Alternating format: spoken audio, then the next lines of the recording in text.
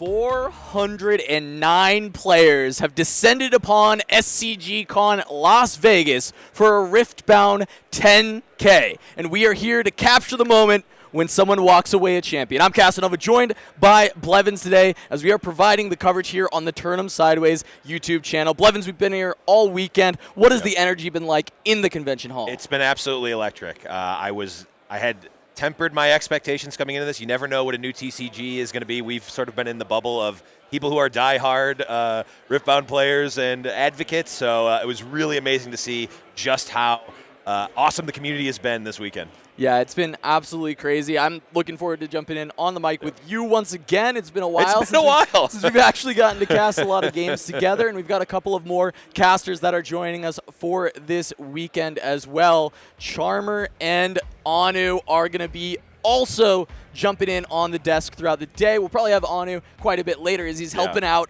with the production side of things for a lot of the early stages of the day, but Charmer will be rotating with us quite frequently, so we are very excited to be talking about this event. And let's go ahead and take a look at all the info for it, right? We are starting right now the Swiss best of 3 with the top 8 advancing. It is 9 rounds of Swiss and then a top cut. Should basically be all X1s except for maybe one bubbler that will get knocked out of there. Best complaint equity of all time. Absolutely, but it will be $10,000 of prizing. That's going to be $2,500 for first, $1,500 for second. Top 4 is going to make a grand. Top 8, $500 a piece, and top 16 will still get paid out for $250 a piece. But let's take a moment to thank some of our sponsors who are helping to make this stream possible. Of course, our YouTube channel.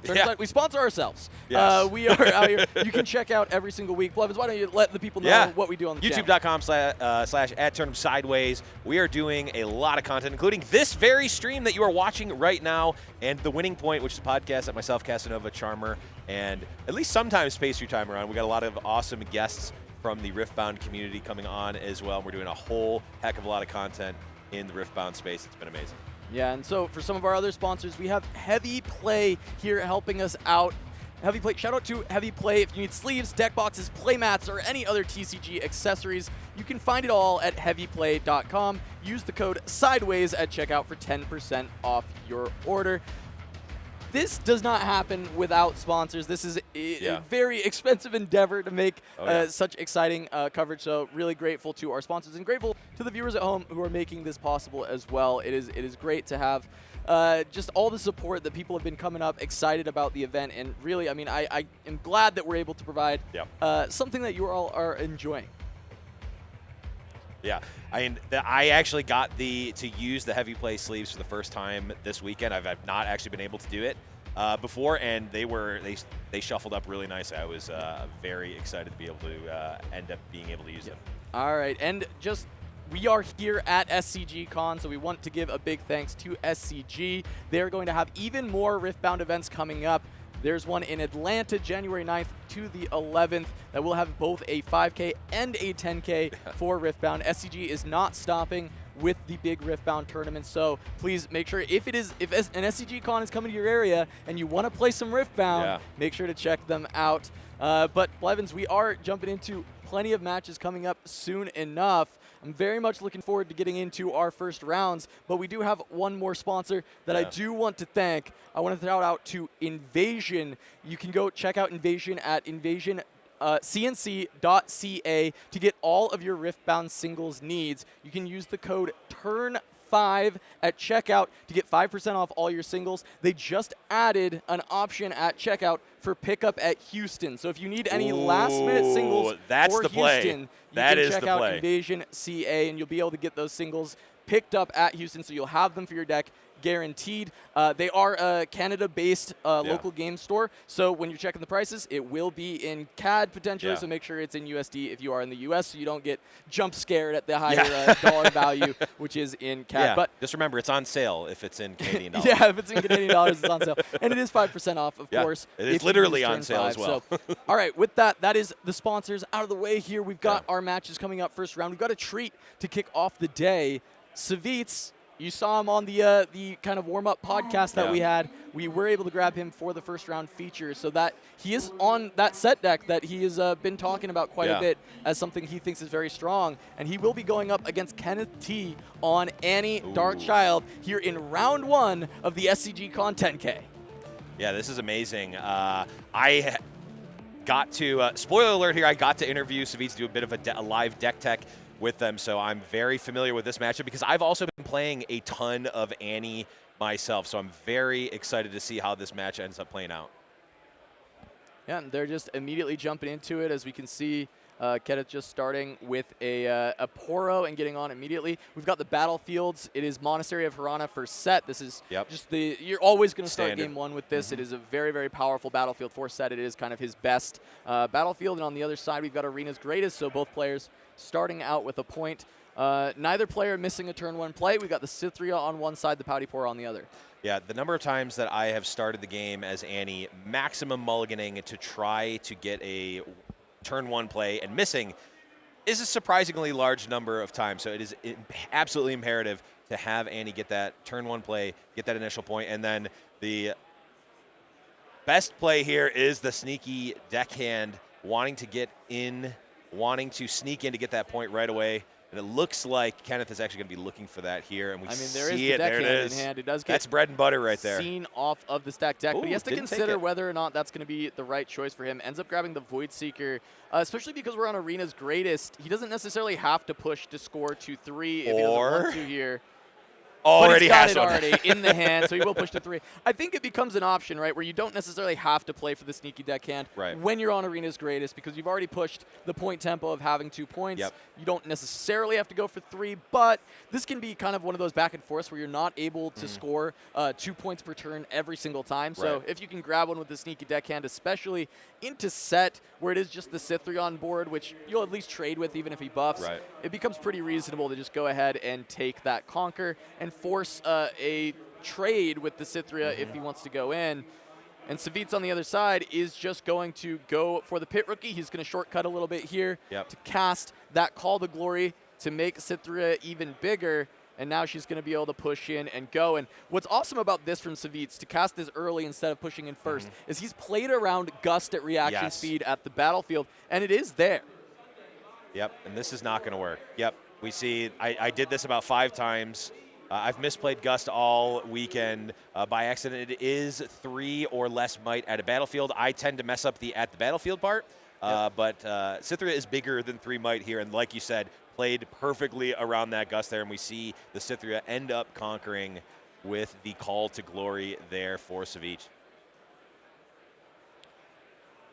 And then we'll see, it looks like a first mate in hand, potentially just going to go ahead and trade off the Pit Rookie, or even just bring the Cythria back home. But nope, is going to ready the Pit Rookie, just getting the buff onto Cythria, move the Pit Rookie in there, and going to go ahead and get the trade and sneaky deckhand. And actually, this was really cool from Savitz. I was wondering where the card draw came from, and it is from the Monastery of Hirana. So it looks like when you played the Pit Rookie, there's the Cythria trigger that happens. And he responded in between the Cythria trigger and the Pit Rookie resolving to actually get the Call to Glory to eat 1 buff as a new buff gets to resolve onto Cythria, which allows him to have that additional buff, which is really a heads-up play. And I think a lot of people wouldn't know that this is how that sequencing is able to be done, utilizing those different trigger windows and the reaction speed. Reaction is the key there. Such an amazing play. If anyone had missed that and wasn't sure why Savitz was able to grab that draw and utilize that buff. Then we see the hiding of a card we saw in hand. I believe it is Pocket Cub.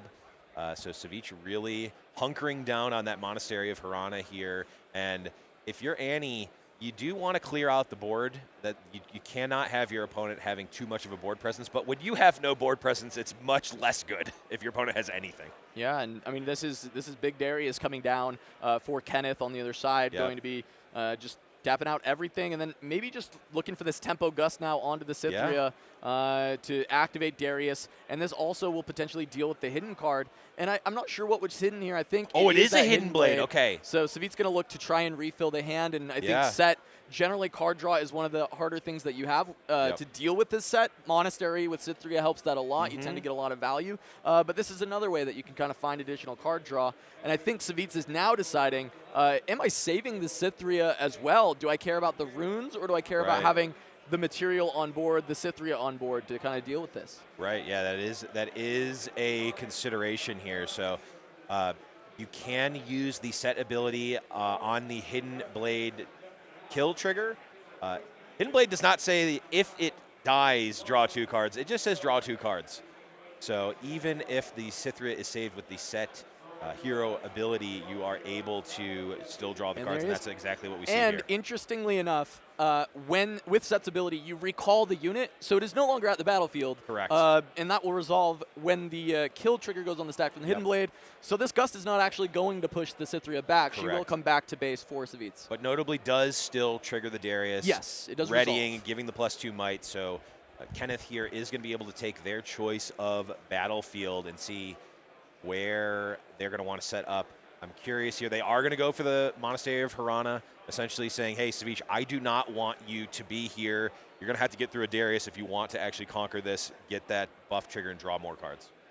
Yeah, and so just going to get that score. And on, we talked about that third point maybe not mattering so much, but saying, hey, sometimes you can't conquer both sides. Kenneth is now at 4, so he's back on that point tempo, even though, he was only just scoring to 3 earlier. So it does end up kind of coming in clutch for Kenneth. As we take a look at Savitz's hand, he was telling me all weekend about these Pocket Cubs and how much they've actually been MVPs in the set deck, how they've created so many good opportunities. But I will say right now they feel like they're kind of clogging the hand a bit because he doesn't have control just yet. They may help out with holding on to Arena's Greatest, though, after this turn, because he can develop Set Brawler, just conquer in and still be able to hide while looking for the next turn and seeing what he's going to do from there. Absolutely. And we could potentially see, make the Cythria 2 with the buff by playing a unit, offer the trade to Darius, but it is so scary against Annie.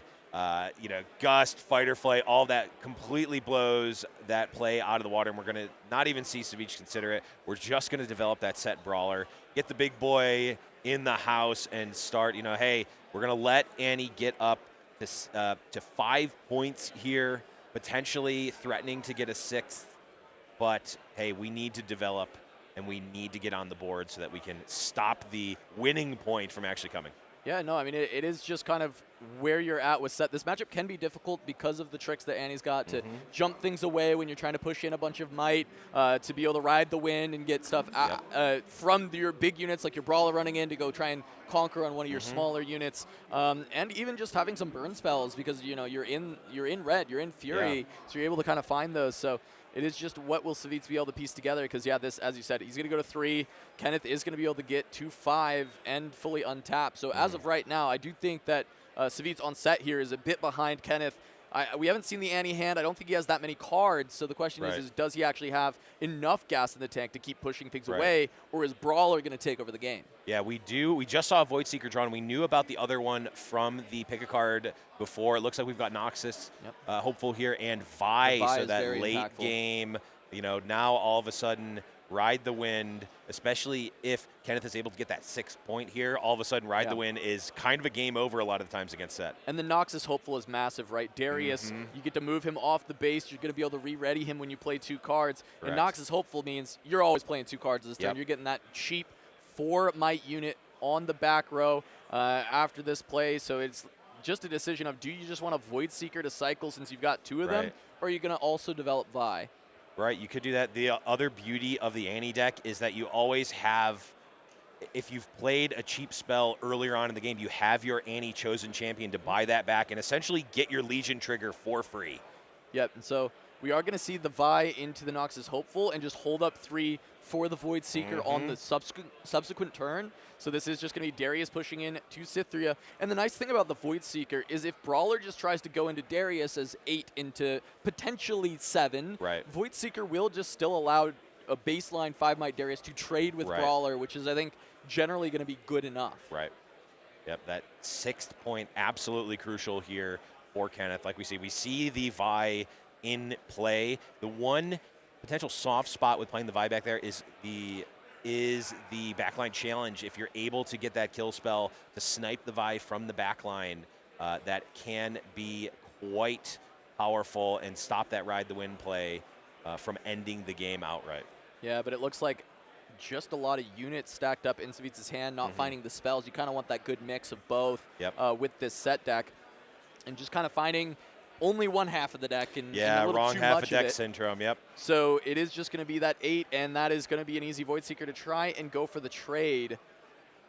And it looks like there's really not much for Savits to do about it. Going to have to be happy enough taking the clear on Darius, and going to have to look to conquer and hold. Kenneth already having a pretty big backline and having some spells to back it up as well.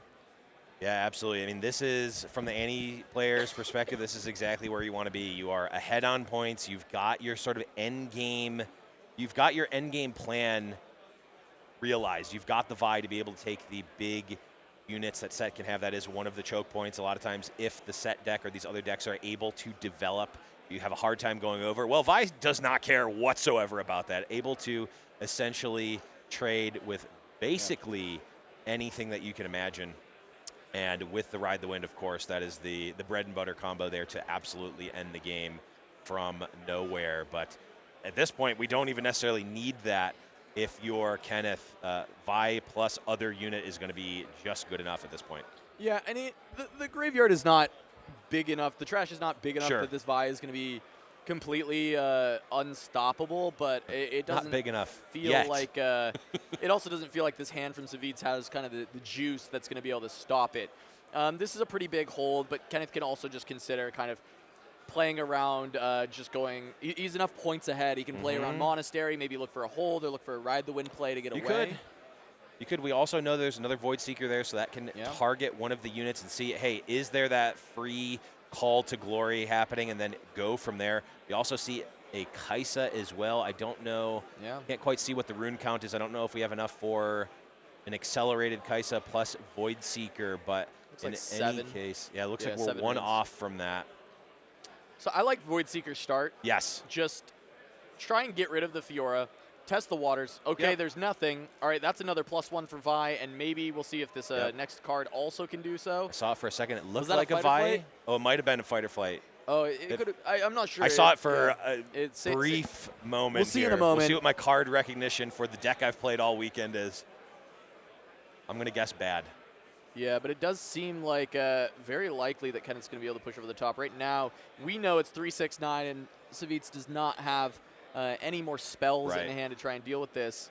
So if there is enough juice in that trash to try and make Vi big enough, you will be able to just kind of look for the finish. Yeah, well, the thing is, though, there's a hidden card.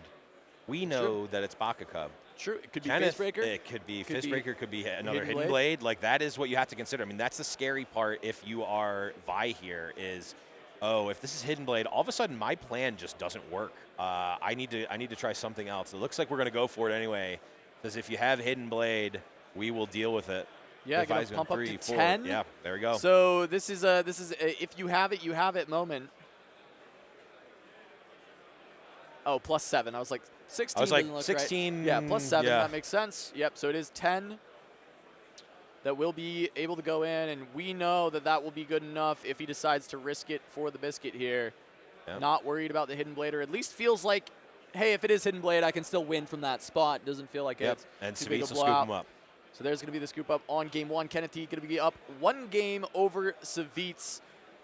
You know, I played this matchup yesterday on the warm-up stream, and I was like, some of these games just feel really, really tough on the set side, where if you don't kind of have the right collision of spells and units, you can just get in these spots where you just get completely blown out by either the pushes or just by not having enough tricks to answer the different spells. It could just be a Falling Star killing your back row before you get in. It could be a Gust on one of your small units that just doesn't let you get enough tempo, and the points just start to get away from you as set.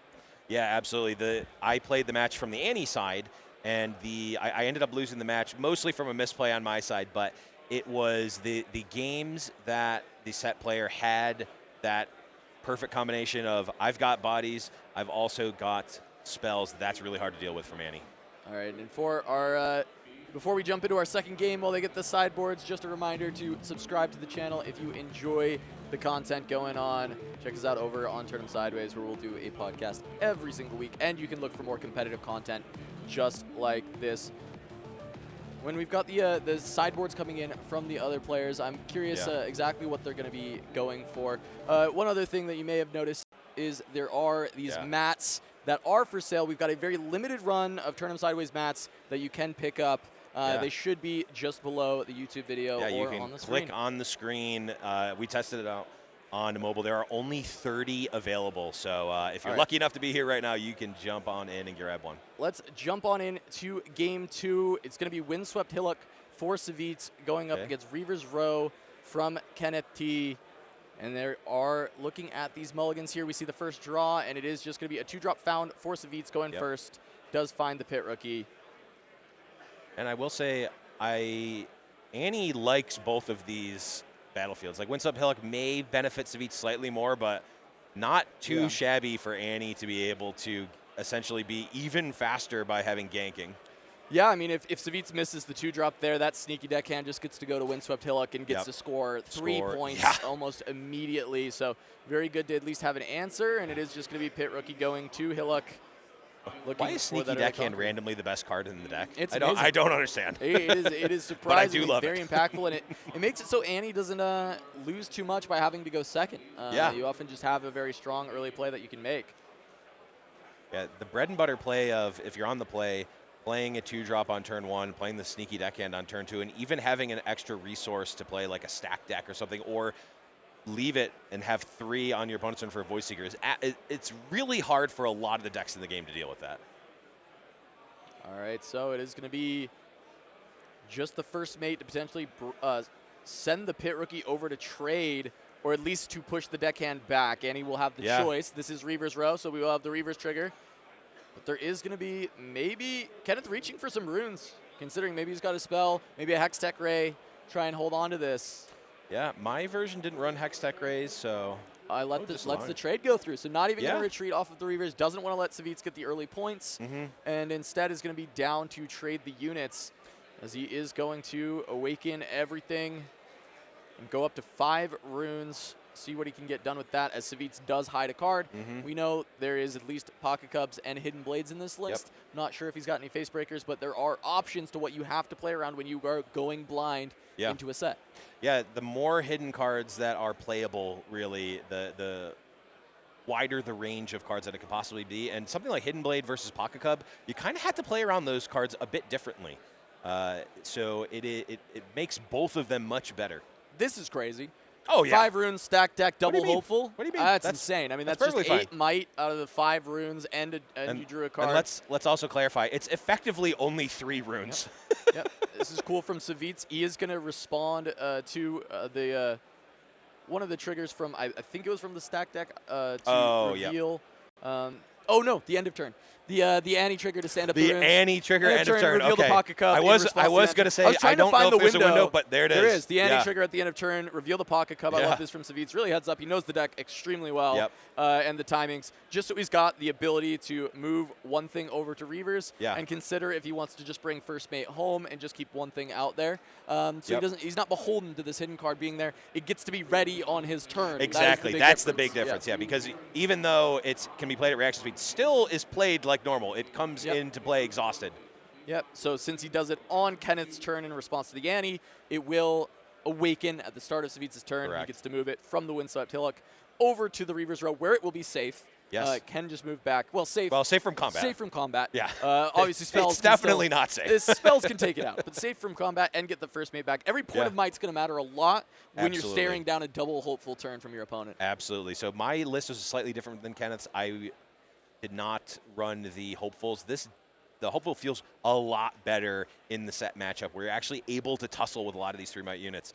For the most part, if I don't have Kaisa or Darius, I'm basically stone cold to a Pocket Cub. I can't do anything about it, but here we see Kenneth having 8 might worth of units that they effectively only paid 3 resources for. Absolutely explosive start here from Annie. And there's the Falling Star. This is the other thing I was talking about. This is still a red deck.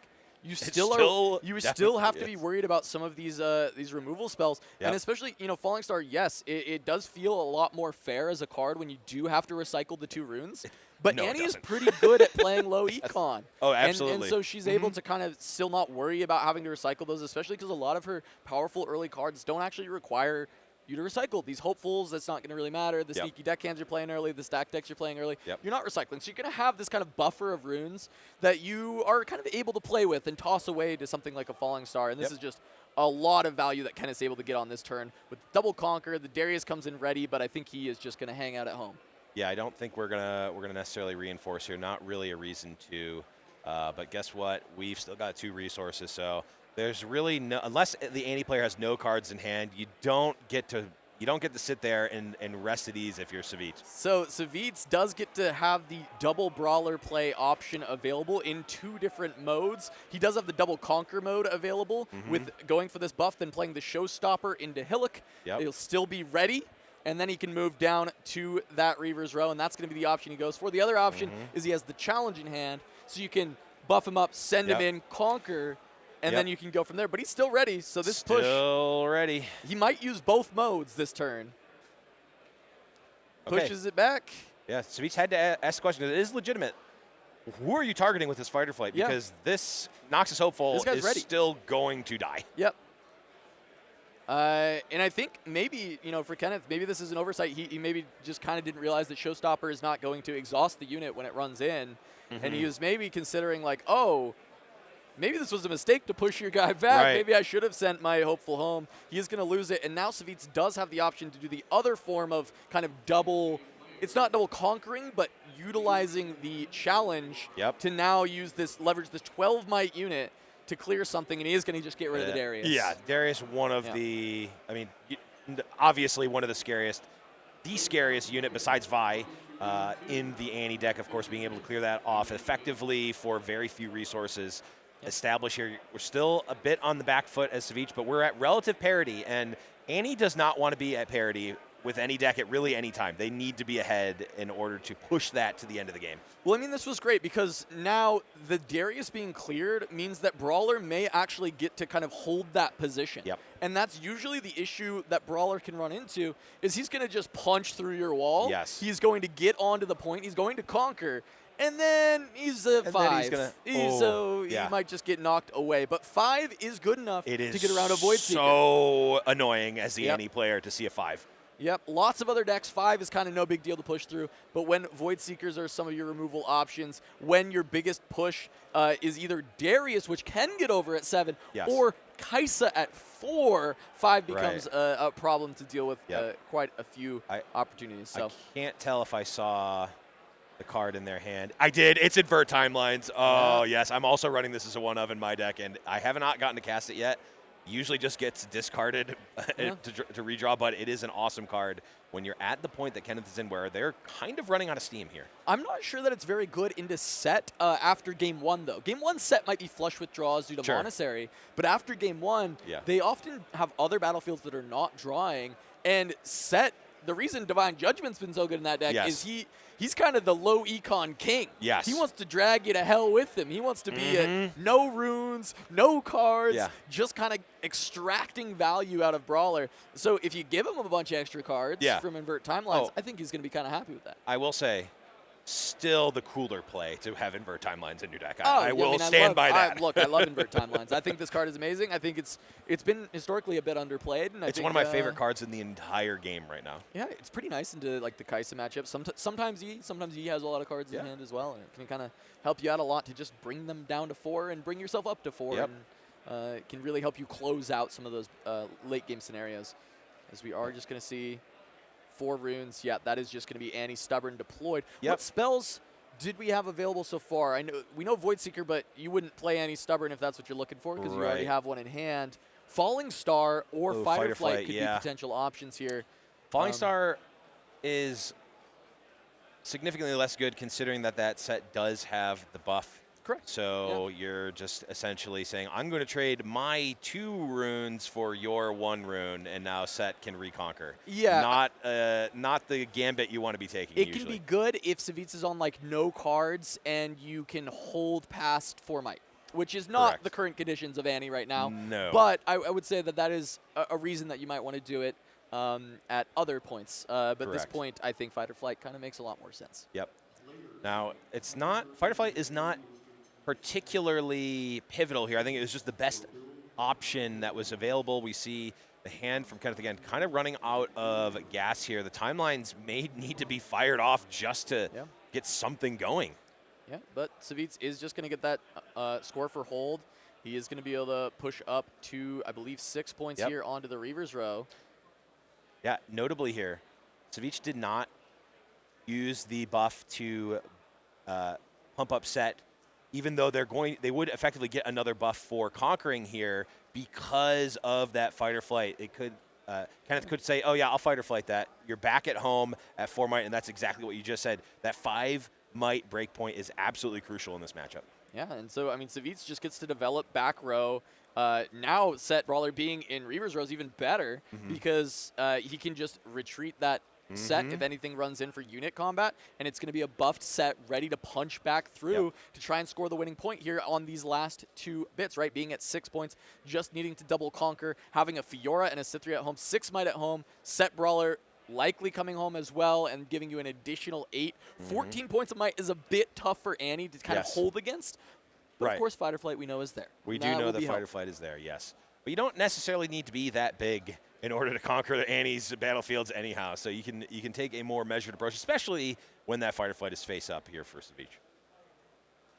Yeah, so he knows exactly how to play around it, or at least he knows that he needs to play around it, right? He knows that it is going to happen. Whether or not he's able to play around it is you know, the other side of the coin here. But set, it's interesting. Set into Fight or Flight, it's really good against set, but set also has a plethora of tools to then kind of play around the Fight or Flight.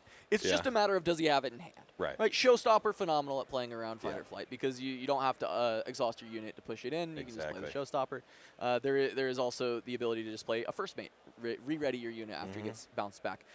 Some of the best performing Chinese list was playing a couple Wallops. So Wallop is another way. And Wallop, really nice with Cytheria, because you're always going to kind of have that buff around to just wallop and send something in. So there's a lot of ways that the set player can get around this Fight or Flight if that ends up being what Kenneth needs as the linchpin to actually be able to potentially win this game. But he's very much on the back foot, being 4 points behind. Annie needs to play from ahead in score. She really struggles if you're able to get point parity, or even better yet, get ahead of her in points. Yeah.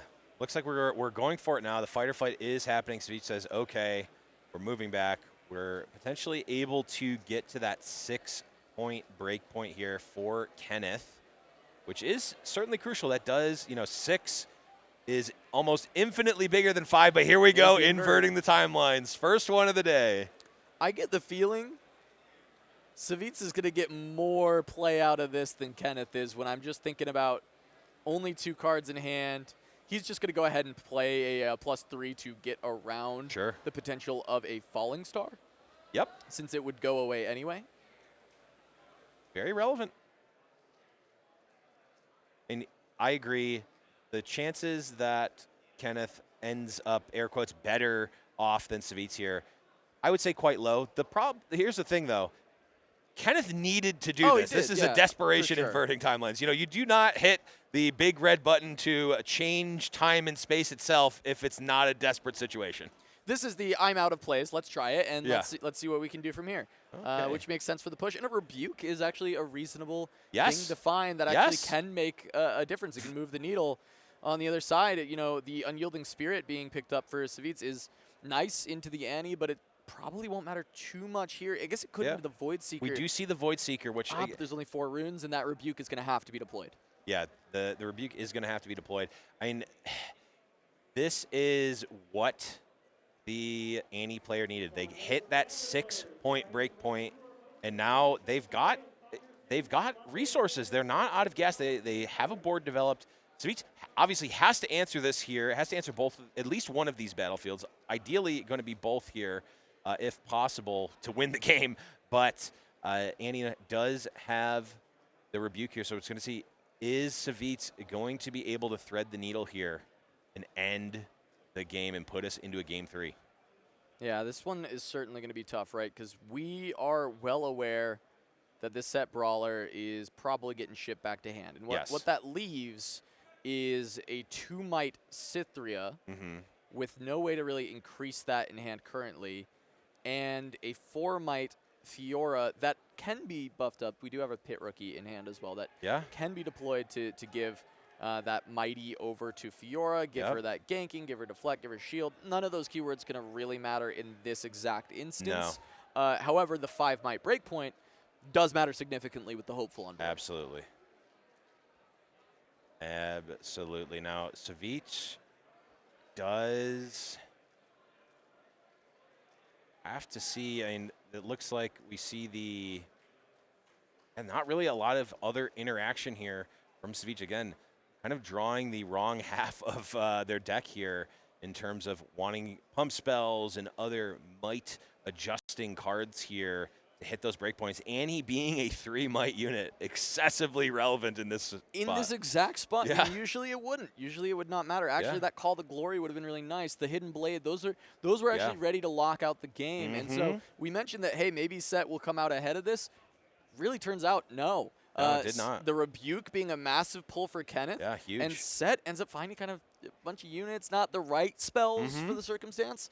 And so the Hail Mary play might be able to pay off for Kenneth. That inverted timelines, changing the future from what was looking very grim and unwinnable to maybe a light at the end of the tunnel with this Rebuke to potentially turn things around.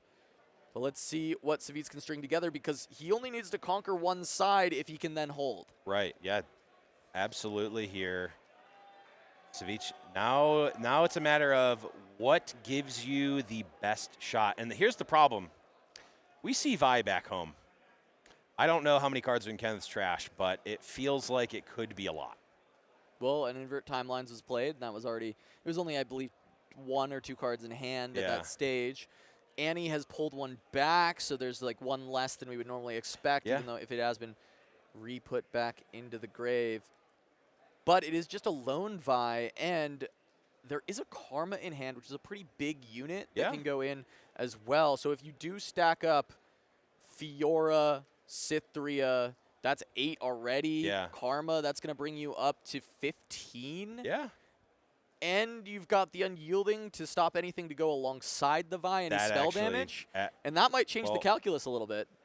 1, 2, 3, 4, 5, 6, 7. So we are going to have the ability to play the Karma and hold up the Unyielding, which could actually be the break point here, because it may be relying on, hey, this 4 damage is at least going to go onto a unit here. I'll draw an extra card, see if I can cycle and get another card in the yard here for this Vi, but we're going to have to wait and see if that is going to end up being relevant. But yes, like we said, Savich saying, hey, we're holding here. Show me what you got. Forgot his buff for the Karma. We'll see if he ends up putting it on there, if they notice, or if that can come into matter. Yep, there we go. He's got it. Easy enough for them to just correct that game state, go from there. We are going to see what is in the hand and how many cards are in this trash. That looks like a pretty big stack of cards, but if it does go alongside that Void Seeker and Savitz is able to blank that, it comes down to, is it a big enough stack for the Vi? Yeah, we see the 1 resource here, so there's really not a lot. There's not a ton that Savitz can have here. Now, of course, the Call to Glories are effectively free by casting a buff, so that's just a free +3 on the battlefield. At this point, though, it's not a matter of you can't bluff anything here to Kenneth, because Kenneth has to go for this play. This is make it or break it. This is win or lose here. So you can't bluff and hope that Kenneth doesn't play the cards to try to win here. They have to. So Kenneth's other option is to accelerate Kaisa. Right, he has 2 choices. He can cast the Void Seeker, or he can accelerate Kaisa. But the Void Seeker gives him the chance to draw into like a fight or flight or something even better. Which would be huge. It is going to be the Void Seeker. That is the Unyielding deployed. Which will deny this, but the draw still comes through, and it's just a unit. It's just Traveling Merchant. That's not relevant. So the question is, how many cards are in Kenneth's trash, and is it big looks enough? Like he knows, and it's not enough. It looks like, oh, no. Maybe not. I thought 3, he was scooping, 4, but 5, no, he's counting 6, it now. 7, 8, 9, 10, 11, 12. That's 15, I think. 15 versus 15 then? 6 plus 7 plus 2? 15's exact. This game might still be on. We're getting a treat here for the first match. If we counted that right. Which? Plus 12, that is 15. Yeah. But Savitz does get to set and save one of these big units. That might just allow him to double conquer and close things out anyway. True. In fact, we know the hand for Kenneth. Yeah. It's a bunch of small units. It's not going to help. Oh, here we go. Trade offered. Okay, here we go. Get the close-up view here. Vi rumbling in. Beach gets to decide who are we going to save. Karma. Have to imagine it's going to be Karma. It's going to be Karma, of course.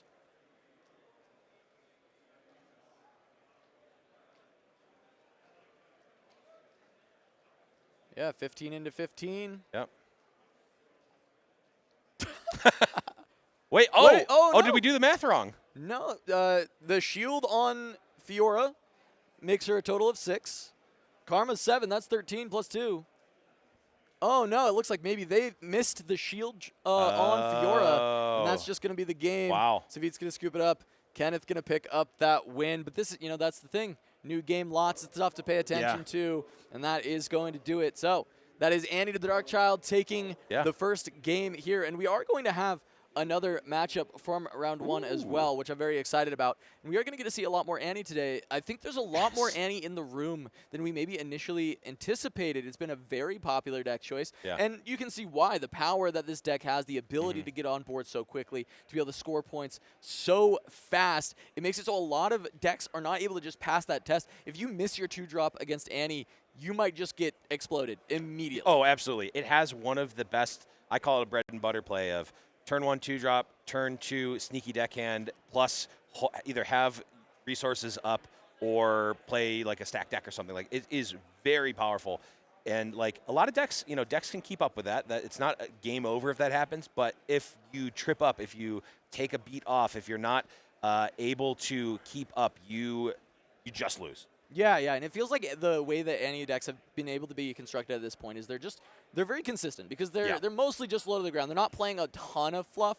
A little bit, maybe the Rebuke in the sideboard, maybe one main board, that kind of thing. But the Darius tends to be the highest cost card that you've got, and even that one is not too finicky to play with the Annie deck. Right. It can only matter when you get those late game scenarios if the game's grinded out a bit and you end up with only a single card in hand. But oftentimes, that's just not the case with Annie. You're able to keep things going because of Kai'Sa Survivor drawing you a lot of cards. Yeah, you're able to, and a lot. My list was playing Dreaming Tree, so all of a sudden your flashes and your fight-of-flights can save your units and also replace themselves, draw a card. I played a match where I drew like 6 cards off of Dreaming Tree. Look, it's insane, and when you're playing so many low-to-the-ground cards, especially the ones that don't have the big power cost, you'll get to those endgame states where you're able to fire off multiple cards in that same turn, and especially because you score so much early, even if you do have the high power cost cards later, you'll be able to rip them all at the same time and burn through all those runes that you've saved. I see Annie! But we are going to be jumping into our second match of round 1. That is going to be Dana Fisher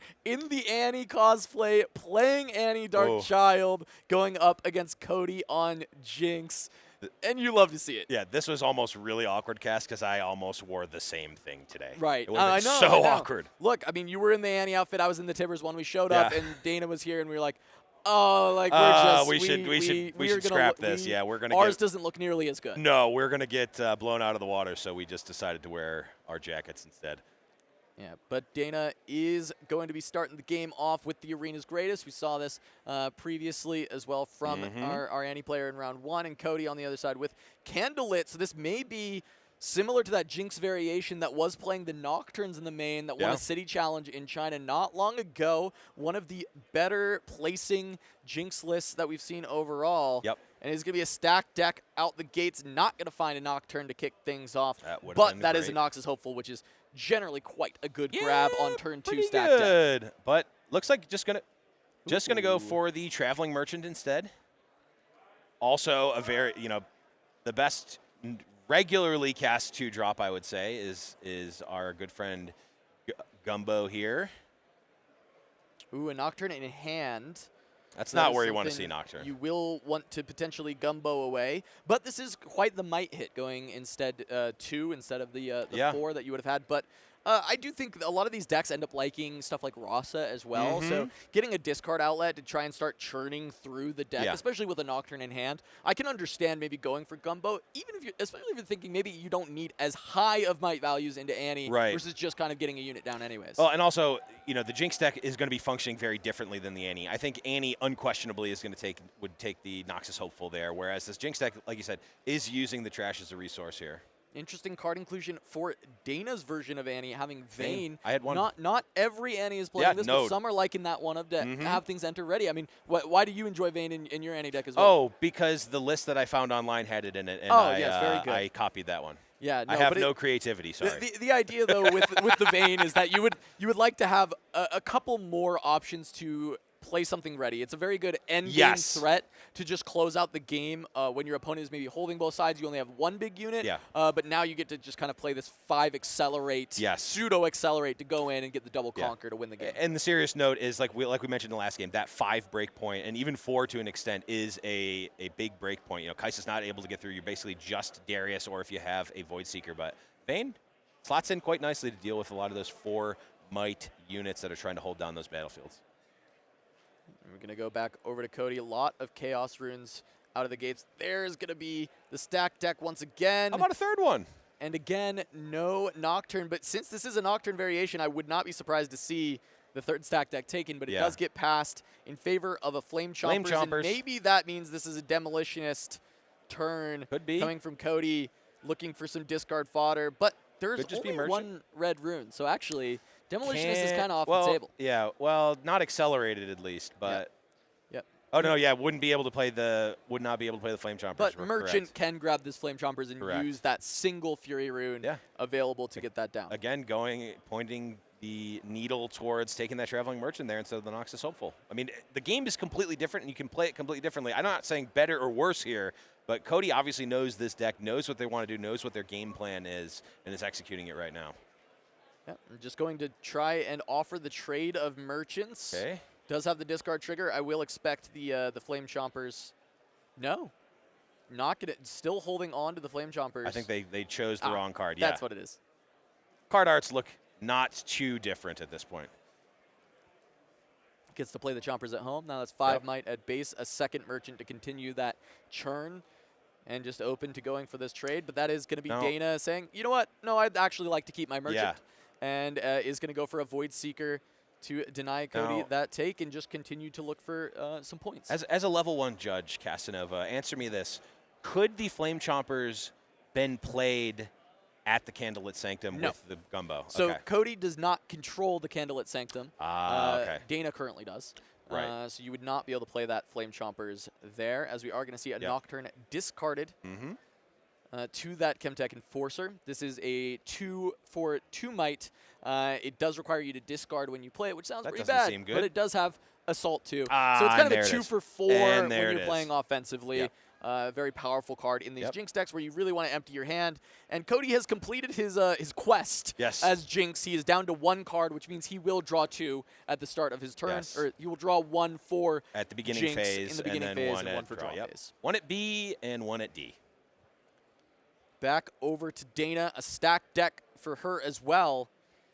See what she's able to pick up. And I've got to say, I do love the single non-blinged rune. I found that to be what is the case for people who are just opening packs and putting the ones that they open, because I have like 4 orange blinged runes in one of my decks and none of the other runes match. It is it just shows like, hey, we're still at the beginning of the game. It's not just everyone maxing out rarity on everything. It's like, hey, these are the runes I opened and traded for, and also I just have a regular one too. We're gonna see 3 runes for a sneaky deckhand. There just he gonna push Dana up to 4. Very electric start from this Annie. You know, you're going up in an aggro mirror, but you're 4 to 1 out the gates. Just this is exactly where you want to be. Probably going to have to sacrifice that deckhand, but maybe not. We're going to look at this the rest of the hand. It looks like there's a Ride the Wind, Fight or Flight, a couple answers. Get to move back Gumbo. Get rid of the redundant card. 2 Vi's. You have the Vi the Wind in hand. Vi plus Ride the Wind does pretty much let you win from 6 guaranteed as long as there's no spell shenanigans on the other side, right? Your opponent's tapped out. It's basically a guaranteed win. Yep. And Dana's holding on to that with this huge lead in points early on already. Yep. Looks like we have some technical difficulties. Yeah, tech we'll difficulty. We're jumping back in time here, but we still have. Looks like we have jumped here. We'll get this fixed. There we go. We are back at the correct match. Sorry about that, folks. You see, the invert timelines affects us even on the broadcast. It inverted the timeline to show us a spot there, but here we are now. We have that, again, aggressive start here from Annie, but certainly not an unaggressive start here from Jinx. That has not gotten the points yet, but here is the volley back. What are they going to be able to put together? What is Annie going to be left with at this point? Flame Chompers and a 4-might unit with, or 2-might unit with Assault here, so 7 total might on the side of Cody going into the sneaky deckhand at 2. Yeah, it's just going to be a 4 and a 3 against 2, so nothing that Dana can actually trade back with. However, she can consider if there are any spells that seem good in this spot. The Ride the Wind is maybe a consideration, but just going to Fight or Flight the deckhand, valuing just having more might back at home. And can try and utilize this a little bit later, making sure that she's got enough material to push towards 6, because she knows, hey, I have this Vi Ride the Wind that can close out this game as soon as I'm ready, and I just need to make sure I have enough gas to push towards that. Yes, Vi Ride the Wind can win you the game when you're at 6 points.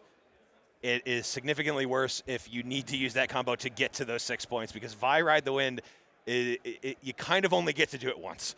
It does not work a second time unless the game goes in a very weird direction. So, yeah, I definitely agree. I love that play there. Funny enough, that's usually true. But if Dana had kept the other Vi, you do have Annie Stubborn, where you can buy back the Ride the Wind. Yes. And if you have second Vi, you can just kind of do it Buy again. the wind. But you do at least need enough stuff in your trash to make that work. And that ends up being the harder part of the equation in those spots. Yep.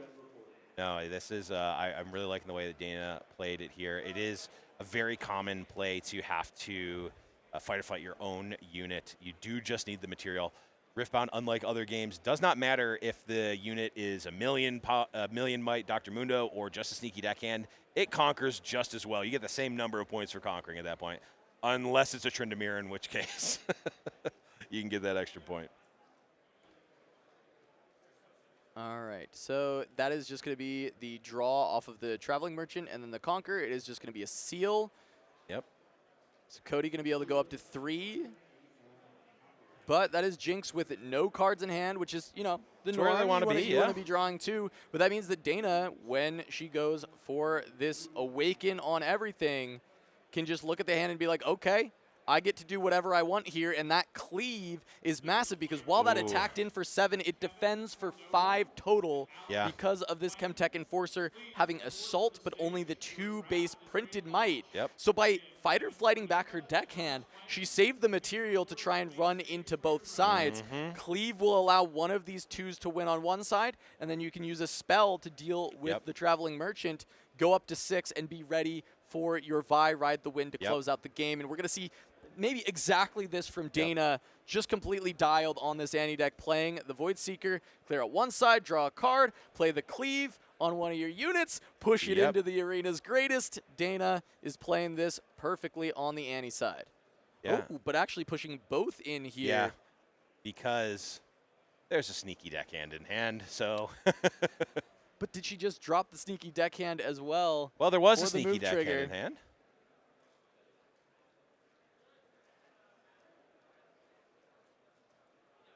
As the +3 from the Cleave. Yep.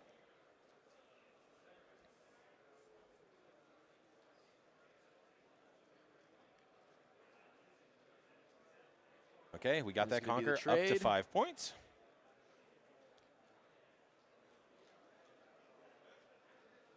Okay, and we have, and there it is. That makes perfect sense. And there it Dana. is. You love to see it. She only had 5 with the Cleave to push in to the arena's greatest, so being able to send the extra unit to ensure that you can score. Yep. And then you've got the sneaky deckhand in hand to push to 6. So I low-key absolutely love this play, because these units, they're no longer. They don't matter. No, they do matter, in the trash for Oh, Vi. yeah. Yeah. You want them to be in the trash at this point. They're better off in the trash, so you might as well get them out and ready to play here. We see the all-powerful falling star here for Cody. And if Cody were at 6 points right now, that would be quite the play here. But they are unfortunately not. They've been on the back foot this whole time. They can double conquer here. Dana will gladly allow that to happen. And I think we're going to see Vide the Wind. Yeah, and for anyone who doesn't know what Vi Ride the Wind does, let's just explain it, since it's probably what we're going to see on our screen in just a moment here, so you know exactly what's happening. Dana is going to play Vi Destructive, as you can see, has ganking and has the ability recycle 1 from your trash, give me +1 might this turn. Yes. That is not a once per turn effect. You can repeat that as many times as possible. It is slow speed, though. It is slow speed. You can only do it on your own turn. Right. You cannot do it in response to anything. You can't do it on your opponent's turn. But you can do it as many times as possible. So as many cards in the trash as you have, you can give +might to your Vi. Yep. And then Ride the Wind is a spell that allows you to move a friendly unit and ready it, which would let you play the Vi, move it into a battlefield with Ride the Wind, and ready her. So when she conquers there, she can use her ganking to then move to the other battlefield. So it all comes from hand. It is not something you have to establish previously. You just have to have the 2 cards. Oh, we see the Nocturne come out. Finding a Nocturne on the Candlelit is going to be nice, but really the reason I'm talking about it is Jinx as a deck does not really have answers to stop this unless he's able to find a fight or flight that he's able to hide, which we see that is going to not be a fight or flight. Right. In fact, it will be a Sun Disc, which I think is really cool Jinx tech. I really enjoy it. Really cool card. Not great against Vide the Wind. Yep. So here we go. Dana just going to Awaken, Channel, Draw, and I think she is going to recognize there is only a single rune available, so not going to be good enough. Can't be fight or flight. Just going to start going through the motions of playing Vi. Counting the entire stack because there's 6, no 7, reason to do 8, anything 9, less. 10, 11, I think. Looks like 11. Turn them upside down. You technically don't have to shuffle them because it's done 1 at a time, but hey, why not? Yeah, that is true. Just notably, if you recycle more than a single card, you do have to randomize them, but because Vi's ability is one at a time. It has to be 1 at a time. In fact, yes, it has to be. You just choose where you want to stack things through. But there's the Ride the Wind. Yep. Going to get that first conquer. Candlelit trigger going to come through. And then it will just be shipping the Vi over to the arena's greatest. That's ganking. And Dana is going to finish up game 1, and he's going to be able to take that down. Just has ganking, Yeah, it works the way that you want it to, unless you're playing against it. In which then case it works you the go, way you really don't why want it in the to. world did they print the cards Why like is this a common? Why is this a common, and why does Vi have ganking? Really, really well done from Dana in game 1. And Cody just not being able to get out the gates right away with the Jinx deck. As we take a quick moment to thank our sponsors over at Heavy Play. You can use code Sideways at checkout over on heavyplay.com. Get 10% off. The pieces to that Annie deck really came together like the pieces of the Heavy Play products can come together. A lot of them snap together magnetically. They all work together, synergize very well, like Vi and Ride the Wind. All right, but we will be jumping into game 2 shortly. They're just doing their sideboarding, and there we go. Dana versus Cody. Battlefields this time around. Annie with the Dreaming Tree, which is where you will draw 1 the first time you target your own unit with a spell each turn at that battlefield, of course. And on the other side, Zon Warrens, which is when you conquer, discard 1, then draw 1. So it is Gumbo, the Traveling Merchant's text. On a battlefield. So you've been playing a lot of Annie. Tell me about Dreaming Tree, why you like this battlefield in Annie. Absolutely. I alluded to it earlier, and we saw it would have potentially worked out last. Fight or Flight now allows you to save your unit and draw a card there. Imagine if Dana made the play that they did, and they also get to draw a card. The card Flash is secretly one of the best cards in the entire deck, able to essentially do double Fight or Flight on your own units, which a lot of times I didn't. When I first saw this deck, I'm like, what in the world is Flash in here for? You can't push your opponent's units back I want to be aggressive. No, you just need to have that material on the board, so Flash ends up being a way to aggressively push in with a Darius or a Kaisa, get those conquers and say, hey, yep, don't care, not going to get killed by combat here. Not really going to get killed by a lot. Even the Void Seekers, you get to dodge spells. there. You dodge a lot of the spells here. Not Falling Star, because nothing dodges Falling Star. No. But Falling Star is inevitable. Yeah, all of those cards are already good, and the fact that you can just draw a card onto the end of those effects that you already want to be playing is absolutely fantastic. And in fact, both of these battlefields are in my Annie list, so I think Dana certainly happy to see this spread of battlefields for this game number 2 where they're already up in the game. And let's talk a little bit about the start for our Jinx player Cody here. Able to find that Fury seal out the gates. You know, the best time to find the seal is on turn 1 generally. It looks like he didn't have a play to actually utilize the power there and was just trying to dump the hand to get closer to the Jinx triggers. So we do see him playing the seal out, even though usually you would want to be able to utilize the power the same turn so that you're not actually kind of like wasting that rune and de-ramping yourself. But we do see Super Mega Death Rocket also in the list. My favorite version of Jinx is the Death Rocket Phoenix combination, even if it may not be necessarily the best version. But we may end up seeing this here. It's possible, as we do have the Rocket in the list. It can potentially lead towards that with the seals. But it is just going to be Demolitionist just to dump the hand and push to that break point of being able to draw 2 cards each turn. Yeah, absolutely. Effectively, mitigating at least the downside of Jinx Demolitionist. You're emptying your hand to play her, but guess what? You get to rebuy here. And yes, quest completed. Cody shows the hands. I got nothing in here, but that's not going to be the case for long. Yeah, and this is pretty cool as well. Purple Teemo Scout. Not a card I necessarily expect to see so much in Jinx, but it does super common. It does kind of gives you this ability to hold a little bit better, where usually the deck unheard of in Jinx. Very bad at holding. So being able to maybe surprise your opponent or create these breakpoints that they're maybe thinking, oh, it's just a fight or flight. Exactly. And then they send it in and they get blown out by the Teemo, the +4 or the total of 4 might that is going to be added to that battlefield. That can make a huge difference. And if you're already including a lot of seals, oftentimes you won't actually have to be able to pay the hidden costs as much, right? So we'll see. This time around, of course, he does pay it, but that's just because he'd already used that power for Demolitionist. As we are going to have the Void Seeker come crashing down, and if it was a fight or flight, you'd be able to deny it, but a Teemo is still going to be able to hold the battlefield against the Traveling Merchant. Teemo's still good. Yes, we see the what in the world is that card? If we can cue the Draven clip from LOR here. Yes, that is a Teemo, which again I've seen it pop up here or there. I do like it.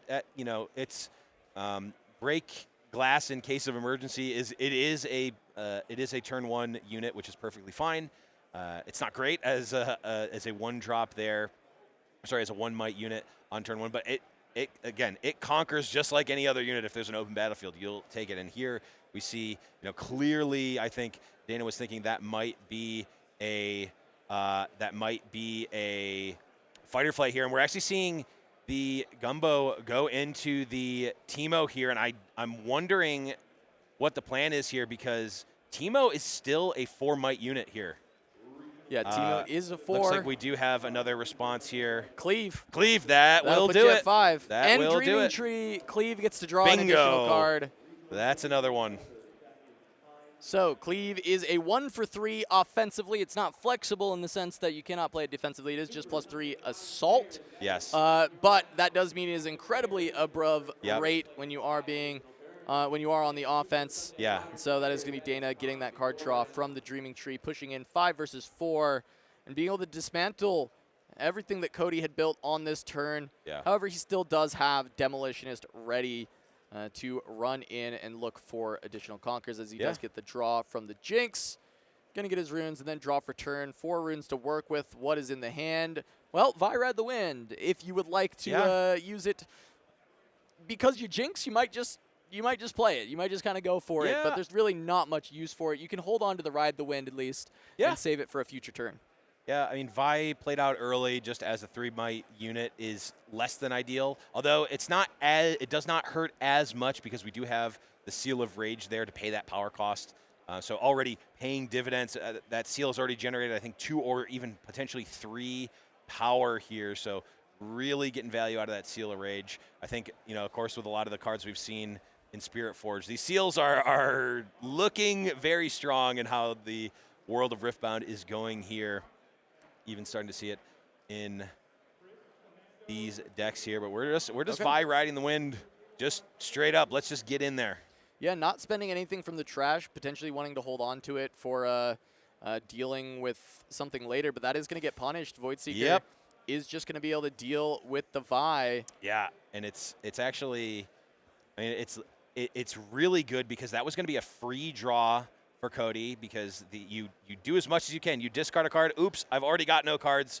And then it says draw card. It does not say draw card if you discarded one. You just get that free card for the Conquer there. Same with our good friend Gumbo, the Traveling Merchant as well. If you have no cards in hand, you activate that ability. You just get to draw a card, which is insane. Well, and it is a hidden card that he ends up finding. I do actually like this from Cody, though, to spend the hand due to the fact that we're on Ton Warrens. Kind of go for that extra card. You want a lot of that deck velocity. I do think he could have stood to maybe gone up to 5 because he's seen a lot of Void Seekers in this match so far. Right. So maybe go for the Recycle 2 on Vi. Yeah. Buff it up to a 5 when you send it in. Obviously, we have the benefit of hindsight, and we got to see what happened. But I do think trying to look to play around it when you have the luxury to do so might have been nice from Cody there, and he would have been able to kind of do the full Vi, ride the win, conquer both, see what he draws, and kind of play around that from there. And maybe he'd be able to keep Demolitionist at home, which is a really powerful thing to be able to do. Yeah, we see the Annie here has an absolute bevy of options for the Annie player. We can Falling Star, which it looks like we may be doing here. Line it up.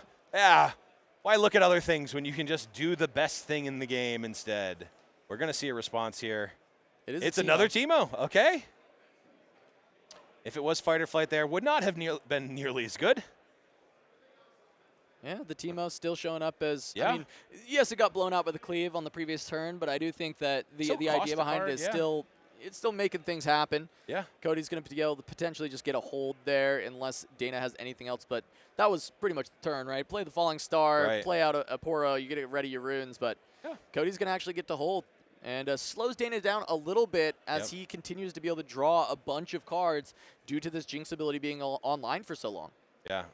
The problem is that Annie has already effectively drawn the cards. So Annie is able to use the Dreaming Tree to get their own Jinx ability and be able to use those cards much more effectively with the Annie ability. You can essentially fully exhaust on your turn, use all of your energy there, and then get an additional 2 energy every turn. So Annie, with the Dreaming Tree, able to not only draw extra cards, but also effectively get additional energy, which is really, really powerful. Right, just going to be playing out the Flame Chompers, holding on to that Traveling Merchant in hand. Probably will just end up retreating the Teemo, I would imagine. It's a possibility. It looks like in the turn. No. Okay, Teemo is just going to defend as a 1. Teemo's ability is that he gains +3 the turn that he has played. So that's why he's so strong from hidden. You're basically playing at 0 for 4. It does cost a power. 1 power for 4 might on defense, which is, I mean, that's huge. That's a lot of damage that you're able to get through. But that is just going to be a Poro running in, and that will be able to clean up Teemo. So 1 might taken off the board, but put into the trash, and maybe that matters. I'm not, again, we haven't seen Ross's yet. But you do want a lot of Grave Fill if you are playing around Ross of the Sunder. And even for future Vies, potentially, like, you know, it's something that you want to consider. Yeah, we have seen the Vies. It is definitely relevant. We're discarding a Fight or Flight here from Dana. We've got pick cards. Oh, we do have the Vayne, which is nice. The Traveling Merchant can also come home, and it does not matter if you're moving into a battlefield or out of a battlefield or just moving anywhere. When Traveling Merchant moves, he is using that Rummage ability, discard a card, draw a card. So if Dana wants to do a little bit more filtering here, has the free ability to do that. See what the decision ends up being. That Vayne can still also be deployed to push in and get some of the later points that are needed, right? Because Dana's already, you know, at 3 right now. Does have the sneaky deckhand to just be able to deploy and continue to reinforce, because you're recognizing that, hey, the Jinx isn't in the champion zone. I have Flash, so it's not really risky to go for this hold, but it might dissuade the Flame Chompers from being able to come in and do so. So I love this use with the Flash in hand when you've got these 2 on the Dreaming Tree. I think it just kind of opens up a lot more kind of creative lines from Annie, where normally you're a deck that doesn't holding is not really something you're doing unless you're pushing their units away and or ride the winning out of nowhere. And somewhere else. Yeah, but in this case, it just kind of works against the Jinx. Yeah, creating those awkward breakpoints. Like talked about how 4 is an awkward breakpoint. Well, when it's 2+2, that's still 4. That's still awkward here for that 3 Flame Chompers. So Dana having the ability to create that awkward breakpoint, essentially force Cody to have to do something, and then Dana has a lot of options here depending on what that ends up being. Yeah, whether it's Flash or even the Fight or Flight. There was a Fight or Flight in hand as well, right? It was there Flash. Is, yeah. So one got discarded, and there is another one still in hand. This side, you can just look for the Fight or Flight to go to score, and that's what Dana's going to do. And I was wondering if this would be, what makes the most sense for her, right? The Poro, if Cody plays another Accelerate and eats the Poro, it kind of is what it is, right? It's just kind of like, okay, I'll take that. But I can defend it for now, look for the double hold, and if he goes for the bigger side of my board, I do have the Flash on the Dreaming Tree to get that out, as that is going to be just a Nocturne played. It is Nocturne. If you pull it from your deck, you can use that Fury Seal to pay for it. It is multicolored. But to play it from hand, you do have to actually spend a Chaos rune in power cost to play that Nocturne. Yep, looks like we are going to start here. We'll get some hold pointage up to 5 on the side of Dana.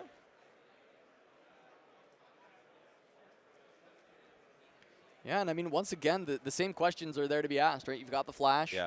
Now at this point, maybe the Poro gets moved back because there's maybe less reason to deal with the Poro, as it looks like we do have a judge call from our players here just to double check something. Yep.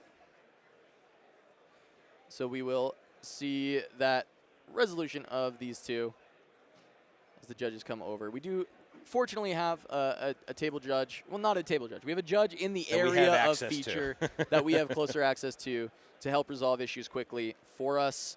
We ourselves on the broadcast are not involved in any of the judging decisions. Nope. If Blevins and I see something, it doesn't matter. Sorry, everybody in chat. We can't actually. We're not going to be able to. We're not influencing the game. And also, at all. I'm probably wrong about it anyway. So yeah. So it is up to the players and the judging staff here that has been amazing here at SCG Con. Trying to work things all together with a brand new game. Yep. Make sure that we're doing everything to the best of our ability. Absolutely. So here, pivotal turn here. Dana, still at that magically bad 5 points, unfortunately. Look at this. Same questions, I think, going to be asked again. Not quite. Ride the Wind. I was wondering if it was just Fight or Flight. Asked the exact same questions of the previous turn. Right. But Ride the Wind does still open up opportunities for a closer. She's 1 point away from the 6. She has a lot of material on board to try and just make something happen. She can full retreat with the point lead she has, or she can still look for this flash play if she wants. Yep. Yeah, and again, the flash also going to be drawing you a card if you're targeting a unit at the Dreaming Tree. Fortunately, you don't draw 2 cards if you target both of the units at the Dreaming Tree. That would be cool, but no. Could also be broken. Yeah. Even leaving the Poro this time around, just saying, hey, if you disrespect this, I can Ride the Wind the Annie in, make this very awkward for you. Yeah. And depending on what goes in and takes the Poro, you can still Ride the Wind the Annie if you wanted to. If there's a, I'm not sure if there's another Fight or Flight or not, but you could really set up we're at that 5, which is a bad break point normally, but you can change. Ride the Wind can change that. Since you can only, the rules say you can only score 1 point per battlefield per turn, not per turn cycle. You can score the point on your opponent's turn, and that does not count against the points that can be scored in that one turn. All right, so Cody going to completely play around getting Ride the Winded by putting 7 towards the Zon Warrants. Oh, it's 9, isn't it? Oh, you're right. Full Sorry, 9. 9. 7 will remain 7 extra, there. yes. Yeah. Yep, so for I was ahead of myself. Yeah, I do that all the time. I'm thinking about, Dana looking to reconquer this on the same turn. Yep. Would need to deal with that, but that is just going to be 7. I love this flash.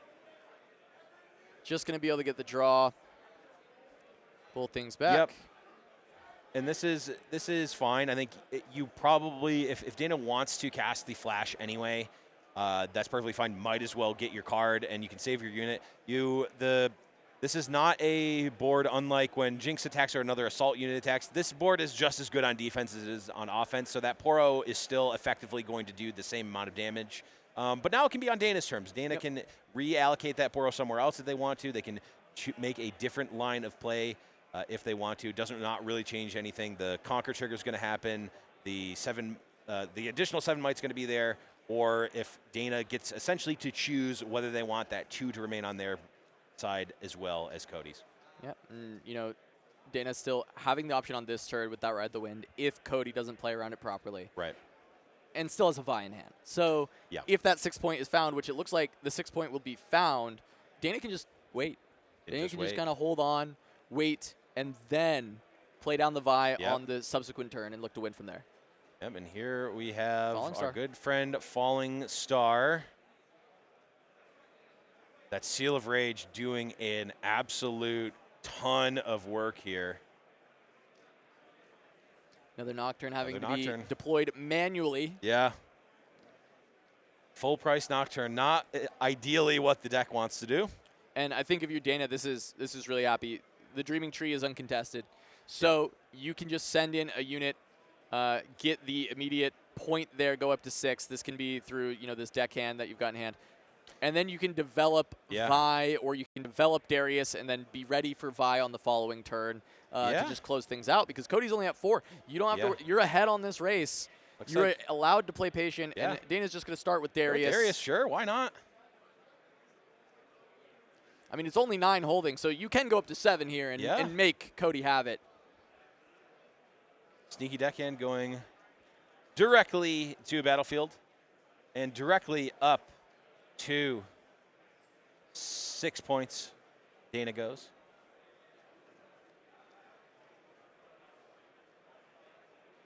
Okay. And I mean that, you know, 11 greater than 9. 11 is greater than 9. 1 resource. I mean, there could theoretically be a Hextech Ray. Yeah. But even then, that's still. Yeah, it would just be a trade. It'd be a trade. And Dana only needs to get to 6, and she's already done that. Yeah. Because we know that Vi Ride the Wind is lurking in the wings. This will push to 7. Cody going to have trouble trying to break through this anyways with just the single Nocturne at home. If he finds his own Ride the Wind, you can kind of get up to 6. You can deal with the board after the fact. Yeah. But we are aware, very aware of Dana's Vi Ride the Wind sitting in hand once again. And it's just been that bread and butter combo that has allowed this Annie deck to kind of rise up in the meta quite a bit, where it gives you that answer to busting through the hold from Yi after your early game, right? It gives you that answer to close things out if a Kaisa opponent ever taps out when you've made it to 6. And even then, sometimes they don't have to tap out. Right. You just get the Vi is way too big, and you can win from 6 against a deck that usually would have a lot of action against you. And it comes down to finding those early points. So the hard part of the Annie game is getting to the 6 points. And honestly, the deck is built to do it very efficiently. From there, the hard part becomes draw 2 cards that you put in your deck when you have a lot of you're running max copies of stack decks. And stack deck. You've just got ways to kind of dig there and find it. Yeah. And so you're kind of more likely to find it than not at some point in the game. I would like to submit this. I like to call the bread and butter combo 2-drop into Sneaky Deckhand. That's the bread and butter, because that's the beginning. That's you're opening up your bread and butter. You want that every game. You're eating that at the beginning of the meal. Meat and potatoes there. You're ending the game there. Why with are you putting meat and potatoes on your sandwich? What kind of a question is that? I think the answer to that is self-evident. Okay. It makes sense. The Nocturne is going to push in. This is 4 against 2, but Dana, I mean, this is all fuel for Vi. She's got spells, but realistically, she doesn't have to do anything here. We'll see what she's got. A flash. You might as well draw the card. Still There's not really a huge reason not to. Yep. No, it's still we have caster vision. We saw the hand of Cody. Not going to be able to really do anything here to stop this Vi Ride the Wind, unless. No, I mean, I like this from Cody. No. This is how you stop the hold, right? Yes. No. You're creating. This is your win con is that Dana doesn't have a way to score over the Nocturne on the next turn. You rocket away the Traveling Merchant. The hold doesn't win from Dana. I mean, look, Cody's doing everything that he can with the deck remaining at this point. Yes. You get the Conquer. You grab the rocket. You're able to take out this Merchant. You don't lose immediately. But, Dana on the next turn can basically flash the Vi, Yeah. ride the win, and say, hey, look, I've got it, to try and lock things up. Exactly. And Dana doesn't know the cards in Cody's hand. Like, you still need to be playing correctly here. So I really enjoy, even though, again, we're jumping the gun, and by we, I mean me, jumping the gun here, knowing that the game is essentially locked up here for Dana with only one rune available, knows there's no fight or flight, and I think we should be good to go here. Basically, Dana doesn't know it's locked up until this last 2-drop hits the board, and Cody taps below 2 runes available. Correct. That could be a fight or flight that could actually stop it from happening. And funny enough, count them up. In this spot, fight or flight actually doesn't save you because the deckhand can go to one side. Bingo. Ride the wind on the Vi, sends her in. Even if she gets pushed back, she'll be readied. There it is. Okay. So there's the scoop up from Cody. Dana's got it twice in a row. The Vi, the wind combo going to make it happen. And just showing why this is the dominant aggro deck of the format, why people are enjoying Annie over the Jinx for the Purple Fury decks so far. And Dana in the Annie cosplay, piloting Annie. Yes. Going to grab her first win of the Riftbound 10K here at SCG Con. Yeah. Amazing first 2 rounds of gameplay, Blev, but we have so much more coming at you. 9 rounds of Swiss today and a top 8, all happening in this single day. We're going to have round 2 coming up in just a moment. Don't go anywhere. We'll be right back after this short break.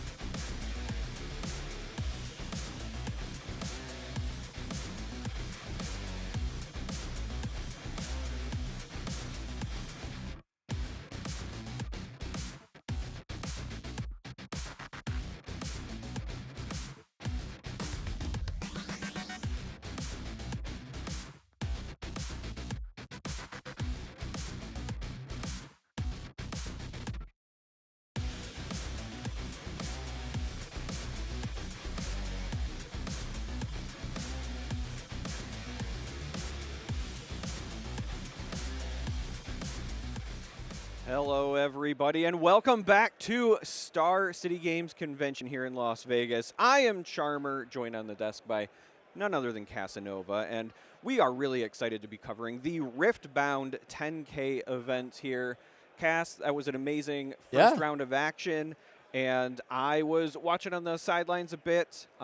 Love the Annie cosplay, love the Annie gameplay, the commitment. If there's one thing I love, it's committing to the bit. Yeah, double Annie wins out the gates. Savit's unfortunately, losing that one. A friend of the channel, so we always want to see him succeed, but still a great game from his Annie opponent. Kenneth there was really, really well done. And then on the other side, Dana, Annie cosplay, playing Annie. I mean, come on. What is there not to root for? That's incredible to watch. Yeah, absolutely. And another thing that I noticed was this playmat here, the Turn 'em Sideways playmat, and I just wanted to call out that there's only 15 of these things left, unfortunately. So that means if you want one, you're going to have to check out the YouTube page and snag it before they're gone. Again, they are going fast, and we have exactly 15 left. I'm kind of shocked at how fast it's going. So again, if you have not seen these Turn 'em Sideways playmats, here you go.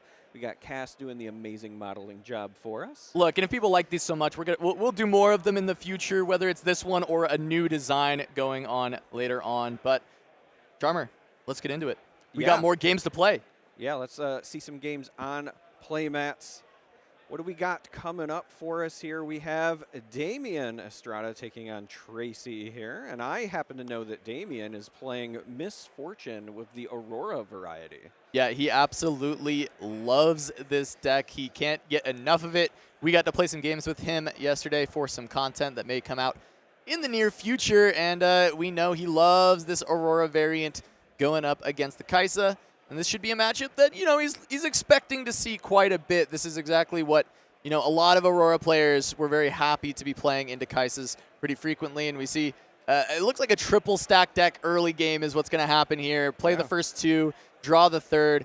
Not going to be able to get any of the early ramp just yet, but I didn't catch if there's a Catalyst in hand, and that will absolutely make this a very strong opener because he does have the Aurora, and in fact, he's got a Mobilize. So not a super slow start for Damian, and if he can just kind of make it to these Auroras, this is going to be 2 back-to-back Auroras, and it's on Sigil of the Storm, which should slow down Tracy quite a bit. Yeah, I was just about to point out that the battlefields here for our two players are the Sigil of the Storm and Reaver's Row. Reaver's Row, obviously really helpful for the Kaisa player because it would allow them to bounce those units back. Well, I say bounce, it's really recall.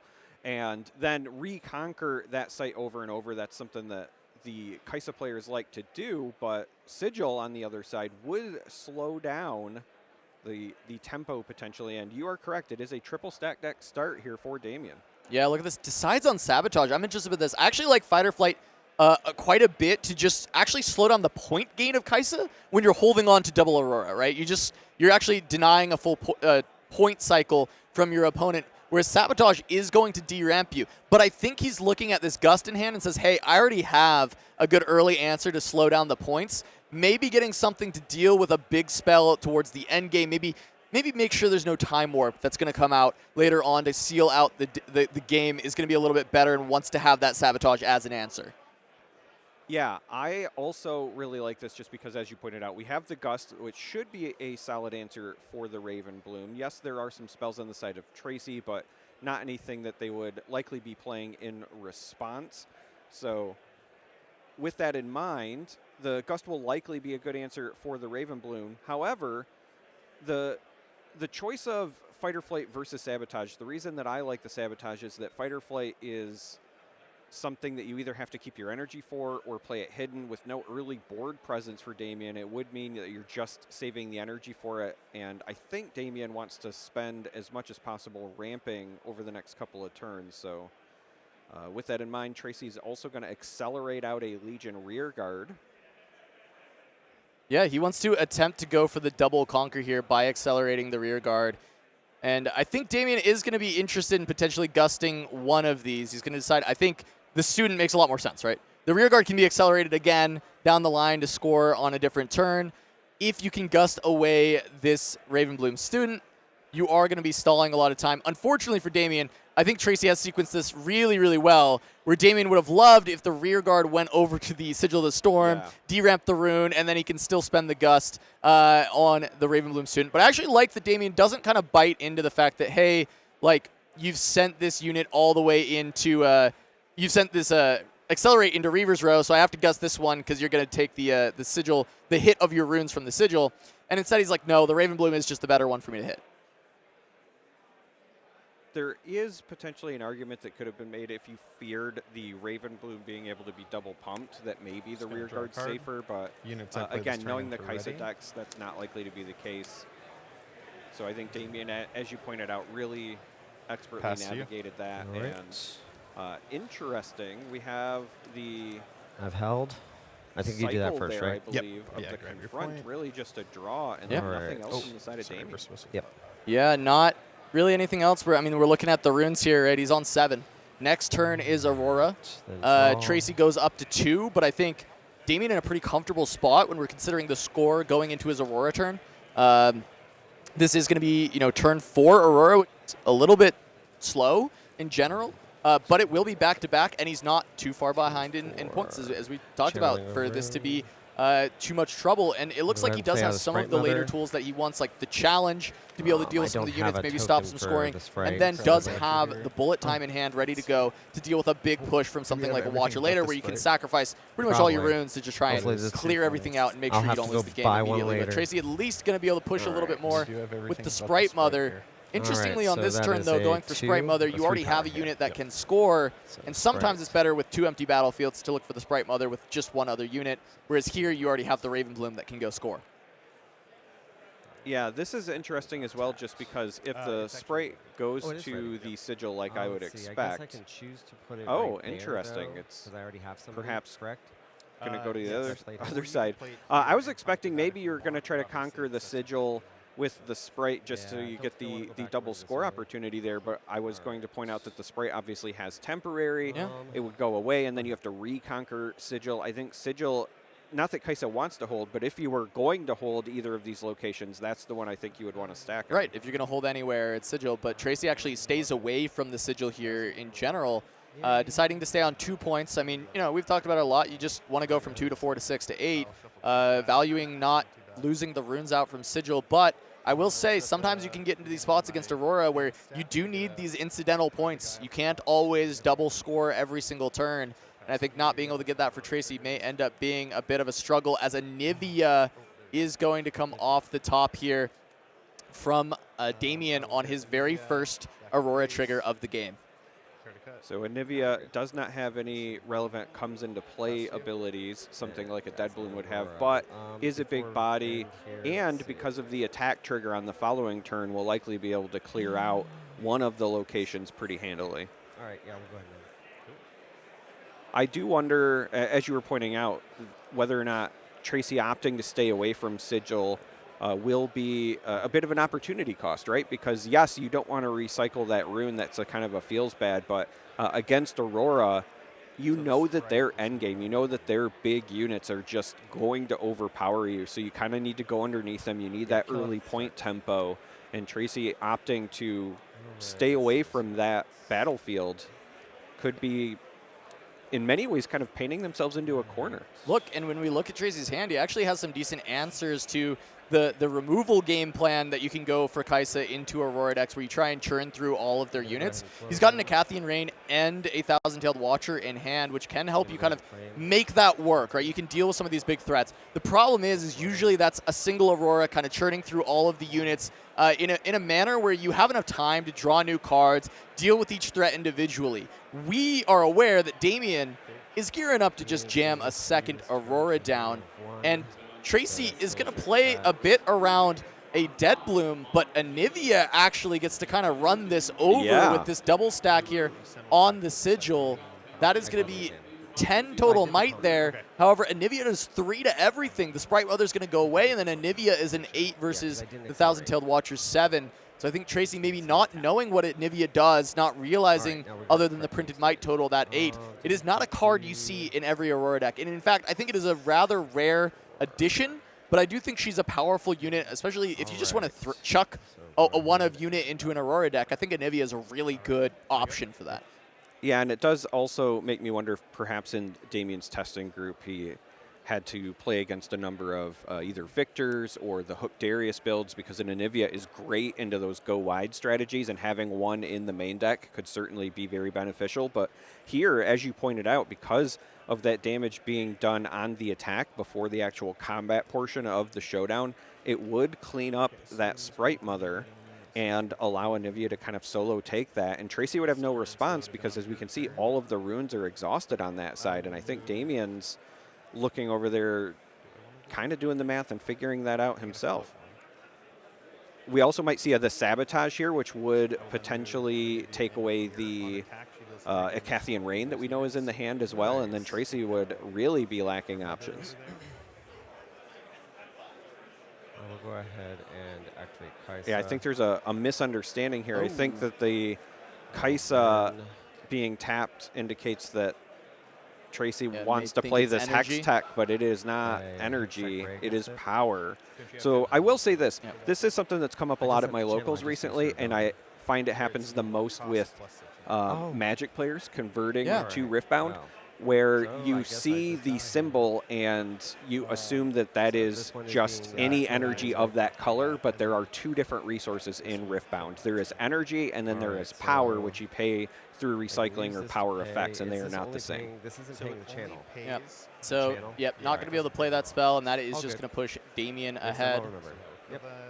He is going to be able to take Sigil of the Storm. He did float that rune ahead of time to make sure that he has the energy to play out his Dazzling Aurora. He will need to recycle for this. We'll see. I'm sure he will remember this one, as it does look like he is just going for reaching for that Aurora. Sounds good. So, beautiful. Second Aurora comes down.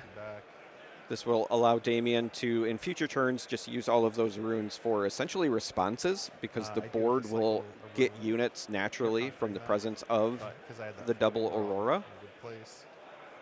Okay, so I in turn. We're going to see trigger number 1. There was it was third. on top. The third one's on top, but Is that what you did? All right. still, this is Mind Splitter going to start coming down. That might be able to deal with the Icathian Rain, not allow any of the big removal spells to be available for Tracy. And that's where things start to get really difficult against the Misfortune, because she starts to take away all of your best answers, right? So immediately he's looking at this hand. He's like, okay, my big units are just going to get through all of this except for the Rain. We'll take that away. We'll go for the next trigger. It is going to be a Dead Bloom, so that's going to be able to go over and try and conquer in the Reaver's Row. Tracy does have the option to just run away, and I think that would be the general response, but decides to just let the trade happen, missing the defend trigger there on his battlefield, and Damien is just going to grab that one. I was just going to say, based on the facial expressions of Tracy, I think he might be a little bit tilted, because there was a lot of pain, maybe perhaps a little confusion, and forgot the Reaver's Row trigger as a result. You cannot feel good about your board position at this point if you are Tracy. Yes, you're up on points. You got those early 4, but you're running out of answers, and Damien's board presence is massive, and it's only going to continue to get bigger. Well, let's see what we can put together here. The Raven Bloom with the Stupefy onto Anivia would drop her down to a 7. If you then cleave the Raven Bloom, it would be 3 from the Stupefy, 4 from casting the cleave up to a 7 itself. So you could trade, get rid of the Anivia from there, and you'd be drawing a card and replacing something. So there's some options. It would actually survive, because the cleave is another spell, so the Raven Bloom would get that. So it actually, that's what gets it up to 7. Well, so Stupefy plus cleave is +2. Yeah. And then the cleave It's +3. is +3. And then 7. whatever he top decks from the Stupefy. Yeah, I see it. Pissing me off. All right. I have faith in the heart of the cards. Yeah, but I mean, he does have this Ray, right? Like, this is like another castable card that can put you above, but it just feels pretty bad to cast the Ray, because it doesn't actually add much except for the +1. And this is a lot of deflect being paid into here, going for the Dead Bloom instead of the Anivia, when ganking Anivia is maybe just as powerful, if not more, actually. In fact, it is more powerful. It is more powerful than a so, Dead Bloom. The interesting bit here is Tracy's aversion to Sigil of the Storm, again, might be coming back to haunt them. Because of the deflect here, you actually are going to recycle more runes going away from Sigil than you would have otherwise, because the Hextech and the Stupefy you both have to target, and then that's going to trigger the recycles. Yeah, it is going to be very, very tough. I mean, he's got a lot of runes already, so maybe able to pay through some of that deflect, but at least this way I can do something. They are just going to be looking to see what he can do next. Maybe it is just a Sprite Mother to try and score a point up to 5 onto the Reavers, but Damien being able to hold on to an Anivia, has the Mind Splitter at home, and we've got 2 more Aurora procs ready to go. This is exactly the kind of game that the Aurora player wants to see, and, you know, still having 8 runes that you're going into for your next turn, even with having to recycle 3 on the previous. There's a lot of options that you're going to be able to have with either holding up a bunch of spells to defend or even just establish the Misfortune Captain to get even more might onto this board. We haven't seen Damien's hand a little bit, but we did know that there was a bullet time. Now there's a second one. Does have a Sabotage if he wants to continue to tax the hand. And I think that's just a dead bloom if he just wants to put as much meat on the table as possible. Yeah, I was trying to consider what the outs could potentially be for Tracy to close the game out. Here we're going to have the ganking with the Anivia come over. We'll clean up the token. Damien will get a point for the Conquer. Assuming that Tracy runs Time Warp, I was considering perhaps there would be a situation where you could Conquer if you were at 6 to go to 7 and then play Time Warp. But the problem is Tracy is still being at 5 and is short on units in hand. Really needs to draw some help. Does still have the Chosen Champion Kaisa available, which can be accelerated. And maybe that's been some of the aversion towards Sigil, is like wanting to play for this Time Warp endgame, but that aversion is going to come back to bite Tracy, because he feasibly could be at 6 points right now. By going into Sigil on one of the earlier times in the game when it was wide open and he was allowed to take it. He hasn't been able to score 2 per turn for quite some time now due to the early Aurora. So that extra point could set you up for a spot here where you are able to just kind of take one side and go for the Warp. And as of now, it feels like that's not something Tracy's going to be able to grab in this game, as Damien's got the full setup of these Auroras and has the units online. The Mind Splitters could start that cascade, these next 2 pulls, just to shred the hand, but also there is this Sabotage to shred the hand and find any Time Warp that we may be even thinking about.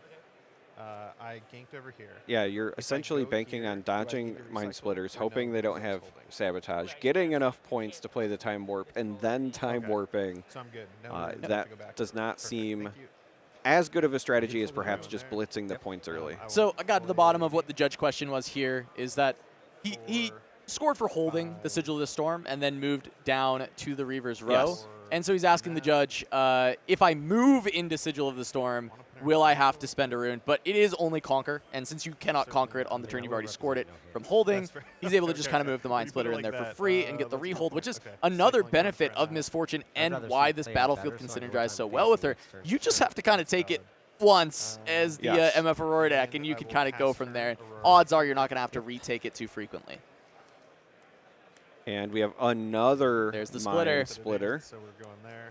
This one looks like it's going to be reinforcing Reaver's row over there, which I do not hate, because at this point you are just trying to put enough bodies that you could survive Watcher. At this point, let me go ahead and draw, but I think I'm conceding that. And that would effectively do so, or it would at least force you to have Watcher and something else. The top deck of the Falling Star here on the side of Tracy is not helpful enough, and I think we're going to be going to game 2. Looks like he's scooping it up, heading to game 2. I'm curious the adjustments that maybe Tracy has in this Kaisa deck, right? So the main thing we're seeing a lot of right now is the beam coming back in, right? A lot of players deciding that, hey, the real way in my Kaisa list I'm actually losing to Aurora decks is not they play one Aurora and I can't get there, or I'm not fast enough. It's when they get that turn 3 Aurora into turn 4 Aurora, it becomes very difficult for you to ever overcome that. So beam ends up being kind of that best case option. Instead of going for the, hey, I'll just run them out of unit strategy, you can go for, hey, if they are able to play the double Aurora, I just need to beam it and then try and play a game into 2 to 3 units from there. But we'll see if any of those adjustments were made. If we see a beam be able to answer the Aurora, if Damien can keep finding the Auroras in the opening hand, we're jumping in to game 2 here, Damien versus Tracy. one of the other considerations as well is that even if the beam never hits 2 Auroras, sometimes when sideboard tech proliferates through the community, it forces players to play around cards whether you have it or not. So Damien, even if they have multiple Auroras, might just play one and not commit to the other one in fear of a beam, which also could open some things up for Tracy as well. There's a bit of a mind game that comes in whenever you're trying to adjust to a meta. Very interesting. Obviously, this is our big event in the West that's pre the Houston Regionals, so the meta is not fully settled here in the North American sphere yet, but I think that you're right. Normally we see the Kaisas with the 2 beams. We'll see if Damien respects it or not. Yep, and as we're jumping into game 2, we've got the battlefields. Tracy's battlefield is the Void Gate, and Damien is playing that Obelisk of Power. And Damien does get to go second on Obelisk, so going to go up to the 4 runes out the gates. Does have a Mobilize to go with it, and is able to ramp towards this Aurora that he has in hand, alongside what is a very good early Misfortune hand. Having the Gust to buy some space, but also the Fight or Flight. So even though the first big unit played here is Darius, if Damien wants to buy some space, if he feels he needs to, but considering Tracy hasn't scored yet, I don't think it's going to really matter. He does have the Fight or Flight to buy those extra turns of points. And really, of the units to draw instead of be able to play off of Aurora, sometimes that Dead Bloom is the one that I kind of like the most to have in hand and control when I can actually play it out. Yeah, looking at this, I don't know, outside of maybe a Catalyst, if you could have a better start as Damien, as you pointed out, right? No, I agree. Going second, so you get the extra rune there. Obelisk, you get the extra rune there. Yes, it's not Catalyst, but you do have the Mobilize, and then Aurora in hand to kick things off. Fight or Flight as a potential deterrent here. Darius is ready, but it was not readied from an effect, so it is just the 5 might right now. Tracy is going to accelerate this Kaisa, likely try to go for the first double conquer, but this is kind of a couple of turns too late if you're the Kaisa player. Yeah, just going to go in and conquer, get the draw, but this is going to 2 points on the Aurora turn, which means unless there's a Dead Bloom that rips off the top, you are going to 4. You are getting halfway there from these initial conquers. I was going to say, except we talked about that Fight or Flight. Yeah, Damien says, you know what? All I have to do is slow you down.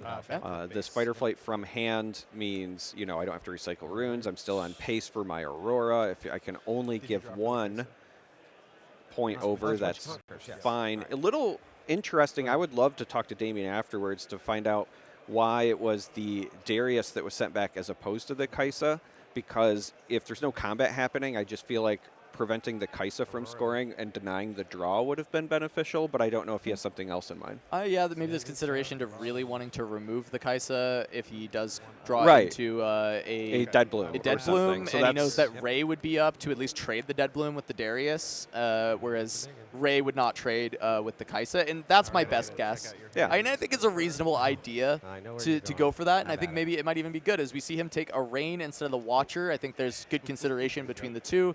Which you think is a better thing to take away, but deciding that Rain is what Damien feels is the most detrimental to him. But we got to call out this Fight or Flight. We mentioned it, but I want to be very clear on why this is so good. The way Riftbound works is you can feasibly score 2 points per turn, unless you have an effect that tells you to score an extra point, right? So you can score on your opponent's turn, you can score on yours, but you can only score 2 points per turn. So being on a break point of 2, 4, 6, 8 is going to allow you to win faster. That Fight or Flight means that Tracy only scored 1 point on that turn. This turn he can only get to 3. He's a full cycle behind. He needs a full additional turn to win the game, which means that Damien has a full additional turn to pull big threats out of his deck with Aurora. Yeah, it's kind of a weird premise, but in Riftbound, not all points are created equally. And when you're scoring for a turn, the difference between 1 point and 2 points is pretty big. Similarly, as you get later into the game, especially against decks like Kaisa that might have Time Warp, those 6th, 7th, and 8th, obviously the 8th point, are all far more important as well when it comes to playing around. One reason that I think the Mind Splitter might have taken that Acathian Rain is I can't help but notice the Void Gate being the other battlefield there, and that obviously juices the Rain, so... Yeah, it makes it basically, go if ahead there's a rain in and hand, pass. Damien just cannot hold Void Gate. It is Yeah. just far too much damage. Getting +1 to each of the 6 activations, right? This becomes an 18 damage Yes. spell, which, you know, as big as your guys are, they do fall pretty hard to an Acathian Rain that each ping is for 3. And Damien now trying to decide, I think, which location to attack to try to conquer here. Tracy does have some runes available. Looks like 4 or 5 total energy. So this Mind Splitter is not safe really going into either location. It's only 7 might. There is 6 might on the Void Gate. However, a single spell will take the Riftbound student up, and then an additional one would be even further. But if the spell also has like a Stupefy, for example, then you don't win that fight. Going into this Darius now, there is also still the opportunity for 2 cards to be played, which would then buff the Darius up to 7 and ready it. Yeah. And I like the way that Tracy has helped, because I believe I did see a smoke screen in hand. We'll have to see if we get another glimpse of that. But we also know there's a Void Seeker, and that will at least allow this to trade. I think that is a smoke screen. So Void Seeker plus the smoke screen follow-up will actually just remove Mind Splitter. All right, so Void Seeker is played on this battlefield. What happens if So, the unit is no longer kind of interesting, because if it was a smokescreen, you also didn't need to play the Void Seeker. Smokescreen would have been No worries. enough Yeah. as well. Okay, That's I true. attacked in here. It'd be enough Perhaps on its own. just wants to draw the card here. The response Is that also a Hextech Ray, though? Yeah. Yes. Okay, so this is way better than Smokescreen in this spot. You save the Ray to actually, or not the Ray, the Smokescreen can deal with maybe a Dead Bloom later, which is one of those big threats you have to deal with. Okay. Oh. Do 2. Oh, Ride the Wind needs to happen after Void Seeker resolves. Last part. So does that mean that the Void Seeker would have to deal the damage to Darius? Yes, you are correct. that It mean is that an the Void action Seeker would speed. They're both actions, but they have the judge there helping them sort it out. So Void Seeker would resolve. What's actually interesting here is a combat has started. Yeah. So this is another question I think the judges are going to maybe help them sort out. If he decides to ride the wind home, and then the combat finishes with him the loser, units will heal. So he'll heal and he can come back in. The battlefield. Correct. So that may require the smoke screen to be played in Right, response so to this wondering ride if the it wind to moves, stop does it this no from happening. longer- I does believe it that no is how that longer works when target from what we that currently right know, now, choosing based on target? the conversations Because about this is played Draven and Fight or targeting Flight. upon- This is a combat. This is a combat that is happening. So afterwards, So, there hold should on, be a we heal haven't from resolved, the Mind Splitter so if it that leaves. guy's still there. Yeah, just in case. But Alright, so here's the interesting so- bit. If the Void Seeker that's on the side. has resolved and there is the damage on it, and then the Ride to the Wind comes down, you could smoke screen at Exactly. reaction speed, which would lower the might, and then the damage on the unit would be greater Alright, than the yeah, might, we'll go which ahead would and be Alrighty. So it'll a resolve way his to back, still deal with the Mind Splitter, and but then it does it not goes look like that's fizzles, going to be the and play I from do Tracy. draw a card, though. Yeah. Very interesting like it. exchange. There was a lot of That's the potential second outcomes line. there. So, you got 2 So open. he should be healed back up to 7 because He the moved Ride him the back, Wind he's and still readied. tapped. So it readies it. Oh, Yeah. sick. Now, notably, you did mention, hey, Smokescreen actually does still just win this. Correct. So I will move. there's the potential for this to come back in, Smokescreen to just kind of clear things up again. But Oh, it is going to be an I'm gonna attempt go with the to Gust. go ahead move and Raven gust Bloom away to the the Raven back. Bloom.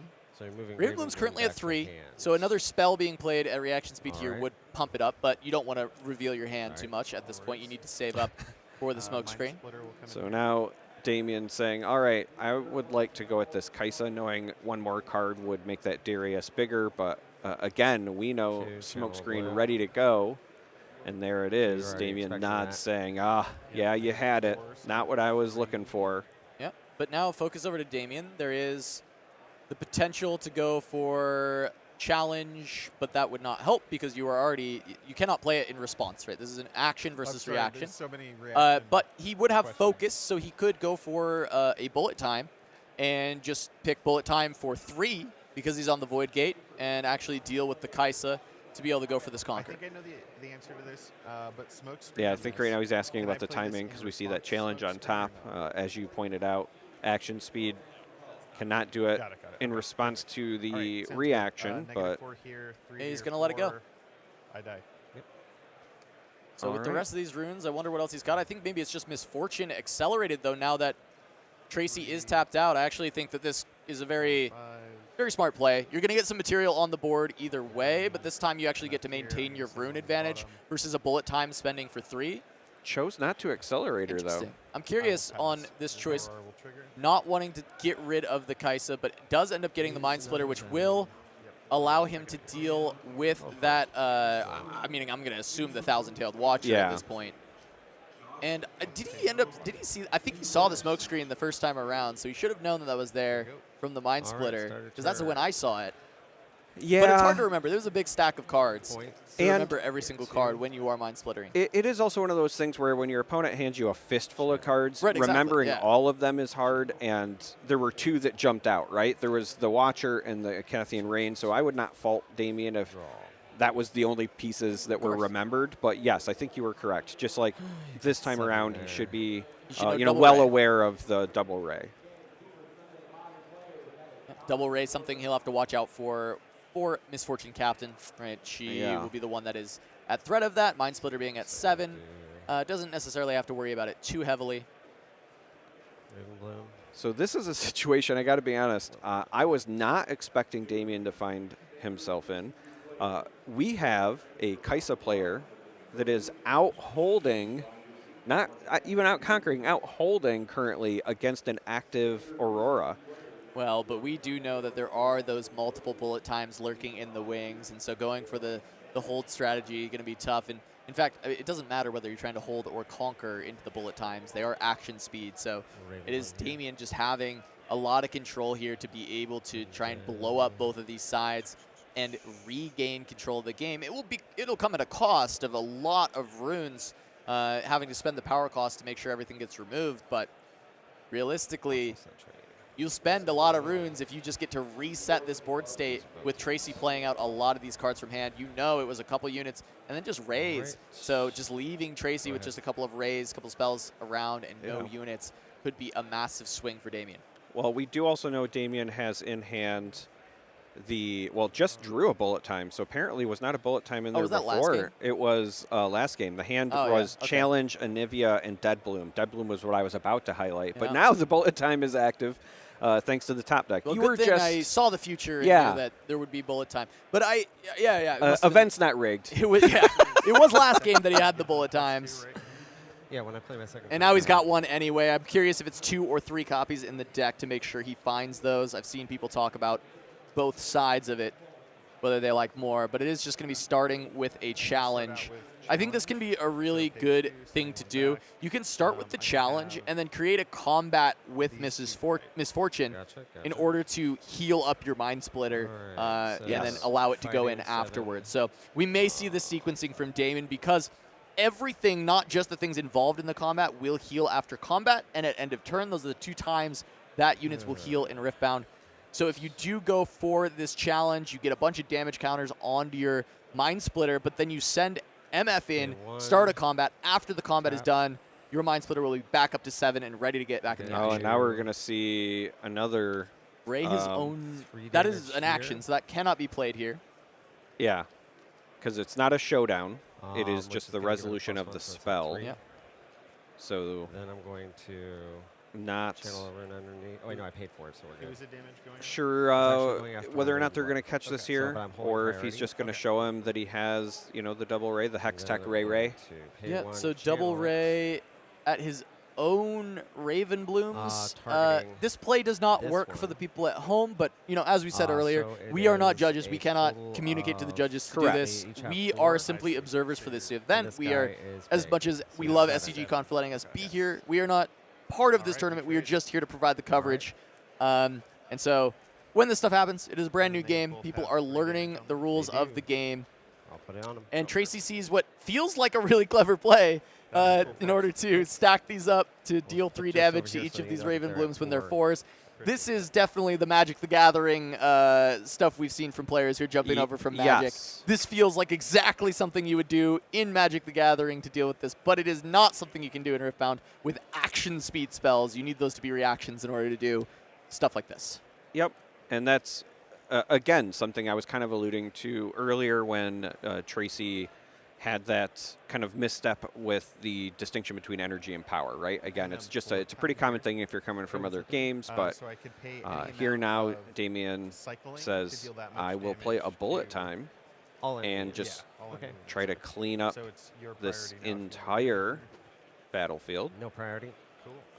So this is at 4, so it has 1 health. This also has 1 health. All right, And yep. it He is will going to be be able to successful. deal with the Sentry and with the Alright, Ravenbloom. So this one's going to die, and I'm going to have a draw trigger. So this one's And then gonna on the other die. side, I mean, he could look to just trade those Misfortune there at this point. represent- I mean, realistically, that is 5 life The over draw. on the other side for Yep, Tracy. go for it. If Damien just wants a blank 6. board to go forward from here, I kind of like he's this. going to ready the rune. I'm gonna go. I was just about to say, because tapping this of... rune. Oh, no, because he also had to Yeah. do the recycle. I was going to say, because of the readied rune, I I thought will we were at play enough for Anivia Dead in Bloom, the back. but there's not enough runes there. 7. So Dead Bloom would have been able to go in Seven, and too bad. get the other side instead. We have a Anivia development. However, 2 Dead Blooms still in the deck. Haven't hit them off of Pathfinder Aurora yet, so Aurora. perhaps Damien's might be the doing the hit. math, saying, you know what, Quite a few. I'm due. Mind Hits the- Splitter. Hits the Mind Splitter. But able to take another card out of Tracy's hand, Mind still Splitter. going to be gaining this lead. However, importantly, Tracy is going to So get to gonna 6 check points out off of his this. hand. So that does create the opportunity to look for a double conquer win at some point in this game if Okay, Damien cannot establish enough control to close things out.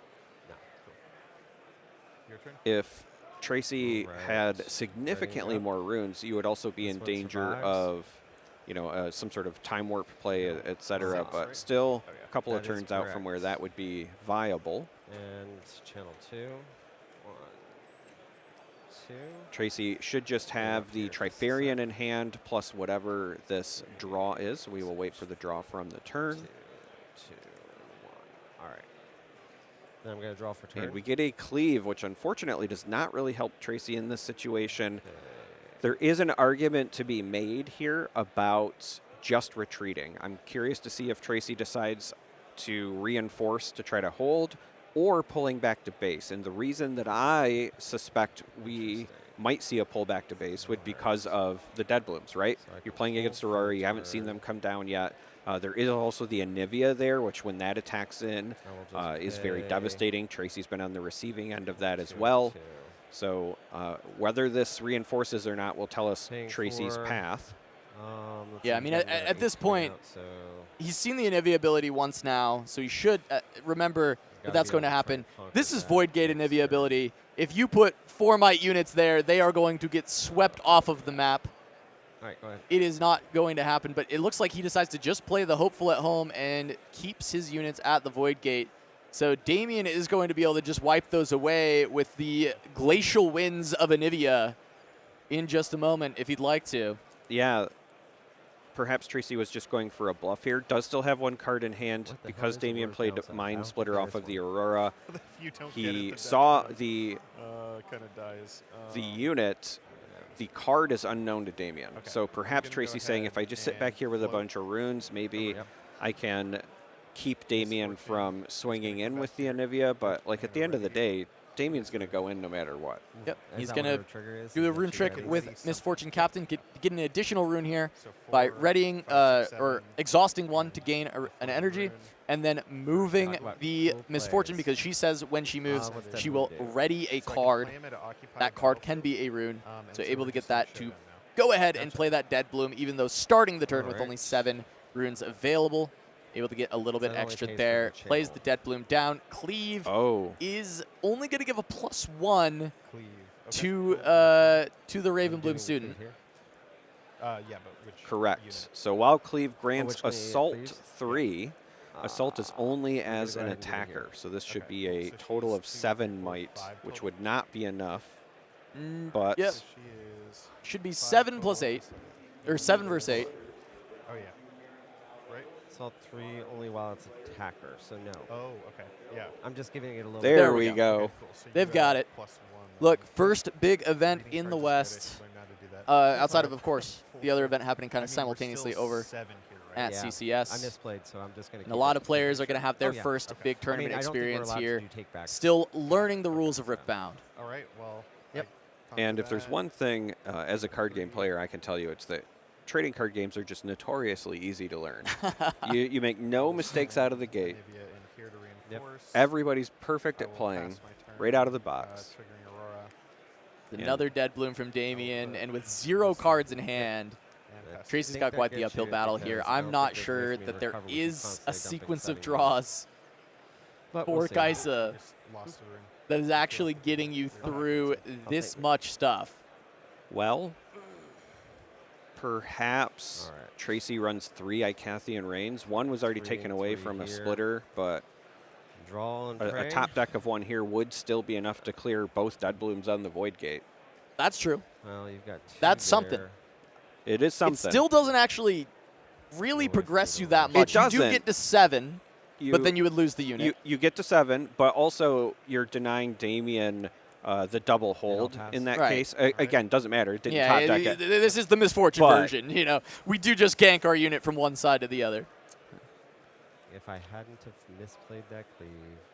And a fight or flight picked up on the draw That's from all right. Damien, who has learning closed how it the goes, gap, yeah. is now at 5 total points with a lot of board presence at both locations.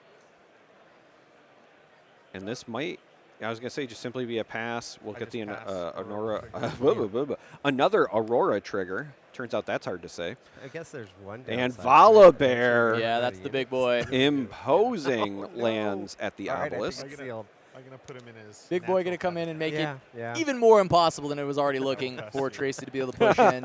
There wasn't And any get this. You interplay, see him was there, laughing, on trying it? to, like, all right, Yeah, well, he just, that seems pretty cursed. Scares me off the battlefield, yes. All Damien right. going to stay If you away go from the here, I Void get to Gate draw a just in card, case there he's is one of those paying for Acathian damage Reigns if that you gets first, ripped off and he the gets top. +3 win But it looks like that is just a, Lot is of that a upside on smoke that screen board. or a sentry? It There looks it like a is. blue card, cost 2. All right, let's see. I got It is a 5, sentry. and you've got That might be plenty one of the enough over worst there, draws so that you could have off the doesn't top really matter when you here. are in this much trouble. Do that, Even though play there is that not much out, that is going to help and you out. As pass. Damien goes to 7, he's going to get one more Aurora trigger to try and continue to stack things up before Tracy even gets a shot. Draws the Discuss Volibear, after but the match. I'm wondering what so the that best will way for me to maybe play be around his that last deck in the unit in future. deck. Yeah, this Or one is we've tough only seen for 2 Mind Kaisa. Splitters. Generally, we see 3.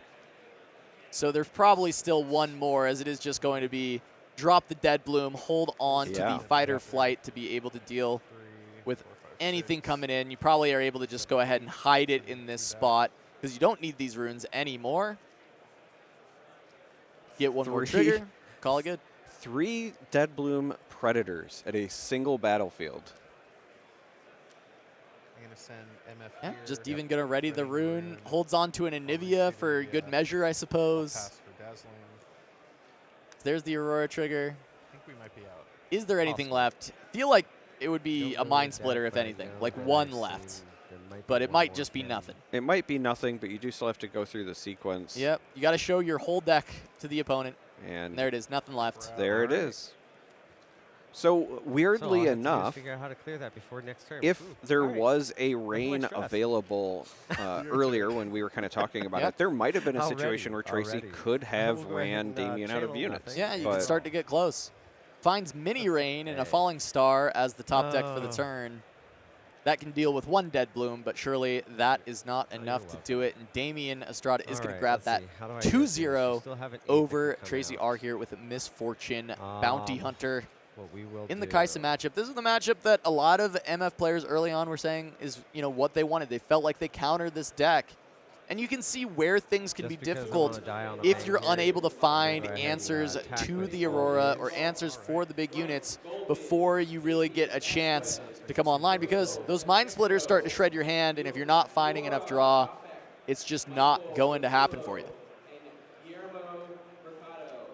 I will also, for the sake don't of have any Tracy, responses, point out that so- Damien had an outstanding hand this Yeah, we'll second see. game to start. Gonna do 2, and then we're going But to the channel Falling same Star, 2. I'm gonna play Falling so Star. if I you're gotta watching do at home, this is twice. something that traditionally cannot be played Um, during a showdown. So Tracy has moved the units to the Alright, Void so Gate, I gotta but deal 4 damage, Falling 4 Star damage. does not have action speed, those are at the so it battlefield. needed So I'm just to gonna go have ahead been and take played out, before this. that one Correct. entirely.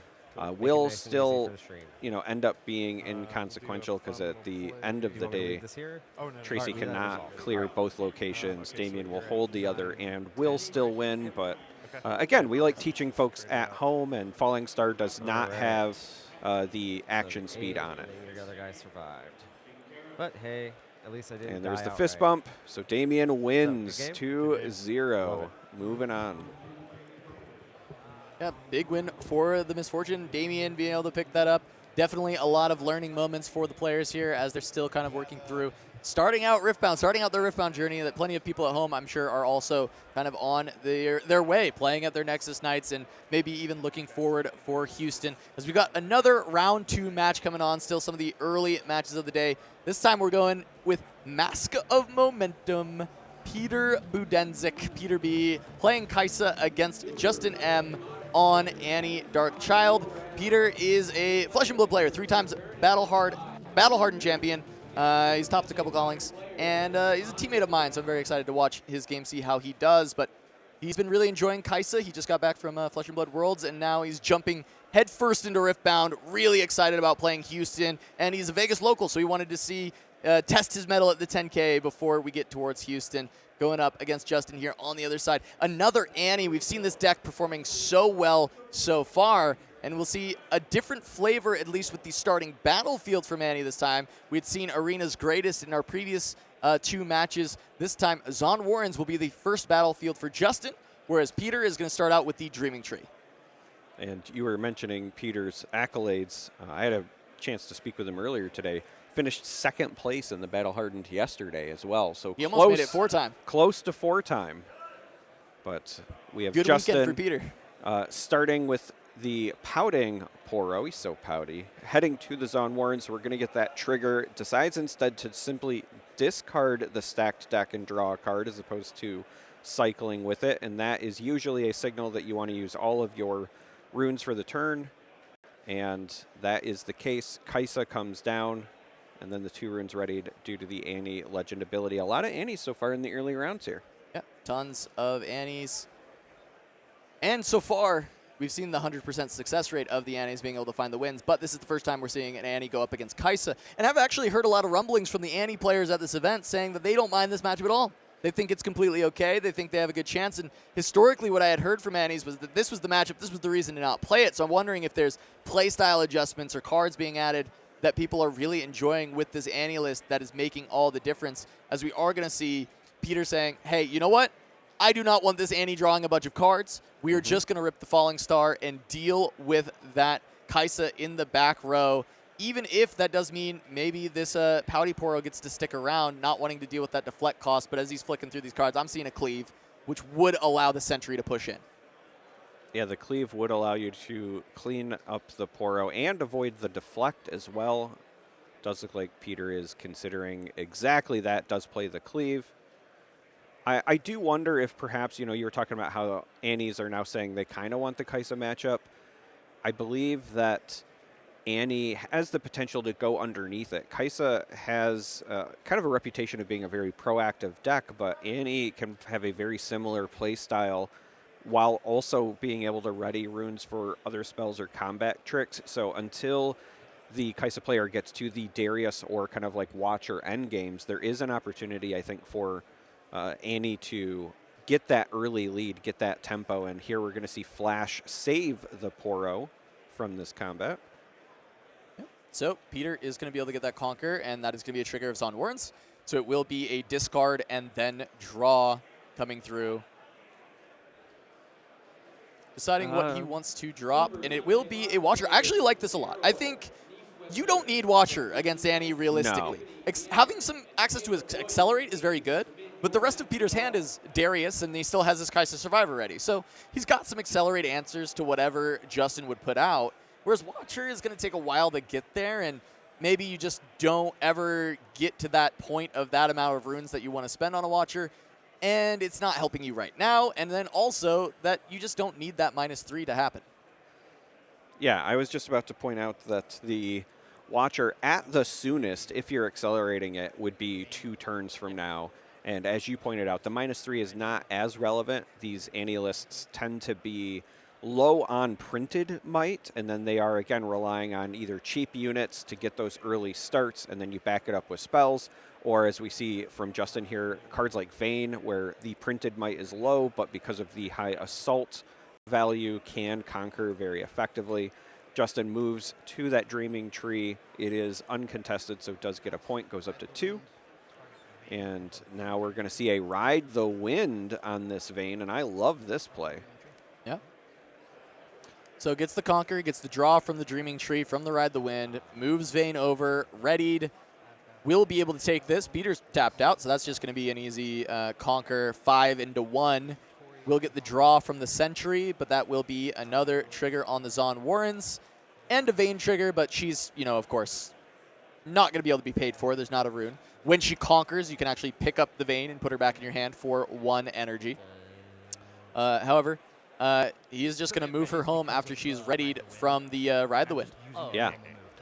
So they're just talking that through because Peter's like, wait, you just came over, but Ride the Wind moves and readies. What do you mean 3 moves this turn from this unit? Well, that is, entering ready from seeing the Watcher, or the Watchful Sentry on the battlefield.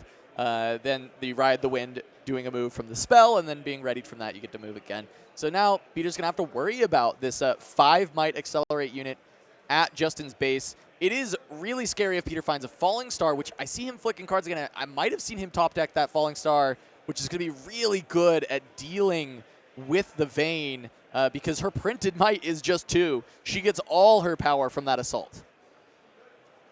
Yeah. If the Falling Star was going to be targeting both units, this would still require 2. It is a Falling Star, so it should still be 2 runes ultimately recycled due to the deflect. Yep. When he selects it, and there's the second. Deflect. But still probably worth it. Very efficient here.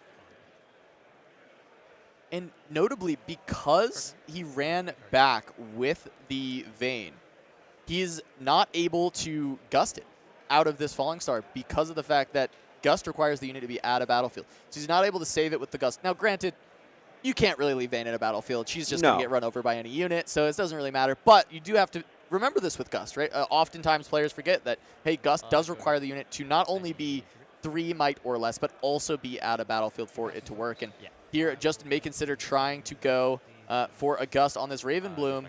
And if Peter did have a reaction speed spell, he'd be able to potentially deal with this, but he does not. Will get this pushed back to hand. And he'll have 4 runes to work with. It may just be a developed Kaisa and pass, and I think that's what he's reaching over for. It feels like kind of the best play that he's got available for him. Try and set up to draw more cards going forward. Yeah, and I like this because when you're playing against Annie, what you are really trying to dodge is Falling Star if they run it in this situation. Everything else, you're safe to play this non-accelerated back because until it goes to the battlefield, things like Void Seeker can't target it. You might even be able to get some value here depending on what Justin does because we do know that Peter has that Cleave in hand as well. So if a unit ends up at a battlefield, Kaisa could potentially like pre-pump to survive something like a Void Seeker on top of whatever's there. We may see that end up happening if Justin is able to get in, but Peter has at least been able to slow down the point cascade that Annie has been able to do time and time again so far this tournament. And we've talked about it a lot with this deck is what she wants to do is just rush that 6, win with a Vi Ride the Wind before Kaisa can do anything. And so the Kaisa's job in this matchup is to staunch the bleeding, slow down these points.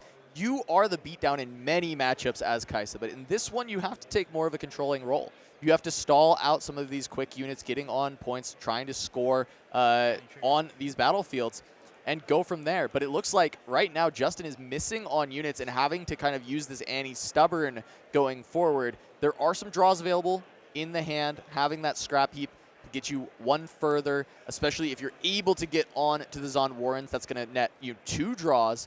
And that may be what Justin needs to start to turn this around. And I wonder if Peter is going to go and try and take Warrens away, or if he wants to be on Dreaming Tree to potentially unlock that battlefield for himself. I've talked to him about this a lot. He loves the Dreaming Tree. He loves being able to set up a unit there, be able to have the option to stupefy his own unit and draw 2, or, of course, the cleaves in the early game, but also retreats that he may be having in this deck that he might want to play. But he does kind of notice, hey, this hand could be improved. Let me go to the Warrens and see if I can find some spells, because currently he's just sitting on a stack of units. Yeah, the only spell in the hand is that Cleave, and with no units there, the cleave likely to come down at the Dreaming Tree anyway, so I absolutely love this. Would not be surprised if with the trigger here we see one of these more expensive units get discarded. Yeah. 2 Darius, maybe drop 1, but he drops the Rain, interestingly enough. He does find a cheaper spell, and I think that's exactly the kind of thing he's looking for, is going to be that Hextech Ray, especially with an Annie Stubborn on the other side being at that exactly 3 might breakpoint. And this Yordle does start lecturing, draws a card as a result. Might just see, I was about to say the Raven Bloom, and then because of the spell that was drawn, the pass go over. And ultimately, I think Peter's in a good spot. It's 2 to 3 in terms of points right now, and you have one of the locations. Justin whiffing on units as hard as they have means that Peter's been able to kind of close this gap. And the longer the game goes, I feel like it starts to favor the Kai'Sa player more, just because the top end tends to be a bit more impactful. Annie, again, really wants to be aggressive out of the gate. Justin had a good start, but has stalled due to a lack of units. All right, he's going to head over to Dreaming Tree. That is going to open up the door for Peter to be able to Hextech Ray, but because Justin goes for the cleave, he has focus first as the person starting this showdown. Cleave, unfortunately, though, will not give +3. He is doing this just to draw a card. He is not an attacker, so Assault does not give +3. I'm curious if these players know this. This is a little bit more niche. If you haven't been playing the game a lot, you actually might believe that Cleave would give +3 to this unit because it is moving into a battlefield. But because Peter does not have any units there, there are no attackers and defenders assigned in this moment, and therefore Cleave does not give +3 to this Annie, and it can get blown out by the Hextech Ray. And we'll see if Peter has that knowledge in this moment here. It looks like he does not, as it is just going to be a Conquer, or he doesn't want to spend it. One of the 2 options. I was just about to say, this could be a situation where, depending on what else Justin plays, Peter just wanted to sit on the Ray, protect that Kai'Sa potentially, because you still would like to draw some additional cards. At some point, yes, Peter has a bunch in hand, but has been kind of spending the last few turns digging as deep as possible to see if they could get something besides this, double Darius setup here. Darius plus the cleave next turn will be very effective, though. Yeah, and I mean, that's the thing. There's a lot of these really cool spots that it's maybe a knowledge check, it's maybe a decision. I know Peter has not been playing the game very long, right? He's just started playing Riftbound, and he said he's really enjoyed it. So some of these niche interactions are things he's actually worried about coming into the week that are possible for him to miss, and he's hoping that he doesn't lose too much equity when that kind of stuff happens. And here, this is something that there is such a good reason to be able to potentially hold it back and defend your Kai'Sa. So we'll see if he continues to kind of play really tight, as we've seen so far in this game, and be able to play around this early aggression from Annie. The hand is now looking very fruitful for Peter. He has a lot of options. A lot of these cheap spells have joined the Dariuses that he's picked up, which is going to completely unlock them. Being able to go with the Cleave, the Stupefy, or the Hextech Ray. He has so many different options for trying to start getting everything online and just putting too much might on the board for Justin to take care of. Yeah, picking up the Stupefy as the draw for the turn was, I think, very good for Peter because it's a very flexible spell in this situation. Could be used for the Darius. Could also be used at that Dreaming Tree to just dig even deeper, as you had pointed out, if you want to put it on your own unit. Kai'Sa will move back after the Sentry moves up to the Warrens. So again, no Conquer, so no discard draw trigger, but does at least force Justin to deal with that unit when they go in, which would also then allow Peter to draw a card. So signaling, hey, I'm fine with sacrificing this as long as you give me a card, and if not, I'll take the free point. On the other side, though, because of 2 cards being played, Darius is heading in with the 7 might. Yep. The only reaction here, right? Correct. Justin tries to respond with a flash on this Annie, which would also net a card drawn because it is at the Dreaming Tree, and so that is good. That resolve. Peter will go ahead and score. And the thing with the Dariuses in this matchup is actually Annie can struggle to push over this might when it's not a Darius of her own, when it's not, her own Falling Star maybe, or from there it really just has to be like a Vi with the Ride the Wind to kind of push over. 5 is a difficult number for Annie. She's playing a lot of these 2s, these 3s, using push effects, using these retreats, getting around. Cleave is a great way to get around it, but earlier we saw Justin need to use 1 cleave in order to just draw. He does have a 2nd, which can help push this Annie over the might of just a basic Darius, but we do know that there are potential tricks in the hand for Peter at 1 cost. It would not play around a Stupefy. It would not really play around a Ray, just kind of evening things out.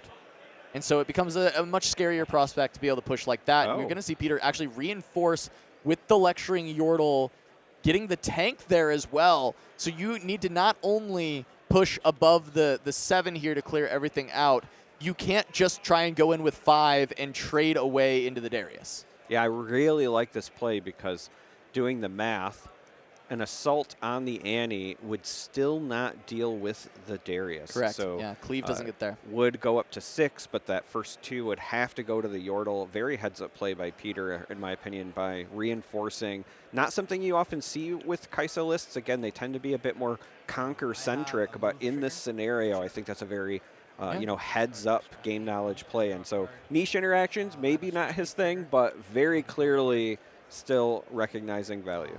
And there we got the move trigger from the Merchant, finally able to kind of deal with these scrap heaps. And now Justin has gone to, this fistful of cards. Still was missing a lot of units, but now it looks like he's found a Vi. And I believe, did he have a Ride the Wind in this hand? No, it's a Gust, kind of close artwork, but not quite the same. So not having that Ride the Wind available, any Stubborn already deployed, means that Vi Ride the Wind is kind of off the table unless he can find it off the top. And yes, you can develop the Vi just kind of naturally, but you would be risking a Falling Star and a Kathleen Rain, something like that, being able to clean her up and you not getting the chance. As a 2nd cleave comes in, that starts to change the math a little bit with this Dreaming Tree play. Yeah. I'll say this, if a Ride the Wind is found between the double cleaves and all of those Vi triggers, that would be almost a guaranteed double conquer. Yeah. So I like this play. Yes, the Yordle, if it's replayed by Peter, would draw him another card, but the Gust to get rid of it means that you can now send this Annie with a cleave and still potentially get rid of this Darius. Priority starts with Justin and does add the cleave, but does it after the showdown starts so that this will also cycle, allowing Justin to potentially dig for that Ride the Wind.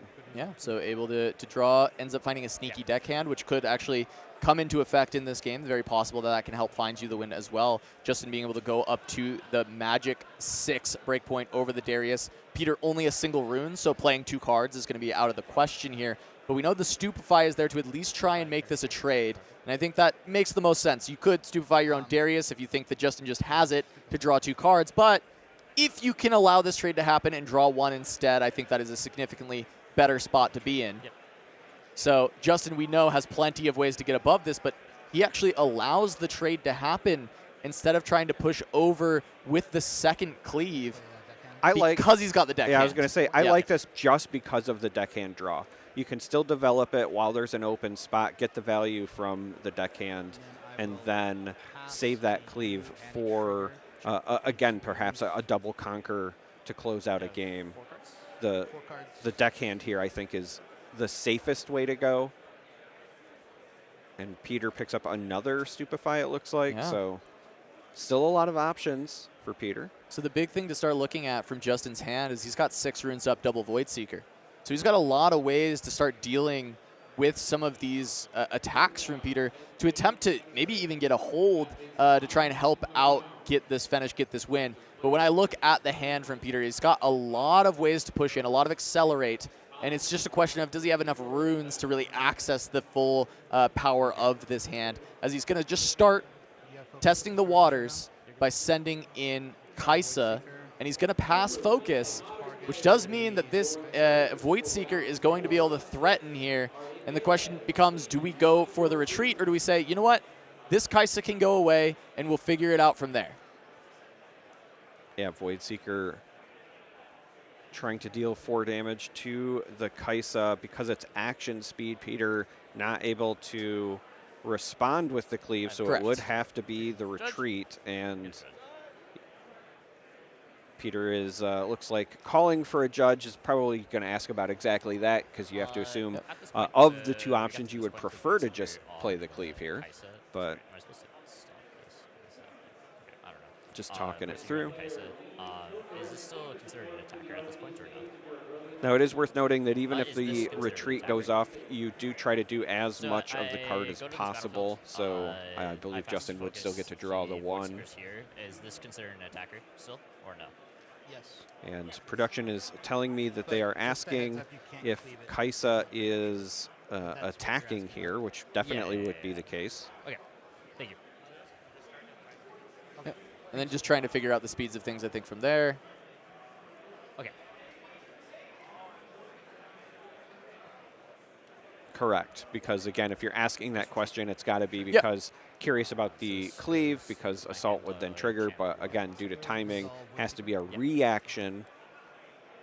So retreat. You will rebuy. You do complete as much of the Void Seeker as possible, draw the card. It looks like that was grabbed off the top there. It might have just been, it looks like there's a Kaisa Survivor in hand now for Justin, which I don't think was there previously, so that must have been the draw. He still has one more Void Seeker, but he is just going to be able to play Darius ready. He's played the retreat, satisfy the condition. So now that is a Darius for 7 hitting the board. Yeah, now if you're, again, coming from other games and you're watching at home, Darius says that it readies and gets +2 might when you play the second card, but Darius sees himself because in Riftbound, cards are not considered played until they resolve. And since it has resolved, he's now in play to see the resolution. It's a little bit weird, but it does work, I promise. Yeah. And Peter's actually going to throw away that cleave onto the Zon Warrens and be able to pick up an additional card after that. You're satisfying the trigger because he does have this Ray that I think he's considering just using. He hasn't used Kaisa so far this turn. It's easy enough to just go ahead and Ray the deckhand, try and deal with it. Yes, Flash, there's certain things that can get you away from this, but he also could just consider sending the Ravenbloom in first. It is at 3 currently. Well, I think there is the consideration of trying to bait out. Yeah, I was going to say, you see those other runes up, trying to bait out some other sort of removal and then responding from there because the Hex Tech not great there. So we're going to, I think, cycle this Stupefy. Yeah. He's looking to see if he can get enough, but I think this does just put the student at 4, which is not quite enough to push over in this spot. Yeah, because you would need another reaction. Yep. Again, because of the speeds, you cannot play that Hex Tech. So unfortunately, had the sequencing went the other way, the student would have been able to get up to 5. Yep, because you could have stupefied your Darius in response to the Void Seeker when you push in the student for 4, and you'd actually be able to get around the potential of those 3 runes available of that Void Seeker. And, you know, you already got Void Seekered once this turn, so maybe playing around second Void Seeker had fallen maybe further out of the range for Peter in this turn. He was like, I don't think I'm going to play around the second one here. But he does end up getting punished, loses the Ravenbloom. He still ends up casting the Ray, cashing that in and making sure Justin doesn't get the hold point. Says, hey, if you want to work towards 7, towards 8 points here, you need to have the ability to ready. And it looks like Justin has missed on finding the Ride the Wind to go alongside this Vi. So that might give a window for Peter to still hang on here. Well, we know that there are, Kaisa options, and I see 5 runes being exhausted, so I think that's going to say an accelerated Kaisa should be coming down. With only 1 rune up on the side of Peter, Justin has to feel pretty confident that this will go through. Gets to the all-important 7th point and draws a card for Justin. Yep, so Justin able to get in, gets a sneaky deckhand, which can create some more strong opportunities. There is actually a Fighter Flight in hand as well. If I was just about to say, if Justin had 1 more rune, then they could have Fighter Flighted and sneaky deckhanded for the win.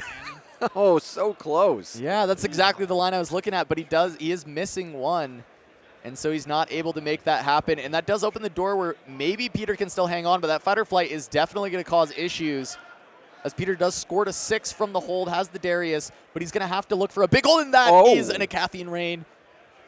That is pulled off the top. It would be able to deal with both Kaisas. It would be able to deal with both Kaisas. I believe Justin did have 2 Kaisas as well, though. So next turn at 8 runes would still be able to accelerate 1 Kaisa and deckhand for a double conquer potentially. No, he's already got both Kaisas on board, right? So the last Oh, card is yes. the Vi. The last the card other is one the Vi. that looks similar, and then the deckhand is still going to be strong to be able to try and score, but if you are able to remove everything, it becomes pretty difficult for Peter, though it does look like he's going to try and maybe cast 2 spells instead. Do have the option of going Darius back, play 2 cards, ready him, send it in, take care of Kaisa over on the Dreaming Tree. Play lecturing or roll draw. So- Wants to set up for a potential hold, gets the Yordle Yep. on to the Warrens. That's a pretty good pull. Finding the Nox is hopeful, can let you reinforce very efficiently. Yeah, that might be exactly what Peter needed. We're just going to go opt for the Yordle and the Rain, so cleaning up both. Unless I'm missing something, though, Peter played the Yordle but did not move the Darius back. Yeah, potentially messed up the order of pulling the Darius back, unless he just wants to hold with 7. That is also a possibility, right? I mean, because Peter's at 6. Peter does not need to score the 7th point here. And Justin scoring Dreaming Tree doesn't matter as long as Justin cannot also score the Zon Warrens, because Peter will always be able to retreat the Darius and then move it back. But I see him shaking his head, and I'm not sure if that's, hey, I forgot to do this with the Darius, or if it's just, hey, I'm at the mercy of whatever Justin's got because I've got 1 rune and no action. Yeah, And I think it's maybe the latter. I was going to say, I do wonder if Peter was also maybe just concerned about having like 1 unit specifically each, having seen 0 fighter flights come out in this, but another stack deck. Stack deck into stack deck. Still not finding the action needed. Another sneaky deckhand and or fighter flight. Both. Yeah, because he's already played 2 actions or 2 cards, so Darius will not be able to come in ready. So Darius goes back. So we still have this Vi, but no ride the winds. Sneaky deckhand will come, which will allow for another draw. And a cleave to draw even more. So that still is exactly 4 runes. So this is 2 looks to try and find Ride the Wind for the Vi.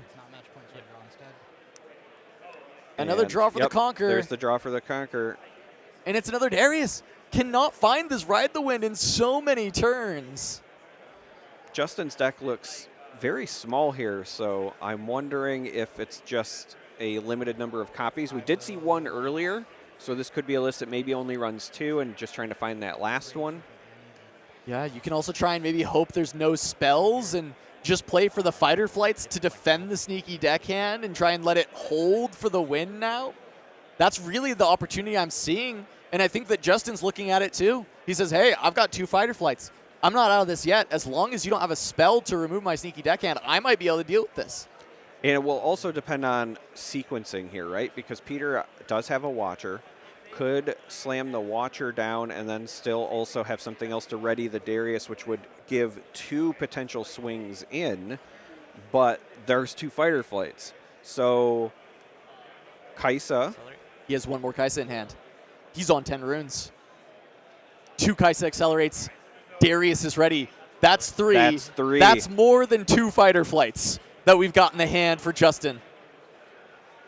Peter going to be able to sneak away with this on the skin of his teeth because of the fact that Justin just could not find this Ride the Wind. It never came home to him. And he's looking, there he is. He's looking for it. He's like, I just couldn't find it anywhere in the deck.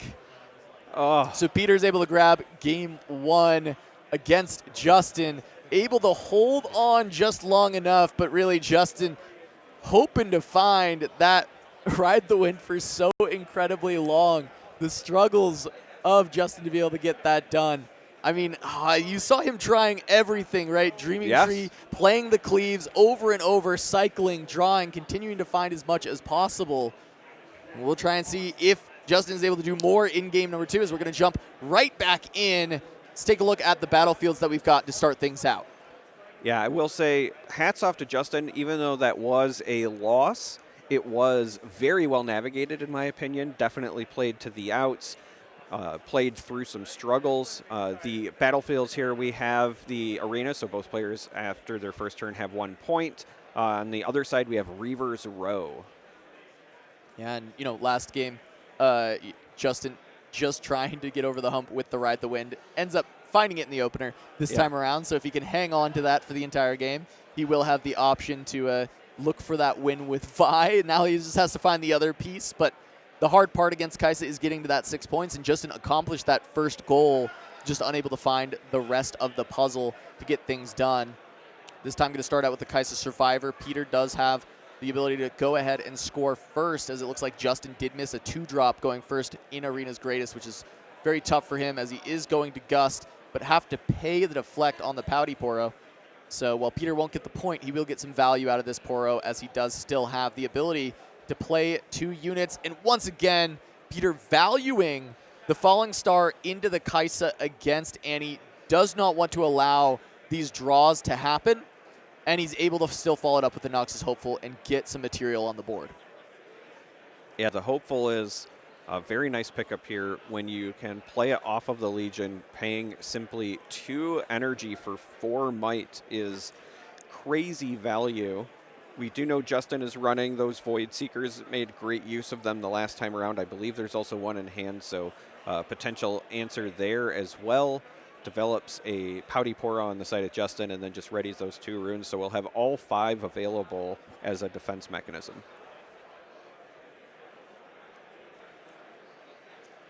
All right, back over to Peter's side. Going to move in with the Noxus Hopeful onto Reaver's Row. It will be a Void Seeker. There is that retreat available if he wants to keep the material around it, and this combination is very powerful, right? Yes. You pay the 1, you ramp a rune, and now you've turned on your Noxus Hopeful so that you are just basically paying 3 to play a new Noxus Hopeful at home, and you've ramped a rune on the turn. Yeah. It's quite good. It's quite good for a single card. It is quite good. It's also a great use in this particular matchup because this is one where you're less worried about, say, a Falling Star like you would be in a Kaisa Mirror. A lot of folks like to save the retreats for those kind of blowout plays, but against Annie, just denying something like a Void Seeker is also good value. And Justin, first one on the board, not counting, of course, the points that both players gained from the battlefield. We'll see if Justin can navigate the mid-game a little bit better this time around. Again, in Game 1, got a good start, and then we saw a lack of units in the middle, kind of slowed things down, and then, of course, couldn't find that Ride the Wind to close things out. But I was saying, Justin, I think, played very well, navigated it nicely. Here we have the Darius, and again, sees itself as the second card, so we'll be able to send that over with 1 rune available on the side of Peter. This is likely a successful conquer, taking Justin to 3. Yeah, able to get there.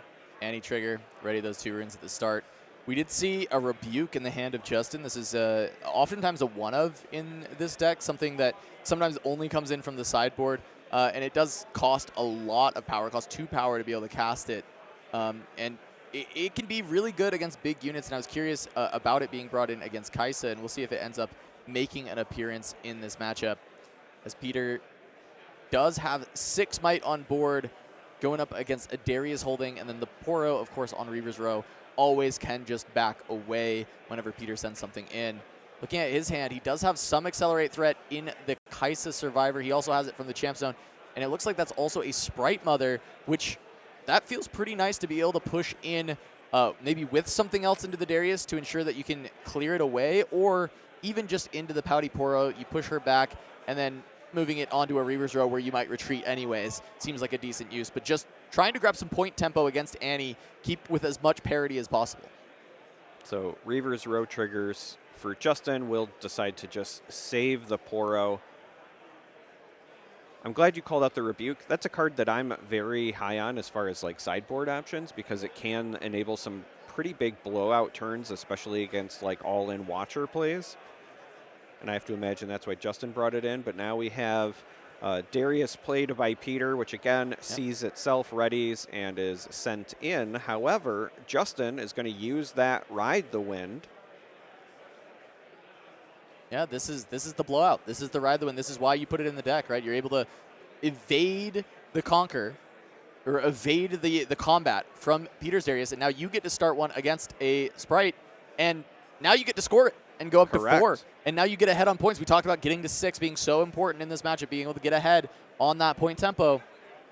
And this has got you from what was a bad break point at 3 to a good break point at 4. And it's going to be tough already for Peter to try and actually push past. I mean, yes, he has 6 might that it can go into the 5 of Darius, but Justin just gets to say, all right, I'll take this home. And now Peter's a little overextended into Reavers in the sense that he has 2 units there, so only 1 gets to stay, right? Yep. Or only 1 gets to leave, rather, right? You can't retreat both of them when Correct. someone swings into Reavers. Yeah, Reavers Row says that only 1 unit can get that trigger. So should Justin attempt to retake this, and I imagine that will be the case, at least 1 unit will go away. Peter asking to see the trash on the side of Justin, just wants to kind of see what's already been played. Noted that Justin was trying to find that Ride the Wind at the end of the game last time, so was maybe seeing how many was, just played now, doing that math. Oh, okay. So on the side of Justin, we have a Kaisa, but we also have a Vayne. So a lot of good accelerate options here. And a Cleave. So if the Darius also wants to go up to 7 might, some ways to make that happen as well. Yeah, I mean, Peter on the other side, completely tapped out. So this is just kind of at the mercy of what Justin wants to put together. Going to put the Cleave on the Darius, it looks like, so sending it up to 8. We'll be able to push it over the top. He wants to be able to retreat this. So play the Cleave now, send it up to 8, push it above the Darius, and now the next card you play will ready Darius, and you can bring him home ready for the next turn, as you are just looking to go up to 6 here, and then you want to have as much material back ready to go to push in to try and score the winning point from there. It is going to be a Vayne going to be played as the second card. She will come in ready, seeing the Poro and the Hopeful. And that is 5, 6, 7 with the Poro into Poro plus Hopeful, which is just going to be 6. That does allow Justin to be able to try and take this down. And there's 1 rune up for Justin, so I believe that means the Vayne has the possibility to be bounced back as well. Yeah. You don't want to leave that. I mean, yes, you do have the Reavers Row, so you could just take that as the trigger, but you kind of don't want to leave it out in the open, perhaps for spell removal, right? Yeah. It is vulnerable to Hex Tech if you leave it there, so we'll wait and see if that is the choice I like Justin bouncing makes. her here, for what it's worth. Yeah, I was going to say, I'm a big fan. I would accept both answers. I would just be worried about leaving it there because, again, it is just a printed 2 might, but Justin says, I will rely on this Reavers trigger to save it.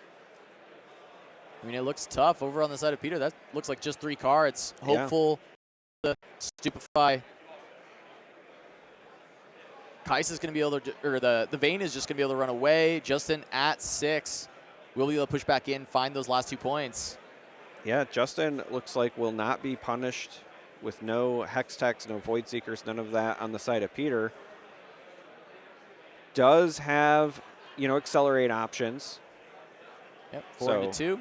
I was thinking to myself, there could be a scenario where perhaps Peter wanted to accelerate a Kaisa to the other location just to draw, see if you could find that answer before forcing it back, but instead just sends the Noxus Hopeful over to the Reavers Row. Justin retreats Vayne.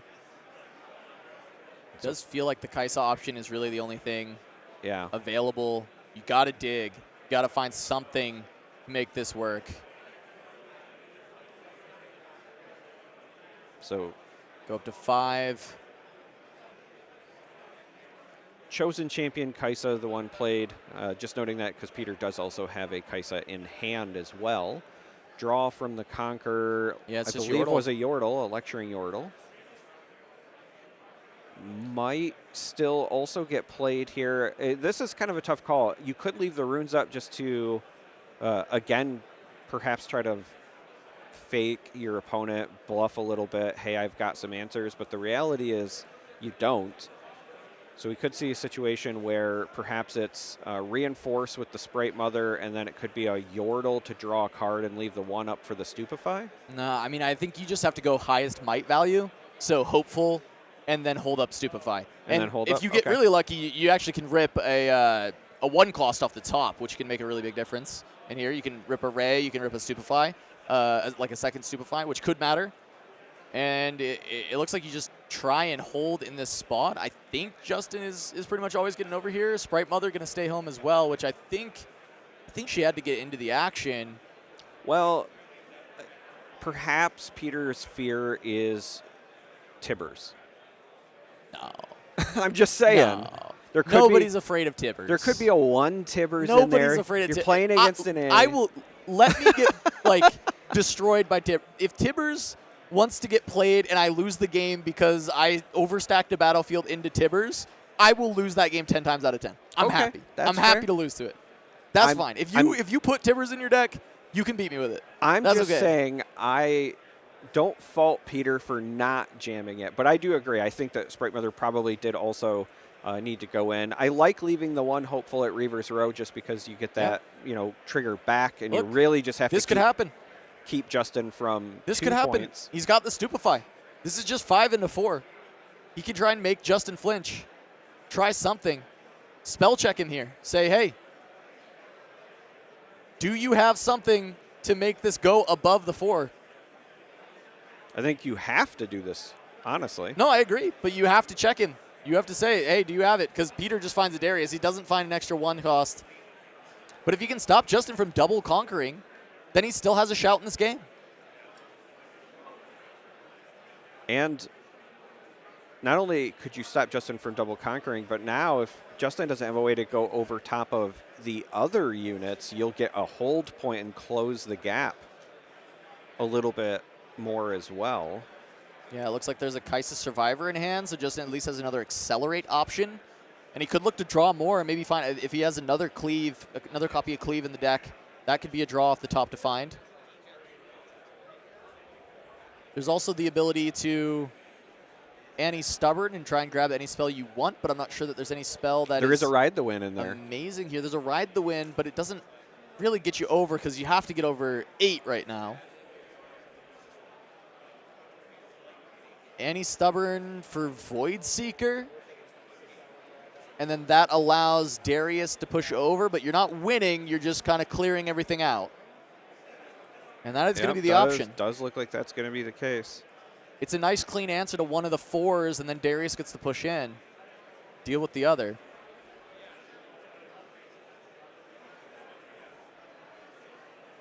He's thinking about if there is a reason for stack deck, but no, it is just going to be the Void Seeker. Now, Void Seeker does also let Justin draw, perhaps trying to find answers for the next turn. Okay. Oh, interesting. 7 to Reaver's Row. Still wants to keep the Darius safe. He knows Peter is not going to win from 5 here. He'll go to 6, but only able to push it 1 more from there. And then Void Seeker to Kaisa. Make sure that nothing else happens. Just try and deal with a little bit of the base. Justin just drew a sneaky deckhand as well. So that's important because if you're trying to go for a double conquer win. So going to the empty battlefield so that he can actually re-ready Darius, bring it home. Yeah. Wanting to play around any at a battlefield spell effects that could come through.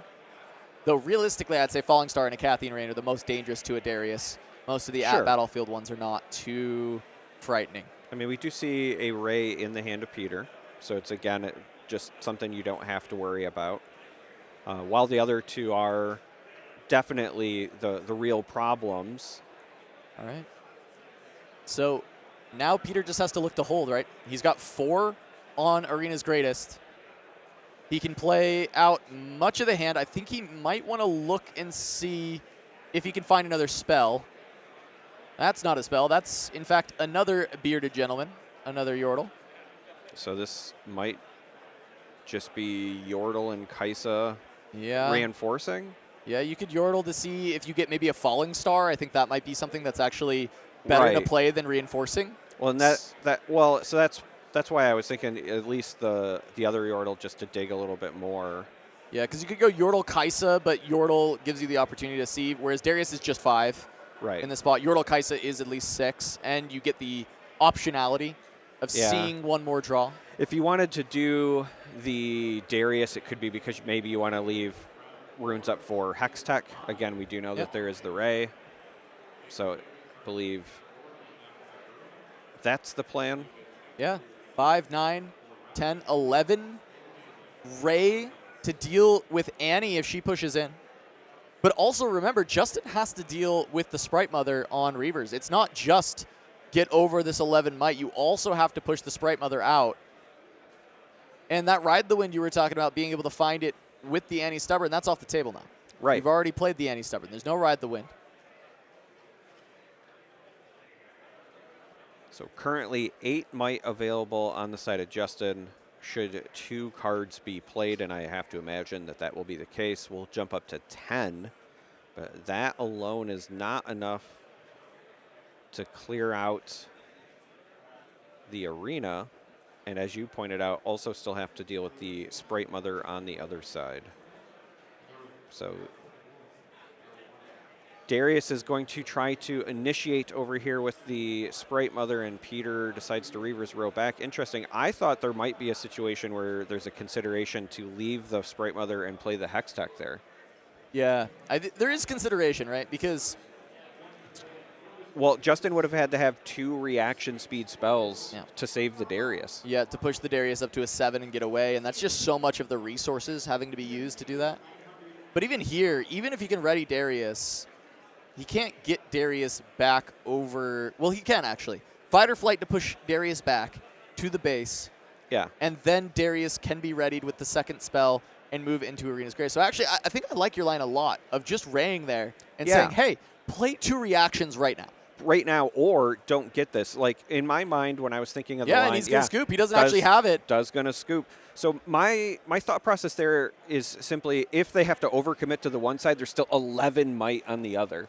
So I would have liked that, but ultimately Peter does come away with a 2-0 victory. So congratulations to Peter for an outstanding performance. Yeah, Peter having a good weekend so far. Second place at the Battle Hardened that was here yesterday, and now already off to a 2-0 start. Of course, 9 rounds, so 2-0, still got a large mountain to climb, but awesome for Peter to be able to get that. And our first Annie falling on stream, we've seen her doing really well so far. The Annie supremacy has been tested. Of course, we kind of expect Kaisa to do well. We also expect Peter to do well, and we also expect our sponsors to do well. So again, this stream brought to you by none other than Invasion. Other than Invasion, who's been able to give us turn 5 to be able to spend on singles. It's 5% off any singles that we do end up seeing that you want to get there. Go to invasioncnc.ca. They also have an option now for pickup at Houston. So if you do need any last-minute singles for the Houston regional qualifiers, you can get them at Invasion. We're also brought to you by ourselves. We'll do the put the medal on ourselves at Turn 'em Sideways here at youtube.com/turn'emsideways, where we put in a lot of work to do this. It costs a lot. We spend a lot of time and effort to make this happen for everybody.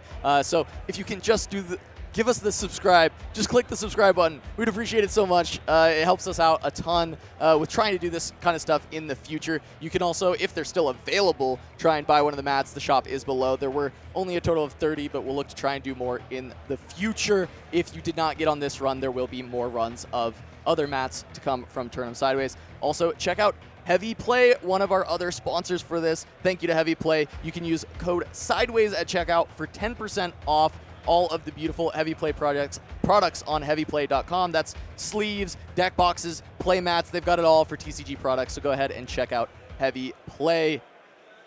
Charmer, that's round 2. That's round 2, but don't go anywhere. We're going to be taking a short break, and then when we come back, round 3 will be kicking off. More Riftbound when we return.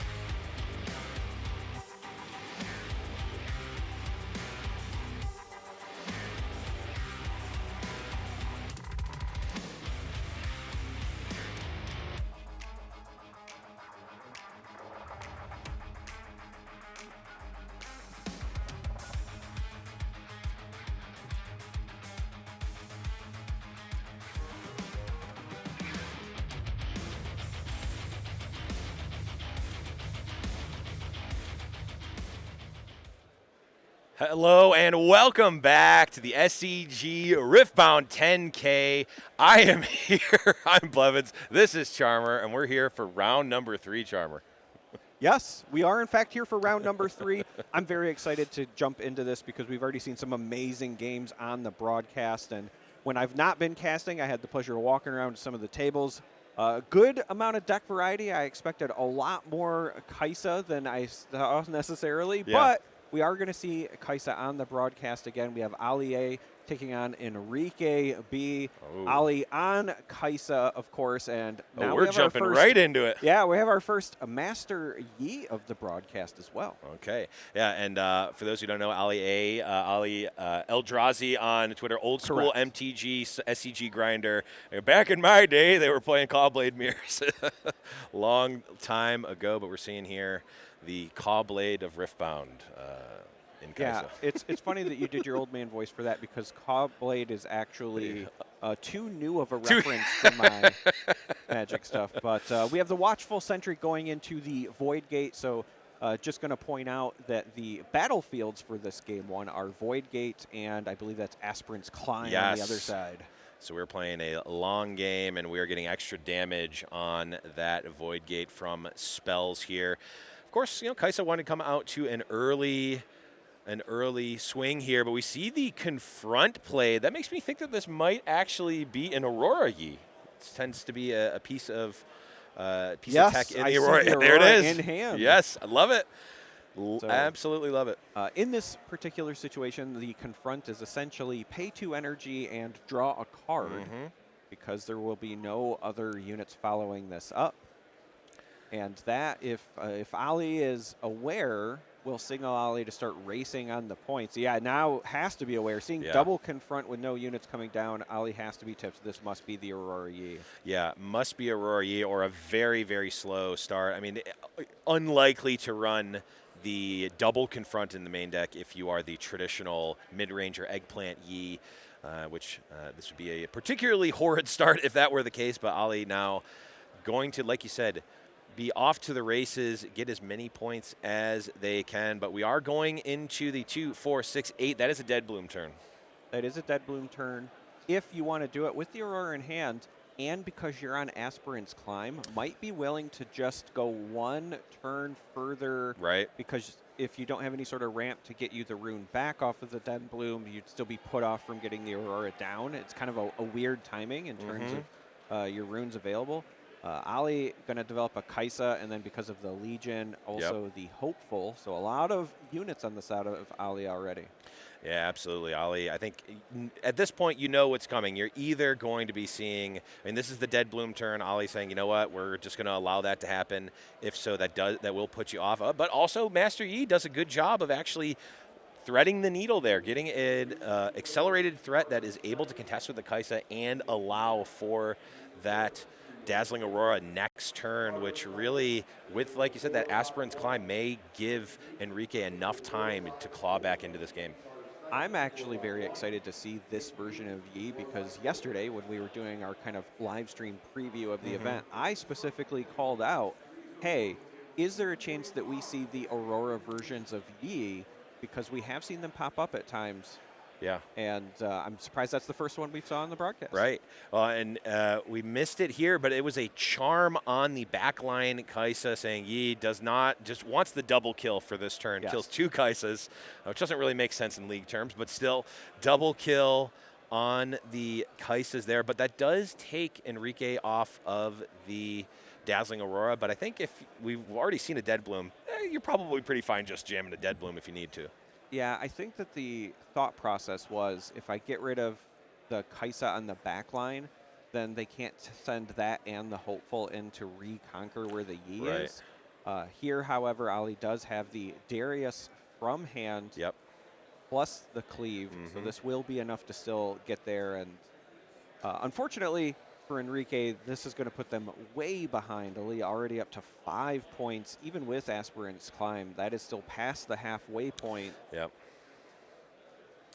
Yeah, this is also an awkward break point for the Dead Bloom. 5 from the Darius, 4 from the Noxus Hopeful. Dead Bloom, of course, only 8. 8 is, last time I checked, fewer than 9, less than 9 here, so just going to have to take out the Watchful Sentry, which, I mean, hey, you'll take a battlefield where you can get it, you'll take your points where you can get it, but I think Ali is fine with this exchange, considering they're also going to draw a card at the end of it. Yeah, and you do have to wonder if the charm will come back to haunt Enrique. I understand the thought process. You just wanted to make it not an easy retake, but knowing that Kaisa runs these Darius, has a lot of accelerate and or spells that could have potentially cleared it up, by taking you away from getting your Aurora developed, Enrique now is going to be struggling to stabilize. A lot of times you give up the early points to get the Aurora developed and then rely on those free big bodies to get you back into the game. But because Enrique has so far just been playing everything manually, it is a big hill to climb, pun very intended with Aspirant's Climb out there, for Enrique to get back into this. Oh, and are we going to see the most expensive Falling Star? Here we go, Falling Starring. Onto the Dead Bloom, and this is actually massive because that's a Void Gate. This Falling Star actually cleans the Dead Bloom up. Yeah, it should clean up, right? Are we missing something potentially? Unless I'm mistaken, but I thought Void Gate was each instance of damage. Right. Well, not just the first. In any case, for those screaming in the chat, we don't have the ability to impact the match. So what has happened, and here we are. I mean, still, I think an absolutely massive spot for Ali. Here we go. We've got the Void Gate here. Spells and abilities affecting units here each deal 1 bonus damage, so each instance of damage. So technically, the Falling Star should have actually killed the Dead Bloom there, because that Master Yi does not help you with spell damage. No, it does not. You are not defending from spells. You are just taking them in. Yeah, and I think they're actually having the discussion now, because I saw him point to the Void Gate, but we are just going to move on. Enrique still not in a position to get this Aurora down. No, can't get the Aurora down. And even if they could, we'd go up to 7 on the hold. I guess if there was a Dead Bloom that that actually wouldn't change things.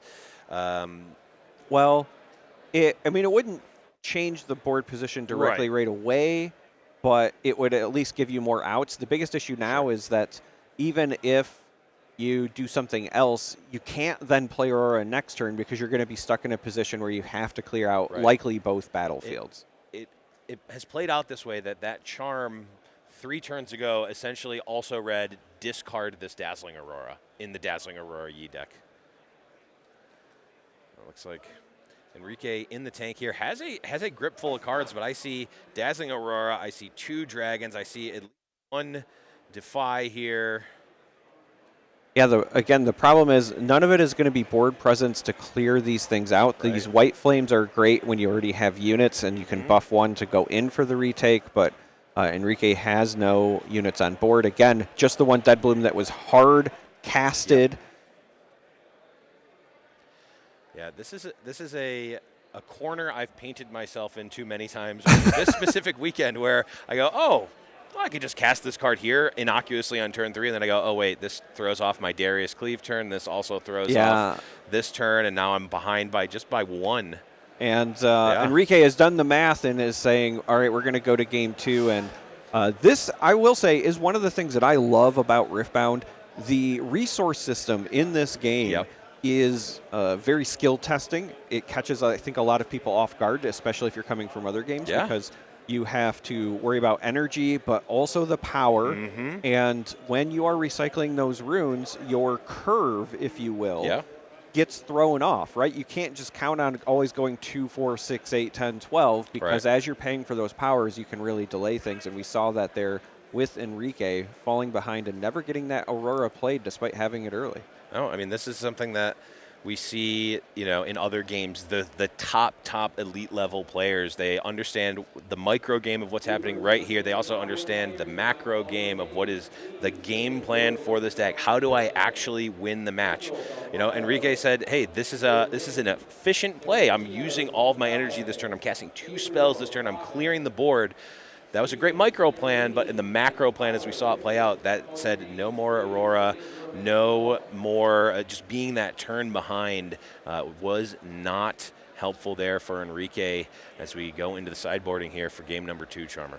Yeah, and as they go into the sideboard, before when we saw the Misfortune Aurora on the broadcast, we kind of talked about potentially thermal beams coming in from the sideboard. This is an interesting spot because Ali likely has pegged this as Aurora Yi, but never actually saw the Aurora Never hit saw play. it, but we will. You have to assume it's there, though. Yeah, you have to assume it's there, but we are ready to jump right in to game number 2 here. Ali A on Kaisa, Enrique B on the Aurora Yi.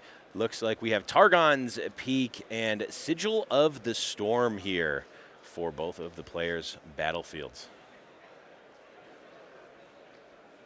Now, Sigil of the Storm on the side of Enrique. Perhaps looking for a better start, a faster start. We do see a Catalyst here, so that will likely be the turn 2 play, really speed things up. We have a Raven Bloom on the side of Ali to start things off. Yeah, little RBS, Raven Bloom student there. Delicious 2-drop, one of the best just cards in the game. It can get a lot bigger than you would think, and it also is really hard to do the math to factor in how many spells does my opponent have, how big is this Raven Bloom student actually going to end up being when I'm contesting. It's innocuously one of the best cards in the game. And Ali now, I was going to say, has 5 runes available, so we could just see an accelerated Kaisa. Again, knowing that this is likely a late game Yi based on game 1, you just want to start doing this 2 points per turn game plan for as long as Enrique allows it to happen. Kaisa goes in, gets that conquer and the draw, and I have to assume that the manager at the local Arby's will be going to the other battlefield. That is the case. Yep. Now this one, again, because it's Sigil, there has to be the recycle of a rune. So between that and the Accelerate, Ali goes back down to 3 runes. But I think trading runes for points against the Aurora deck is fine. Oh, and we're trading another rune here for a hidden card. I believe that is a draw 2 on the side of Ali here. So trading a rune for 2 more cards. Ali, saying, hey, you know what? These runes, I'll get runes every turn, but I need variety here to deal with what the Master Yi is going to be sending. And we see Eggplant Man. There it is. Tails. Tasty Feyfolk. Tasty Feyfolk. There it is. Eggplant Man coming in, contesting the Kaisa. Is Ali going to be able to do anything? Could recall. Yep. There we go. Retreat. Yeah, so we have the retreat. The hidden card was, in fact, the draw 2 cards. So Ali got to draw 2, return the Kaisa, and channel a rune. Yep. But Enrique does get some board presence. That's a pretty big deal. Okay. The nice thing about the Tasty Feyfolk here is that if that unit does end up perishing, the Death Knell on it still helps your game plan quite a bit between the draw and the channeling of runes as well. So if you are going to have some sort of like early play that's not an Aurora, that's probably your best one. Yeah, but Enrique is on 2, 4, 6, 7, plus 2 is going to be 9. That's Aurora time if it is in the hand of Enrique. Let's take a look. Get a hold point. All right, so I see a Zonia's, a Draw of a Discipline, a Wind Wall, looks like a pair of White Flames, so no Aurora. Yeah. There was one other card in there that costed 3 energy. I couldn't quite catch it, but we instead see the Master Yi get developed from the Champion Zone, and that's going to go visit your local Arby's, try to get rid of that Raven Bloom. Yep, Raven Bloom going to retreat here. It's another point for Enrique. And this is the scenario that Master Yi really wants to get into. 2 big units, each defending their respective battlefields. That Master Yi passive ability coming in here. And Ali, made back a lot of those runes and has a lot of cards in hand, but you need to be able to go over the top if you're going to deal with Yi. So interesting. Looking at the hand of Ali, the sideboarding appears to just be big bombs. We have a Mundo as well as 2 of the mechs, the 7 costs They're pretty straightforward, right? They Yeah, have no Mega text. Mech. They're Mega Mechs. They're just a 7-cost, 8 might, but sometimes that is good enough. 8 is a pretty interesting breakpoint because it's bigger than Watchers and things like that in certain matchups. I've seen these been making their way into the sideboard of Kaisa players, but having 2 come in against this Yi says Ali wants to just go over the top. Maybe run the Aurora player out of those big units. Right. Well, I will say, I got to correct you there, Charmer. Mega Mech does have an ability. It is keyword big. Yeah. That's good enough right now. It's keyword trades with Dead Blooms is what it is. Well, not if Master Yi is defending alone. But we have development of a number of smaller units here. So to catch you back up on the action, 2 lecturing Yordles, both drawing a card, and then a Ravenbloom student comes back down. So Enrique will get points for a double hold here, and that is not what you want to see if you're Ali. Like, yes, you have a number of smaller units on the board, but you really wanted to be in the lead in terms of points. You kind of wanted that early game tempo. The fact that Enrique has so many points already without an Aurora has to be pretty alarming. Yeah, very alarming. We see the Zhonya's develop. So now, the normal course of play here would be something like a Watcher from Ali, clear the board, get a couple of points to get somewhat back in the game, and hope that Enrique's left with nothing. Well, at the very least, they're going to be left with either an Eggplant Man or Master Yi, depending on what they choose there with that Zhonya's. Well, I think that the Zhonya's wants to always be for the Yi because the Death Knell on the Tasty Fey Folk is very tasty. Also, it's Ali that it ends up getting to choose because they choose which order attacks, and you don't get to choose those Zhonya's. It just pops. It does, in fact, just pop. So I would expect this to be into the Tasty here first if I was Ali. We have a Watcher coming down, so the mites are reduced for the other 2. We see the die is a 5. Now, if you're wondering why that's the case, it's because they're probably counting the bonus for defending from Master Yi It actually ends up only being -1, but that's still pretty good. Still pretty good. Now, also, if you're at home and you're wondering why Enrique played that Zhonya's face up, because very often you see players play it hidden, it's likely because they did not want to, again, pay the power cost, right? You want the most runes you can get when you're playing these big, expensive cards and looking for your Aurora, so I actually really liked that play. Yeah, absolutely. I mean, we saw last game was a textbook reason of the 1 power absolutely can and will matter. Oh, okay. So Watcher goes in alone here. Okay. And this discipline from Enrique. Oh. Yeah, forces the cleave. Yeah. Which, is still okay for Ali, but that could throw off the calculations. It's another card being spent. It's another resource being spent on this turn. Suppose we'll have to see. Did we get the triggers from the Ravenbloom here? How many more resources are we going to have to spend here to take out this Master Yi? Well, there is another cleave in hand, so there will absolutely be enough power to get it done. I like doing this just on the Kaisa anyway because you want that draw for the Conquer. The rest of the hand is a little bit clunky, but as weird as this sounds, with no Aurora on the side of Enrique, Ali might be in a position where they can continue to just play bigger units. Right. Because we have the mechs. Yeah. And the other key thing about the mechs is they're not chewing up power. Right. Absolutely. There's also the Mundo in hand, and there's already this Watcher on the board. If Enrique doesn't, find an Aurora soon to just start getting those free plays on top of everything else, Ali could just out-big the Aurora Yi player. Absolutely. And one other key thing on the side of Enrique is that number up in the top right. That is a 5, which is notably not 6. 5, I believe it was Jim Davis who said it, is the worst number in Riftbound. It's the worst point total to be at because it is a 2-turn clock, which is even a single extra turn can make the absolute difference in a game of Riftbound. Unless you're on, like, Ride the Wind, Tryndamere combo or something, then 5 doesn't matter. And I say that because I know how much you love it. But we do have a combat that occurs, so I want to call it out. White Flame comes down, buffs the Tasty Fey Folk, and then that goes into the Watcher, cleaning that up. And we're going to hide a card now on the side of Enrique over there.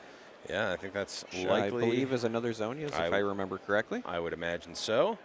Getting a hold point here for Ollie, getting up to 4, which is good. But how are we going to contest this Fey Folk? And then even after that, how are we going to contest the Fey Folk again, plus that White Flame Protector? I do see double Darius in hand. It's not a bad way.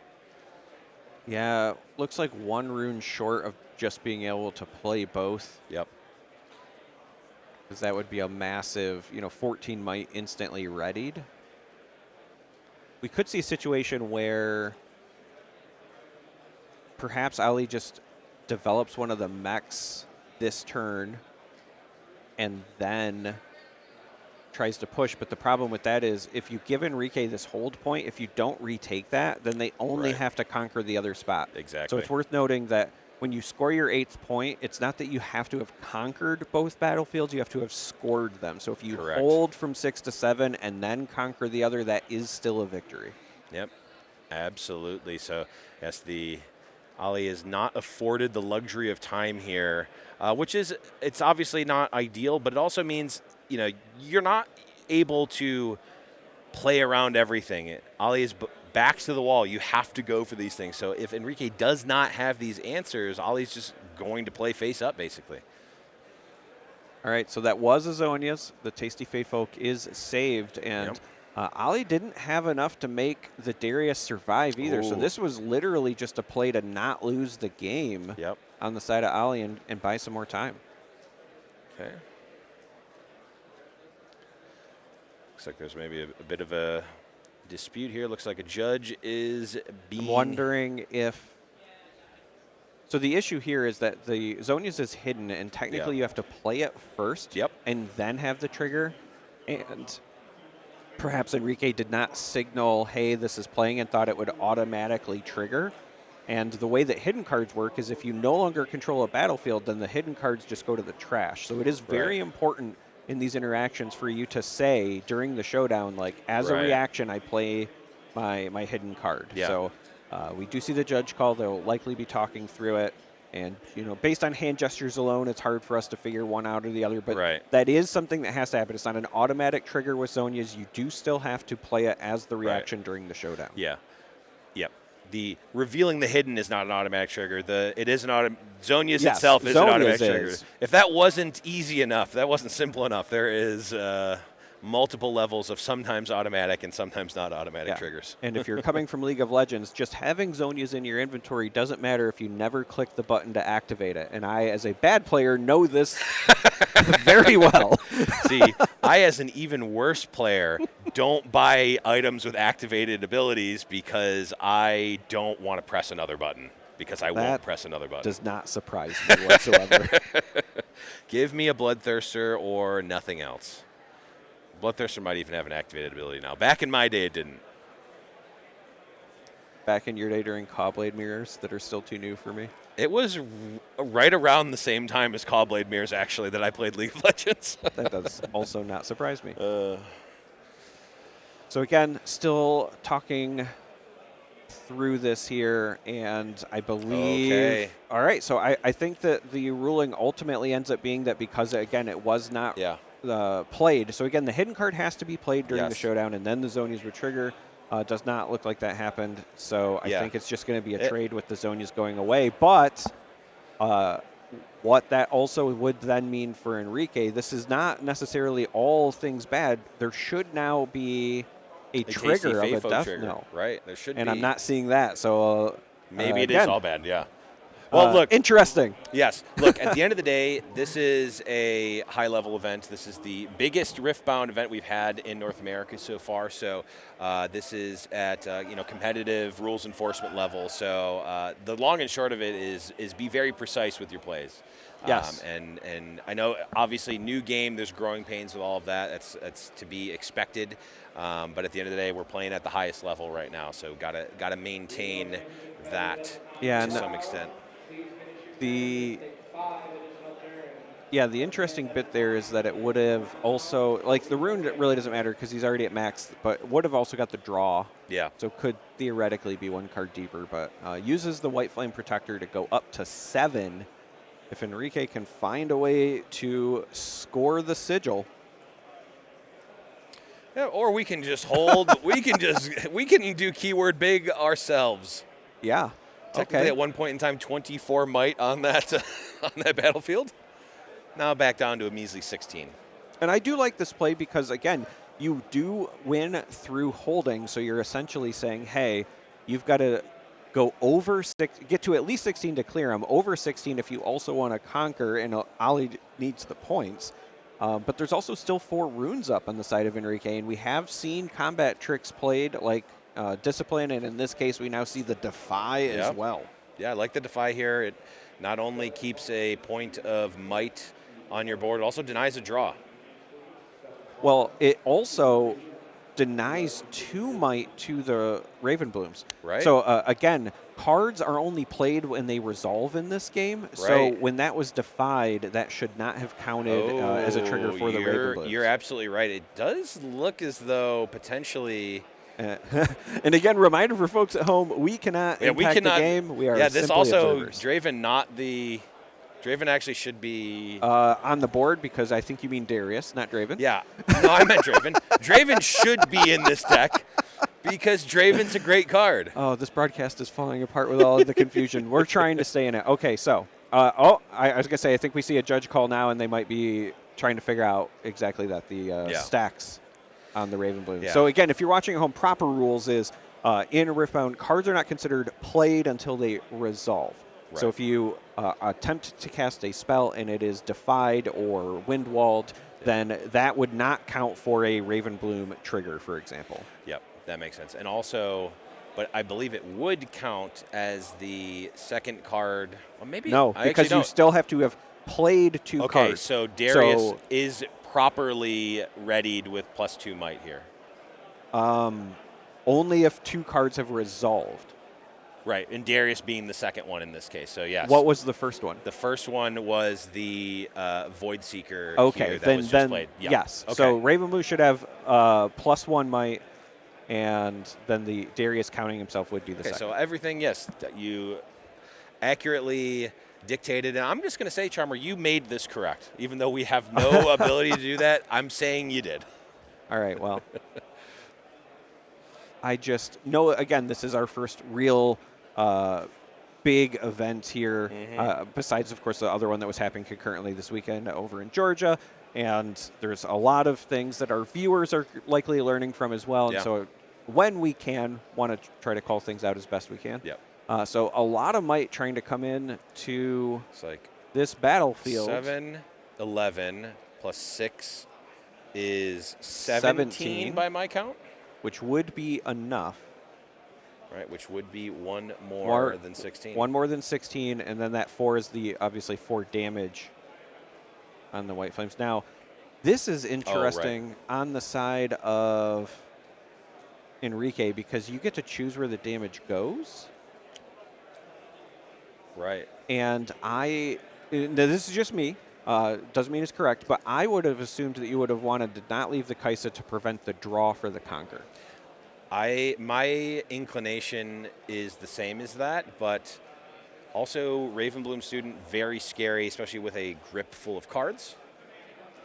I guess it's a bit of a moot point, although that extra card could matter, but Deadbloom Predator able to come in, not able to get the winning point because both battlefields were not scored at this turn, but it still should result in a card drawn, however. Yep.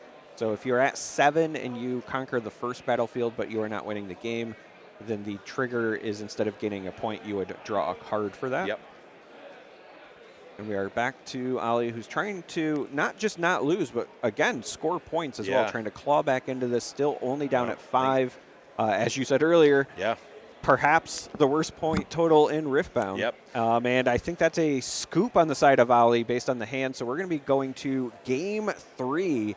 This series has been, I think, very fun and also a a little bit messy, but in the best of ways. Yeah. So I'm very excited to see what we get as our Game 3 in the series. Yeah, this is, again, it's a high-level event, but we are going through growing pains. We're sort of in that up and down here, so we're going to roll with the punches as we take them. But, yeah, this was a great match. We saw, I believe we would call it a slobber knocker. We saw, big drops. We didn't end up seeing the Mega Mech come down, but it was threatening to be there at all times. As we jump on into game number 3, the decider here. Ali A on Kaisa, Enrique B on Master Yi, the two juggernauts of the format coming into this event. We are in Game 3 of the series, and I would like to point out that there has been 0 Auroras resolved. True. Again, if you're just tuning in, this is a dazzling Aurora version of Yi, though Enrique has not been able to get one on the board successfully. No, not yet. And our battlefields as we go into this deciding game of the series are Obelisk of Power and Reaver's Row. I would argue 2 premier battlefields for each deck. Obelisk allowing for runes to be faster gained by Enrique, and then on Ali's side, with all these great conquer effects, Reaver's Row can be very effective as well. Yeah, Reaver's Row allows you to essentially be more aggressive with your Kaisas to draw cards, also more aggressive with just any of your units to get a point, because, if they're threatening that Dead Bloom turn, you go, okay, I will bravely run away from the Reaver's Row and not give up that material to be able to set up for a bigger swing on a following turn here. So definitely premier, like you said, battlefields for both players. So the Sentry will head on over to Reaver's Row. Now, if I'm on the side of Enrique and I see that, that tells me that the unit quality might not be the best on Ali's side, because a lot of times when you see the Sentry, they are sacrificial. You kind of want them to cycle. So if somebody is going to conquer that spot, you might not want to save it, right? You could just want to draw the card instead, but because it's on the Reaver's Row, that tells me, all right, I might not have as many good bodies as I want. Right. So I would like to preserve my might in these early stages. And we have a tasty Fae Folk coming down, but this is not accelerated as it's just 7 runes on the side of Enrique. Yeah, Eggplant Man coming down, going to be threatening here, but threatening at the cost of Ali effectively getting 2 more points. We're going to get 1 from the hold. I would imagine 1 from a Conquer here. We shall see, though. Now, the, again, plus side potentially for Enrique is that the Tasty Fae Folk has that Death Knell, which could provide runes, could allow a dig. 7 does mean we're going to 9 next turn, so Enrique, depending on the hand, could be developing a Dazzling Aurora for the first time in this series. Yep. Here we see another judge call. Just from hand gesturing, it looks like they're maybe wondering if there has a card has been drawn from the Yordle or not. Yeah, because they keep gesturing toward that. So yeah, that's what it looks I like. think that the reason that you see the counting, if I had to guess, is they're saying how many cards would you have at this point in the game. They're early enough that they could say, 4 for the starting, your draws for the turn. Do I have the one for the Yordle, et cetera? So they are going to talk that through. And at some point, it's not just the Yordle that will be lecturing, but it'll probably be the judge as well, saying, hey, remember your triggers. Yeah. Again, I mean, this is the first big event in North America, the biggest event so far in North America here at SCG Con. But yeah, it's growing pains, and we'll get to that point at some point. But we are playing at a high level. Looks like there was a resolution here, and we are going into Ali's next turn. And in the hand, we see a Kaisa, a Watcher, and a Stupefy. So Ali has access to a fair amount of Accelerate. Just drew some more cards there, so we picked up the Falling Star and a Watchful Sentry. Yep. Saw a Falling Star there. Looks like, let's just take out the Eggplant Man while there is no Zhonya's out, being able to clear the board and force your opponent to have to develop on on a later turn rather than just allowing them to get a free buy with the Zanyas is certainly a way to get ahead here. Again, Ali's going to want to race to as many points as possible here. What I was about to say is, more importantly, like, yes, you're giving up that death knell. However, because Enrique never got to use that Fey Folk to retake a battlefield, now Ali has 3 points to Enrique's 0. And even if Enrique has an Aurora or something like a Dead Bloom here, you still can't deal with both battlefields, right? Ali's trying to ride as many points as possible for as long as possible, because the moment that Enrique gets to a point where an Aurora is active, it becomes a much bigger uphill climb. Now, the good news for Ali is there's a lot of tools in Kaisa decks to combat Auroras, even after they've come down. We've seen one of them in the hand in the form of the Watcher, but I think right now Ali is fine with using these spells to just continue to create this points gap. Yeah. Well, Ali is going to be trying to get to that crucial 6 points. Now, of course, can only get up to 5 on this turn, but it's going to be an uphill battle to even get to that point, given that Watcher there. But when you're so far ahead, you can really sort of take a breath, allow, hey, if Enrique gets a couple of hold points, that's fine. I'm winning this race. If all things stay the same, I'm going to win this race holding. If we each hold a battlefield this turn. So Ali really needs to set up and figure out, how am I going to end the game? What am I going to do to end the game and keep this point flow coming until I get to that 6 points Watcher double conquer game? Now, I really like this game plan from Ali. We'll give up the hold point, like you said, but developed another Kaisa and a Watchful Sentry. And so on the following turn, we could see something where some spells as support, if drawn, could pump up the Raven Bloom. We could also see like the Watcher come down, which would lower the might. And then if we see Ali go in and conquer that battlefield, if there's a situation where both Kaisa survive, you draw some additional cards. Because I will say Ali's hand is getting a little small for a Kaisa player. Typically we see them with a fistful of cards. Ali is down to, I think, just 3 in hand right now, which, you know, is fine, but it's just low for a Kaisa player. Yeah, absolutely. And it is Cleave and a Stupefy and another card I did not quite catch, which are certainly helpful. Looks like we're likely going to get another Zanyas here on the side of Enrique, which means these units are likely staying on the board. There we go. I was going to say there also should be 3 points because Enrique should have had the hold plus the conquer from Yi, but they did just update it. So we are back to Ali's turn, and another Falling Star. That's big. And then there's a Cleave, a Stupefy, and a Watcher. I think we're hitting the point where a lot of bodies will be crashing into each other. Okay. Clash of the Titans on its way, Thousand Tail Watcher coming down and will be accelerated. There is also still the 1 rune available for either the Stupefy or the Cleave if needed. Yeah, this is the turn, ideally you would cast Watcher, take points 7 and 8 and win the game, but getting from 4 to 6 is just as important in a lot of ways. And also pseudo dealing with the board. I mean, what actually might happen is Yi will back from the Reaver's Row, Zanyas will save the Dead Bloom Predator, and we may just be in the same spot. Ali not actually having cleared any of the board, but getting the crucial 6 point. Yeah, would be up to 6 points, as you pointed out. Would also force Enrique to put those units into danger to retake, and that's important because right now, if you're just tuning in, the dice on the side represent the might if they go to combat, and even though a Watcher was played, it's still relatively high because they are single defenders for Yi, but on the retake, they will not get that bonus might. They will be a bit more vulnerable. So I do think that Ali would benefit from still,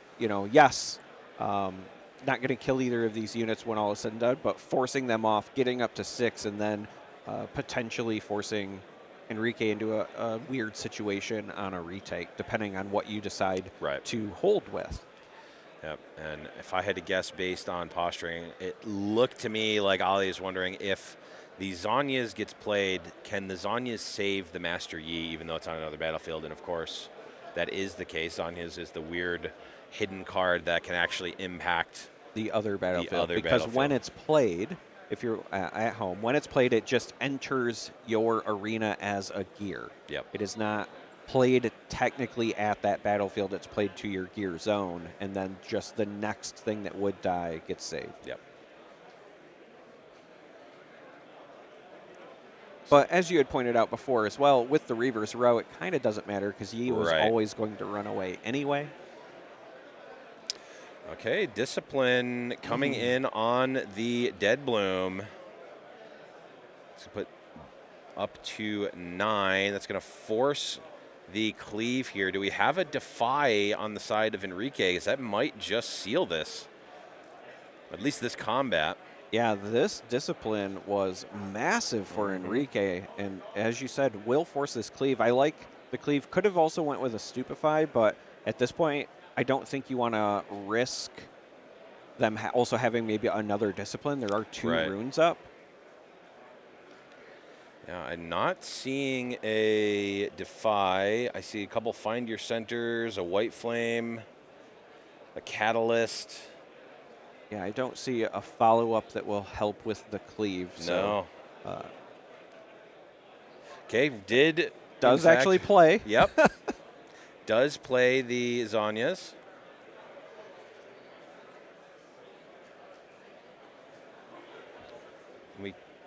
So the Dead Bloom is killing the Watchful because the cleave was played on on the Watcher. Yes. So there would not have been enough might to get there. Right. So the cleave, even better. Yeah, even better because you save your big unit and then you get the draw card off the Death Knell from your Sentry as well. Ali would like to dig for some more answers.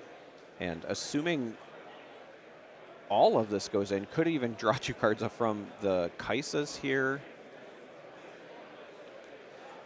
This is kind of a tough spot because you don't want to overcommit and then get blown out by something like another Dead Bloom from hand. Right.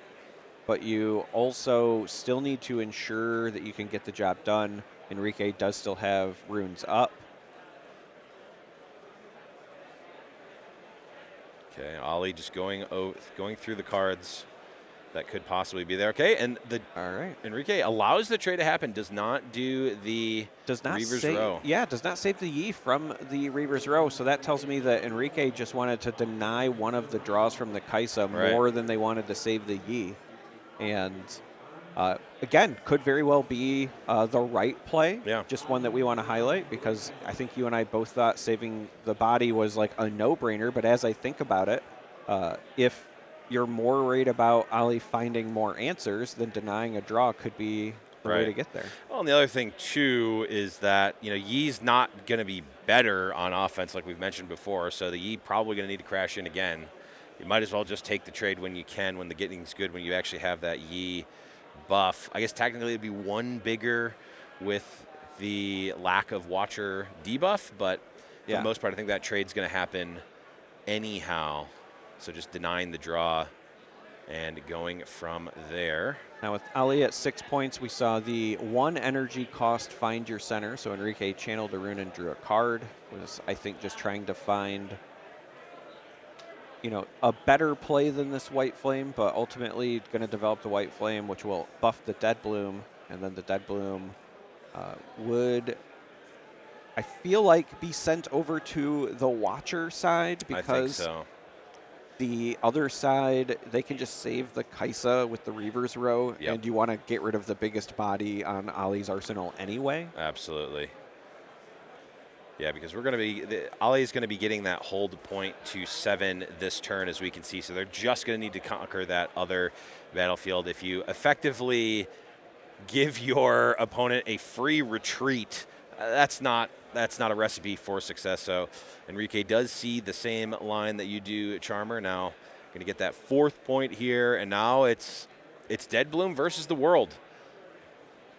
See if it's going to be able to hold. We see at least 1 discipline. At least is going to have access to that discipline this turn on defense. Is it going to be enough to stop the Bleeding Hero? Is Ali going to take this game number 3? I don't think it will be. I'm trying to look at the hand here. There is a Darius with a cleave, which does go up to 10. Yep. Which is already contesting. Would be contesting the Dead Bloom plus Master Yi. So that would be so 10 then you would just itself. need something to get over the Discipline. I only see a Stupefy, though. Yeah, so this actually may not be over yet, although we do have the retreat. So do we have enough to retreat, accelerate Kaisa and Darius? 1, 2, 3, 4, 5 No, for Darius. not for retreat. Not for both.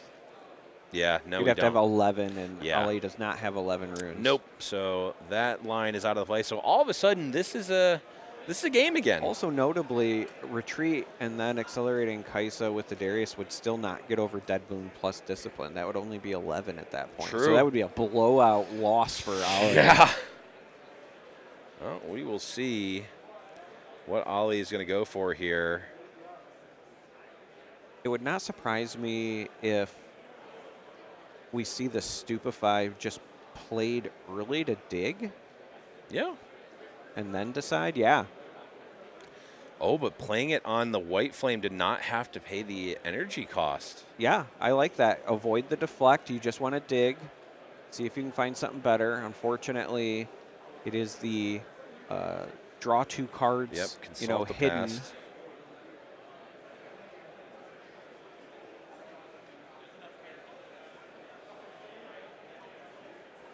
Okay.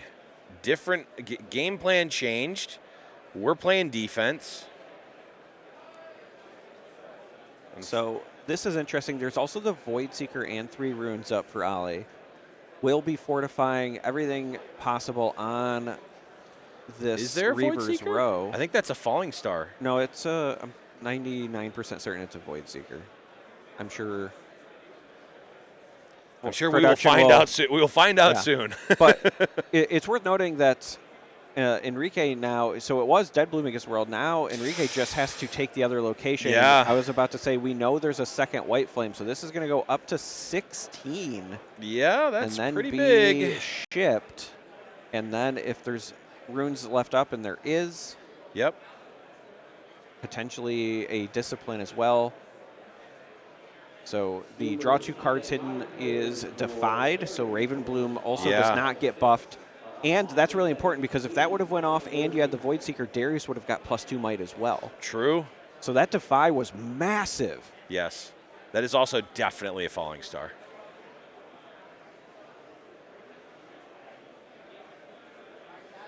We do have the recall there, and Reaver's Row only allows 1 unit to go back. That is the Darius. Our RB's manager not able to do it, getting canned there, and now Ali is on the back foot. Are they going to be able to stop this double hold? They need to stop at least one of these to stay alive in this match. There's accelerated Kaisa to start it off. Yeah, should have enough firepower to at least prevent the double hold because we know there's also the cleave. So Kaisa plus the cleave is, going to take the total might up to 14. Yep. Which even with a Discipline would be enough to get over the top of either of these. Right. Don't even have to commit the cleave right away. You can also just play the second card. In this case, looks like it's going to be an accelerated Kaisa. Sure.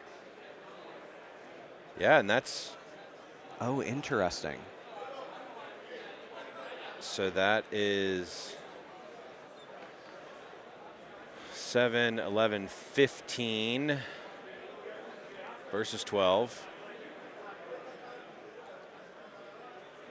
So Enrique, again, does not take the Reaver's Row trigger because that is what Ali attacked. Instead, plays the Discipline on the White Flame, knows it will result in a losing combat, but gets rid of enough units on the side of Ali to potentially allow for a retake because the hold point will take Enrique to 7. Yep. The White Flame, if it can get over the top, would result in a win for Enrique here. Ali's got and nothing. there's no runes left. I was about to say no runes left for Ali, so that might have been a game-winning defense. Yeah. Game-winning Discipline, able to just take out enough units to stop. Ali was hoping that only one of them were going to There's the handshake. So congratulations to Enrique taking down the Kaisa player Yeah. on Aurora Yi while never resolving an Aurora, which is just mind-blowing to me.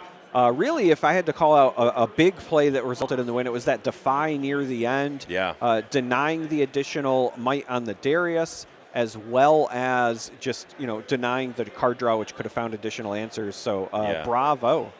Yeah, absolutely. But Charmer, we actually have another match here. We're actually going to be jumping into game number 2 of our second match here. We got Nicholas D on Kaisa versus Drew B on the Master Yi. So this is a matchup that we just saw, so we're very well versed with this. Let's take a look and see what we've got here in game number 2. The question now is this the Aurora Yi? And I think we have our answer right away because we see the stalwart Poro. It would be impressive if it was. Not typically a mainstay of the dazzling Aurora Yi. Does look like Drew B is already up 1 game in this series. Yep. I will point out that this match has played the same number of dazzling Auroras as the previous one. And we didn't even see game 1, and yet we feel confident in saying I'm quite confident in saying that the same number of dazzling Auroras are played. All right, so as we join this, just point out the battlefields for you if you are listening at home. We have Obelisk of Power that was brought by Drew B and Void Gate from Nicholas D. Nicholas has developed a Kaisa just naturally, no accelerated, from the champion zone. The non-accelerated Kaisa is a play that I have grown more and more fond of because, boy, does it feel great not having to play that power. And Kaisa, a turn later, is not as good as a Kaisa now, but it's still very good. Well, in this particular situation, it looked like Nicholas did not have a turn 1 play, so you really need the body. Also, against Yi, you're less likely to be concerned about the Kaisa being defeated from the backline, right? Unless they had a way to buff plus challenge, maybe. Unlikely though. So you're safe in that development. And so Nicholas does then send the Kaisa over to the Void Gate, scores a point, gets the Conquer, and now we're going to see a Hextech Ray targeting the Stalwart Poro. Yep. And there is the Discipline.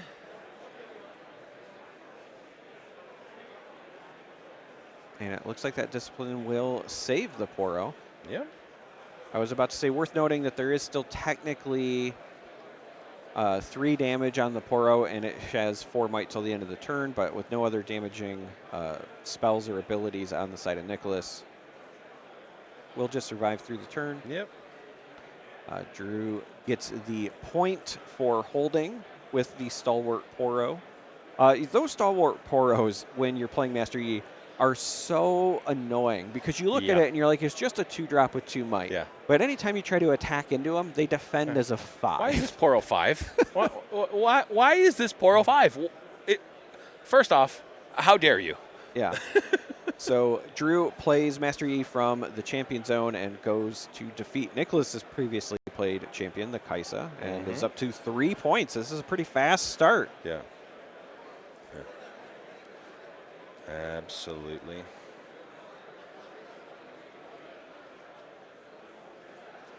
All right, we have Nicholas now trying to figure out how do I attack into these locations? Because again, we were just saying that Poro by itself, without any cards played, and Drew B has no runes available, is still defending as a 5. So you would have to send both the Hopeful and the Lecturing Yordle just to get over the Poro, and there is no hope of going over Master Yi without also having some spells to deal with it. Now, we do have the pickup of a Hextech Ray in hand. Yeah, no, but I'm wondering if you want to... Do you use the Hextech Ray to get the value? Well, this may be the answer here. I wonder if we're going to see the Hextech Ray allow the trade for Master Yi. No, we're just going to do the old 1-2 combo. Darius Cleave, taking out the Master Yi. 10 is more than 8, but... the hidden card is played. That was a Zonia's, which will save the Master Yi. Runes are still up on the side of Nicholas, so we also could just see a Hextech attempt on the Poro as well. You know, what's interesting there is there was a window. Once the hourglass is played as a reaction, you could let it resolve, and then still in the showdown before passing, as an action, could have played the Hex Tech to the other battlefield and have the Poro force the hourglass That save. is a heads-up play. That Unfortunately, Nicholas. Yeah.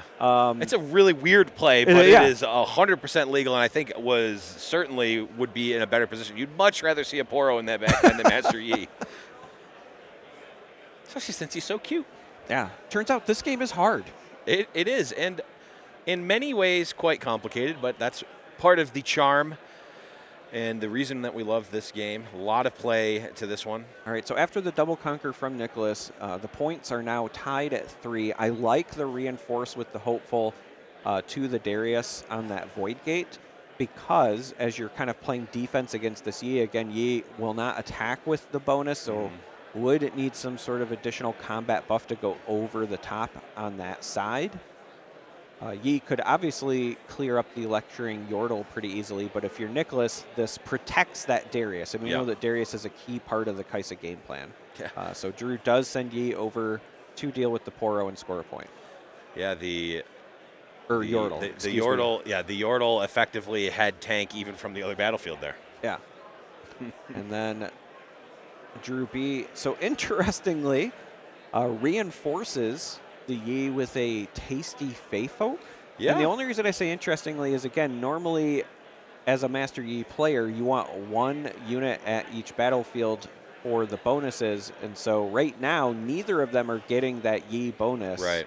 But it is also just a lot of might in one place. Yeah, I mean, the thing is Drew is, because Nicholas got the point here from holding up to 4. Drew is, 1 turn ahead. They have the advantage here. So if all things stay the same and we're just holding, Drew is going to win that race. So saying, hey, I'm going to load up here. I'm going to force you to do something. A second Darius from hand followed by a Raven Blue after the move back. Righties them both. They're at 14 total. And again, because both units do not get the bonus because you're double stacked, that means you can clear them both out. So Nicholas will now jump ahead, as you were just kind of talking about who's in the lead, 5-4, and clears the board entirely. That was beautiful. Absolutely. You mentioned the Master Yi units both getting the buff. Well, Darius does. Both Dariuses do absolutely get the buff. And this is precisely the situation you want to be in as Nicholas, staying hydrated. Make sure, Chad, if you're out there, stay hydrated, my friends. This is your reminder to take a drink. This is your absolute reminder to do that.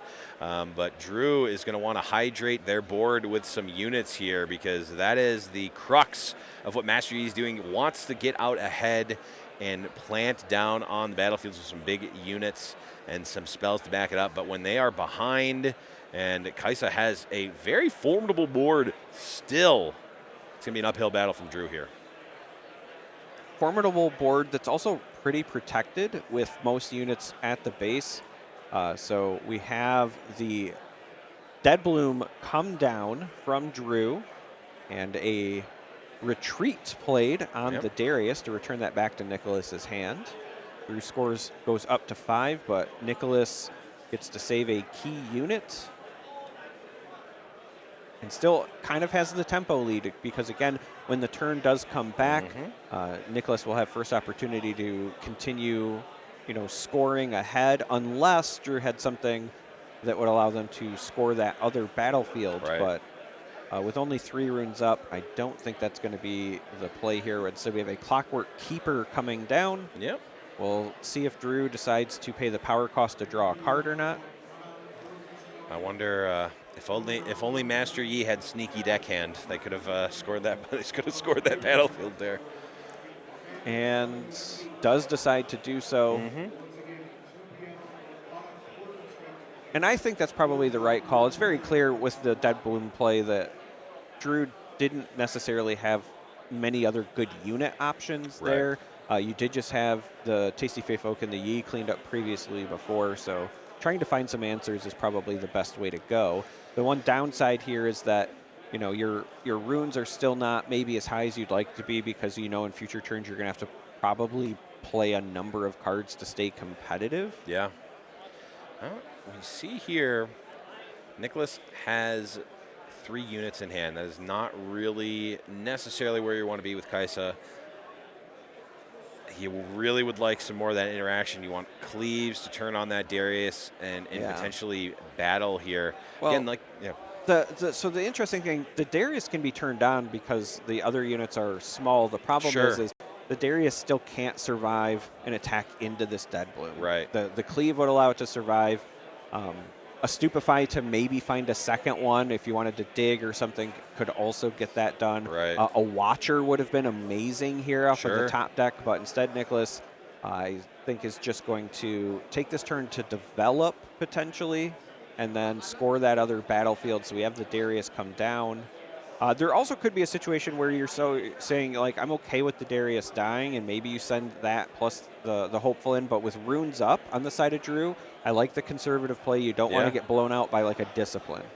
Yeah, I think, you definitely do not want to get blown out there because we're on low resources on the side of Nicholas here. Every card that is spent frivolously is absolutely going to hurt a lot here as they are drawing off the top deck mode for Nicholas, but a very large board. It's going to be, what does the top of the deck look like? Are they going to be able to turn this in to a winning point at some point? Well, Nicholas, by going to 6 and then having all of these units in the base, sets up for a turn where could go for the double conquer, depending on what Drew plays and the runes that are left back up, but also by leaving that Raven Bloom at the Void Gate, you're saying, okay, you also have to take this away from me. Otherwise, I only have to, conquer the other spot because I get the point from holding. And as weird as it sounds, that Raven Bloom on a Void Gate is potentially seriously dangerous. Yeah. It gets bonuses when you play spells, and damage is increased from the Void Gate. So if there was something like a Hex Tech or whatever, but turns out White Flame Protector makes a keeper huge. Yeah, does not care at all. That's an easy way to get over the top there. We're going to maybe see a Nope, we're going to see a hidden. I believe that's going to likely be a Zanya's. And now the top of the deck is going to determine it all here. What did we get on the side of Nicholas? It almost needs to be an Acathian Rain or something equivalent. But maybe if it's a Acathian Watcher. Rain, Drew does have the answer in hand. They're going to start by sending in the Sentry to dig. Draw another card. Which I do. Oh, we Watcher! can find a Watcher. Watcher off the top. So the reason that the Watcher is important is we're once again in a position where Drew has 2 units. So the bonuses from Yi's passive ability are not online. Watcher will now then reduce these, so they're each a 5. It only has to go over 10.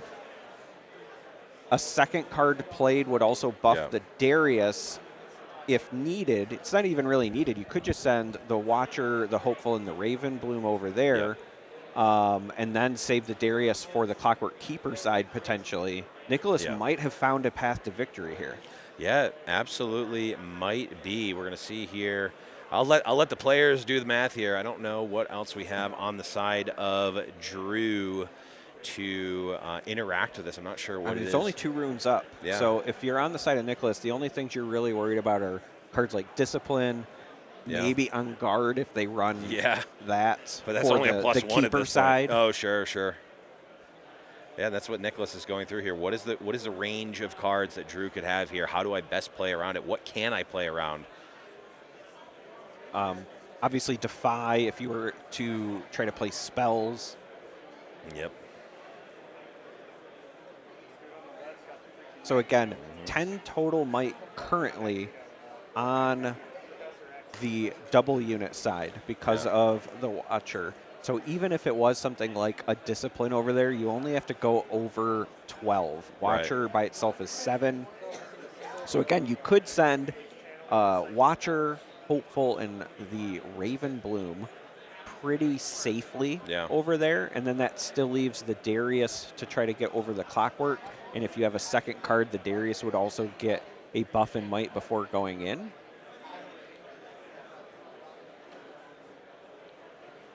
There's also, based on the ordering, I would imagine Nicholas is considering maybe Darius and Watcher going over to the other sides. Okay, here we go. So that is going to be the play. Darius does have the might bonus because the second card was played. That was the hopeful. So this is 14 currently against 10.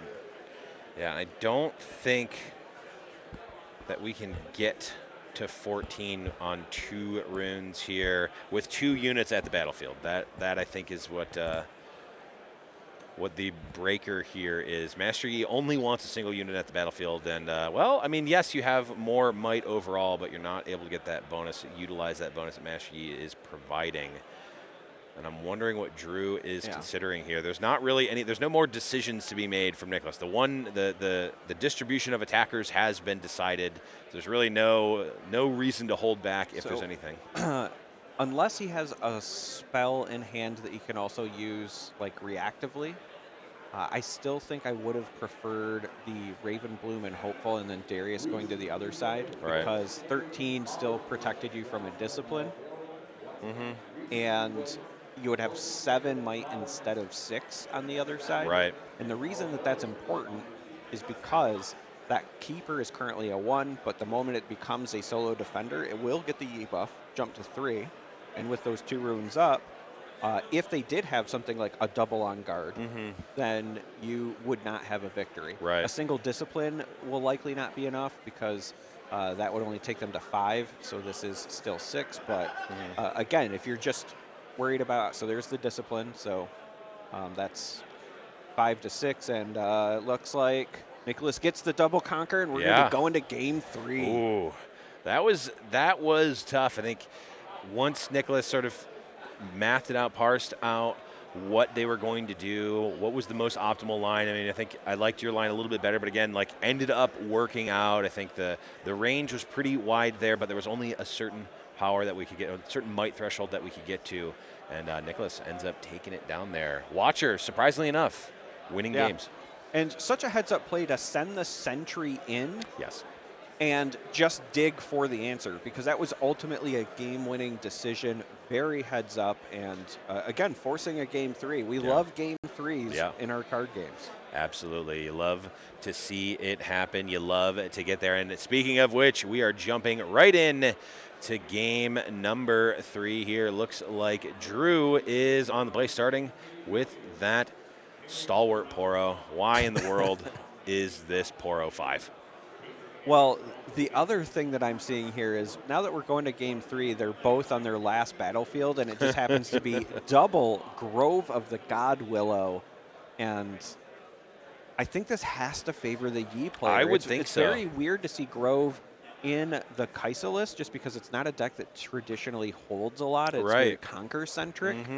So, you know, seeing 1 is bad enough, but now anytime Drew holds or sits on something like with this this early Poro play, they're going to be cards drawn. Yeah. And then we do see an on guard in the deck, so I was not hallucinating when I thought about that as a potential out. Oh yeah, certainly a card that gets played quite a bit. Yeah, I think it would need to be double on guard had to be there. double, yeah, but to be still, fair. I mean, still possible for sure. Still. Oh, double Poro start. Absolutely brutal for Nicholas, unless a Falling Star comes off the top. Falling Star would be beautiful here. We see a couple of Stupefies and a Hex Tech. Hex Tech, right? Yeah. So going to send that, but an on guard will currently save the Poro. Yeah, could Stupefy. Just going to let that happen and then Stupefy. Yeah. Draw on a card. There's a Watcher. Not oh, that's double Watcher. Don't Yeah. necessarily want those this early, but we will take it. I think most importantly here, you're just denying the draw off the hold as well. You could have seen Nicholas just go to the other location, but the issue is knowing there's already another Poro there. Your sentry's not going to defend against that, and the last thing you want is double Star War Poro on 2 Grove of the God Willows. Yep. We see the other Stupefy here, threatening to kill the Poro. And the discipline to save it. Yep. A lot of cards being drawn by both players because of many of these spells cycling things, as well as the death knell from the sentry. Yep. Nicholas ending up flush on cards here. And even though it didn't end up working out, Drew had the answer in both occasions here. Just forcing more cards out of the hand of Drew here. Now tabbing out for that Catalyst of Aeons, even though we're quite confident that this is not a Dazzling Aurora list. It is still very nice. The mid-range Ys do go over the top. They do go over the top. It would be kind of funny if it was something where they felt confident enough in their early game that they just bring it in from the board when people think that they're off of it. That would be hilarious, although I think you probably want to board out the Poros if that's the case. I mean, maybe or maybe not. Maybe you're saying, like, I only play this if I'm ahead anyway, and then it just puts the game out of reach, right? Like, it could just be maybe a 1 or a 2 of as a closer. I don't think that's the case, but seeing the Catalyst does kind of make me chuckle. Mad scientist brewing that I'm absolutely here for. I do love myself a transformational sideboard here. Well, Nicholas deciding what to do with their resources. Where is this Ravenbloom student going? Are we contesting? We have a little bit of an opening here in terms of Drew being exhausted entirely. Yeah. And so that's the real thing, right? With all of the runes for Drew being exhausted, there is an opening if you can go over the top of the Poro to do so, but how many resources are you going to expend to do that? If you have to start a combat, for example, it goes all the way up to a 5.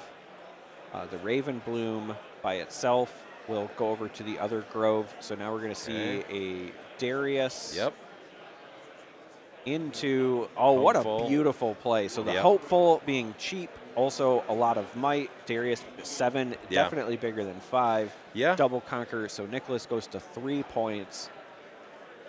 Yeah, and you may be thinking, that seemed like a very obvious play. Like, that was very strong. Nicholas in a very big, very good board position here. But, play clean. Take the time. Take the beat. Take a breath. Decide, is this actually the line of play that I want to make? Because we've seen in previous matches, like, even just spending an additional power on a turn can bite you in the butt multiple turns later and end up throwing your game off. Also, Darius may be a key card. So the other reason that, so I was just about to say, the other reason that I think was so long is you're trying to figure out how you position yourself. We knew it was a double watcher hand even before that sabotage. So I was thinking, okay, maybe Nicholas is trying to figure out how to get best positioned into these watcher turns, but it's triple watcher.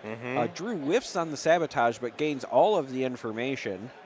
And now we're going to have a tasty Feyfolk accelerated come down, pick this fight with Darius. Yep, Darius gone. Off the Conquer, Drew ties it up at 3, but Nicholas will get the hold point, go back up to 4. And I wonder what Nicholas is going to do for this turn. Well, what they do have 2 fresh cards. Could be. Yeah, you are correct. 2 fresh cards because they actually were able to hold on the Grove of the Godwillow. So we know that Nicholas's hand is currently 3 Watchers plus 2 mystery cards. But if you've got Watchers to spare, they are pretty attractive to continue jamming. Yeah. So we do see one come down. You have to recycle 2 runes when you're accelerating, but because you get 2 back every turn, as long as you keep hitting your blues, you can just run Watcher for 3 straight turns. And if your opponent can't keep up with that, that might be good enough. Yeah, and all the while, you can try to contest that Watcher side, but also our Arby's manager is sitting over in the branch just collecting the checks every turn. That's a point for holding every turn. Yeah, go fight over at this Grove of the Godwillow. I'm over here raking in the points all the while. Well, and again, it's also worth noting that if Drew is just clearing one of these off and Nicholas is holding one, Nicholas is also drawing cards every time. This is so... This is not the way that I anticipated this match going. I will say this. It's kind of mind-boggling because normally these Groves would heavily favor the Yi player. And yet Nicholas has found a way to make the double Grove of the Godwillow work in his favor by just keeping the board clear. Oh, I thought you were going to say by just drawing 3,000 Tailed Watchers.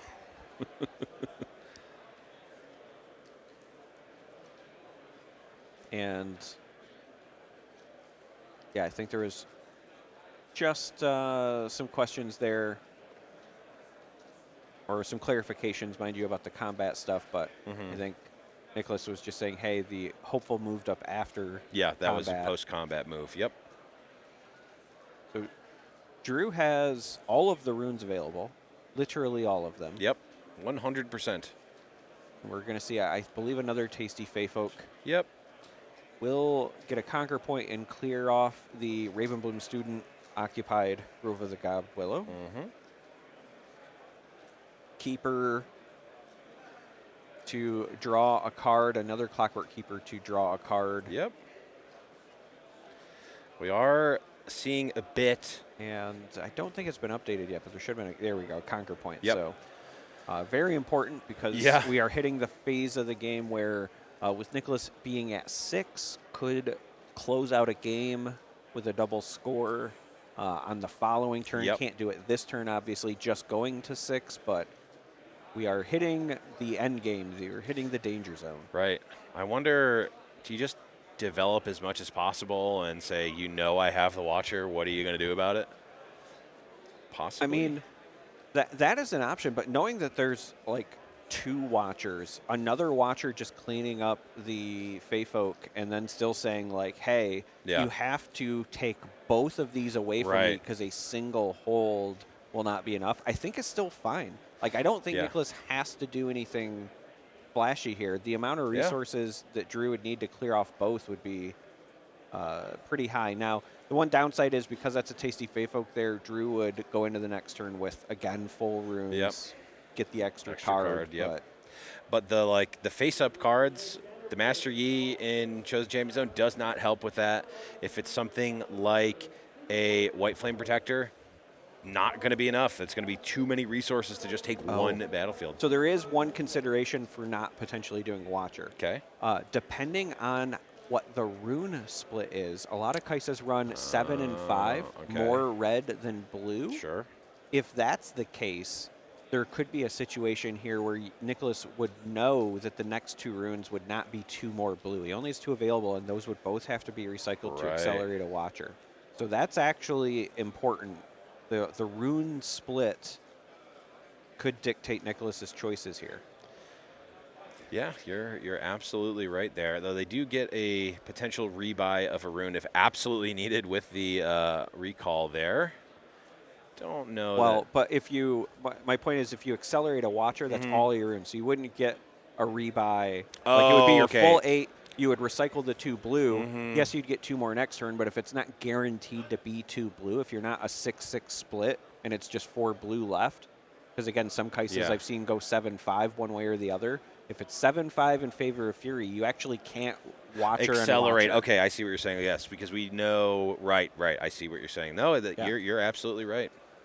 That could potentially be the case, and we know that there's at least 2 blue on the bottom, so that may be the consideration. And we see a smoke screen there, which also does not consume a blue because we're playing Kaisa. Yeah, I was about to say, normally would consume, but the Kaisa Legend ability would allow you to pay for that. Yep. I also have a pair of Noxus I was just going to say, you were talking about, do I just develop a bunch? That's a lot. It's a lot of might. That's a lot of might that could go down pretty cheaply. And so, Nicholas, just trying to think through what else could be available, asked to see what's in the trash of Drew. 2, 4, 6, 8. Yeah, I wonder,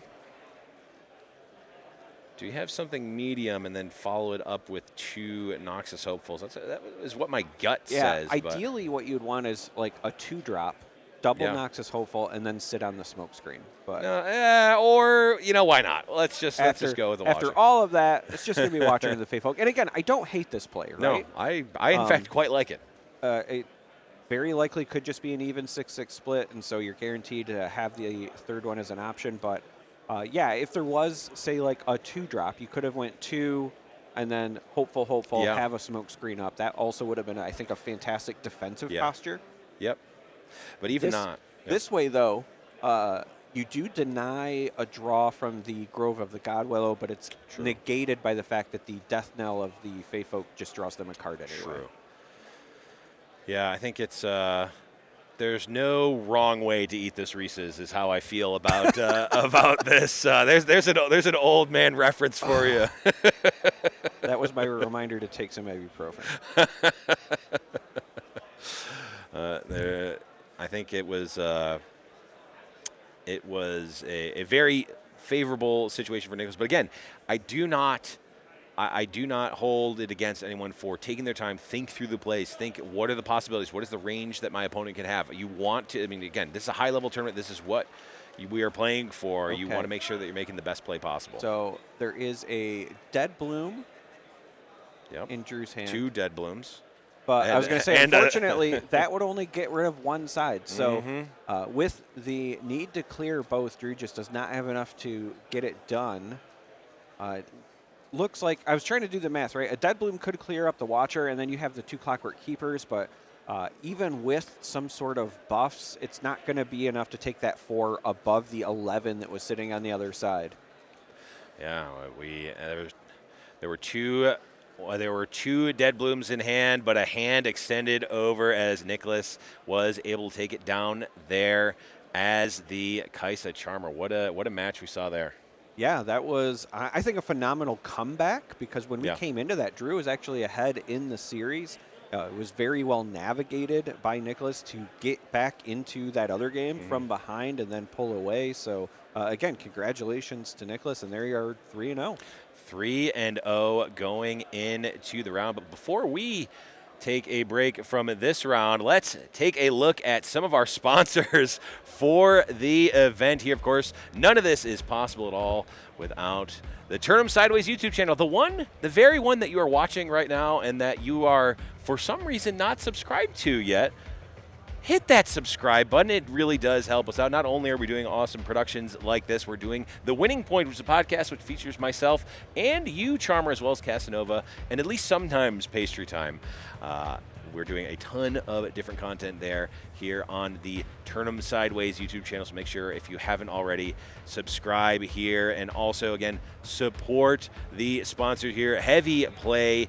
You can absolutely use the code SIDEWAYS to check out for 10% off. I was able to actually use these products for the first time personally this week, shuffled them up. They felt great. And as you can see on the screen right here, a lot of the different pieces are modular and they fit together. They've got some magnetic technology. I really enjoy these products. I was actually very surprised by the deck boxes. Yeah. I like them a lot. I really do like that. And there we go. We've got our other sponsor here, Invasion. You can use the code TURN5 to get 5% off your entire singles order. I know a lot of folks are looking for singles at Houston, and I love going to the event and getting singles, but sometimes it hurts to get singles at the event itself. You can actually get a Houston pickup option with Invasion, so you can go to invasioncnc.ca to get your singles there for Houston if you need them. But that is going to be the end of round number 3. Charmer, we'll see you in a couple rounds. We're going to get Casanova back here, but we're going to take a quick break. We'll be back for round number 4, the SCG Riftbound 10K here.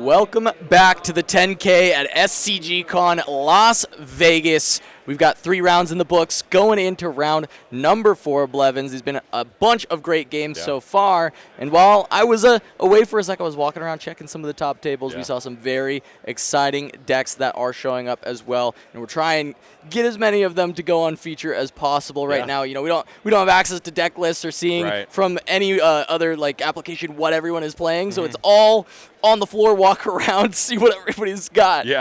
Yeah, going up to tables and be like, hey, so what's your name so we can feature on the next round? Or, we did get the El Clasico last round. Charmer and I got the privilege of casting 2 Kaisa Yi rounds. But, I mean, hey, I've always been a proponent of, like, I just want to see high level. I want to see, like, the top tables. Like, I would like some variety. I would prefer variety, but I'm fine jamming Kaisamirs the whole day. We do have variety coming up that we'd definitely be looking for.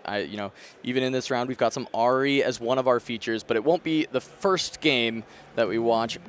It will be Kaisa versus Victor. Ooh, I'll take this time around. I will Mark take it. versus Declan.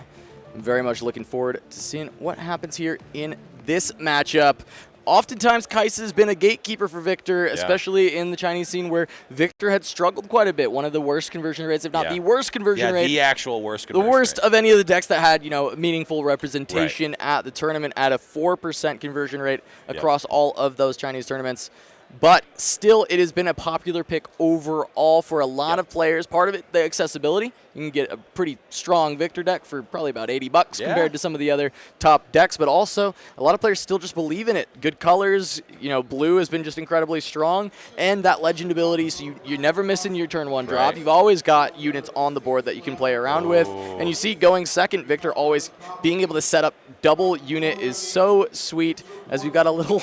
What is it, a jelly froggy that he's got as his recruit token? I love to see it, as Mark ends up having to miss that first turn, and this hand is looking pretty tough as he is just staring down 2 1s and going to have to deploy the falling star to just stop the train of points from coming through.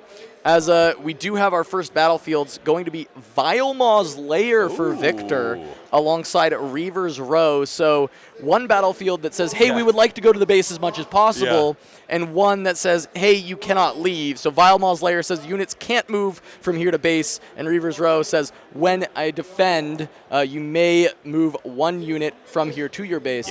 So one lets you retreat, the other does not. One lets you have the ability to not retreat, even if you want to. Interesting here, and we're going to see it already. Blue Victor is one that I have not seen a ton of since the revealing of Falling Star. Yeah, this is one I've been seeing a little bit more creep up. And the reason is it says when you play a card on opponent's turn, play a 1 might recruit unit token to your base. Play a card, not a spell. And they like to play hidden cards to go alongside with it, including sometimes like a 1-of copy of something like a Blast Cone Fae. Which is not a spell, but it is in fact a unit, and it is really tricky to play around when you expect, I just have this little token recruit there. Clearly, this is just going to be a Call the Weak, or not a Call the Weak, that is going to be a Hidden Blade hidden there that I'm just going to draw 2.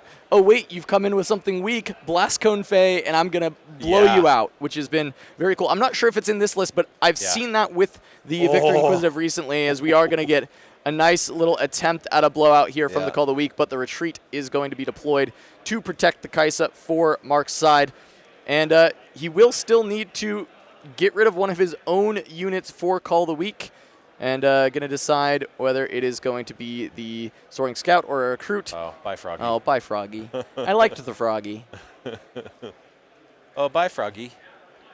But we are going to get that Soaring Scout. We are going to get that effective ramp there. I guess the rebuy, the Call of the Week, of course, does cost an order power there.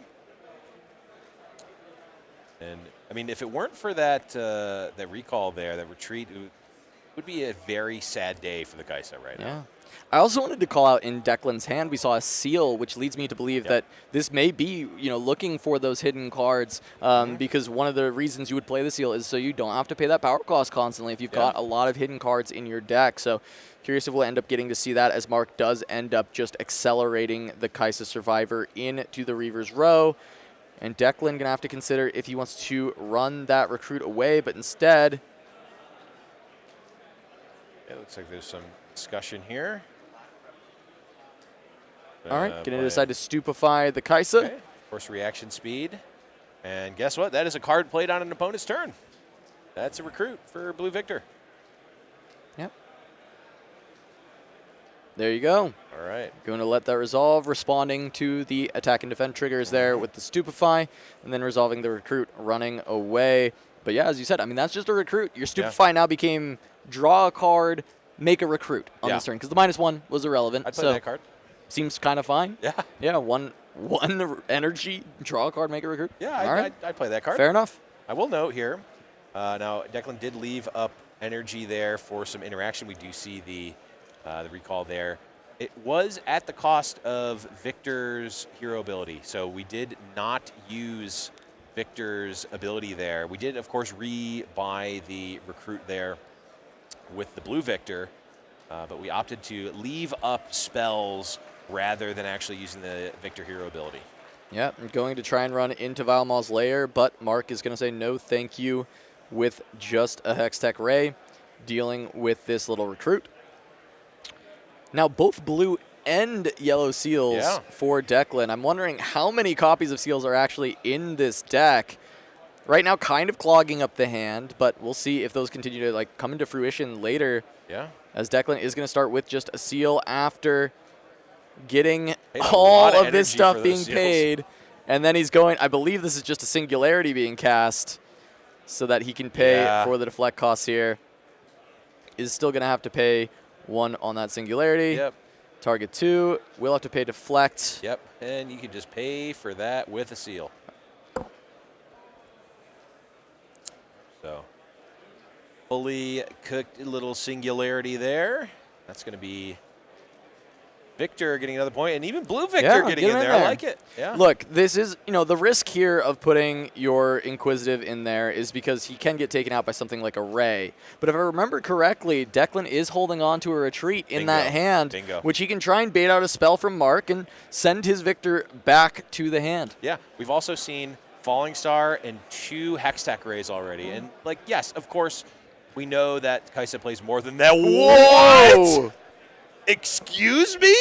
Unchecked power just to try and kill a recruit and a Blue Victor. Yeah, excuse me? And Declan says, hey, guess what? I don't want just one recruit. I'm going to go ahead and cast a Stupefy on my own Victor. Yeah. Make a recruit. And now I'm going to send him home, which I believe triggers the Victor before it resolves and he makes a recruit. It would be my understanding. Yeah, it should. It looks like they're talking about it right now. Maybe we'll see a judge call to confirm. I actually don't know. I believe it does, though. I believe that it would go on top with the trigger when you cast. But actually, no, it's when you play. When you play, it has to resolve, right? It has to resolve for when you play. No, it actually shouldn't. It shouldn't, because he won't see it. Right. That's right. I always, this is the constant, difference. Forget it every time, where it's like, when you play means that the card must resolve to actually get the when you play effect. And notably, this is different than how it would work in Magic. Right. So if you're coming from other games, this is a notable difference. One of those things that you've got to learn in Riftbound. Some things are similar, some things are different. This is one of those differences. And again, I will point out, Declan left up both of the runes there. Of course, we are going to get the 2 recruits, but this is at the cost of using the Victor hero power. We could have easily just used the Victor on our turn, not cast the Stupefy, left the Stupefy up. So over the course of the game, it's kind of like -1 recruit. Even though you're getting that recruit with the Blue Victor, we could have had a free recruit and the card's still in hand. So it's not necessarily like, oh, we're fully getting max value out of this blue Victor. It is still costing. Yeah, so while they resolve that, just my understanding of the rules, and, chat can roast me if I'm wrong. I tend to agree with you. Yeah. I believe that blue Victor should not actually make a recruit from this retreat because of the fact that in order to have a card played, it must resolve, right? So we will see if that's what we get when we get back into the action of that match as they continue to resolve that, because that is one of the things that sometimes can be less intuitive, but the ruling is that he does get the recruit here as he does have 2 back at home. It's really a matter of, like, in that split second of it resolving and him being in hand, does he see the spell Does he see the spell resolve? I just don't know the answer, although I guess it was ruled here that you do get it. I like it. But of course, a lot of sorry, was that Echo? Still early on. Did we see an Echo? Was it in hand? I think we saw an Echo. Oh, that is spicy. I mean, that might give you more fuel for the fire for your Victor Inquisitive on your turn if the Echo is holding somewhere, gets taken down by your opponent. Okay, it was not 1 Echo. Oh, it was 2 Echoes. It's 2 Echoes. It was 2 Echoes drawn. Now, what I will say, one of the underrated aspects of Echo is that this just has Accelerate printed on it. Yeah. Which, when you're a deck that's trying to push points, having access to accelerated units is important. And now, of course, in this color, generally the option for that is going to be Watcher. I'm not surprised if there's also Watchers in this deck, but Echo is a cheaper alternative. Now, not nearly as powerful, but you can get that Accelerate going a little bit quicker. And I'm curious, especially with the additional synergy that he's going to have when he attempts to hold and your opponent does, kill him on their turn, you'll get those runes back, and maybe you can crank out some extra recruits with your Victor Inquisitive that you've been playing around. Oh, I'm wondering. We see Echo, we see the seals here. Are we also running Time Warp? Oh, probably. Oh, yeah. Surely. This is what we in the business like to call a brew, and I'm absolutely here for it. Yeah, very cool Victor list from Declan.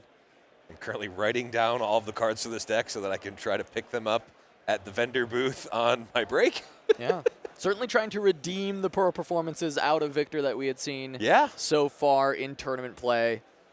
And it's definitely not a variation that we've really seen much of. So it's really hard to judge this as what we had previously seen with Victor. Right. It's certainly different. It's certainly unique. It has some ideas that we've seen before, but, not all of these together in one build of Victor. And just going to go ahead and trade away with the Noxus Hopeful. We'll get another rune out from these Soaring Scouts.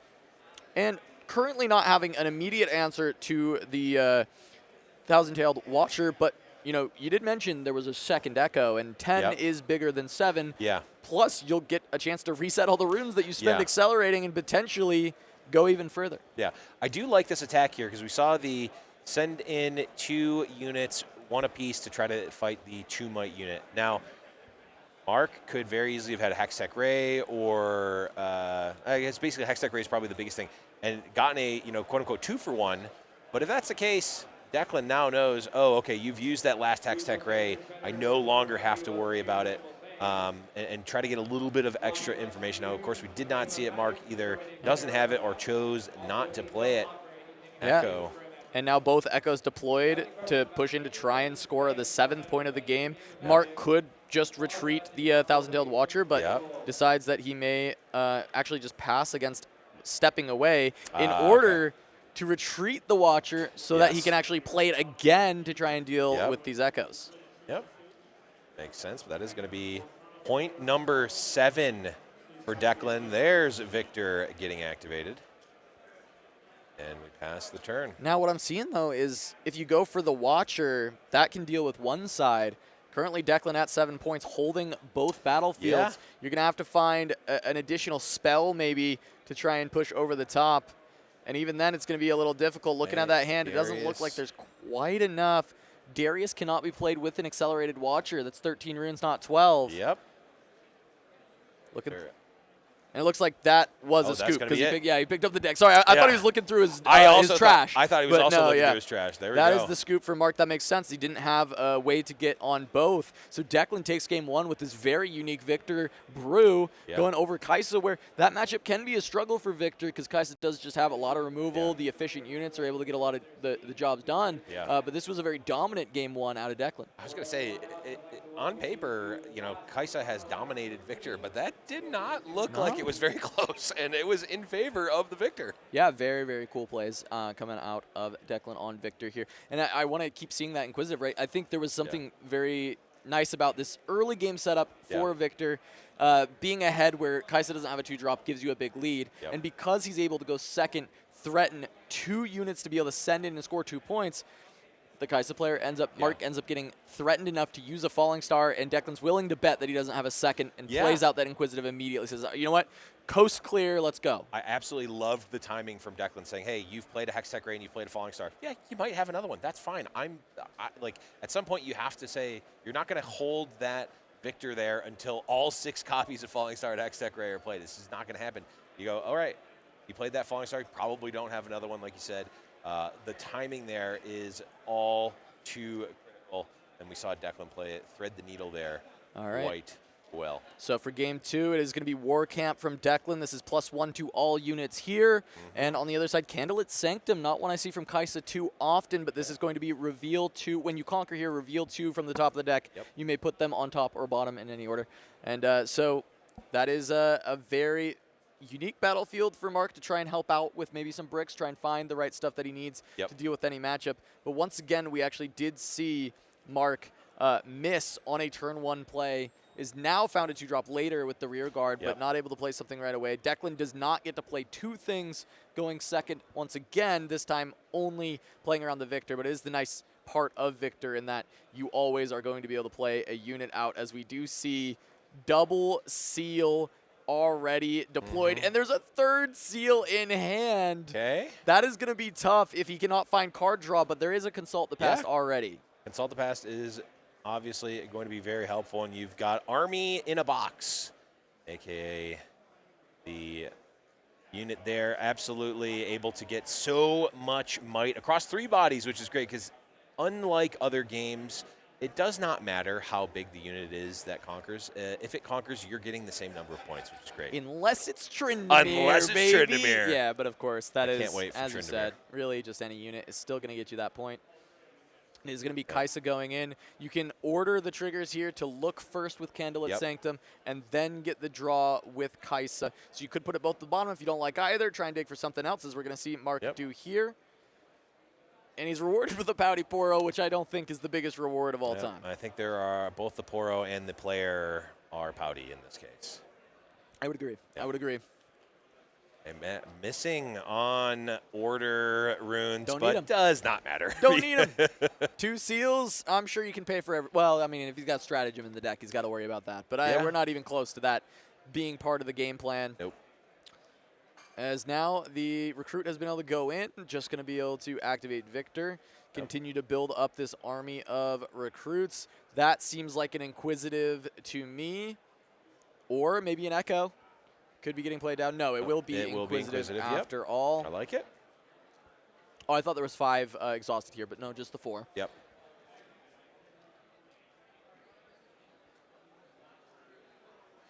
Not sure what we are.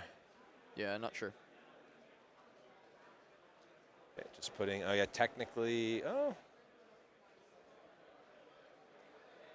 Yep, this is fine. Yep, and he's got the seals to start hiding things. So Yep. This is what I was talking about with these Victor builds. Now, again, this one is a little bit different than what I've seen in the past. A lot more seals even than I had previously seen. Also, the echoes are kind of new to me. But the idea with Victor Inquisitive and finding these hidden cards, you get to play them in response to things as reactions. You're always going to be able to get that extra value out of the Inquisitive. And the fact that it's a Consult the Past to try and make up for the amount of seals that are in this deck and were found might make these seals really just pop off, because seals are best when you draw them early. Yeah. While Declan maybe doesn't want to draw 3 seals per game, he certainly wants some amount to be found. Yeah, well, speaking of popping off, how about an Acathian Rain? Take your pick. That's exactly what Declan doesn't 1, want to 2, see, 3, and is 4, one 5, of the big 6. reasons So, that people do not like this matchup is Victor into Kaisa. They feel really bad about having to play into it. Yep. So he's waiting for the reflexive triggers so that he can reveal to get the recruit. He wants to wait until everything's coming through, respond at the proper time. So he's waiting for Mark to delineate exactly where each of these are going.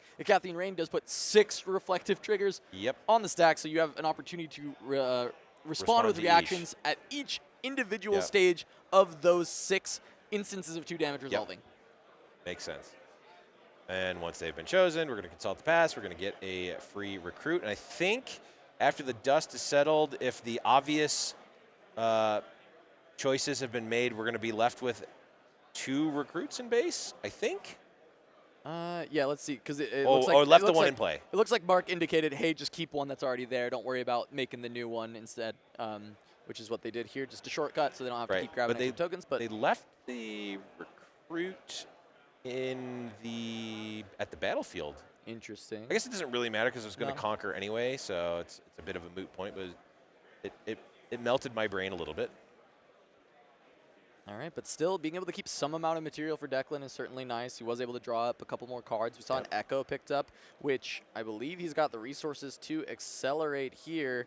And because Mark is tapped out, this is some of the power of just having accelerate in your deck. And 5 is a breakpoint that we've kind of been talking about all day. Coming up, it's come up a lot, where 5 has just been very good to have available. And so going to get the Candlelit trigger, be able to look at the top 2, decide what goes where, and get rid of the Kaisa Survivor without Mark being able to do much about it. Yeah, that is very powerful. I think Echo is the type of card that, even though, just played the match or just played the last game and saw Echoes, it's not a card that is on the top of everyone's mind when you're doing your calculations. I don't think that most players played against an Echo a lot in their testing for this event because it's not a particularly commonly played card. Yeah, now it's going to be a Falling Star. I assume it's going to be, just double tap onto Echo, but no, actually going to decide the 2 recruits, which Declan's just going to go ahead and respond to that, get rid of his own recruit to draw 2, which we see this play a lot with Victor, trying to use the Hidden Blades. Honestly, more often do I actually see them draw in Victor. However, they do have that flexibility to kill something like a Darius if you were just trying to hold on. Yep. Absolutely. Darius does do that, and Echo triggers. He is recycled to the bottom of the deck and awakens all of your runes. If there was something like a Consult the Past, you would, I guess, technically be able to respond to the Candlelit trigger there and cast it, but didn't see it. Yeah. And, Call of the Week, so good. And we knew that top deck was coming because of the Candlelit. Able to order it up there, make sure that he can deal with the Darius, and just has a couple of little guys to start spamming out. Yeah. Going to be able to make the recruit. With nothing else on board, doesn't matter if they are a recruit or a Mundo with a full trash, they still will score you a point at that open battlefield, and that's just going to be good enough. Yeah, I mean, and Watchful Sentry is nice. That's going to get a rebuy, as Mark will have to deal with it to prevent Declan from continuing to just score over and over again. Like Falling Star to hit recruits, to hit trash from the garbage. Yeah, the recruit is the best choice by a wide margin here. Yeah, and it looks like recruit plus the Soaring Scout were picked because you just really don't want to let that card draw come through until you have to. Yeah. Mark's got his own set of 2-drops to play, but once again going to be tapped out, and Declan, going to be trying to go in and move for some more points. He's going to be able to get this Watchful Sentry in and score easily. Yeah, Watchful's going to get that point, and notably, Candlelit Sanctum trigger is really going to be helpful here. Declan, I believe a little bit low on the resources here. I think 2 or 3 cards in hand. Yeah, he is quite low on it, but being able to tailor these draws with Candlelit is actually helping him out quite a bit. Oh, yeah. Being able to continue to reconquer it.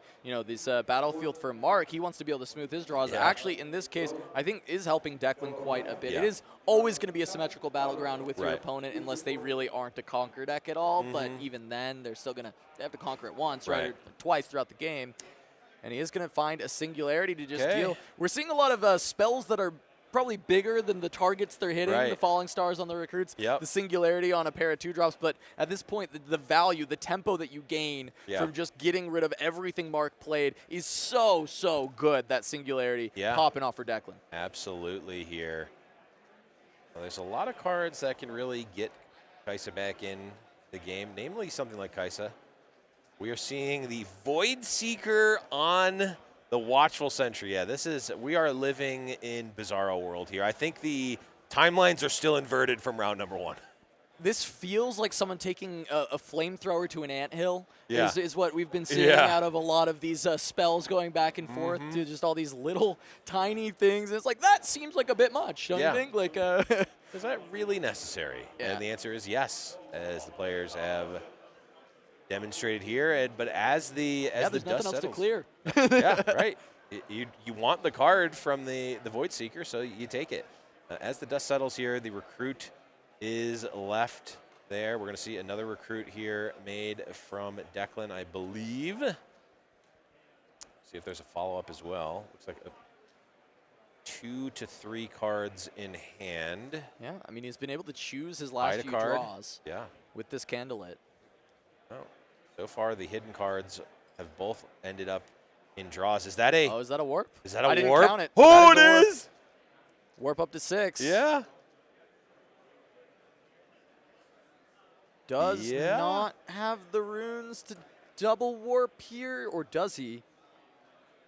3, No, 4, that's 5, 8. 6, 7, That's 8. 8. If he finds a blue, 9. he could double warp. Yeah. So if he saw a warp on top, Right. this could just be a double warp win from Declan. Which would be insane. He's going through the motions pretty This quickly looks here. like I it's feel bad. like he's got it. That I looks feel like it's speed. And I feel like he's got the double warp here. Let's see. He Yeah. draws the card. draws a card that he knew was there, that he put there. Oh, well, I think. He unless moves you in. move to both. He has to. That has to be allowed. There's still runes for Yeah. Mark. Just because True. a double warp. Now a double warp would end the game. Yeah. But he had to make sure he could get in. It's not. Okay, Consult it's the not past. double warp. Okay. Okay. The speed at which he was playing, I was like, does Right. he have it? Is there a double warp there? Right. The seals allow it. The seals really Right. enable your ability to play warp in back-to-back turns. But there still was a lot of draw, a lot of pressure to put on to Mark, and still playing a couple bodies at the back. So even if Mark is able to kind of get on board, push these things off, he still has to be able to actually then hold. Yeah. And you're going through a hidden card, and that could be Hidden Blade. We've seen some Consult the Past. There's a lot of options for what that could be. It seems likely to be Hidden Blade just based on the fact that Declan didn't play it on their turn. Like, I think you play the free Consult the Past and look for the Time Warp. Absolutely. If that is what that is. Good call. I think that definitely tells us what it is, and it is the Yeah. Hidden Blade. So Declan's going to be able to draw even more. But if there are multiple warps, which I feel like this deck has to be playing 3. I really, like, the more I think about it, or maybe 2 in the main, maybe an extra in the side. Yeah. I feel like more than 1 warp is in this deck. And really, from that point, Declan just has to get onto one location to be able to cast it. He's drawn so many cards. The question is can he find it, or can he find another way to still get this win, as there is 1 rune available for Mark. He pushes into the Sanctum. There is a Ray, so this will be slowed down. Yeah. And doesn't even get the value there because we've got all of the runes in play. 12 runes? Not going to be able to play multiple units and still warp. Machine Evangel also in this list. I actually was thinking that maybe I do like this card quite a bit into Kaisa currently. I feel like I'm not a huge fan of the card overall, but into Kaisa being able to get, you know, the extra material on board after maybe getting hit with an Acathian Rain is pretty nice. But this is a very wide board being made. Victor activation going to go on top of the Legion from Vanguard Captain, which gives you 2 recruits after playing that Machine Evangel. Going to be able to get a huge board. And now Mark is looking for Rain, but the thing with Rain is, as I just mentioned with the Machine Evangel, you're still going to have material left on board. And that's it. The fist bump is extended. And Declan able to take down a 2-0 with Victor versus Kaisa. This is a cool list. Is this a Kaisa killer? Look, I don't know about Kaisa killer, but I will say it looks good. It looks like a really solid build of Victor, a lot more promising as far as the gameplay went than we had seen previously. But I don't know if I want to get too excited yet. We'll see how he continues to go through the tournament. But Declan's a player I'll have my eyes on when I'm wandering around looking at the top tables to see if he's still there later on into this event, because that was very impressive, not only from the deck building standpoint of this being kind of a unique, different build of Victor, at least with the Echoes, a lot of the other stuff, you know, it all coming together, right? But on top of that, I think he played very clean. I really I liked how he piloted the Victor deck, and I think this is a player for us to look out for. Absolutely. You could tell from just the body language that this was a practiced game. This was not just, oh, I got my Victor starter deck and I threw the cards that I opened in. No, these choices were made for a reason here. All right. Well, we do have a second match from this round, so let's jump in with the Ari that I teased a little bit earlier. Very much looking forward to this. It is an Ari mirror between Jesse and George. Yeah, I haven't seen a ton of Ari mirrors in the past. This is not a mirror I have a lot of experience with. But what I do know is that these are green and blue for Ari, and that is a lot of combat tricks that like to be in the deck. And I feel like this is a matchup where we can end up getting some really cool plays on the stack between these two players or on the chain. And they're going to be starting out with actually different battlefields for this approach. We do have a Godwillow's Grove on the top, and we have a Treferian War Camp on the bottom. So Godwillow's Grove is going to be when I hold here, draw one classic Ari battlefield. And on the other side, Treferian War Camp is that +1 to everybody there. Yeah, very interesting difference there. And we did see Time Warp on the side of George. I didn't catch if they kept it originally or if that was drawn off the top from the mulligans, but in any case, it is there. And, well, I imagine that Time Warp is exactly the card. Yeah, no, it is in hand. I just didn't know if it was drawn from the mulligan or if they chose to keep it. Yeah, sorry. So we are seeing the ramp there in the Find Your Center.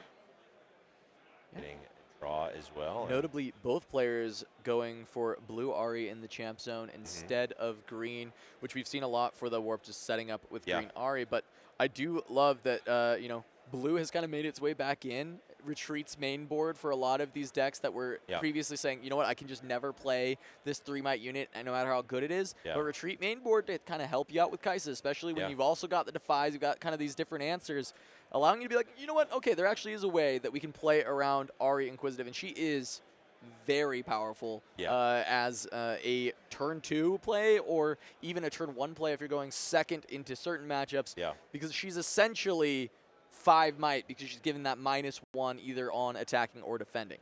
Yeah, it is a card that is excessively annoying to play around, having played against it a few times this weekend. It's one of those decks where my brain just starts hurting when I have to do the math. It's like, Master Yi, that's nice and easy. It's just +2. It's always good, but it's just +2. It's here, it's like I need to do -1 and then -2, and I take the 2 things, so it's -1 twice. It's like, I just don't want to do it. And there's the main deck retreat alongside a couple of Defies here. So as you're seeing it, a lot of these players very conscious of the Kai'Sa, trying to find answers, trying to find ways that they can continue to pilot their deck through the boogeyman of the format that is the Daughter of the Void. And George is just going to go ahead and say, hey, let's go ahead and flood the board, get a couple of these Raven Blooms out. And his hand also did have a good amount of tricks, so these can get really out of hand very quickly when you're able to kind of awaken all of your runes and then look to push in. But that will come at the cost, of course, of not having that turn 1 play. Is going to allow Jesse to get a hold on that Grove of the Godwillow and be in a very good position to defend this Raven Bloom student. Both of these decks struggle with conquering, very good at holding. Yeah, absolutely. And we see our good friend RBS, the RB's there, the RB's manager. We've got the manager and the assistant manager on the side of George here coming in, going up against just the one. But like you said, the tricks, it's already hard enough when you're playing against green to try to play around the range of possible interaction that your opponent can have. Well, also now you need to factor in +1 on the Ravenbloom student, and also another +1 on the other Ravenbloom student. You need to factor all of that in. And the math is doable, obviously, and we see top players able to do that and predict the ranges here. But it is really hard to do on the fly and also to predict correctly, because if you overcompensate, you can end up spending more resources than you needed to. Yep. And it is going to be, I think he accidentally recycled his rune to the bottom of his trash. He'll probably figure that out. I've done that. He'll probably figure it out. I've done that. Figure it out. Yeah. As we do have an blue Ari being just played in base, not going to look immediately to try and hold because he knows, hey, look, you've got 2 Raven Blooms and all of those runes where I've actually developed this turn, I'm not going to mess with that smoke. I'm not going to try and fight you on the stack there. He may put up a little bit of a fight with his Raven Bloom to try and at least trade something back, but make George really have it, but certainly going to be afraid to go into a full fight from there, and he always has this backup of retreat if he just wants to kind of grab that Raven Bloom back. Yeah, really good scenario. Now, of course, that would normally be great, but we do have the Defies on the side. We at least have one Defy on the side of Jesse. So, if you are, you've got Defies on both sides. So Jesse potentially might be able to defend defend themselves. Okay, so yeah, that does make this a little bit better, but You know, being ahead, that is great for Jesse. George is. Yeah, he found it. Yeah, okay. I was like, yeah, easy enough.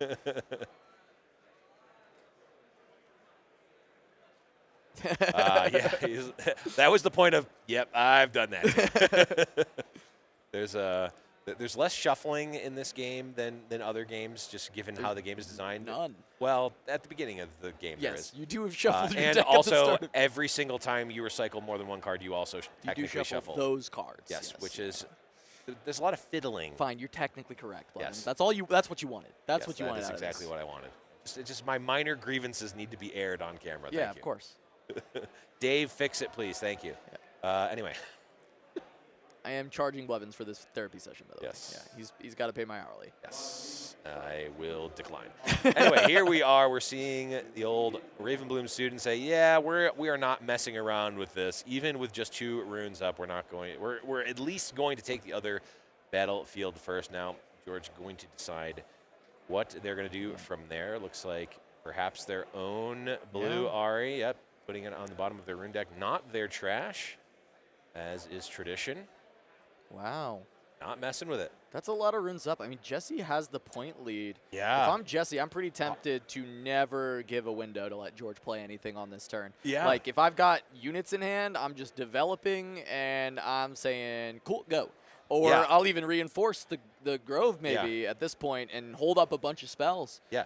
Huge sign of weakness on the side of George, saying, I have all of my runes up, and I am not going to contest you when you have 2 runes with the same exact unit that will benefit from all of the spells. Like, oh, okay, so George just doesn't have spells. Yeah, Got I mean, it. you start one down, right? But, like, you would think with that many runes, you can climb your way You'd think, back and up. that many cards in hand as well, you'd think.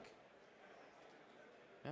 There you're going to have Ari trigger from both sides. Yep. But one is from the champion and one is from the legend. So there's And going to be a -2 onto the Ravenbloom. Right, but and then actually -1 only on the other side. but actually only -1 from the -2 because Ravenbloom doesn't. It goes to a minimum of 1. Right, but Ravenbloom is currently a 3 because of War Camp.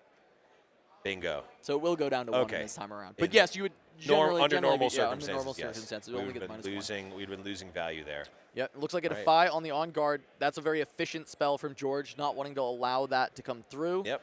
Now George going to have to consider what he can do next because right now he is losing out 3 against 1 as far as the might is concerned. Yep. The good news for George is because that this is an RE battling in and not another Ravenbloom student, every spell that is played on the side of George that resolves is going to benefit the Ravenbloom student. All right, he's responding to that Defy with a Defy of his own to keep that on guard going. Very impactful here because these cards do need to resolve to give the Ravenbloom student its trigger. And it looks like is that yet another Defy from Jesse being sent forward, or is that just the one that he'd already sent? Now it's the second one. Okay, yeah now it's okay. That's what That's what I was checking in because we knew he had 2. The question is, does George have an additional one to try and deal with this, or is he going to have to let? That's the hand down. I feel like you're not debating whether you play another one at this point. You are. We're in Vegas. You are pot committed at this point. Yeah, I mean, because currently neither of these spells will resolve for George. Right, which is I think what we say in the business, back-breaking. Both of them resolve. The Defies get to cancel out those spells, give the +2s over to the Ravenbloom students. Now George has to decide what else he's got here. Just going to, it looks like he's reaching for 1 rune. Maybe he's got a retreat. Ravenbloom is pretty powerful in this matchup. Guard, you are fighting on the stack just a lot. Yeah. On guard would be best case scenario. That would push you back to 4, Stupefy. which would put you above the Ari. Yep. Stupefy gets you back to even. Right, and it says not going to chance it. As the dust settles, Blue Ari able to take the Trevarian War Camp, and now Jesse has control of both battlefields, and notably a lot of resources used on the side of George, and also on the side of Jesse, but Jesse is holding Grove the God Willow, which is going to give him an additional card as he's. Yeah, and I mean, Jesse still has a bunch of runes up. George tried to defend, not able to find it. Feels like maybe casting the Stupefy is just not worth it at that point. He's already down a bunch of runes. Yeah, Jesse still has a bunch up, a ton of cards from the Grove. I mean, this is what happens when you lose Yeah. out on Grove. Jesse was able to get onto Grove first. George did not contest or was not able to contest. And Jesse is now up 2 cards already. Right. He's about to be up 3 cards. He's up 2 cards already from the Grove. Unless George can get in there and take it back, he's going to be up 3. And Jesse's still able to pass with a full grip of cards for that Raven Bloom. Yeah. And I don't know how many cards George has, but again, we know that at least one of them is a Time Warp, which at this board state is going to be a very expensive draw 1 card.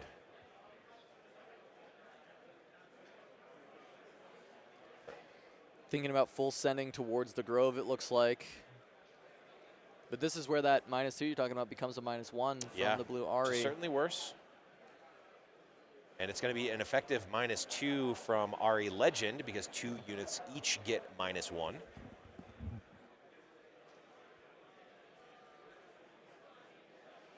Long story short, not looking great for George here, but I think this is a pivotal turn. Again, if nothing happens here, Jesse goes to that all-important 6 and is controlling both, I believe, 2, 4, 6. So would not have enough to time warp 2 turns end to the warp. game. He So might that's- just win before he even gets to You 10 might rings. just, he might just win anyway. But this is a very pivotal turn, and George is just deciding: is this the turn that I can go in, that I can use the rest of my resources to try to make something happen, or are we going to wait a turn and try to make that last stand on the next turn cycle?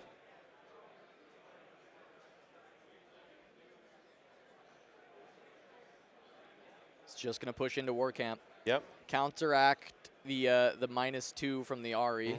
But it is still going to be an additional -2 from the champion Ari. Yep. Going somewhere else.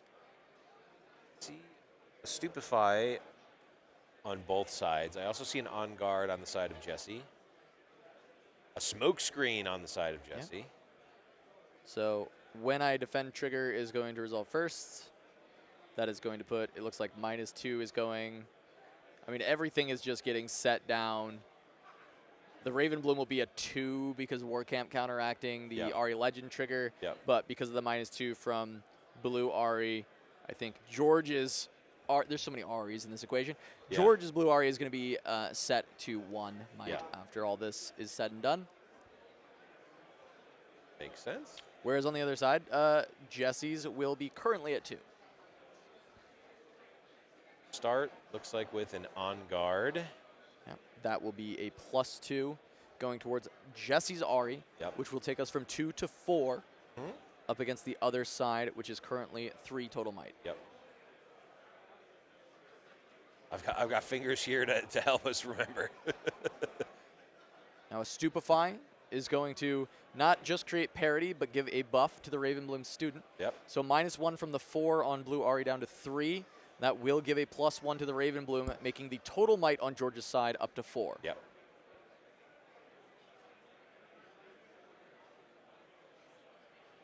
You discipline. Another spell coming down. That is going to take us from the 3 that we had because the Stupefy brought it down up to a 5 from the +2, which will, once again, change the leader of the might on this fight. 5 for Jesse, 4 for George. See another discipline in the hand of George this time. I'm running out of fingers. And he will be going for it. We're going to go not just to 6, but to 7 because of the fact that the Raven Bloom will also get the trigger from this discipline. So 7 up against 5 for now. Both of those will resolve. The draws come through. See if there's any more from these 2 players to continue on. I believe focus is on Jesse now to decide what they would like to do next.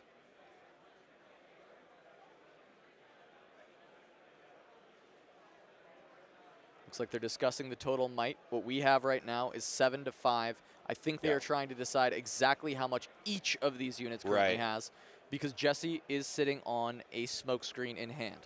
So they want to determine where he can get the full value of that -4. we're able to get the full -4 on the Ravenbloom student, which it looks like that may be what is coming here. So And it there's is. that. -4 on the Ravenbloom. It's going to take us from 7 to 3. After that, there will still be just the 5 on the Ari for the side of Jesse. 5 to 3. Focus back to George. I feel like this has been one of the craziest series of turns we've had, and it's just one interaction here. Now, what other buffs are in the hand? I see a Watcher, I see a Find Your Center, and I Find Your Center can find more action.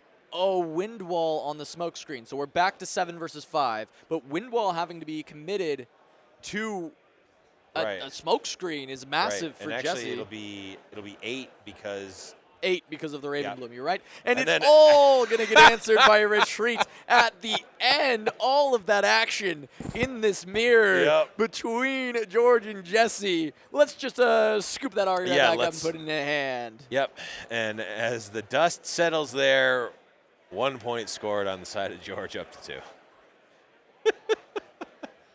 Welcome to Riftbound, everybody.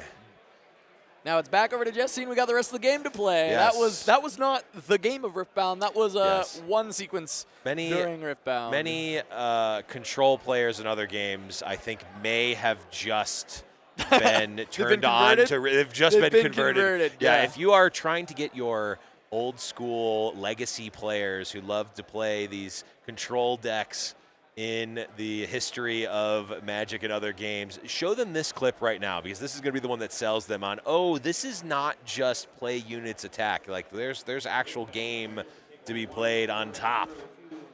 We just saw it.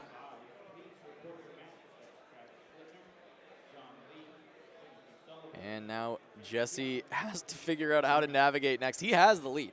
He was able to get yet another draw. Oh, yeah. Grove. I mean, he is so far ahead when it comes to that. And realistically, yeah, he may have lost on the stack, but he lost the battle, not the war in that case. He even was able to Didn't even really lose the battle. Like, just kind of like he was retreated. Routed. He was routed. He was routed in battle. Yeah. But he, no casualties. You can fight again another day. Yeah, absolutely. When that happens. And Ari may rejoin at some point into the fray. And that might even be now, as we do see 3 runes exhausted. We are just going to ship her back to the board.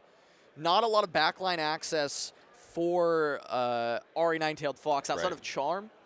And because you've got a lot of control on the Grove of the God Willow, it feels pretty comfortable to start slamming some of these backline units down. But yeah, I agree. Singularity is the one that I think we really need to watch out for. But I think there's enough material that Jesse can be like, okay, if a Singularity happens, I think we're not in the worst shape. Right. Interesting back off there, considering George has nothing. Yeah, I'm guessing currently just at the base. saying, "Don't watcher me, bro," is my guess. It looks like that is the amount of runes we're going to. 6, 8. I think 9. Yeah, 8 or 9. Minimum 8. No, it looks like 8. Yep, looks like 8. 8 runes. So yeah, exactly. Playing around the Watcher. I think that's a really solid heads-up play. Yep. Because at this point, those Ravenblooms are still very valuable. Still more combat tricks in the hand. Ari gets to abuse this unit probably more than anybody, but it gets talked about a little bit less than Kaisa because, you know, when Kaisa's doing it, sometimes it feels less fair because she's beating you up at the same time, you know, kicking your legs under the table and making it really tough for you to play. Yeah, I mean, Ari gets to see, we get to see the gigantic Ravenbloom student, but again, you don't need to be massive. You do not need a massive Ravenbloom student to still win the game. And Kaisa's like, I'll just get a couple points here and there. That's good enough to just win still.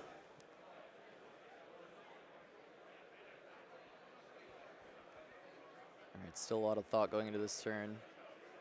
Whether or not George wants to push in. No, actually, this is back over to George, right? This is the retreat, the pushback from the Ari.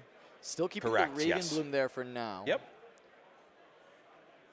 Yeah, because, I mean, George can fortify the Trevarian War Camp. That's fine, but they also need to do something else about the other battlefield because they are so far behind. They are a full turn's worth of points behind.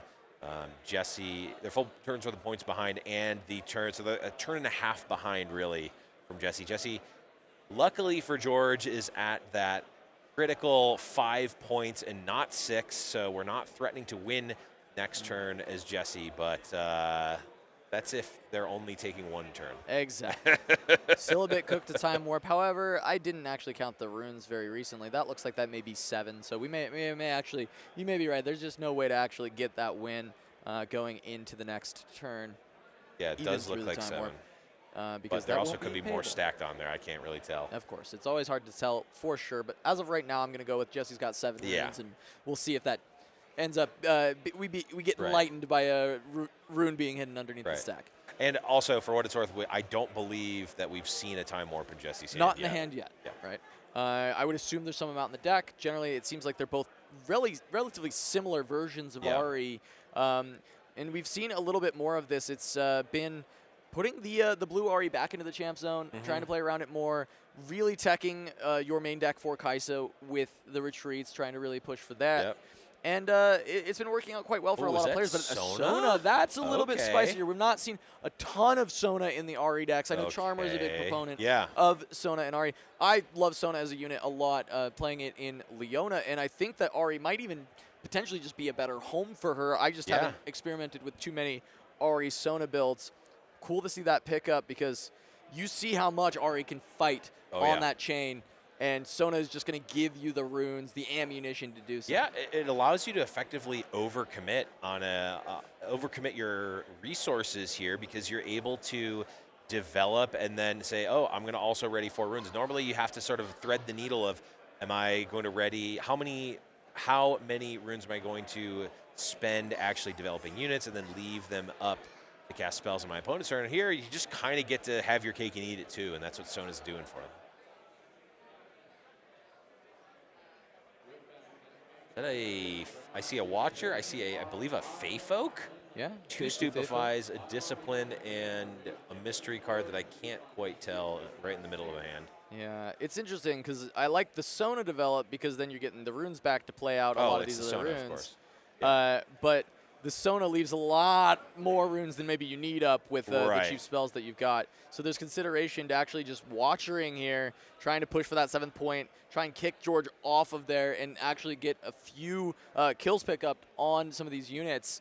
Take out the Ravenbloom, take out the Lecturing Yordle, leave only the Ari left on the back row, and then maybe fortify and try and fight from there, especially if you're able to leave up any runes at all, and it is just going to be the Watcher deployed. Yep. Does put them behind the ball on casting Time Warp. But again, don't see the Time Warp yet, so not necessary at this point. Let's just clear the battlefield and let's just hope, or let's just say, hey, George, deal with both of these, please. Thank you. And it looks going to be a struggle for them to actually be able to deal with that as the Watcher pushes in. I'm not sure if George has enough juice in the tank to go 2 into 7 and still come out on top with only 2 runes available. Yeah. Not really a lot of options. Even double on guard only gets you to 6. You're still going to be a little behind there. Yep. So it may be the writing on the wall for Jesse to be able to pick up this win. Yeah, it does seem that way, George. Thinking about their outs, if I recall correctly, they may have a Stupefy, so they may just be deciding, is it worth it to cycle the card now to try to get a draw and find something? Not quite sure what they're thinking of here. Looks like a card is going to get played. Okay, we're retreating. Thinking about which one is better. Right. I think at this point, though, the writing's gotten on the wall. I'm not sure if he's got anything. He does have a Watcher of his own that he's been holding on for a long part of this game. Yeah. But the question is if you commit all your runes to just kind of Watchering to retake what you've got back, are you actually going to be able to do a lot? And maybe if Jesse ever commits like this, maybe you can, but you'd also have to be able to deal with the Thousand-Tailed Watcher. Yep. And if you are playing one of your own, you will drop this one down from an 8 to a 5, and then you've got Ari to push it down to a 3. But that still doesn't quite get there and still conquer the other side. So I think there's going to need to be more than just a Thousand-Tailed Watcher, and it is 12 runes, so 4 more runes. Ari can make a lot happen with 4 runes. Yeah, absolutely. Just wondering And all this to be said, that can all happen if somehow the stars align, George is able to stop that. They are still 4 points behind. Absolutely, yeah. You get to that point, you get that first little bit. I mean, they do have a warp. If they're able to actually get full control, then they just need one more turn of control, and they can warp and end the game. But gaining that control, wresting that control away from Jesse seems improbable, if not impossible. Yeah. At this stage. And then you got to start thinking about time. Yeah. 24 minutes left in the round. That should be enough to play 2 games of Riftbound. But considering I don't know how long Ari game 1, mirrors Ari are. mirrors have been pretty tough. A lot of decisions to be made. Yeah. I have to start cranking through here.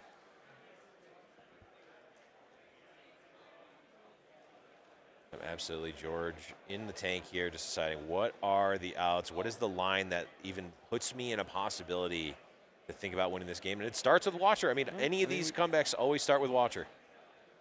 Usually do. Jesse's just got a single rune available. It's probably a Stupefy, changes the math a little bit, especially with the double Ravenbloom student. So this is a 7, going to be reduced to 6 coming through. And that can be tied up with a Stupefy due to the +2 onto the Ravenblooms. That's going to make 6 total on defense. And then actually 5 on offense from there because of the -1 from Ari. So actually, Jesse will be ahead by 1 point of might thanks to the Stupefy. And so George needs to find an answer. And he's going to have to defy it. Okay. All right.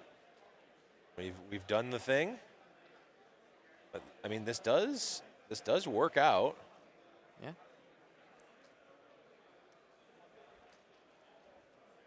That shouldn't trade. Defy should stop the Ravenbloom triggers from coming through. Right. But here's what it is. Players did not call for a judge. They played it as is, and that is how we have to do it for this event here. Broadcast has no say in these things, and the game is new. Players will make mistakes. Yeah. It's I mean, we've seen this throughout the day. It's growing pains in general, but it's a common mistake to be made as well. Absolutely. This is the one that I think most people works are like differently than in a lot of other games. And when people hear it the first time, when I've told them in the past, they say, "Really?"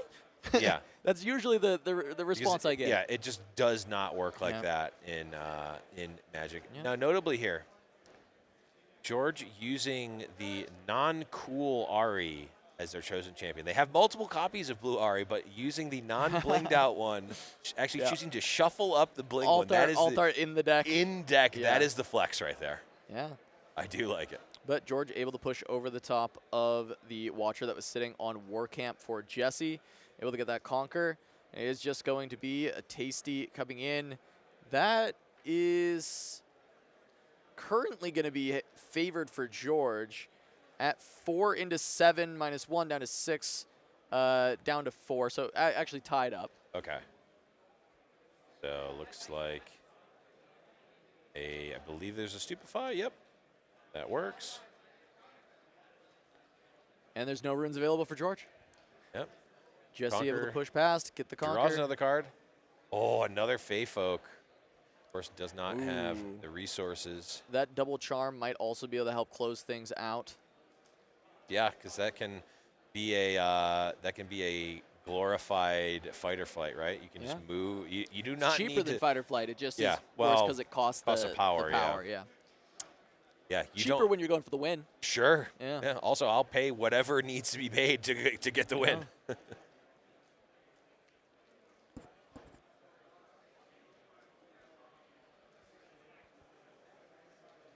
Now George just going to push on to Grove of the Godwillow. Yep.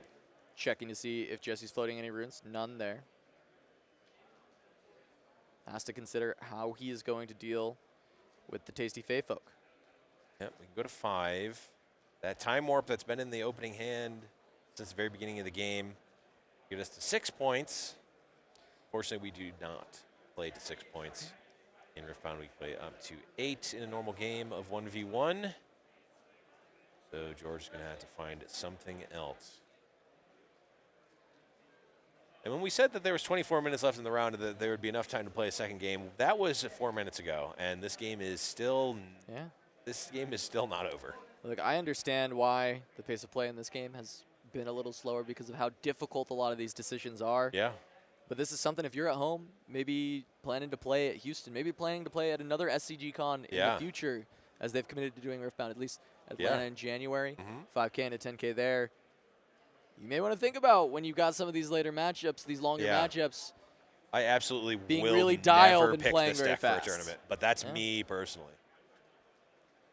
That is me personally, and it looks like perhaps that is going to be it. Yeah, not able to actually contest the Fey Folk there.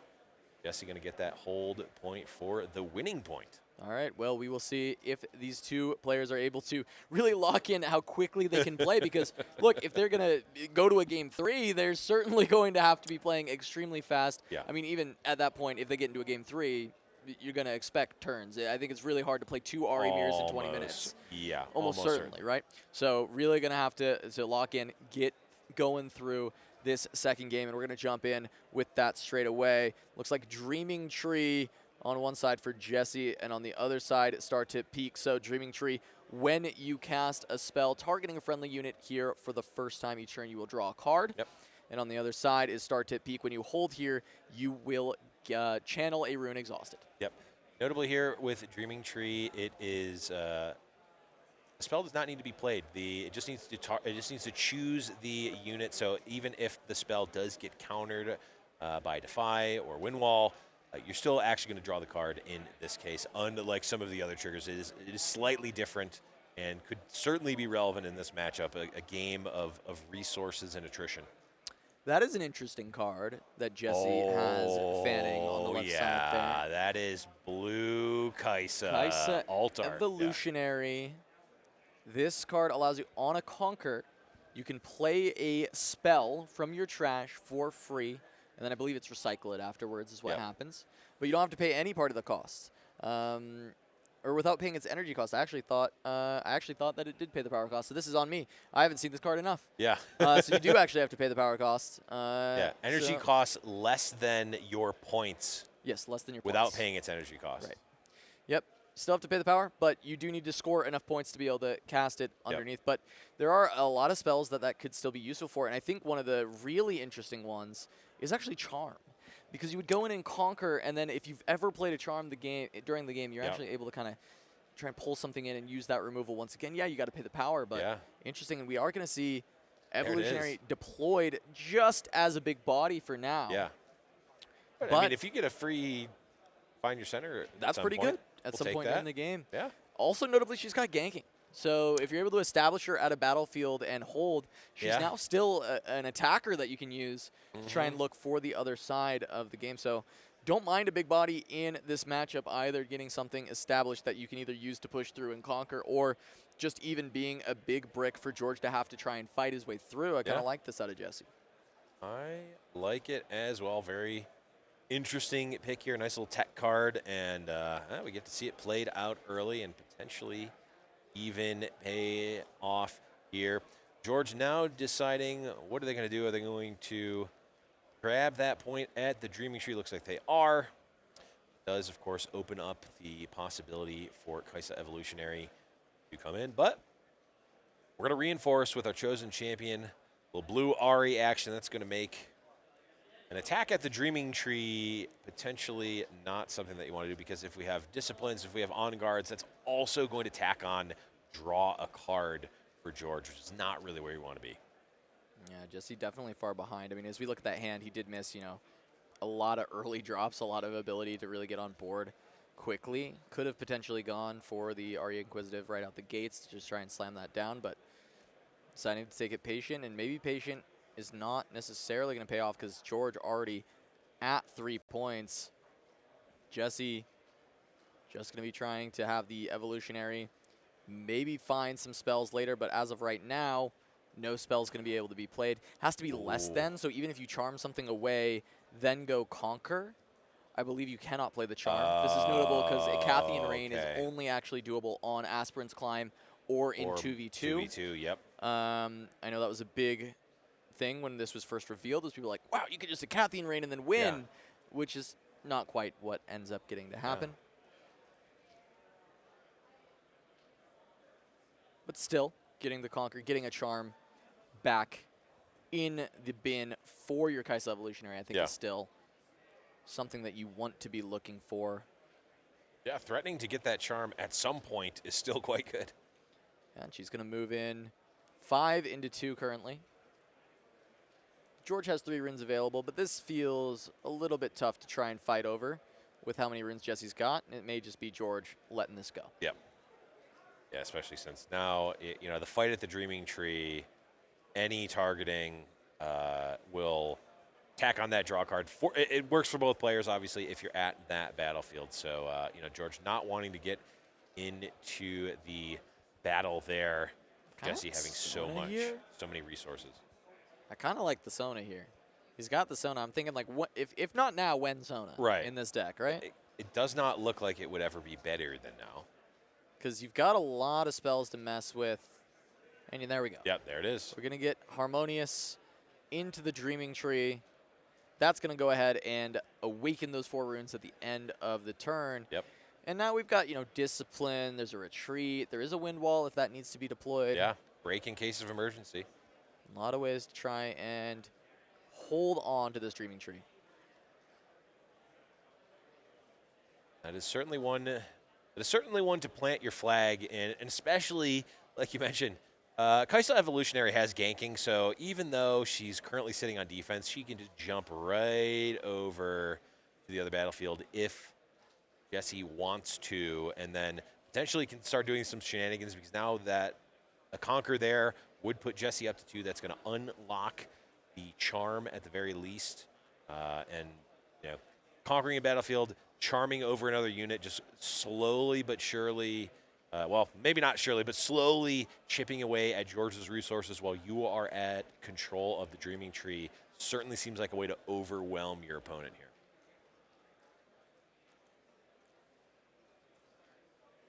Looks like George still thinking heavily on this. Only 10 minutes left in this round. Jesse does currently have the lead, 1-0, and George in this game has the 3 points, trying to tie it up. Ties tend to be better than losses, at least in Riftbound, but I'm not sure if a tie is getting you there unless there's a lot of ties going around, which changes all the math. We're not even going to think about Swiss math because ties obviously change so much. Absolutely not, yeah. That's bait. But that is absolutely bait, for sure. It is just going to be Ari pushed in for George, maybe just trying to take out the Sona, go for a trade. Yeah. As this is currently 2-2 when we don't take into account Evolutionary. Right. Yep. Right. So as of now, if Jesse wants to try and save Sona, would have to go for a spell, but I actually think Retreat is a pretty reasonable option. Yeah. Where you just kind of leave Evolutionary versus the 2 might of the Ari. Yeah, I don't mind it. I'm also not entirely against just saying, okay, allow this to happen. I mean, Sona is great, but so is Blue Ari. Yeah. Almost, and just the number of, I guess we only really have one more piece of interaction in the form of Discipline, and then we have the break in case of emergency wind wall that we don't necessarily want to use. Can't play all of it. Oh, okay. Pick 2. We get to pick 2, so, yeah. This is a critical point into the game here. No, it is just going to be that Retreat, get the draw from the Dreaming Tree unless a Defy comes down, and it is in the hand of George, considering letting it resolve, and he does. Okay. Now he's got some buffs of his own, an On Guard at least, but does he have enough to push over 6? He's 2 against 6. Yep. Be a Defy, 1 On Guard. Those are getting cycled through. Yeah, I don't know if there's anything else. Yeah, there might be other. It looks like there are other cards. There's still that Time Warp from last game. I should clarify, I don't know if there's actually a Time Warp in hand.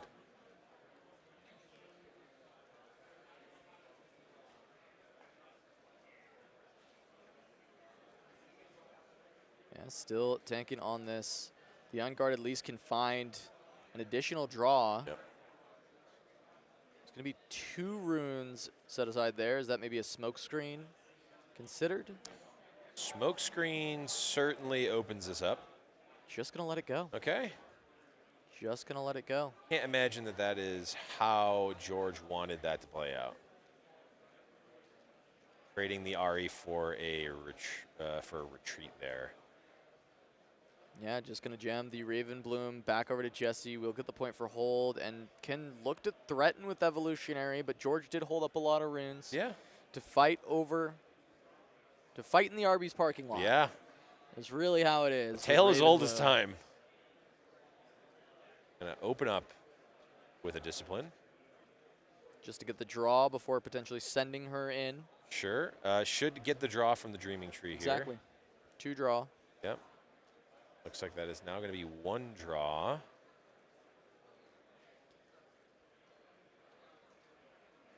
All right, Defy going to be put there. And this is another thing that people miss often, is that normally you would think that the play side of things, you know, like you have to play it, but this is now choosing. I just learned this rule. Okay, it must apply here as well. Well, not really.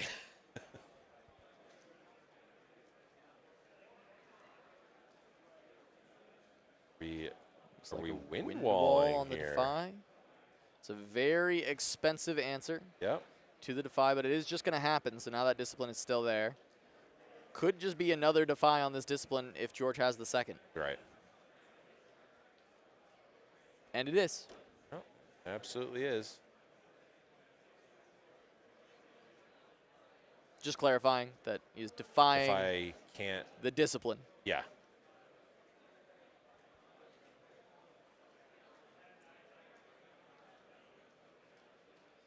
Just some clarity on this wind wall. Yeah. Wind wall counter the Defy. The discipline is still on the stack because the Defy responds to the discipline. Now the wind wall responds to the Defy. Yep. Now we go to resolve the discipline, but there is still a window here Yep. for George to go ahead and still defy it. Yep.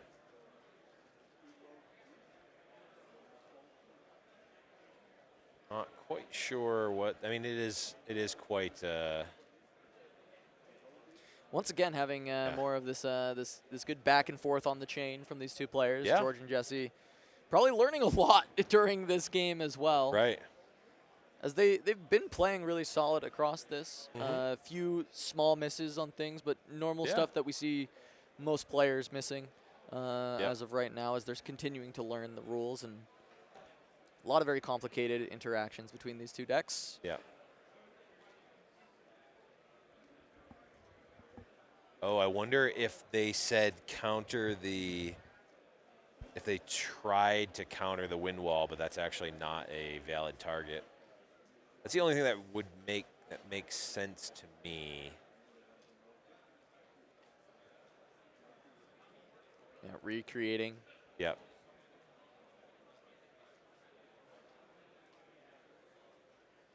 Just making sure that he can still target it. It looks like that might be the question. I wonder if this is also asking, like, what happens with the Ravenbloom students? Like, how much might are they actually getting at the end of this exchange? Yeah, it should be 1. Right. Should be the answer. Is 1 might to each of these Ravenblooms. Okay. Look, it's possible I'm still even getting some things wrong, to be honest, but the wind wall is in the trash now. Okay, they're just putting everything in the trash. Okay, it's resolving. Trying to resolve everything back. They did get the draw from the Dreaming Tree. Ravenbloom student. Should be +1.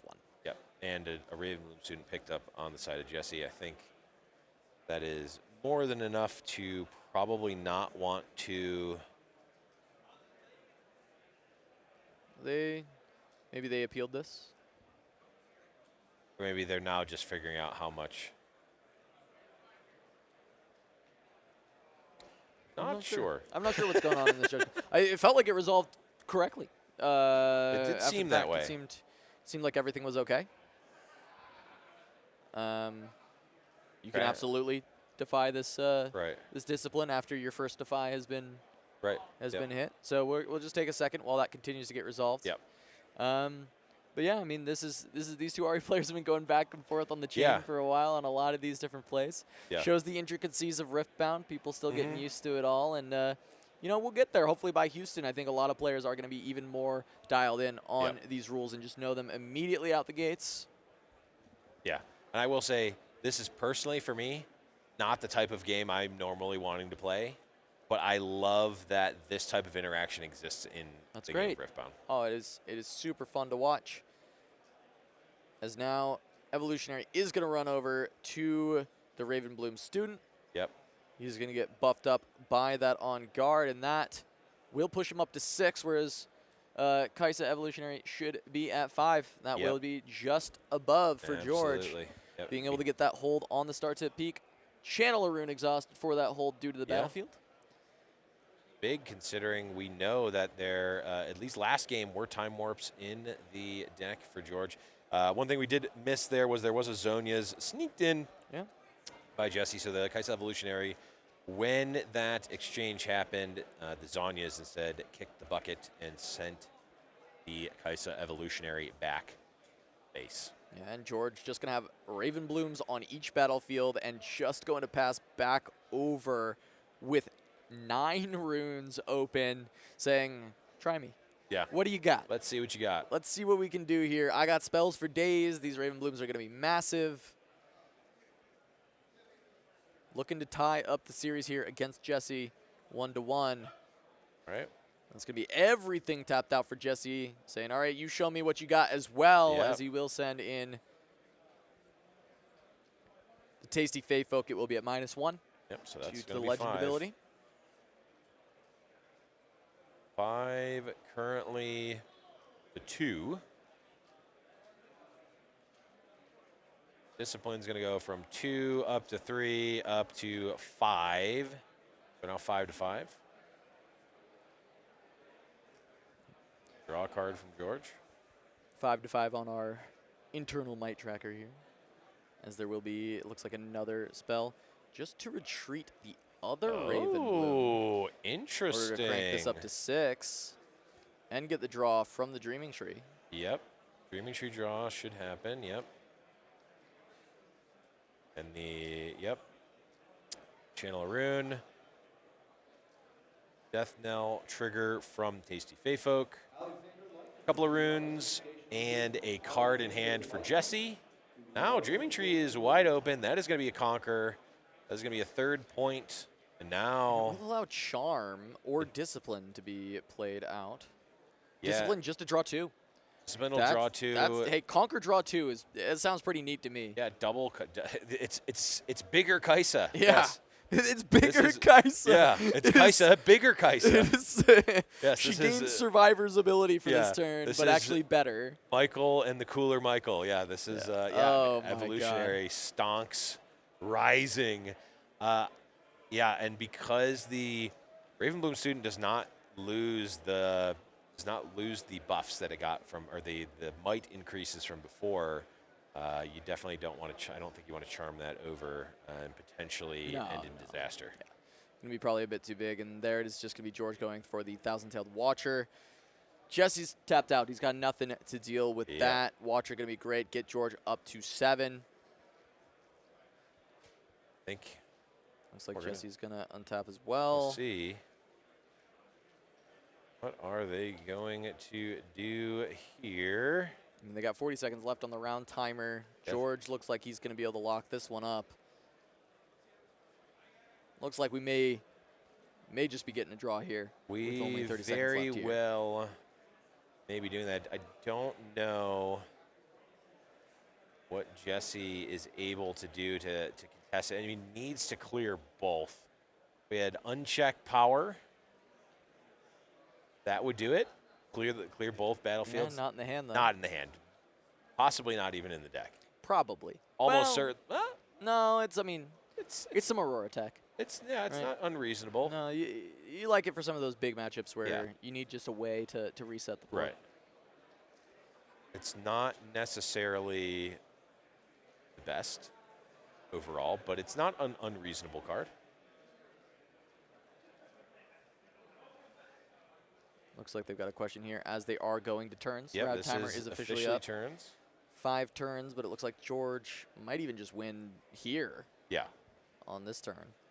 Don't know what we're which would just give us a draw, right? There'd be 1-1 right in this series. We'd just go straight to a draw there, these two players. If we charm here, if we had a charm, would There is discipline. not. Could draw into one off the discipline. Doesn't find it. Stupefy. He is going to not scoop. do it. And that is just a 1-1. I mean, they were in turns. Time is up. Yeah. That should just be a draw here between George and Jesse. You know, I think as much as it always sucks to show draws, and always sucks to have draws and feature, I think this is a really unique match to watch. Oh, Getting that first kind of glimpse of an Ari mirror match, some of those longer chains that we were getting of all the interaction back and forth, tracking the might to see who was kind of ahead of each other. You can see the complexity that Riftbound does bring, and you know, as much as it pains me to have the draw be the end result and not actually get a winner out of that, it was very, very cool to see these two play. Yeah, absolutely. I mean, we saw, again, I was saying it jokingly, but honestly, if you've got players from other card games that like control matchups, that like that interactivity, that like a really juicy counter war, interaction war, show them this game, show them that clip, because this will, I think, sell a lot of people on the possibilities that are available in Riftbound. All right, and if you're liking the stream so far, if you're liking the content, you're liking this, please, please, please drop a sub for Turn 'em Sideways. We've been making a podcast every single week called The Winning Point. We are trying to do more competitive coverage, the co-streams for all of the Chinese tournaments that happen, and now, if we can, trying to provide coverage at events if possible, but it does cost a lot, so being able to have the support of you guys to try and push us further so that we can actually keep coming out and providing this level of content. We would love to do it, so please give us your support in the chat and share with your friends, subscribe to the channel. Thank you all so much for the support, but also thanks to the support of Heavy Play, one of our sponsors. Sponsors like this are also a reason we get to come out and do this, so you can go ahead and use the code SIDEWAYS at checkout for 10% off your entire order. Heavy Play has sleeves, deck boxes, playmats, all your TCG essentials, and you can get it all at 10% off using the code SIDEWAYS. On top of that, we do have Invasion, who has been helping us out for a while. We partnered with them for some content earlier as well, but you can use the code TURN5 at checkout at invasioncnc.ca for 5% off your entire singles order, singles specifically with Invasion. Reminder that Invasion is based in Canada, so do check if you are in CAD or if you are in USD when you're looking in. And also, they've added a pickup at Houston option at checkout, so if you are a player who is trying to play at the Houston Regional and you do need some last-minute cards, you don't want to worry about them not being available. The best option for you. They'll bring it right to the event for you to pick up. But with that, we are going to go to a quick break before we've got round 5 coming up for you, so don't go anywhere. This is the RFG deck box. The top has a translucent shell with a polished showcase window. This allows you to display your favorite card, like your commander, and makes it easy to always find the right deck. And the top and bottom shells magnetically connect, so it stays nice and neat during gameplay. This is the RNG dice box. It magnetically attaches to your deck boxes so that you can easily move it from deck to deck. Unlike competitor deck boxes that either have a dice compartment or not, this way you can manage a single dice kit and move it from each deck so you never forget your dice. To access your dice, simply slide open the tray and magnetically snap it to the shell. And when you're done, slide it back in and the magnets lock it all in place.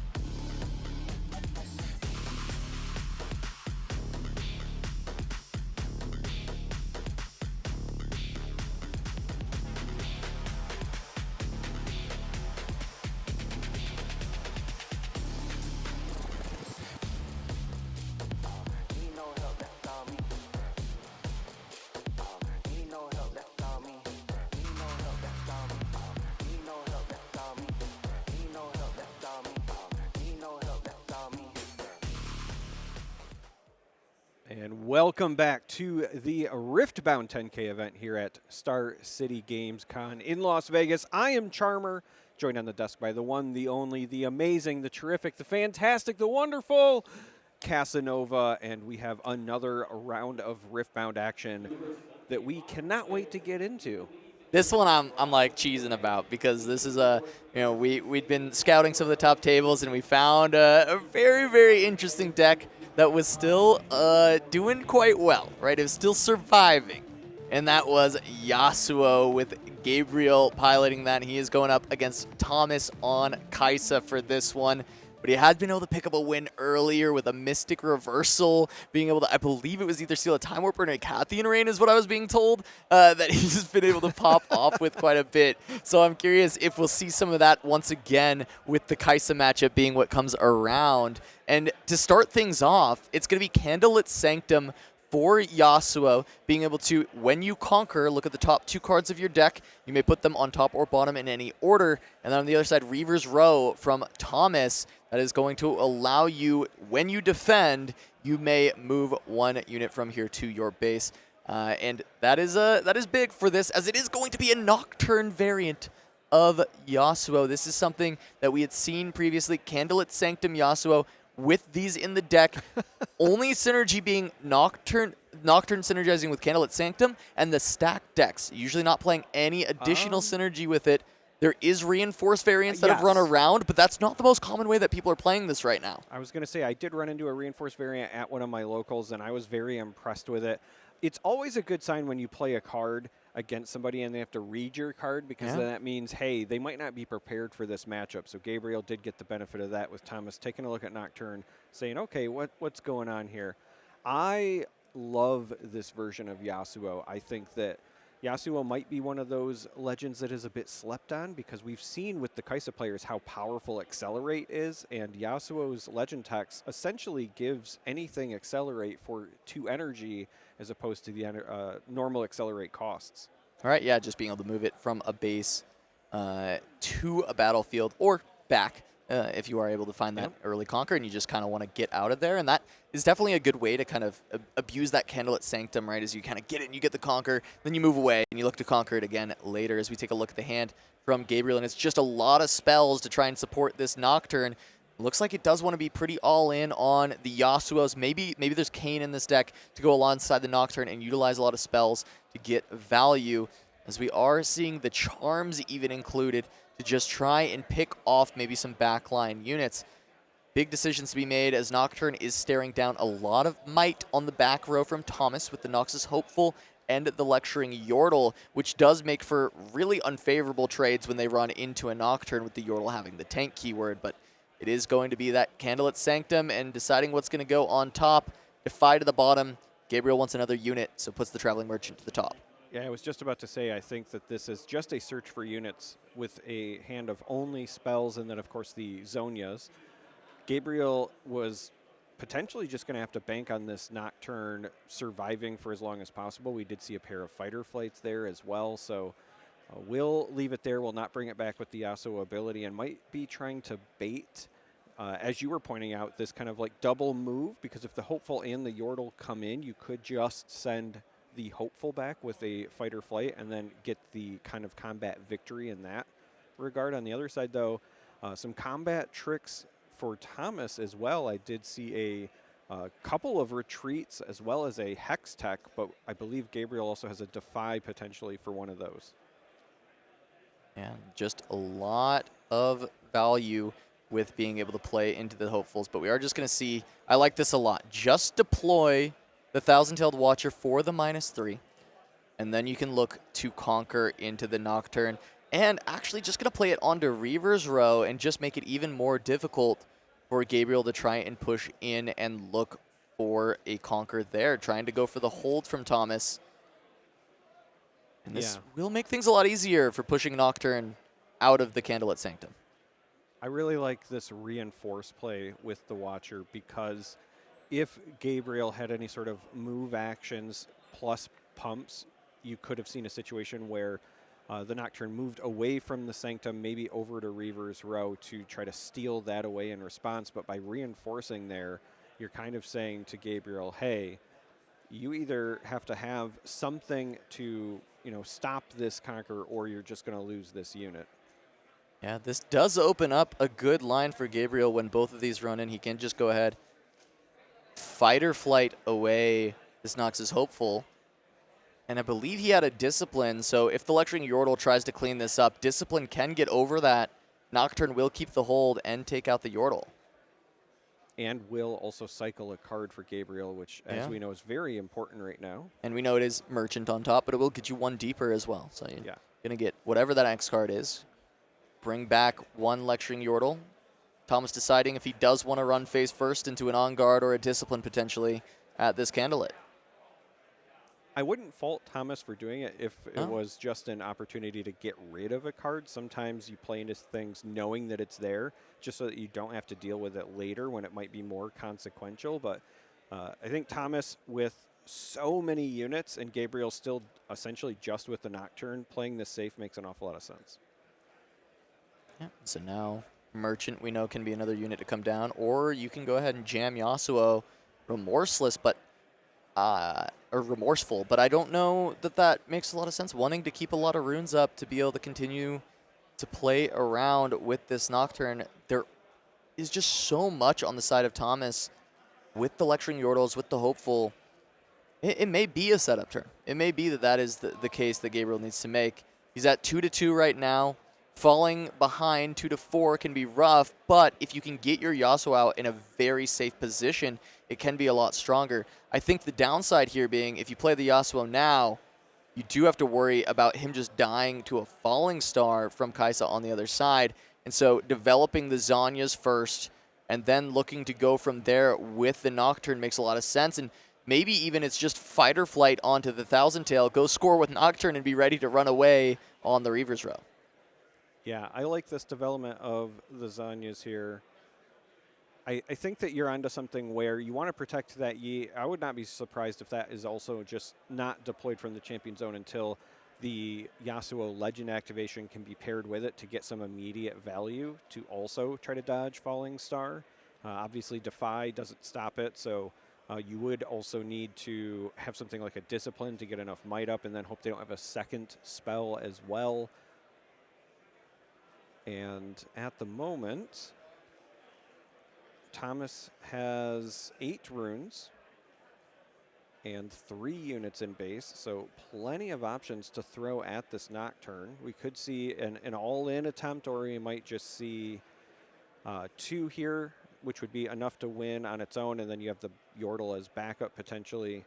And it is going to be the case where we send 2 units, 1 Lecturing Yordle, 1 Hopeful, and the Hopeful is going to be sent back with a second Fight or Flight. Yeah, and I mean, once again, just looking to try and get some meaningful material trades as Gabriel with this Nocturne. Little down on points. Thomas considering if he allows this Fight or Flight to just resolve, or if there's anything else he wants to do. Does have the retreats available to protect the Yordle.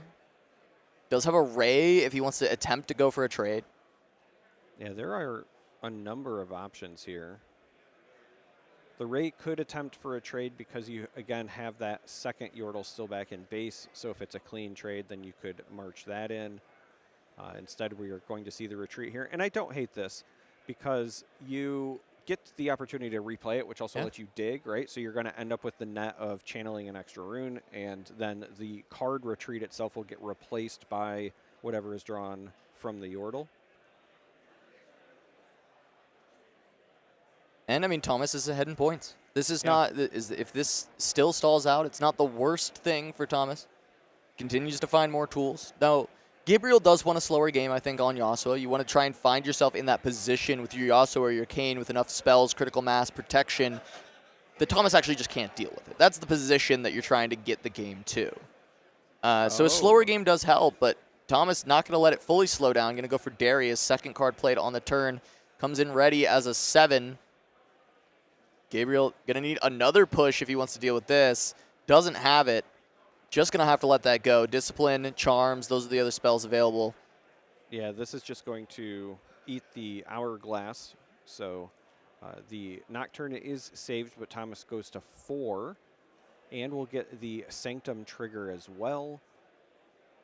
And now Gabriel, yes, you saved the Nocturne, but you really need to find something to mount some sort of comeback, right? We've really only seen this Nocturne on the board for Gabriel. The lack of other units has been kind of holding back any sort of early game plan. And the biggest issue is that Thomas, on the other hand, has not only just many units, but many large units. Again, a Darius now, the Watcher, those hopefuls are nothing to sneeze at. So Gabriel will likely, as you were saying, need some sort of combo, whether that's with the Yasuo, with something like a Kayn, so that they can either clear the board or catch up in points, likely both at this stage. Let's see what Gabriel ends up ripping from the top here. Yeah, Is just like another unit, but it's the early game units that he wanted maybe a few turns ago. And honestly, in this matchup, sometimes you don't even want them because they just kind of get cleaned up for not favorable trades. They can't actually stick the board. And at this point in the game, you want to find either more supportive spells to get Remorseful in and protect it, or you want to find, another big unit that you can potentially slam down and try and help get through this. But look at just all the material that Thomas has. His Thousand-Tailed Watcher, Darius, Lecturing Yordle, and the Noxus Hopeful all on the board. So much stuff for Gabriel to have to deal with.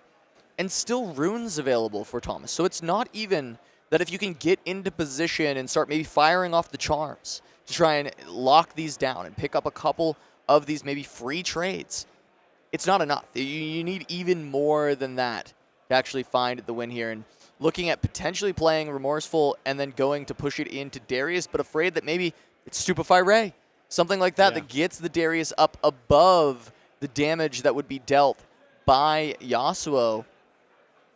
And instead just going to push, go for the discipline and say, show me that you got it.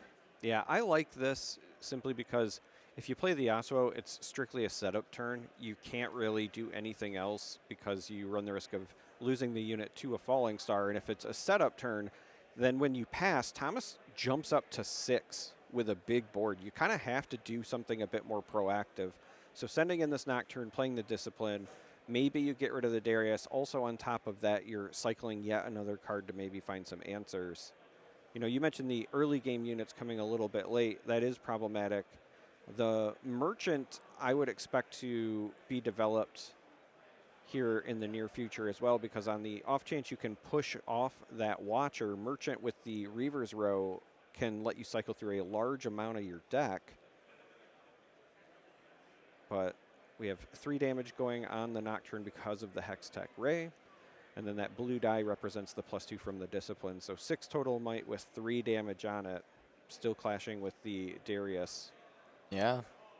And just going to bounce the Lecturing Yordle. Make Darius a 7, which will push over the 6 that is currently there for Nocturne. Gabriel doesn't have anything for this one.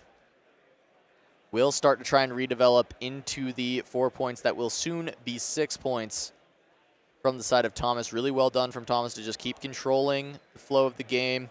Gabriel also now finding a Mask of Foresight. We'll see if that ends up getting deployed as well, because that is something you actually do want to find early in the game against Kai'Sa. It can make a lot of difference against some of the spells that are targeting at battlefields when you do send the things that you're trying to protect later in on their own. But at this stage of the game, not feeling like a very exciting draw. No, not at this stage, because the quality of units that would be getting the bonus is pretty small, unless we see that Yasuo Remorseful enter play. It's just the early game 2 might units on the side of Gabriel. Thomas now at 6 points, ever critical, and already holding both battlefields. This could be a situation where Thomas decides to actually retreat these units to dodge something like a Yasuo combo and then just set up for a double conquer on a future turn. Yeah, and he absolutely can, right? There's really not much that Yasuo gets to do against you setting up this wide of a board on the back row. Yes, we saw those charms. That can potentially kind of help, but Yasuo likes to be a little bit more aggressive. He's offensive. He is, when I attack triggers, yes, it is a 6 my body. That does not deal with a Watcher that's sitting at home. It deals with a Darius if Thomas is completely tapped out, which he may do. We're not sure. But looking at that hand, there's a cleave and a retreat. So you may not be inclined to tap out completely. You may be inclined to hold on to those, but we will see the Watchful Sentry deployed instead. Just playing everything out to this board. And 1 rune left over on the side of Thomas for a retreat. Watcher does come back as well. Again, I really like this. It's a nice safe play from Thomas because at this point, Gabriel can't do something like a Ride the Wind combo to deal with him. It has to be like large unit plus charms to bring them from the backline to a battlefield and force Thomas's hand. And we know that that's kind of what Gabriel is sitting on, but even then, the unit, unless there was one top decked here, would be remorseful, and that might not be good enough. Yeah. So we are going to game 2. Makes a lot of sense from Gabriel at this point. Really not a lot you're going to be able to do about it in playing green-purple in general into that kind of a wide board at 6 points. It's just kind of how the nature of the game is. And Gabriel just going to scoop it up, try and go next, see what he can do in a game 2, being very likely on the play with a preferred on-the-play battlefield going up against Kaisa is very likely what we're going to see in this spot. And I'm wondering what adjustments might be in this deck. I know, I'd kind of been teased this Mystic Reversal that exists. No spot during this game would a counter spell have really been particularly useful, but there is a certain changes that can happen to the game where maybe, Thomas has the hand texture that's a lot more spell heavy and a little bit less unit focused as we saw in this game. And then some of these potential tech cards can come into play, or we can even see just a better start of early Masks, early Zhonya's, and then getting a Remorseful or a Kane established, as we do see kind of a glimpse into that sideboard as Gabriel kind of flashed it towards the camera of a Reversal and a Windwall being available for that side to help deal with some of these Kaisa lists, but certainly not helping when it is just a flood of units. Yeah, and as somebody who is playing a lot of calm-oriented decks, green decks over the weekend, sometimes these decks do just fail to find units, and I think that's really what haunted Gabriel here. The first unit played on that side was a Nocturne, and not from the cool ability, mind you, just played to the board, and then eventually those early game units were found, but it was too little too late. So if anything, yes, sideboard comes into play, but what Gabriel really needs for game 2 is to just draw the deck in reverse. Yeah, and we'll see as we jump into this second game, get our battlefield selection from these two. Gabriel, I think, likely going to be on the play here, as it does look like it is going to be an Arena's Greatest grabbed by one of these players. And on the other side, the Dreaming Tree. A bit surprising for Yasuo to go for Arena's Greatest. I'm curious, but Dreaming Tree absolutely could be a Kaisa Battleground. So we are just going to see these two as what we've got, and it is going to be Ravenbloom into a Poro. So Gabriel on the play this time does actually have the Poro to get going, and it is on the play on Arena's Greatest, so going to be able to go up to that 2-point breakpoint straight away if he wants to go in and conquer with this Poro. It is going to head over to the Dreaming Tree, and looking at the hand, he's got a lot more units this time. Windwall plus the Fight or Flight going to help out quite a bit, as that is just going to be a Ray coming in to the Poro. Yeah, and I think there was just an ask about Dreaming Tree there, but it is friendly units, so no draw on that regard. And I don't think that Gabriel has any sort of buffs to survive this, but might see something like a Fight or Flight just to save the unit. No, but you can't, because this is an action speed unless played from hidden. So we've seen this issue happen a couple of times, players not understanding exactly the speeds of things. Yeah. So is going to push back the Poro here. Neither player catching it to call a judge on this, so is just going to be a move back for the Poro. Gabriel can reestablish another unit, but will be playing into a Falling Star potential. Yeah, I was just going to say, even if you don't have any other plays, you still don't want to set yourself up for a blowout. So I think this is the right call to just pass the turn with a single Poro. Or and he's going to move it with Yasuo. Yasuo. Okay. I think this is also fine. Gabriel will still go up to 2 here. Thomas cannot respond because everything is exhausted. Pass it back to Thomas. You know, running the Arena's Greatest and seeing that there are the Nocturnes in here, it makes me wonder if... a little faster. Yeah, Gabriel's game plan is intended to be faster, and if that's the case, then I feel even worse about the results, the outcome of game 1, because we just didn't see any of this kind of early game presence or aggression. Yeah, more aggressive Yasuo, trying to play more around the Legend ability on the early drops to push in, move out, kind of This is a little bit more similar to how Annie likes to approach the game, but this time with a bunch of buffs to kind of back up some of the units, as that is just going to be Kai'Sa Survivor. Easy enough. Hey, here's the thing. If you want to conquer with something that's less than 4 might, and you're going into Kai'Sa on the draw, they still have the ability to just go ahead and play Kai'Sa Survivor from that Champion Zone Accelerated, and they will just run you right over and get that extra card draw. Yeah, and though it's not updated on the scoreboard here, there should be 3 total points on the side of Thomas because Kai'Sa and the Ravenbloom got the conquer there. So Gabriel is actually behind a point at the moment. I'm sure they'll, yeah, there we go. I was about to say, I'm sure they'll catch it here in just a moment. Gabriel now has found himself in a position very similar to game 1. No units on the board, opponent double occupied, and you are behind on points. The question now is, will Gabriel be able to get back into this because of the early game units that we know Gabriel has access to? Is this going to be another Nocturne? It is. So, again, Nocturne, push it in. Not usually the way you want to see those Nocturnes, but with the Yasuo ability, does gain, you know, additional value there. Yeah. Is going to be able to conquer the Dreaming Tree. Of course, Yasuo able to kind of do that Kai'Sa cosplay with the Kai'Sa Survivor from the Champ Zone. This time you can kind of do it with any unit, as you just add 2, as you said, to kind of avoid the accelerate costs. You instead just get to do it for 2 energy from the Yasuo Unforgiven Legend ability. Gabriel's going to get up to 3 points from that one. Thomas goes to 4 from the hold. Thomas now with 6 runes. A lot of potentially dangerous plays once you get to 6 runes. Things like a Darius plus a Cleave or some other one Stupefy, card. yeah. Stupefy, etc. But looking at the hand, I'm not... Oh, I do see a Darius. That is a Darius. But it looks like only a Retreat as the 1-cost option. Interestingly, if there's no better play, I don't mind Darius Retreat Kai'Sa Survivor just to clear out the old Dreaming Tree. I also don't hate that because you would remain ahead on points. Thomas would go up to 5 at that point, and after Gabriel struggled to establish units in game 1, if you can catch a situation like this where Gabriel has no runes available, then yeah, I think that's what we're going to see, and I love this actually. Yeah. Just going to be moving her back. Okay, yeah, moving her back for fun. and then casting the retreat to be able to push the Darius in. That is going to take out the Nocturne. Just as you said, denying the Yasuo material seems very good from the Kai'Sa side in this matchup so far. You know that Gabriel's going up to 7 runes, not 8, so it can't be remorseful plus push it in to just deal with the Darius anyway. And it comes down to, does Gabriel have units to mess with, to play with? We saw earlier that there should be an additional Poro in the hand. That could pay dividends here if he has enough buffs to get it over the top of this Darius at 5. He'd need 2 buffs. Discipline plus On Guard could do it, but would he have the runes? Yes, he'd have exactly enough runes to make that play.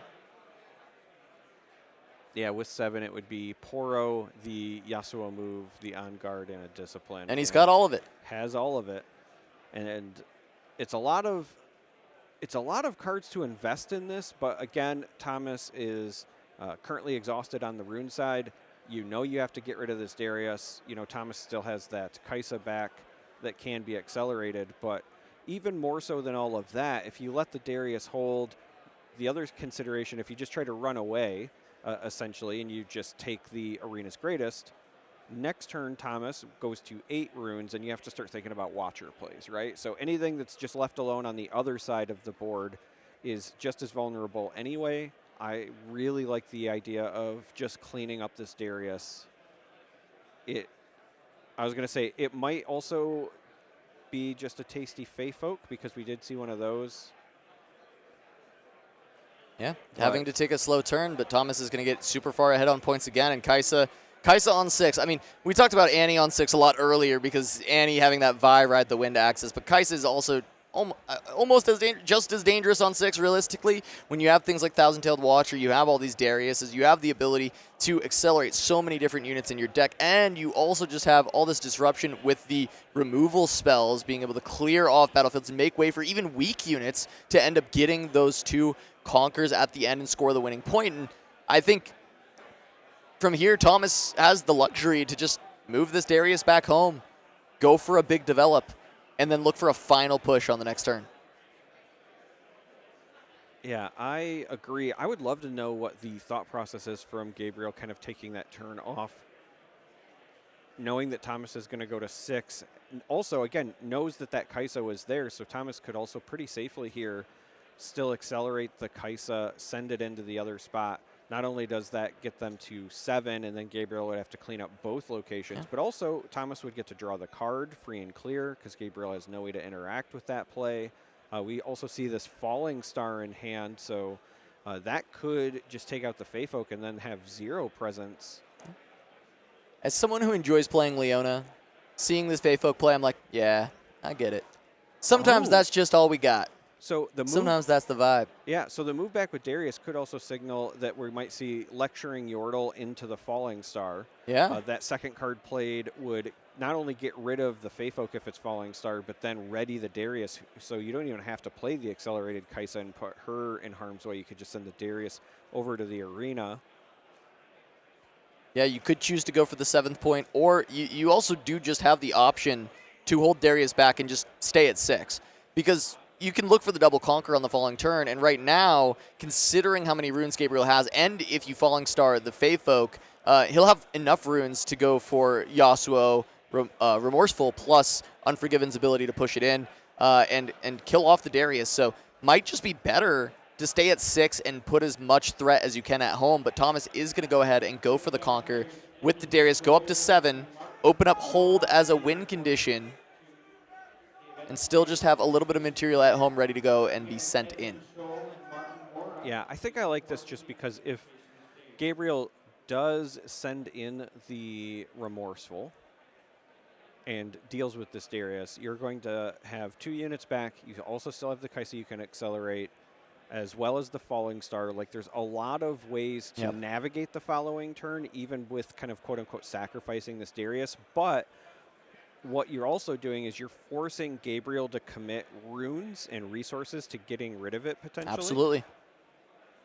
And we're seeing it here, right? You're going to push in the Fey Folk. Thomas has this smoke screen that he had ready to be deployed, putting this down to 2, whereas Darius is at a 5.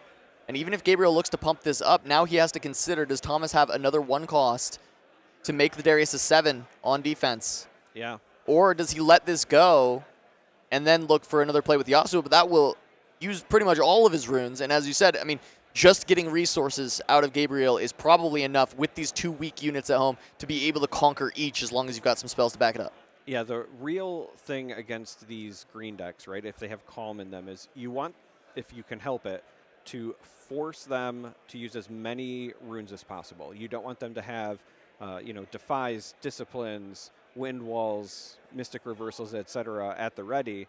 So if you can force them to essentially expend all of these resources on offense, and so here we see a Fighter Flight to just move back the Darius. But that is something that, Gabriel was likely relying on after establishing a presence to keep Thomas at bay. Having to use that on offense can't feel great.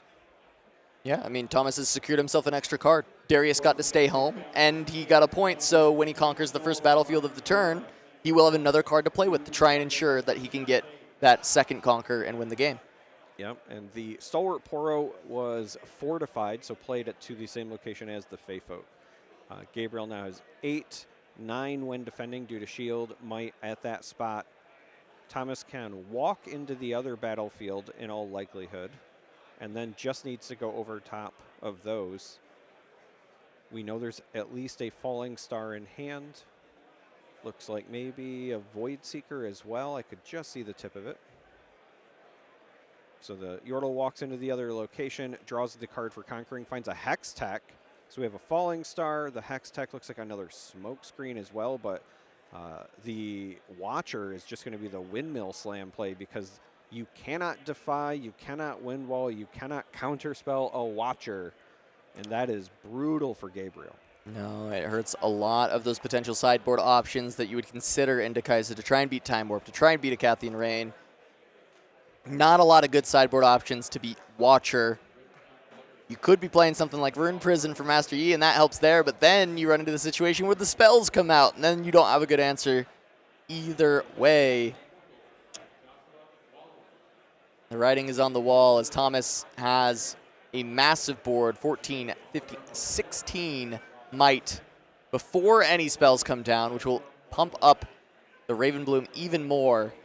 And in the Falling Star, trying to be the last nail in the coffin to remove all of the units from Gabriel's side. He does have the Wind Wall to deal with it, which will keep them around, but it will not allow him to continue to have enough might to defend. He's got enough for a Discipline, still a +2 available, +1 on this Poro. The Stalwart Poro does have shield, it'll go to 2. That's a total of 5. The Watcher alone should be able to push through.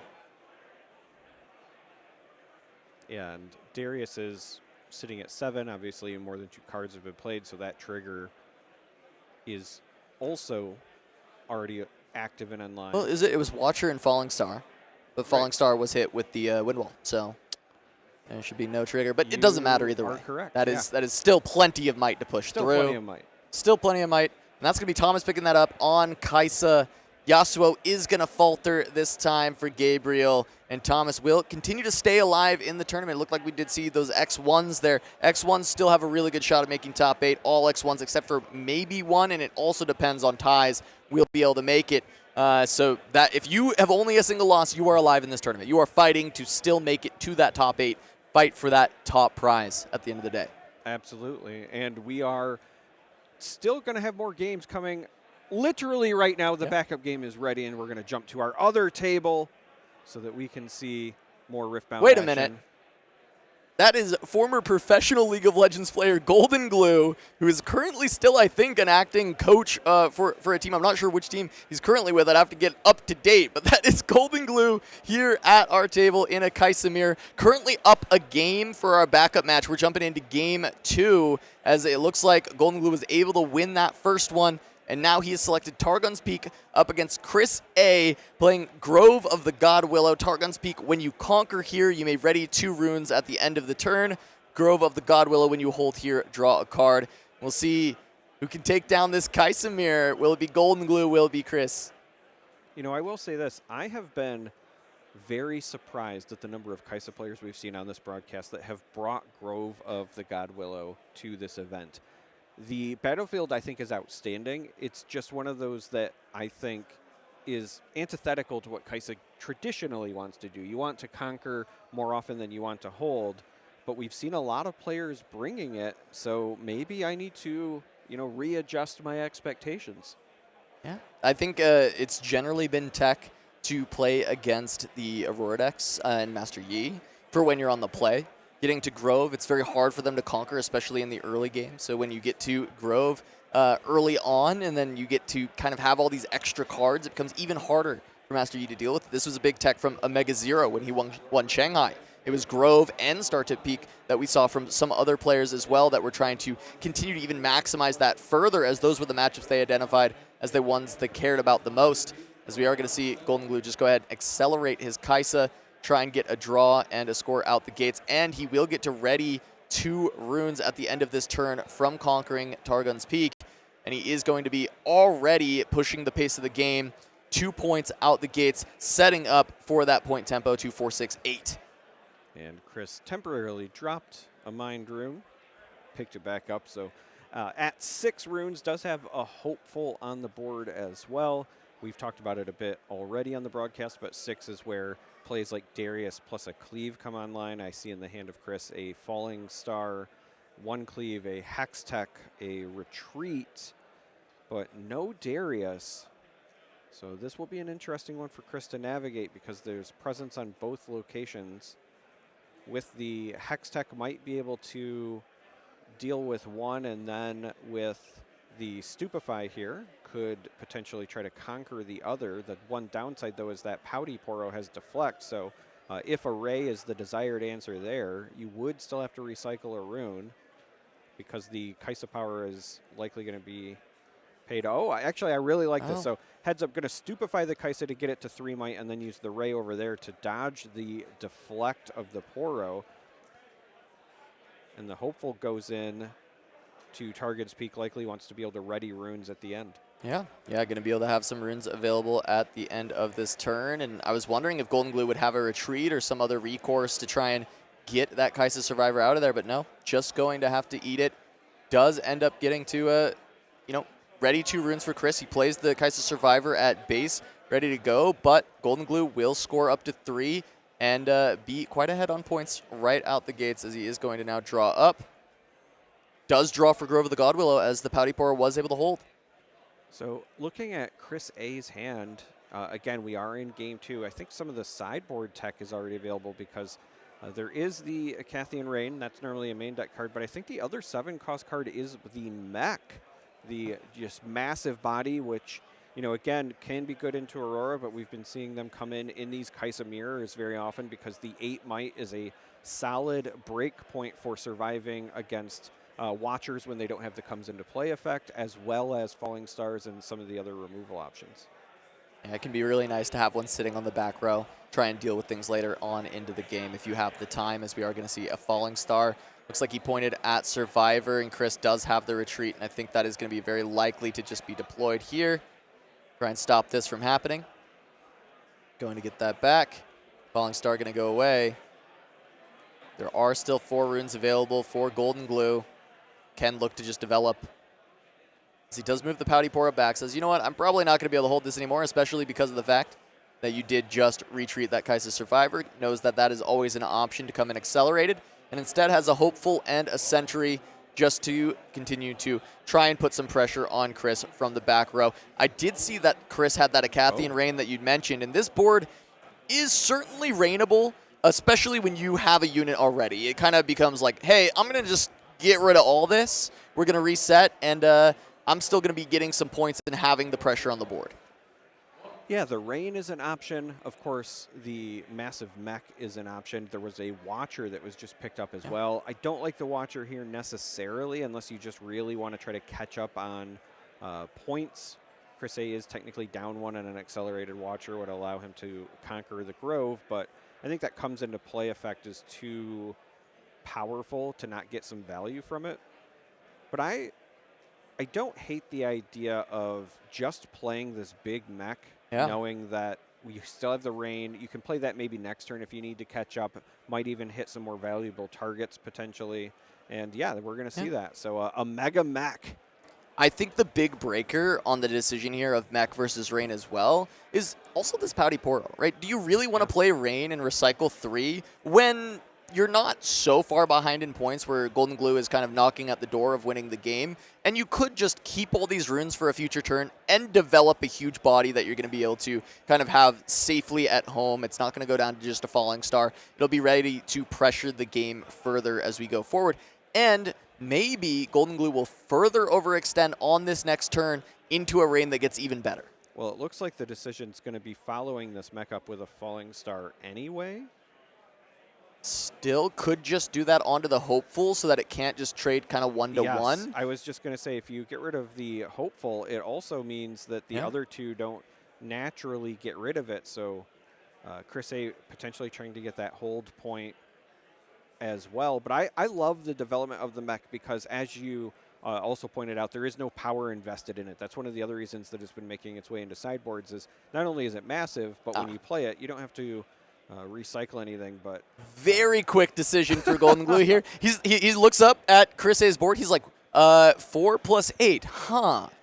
That's 12, I believe, which is the exact amount of damage that a Acathian Rain can do in instances of 2, and it was a 4 and an 8, which is just perfect. Rain going to get rid of everything, and Golden Glue going to be able to pick up 2 quick points with that Pouty Pourer and that Watchful Sentry. So while Chris decided, hey, the Rain isn't as good here, and I can avoid a Falling Star, I didn't realize Golden Glue was going to exactly 7 runes on that turn, and that is the perfect punish.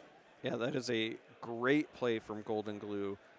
Really trying to just extend this points lead up to 5 already.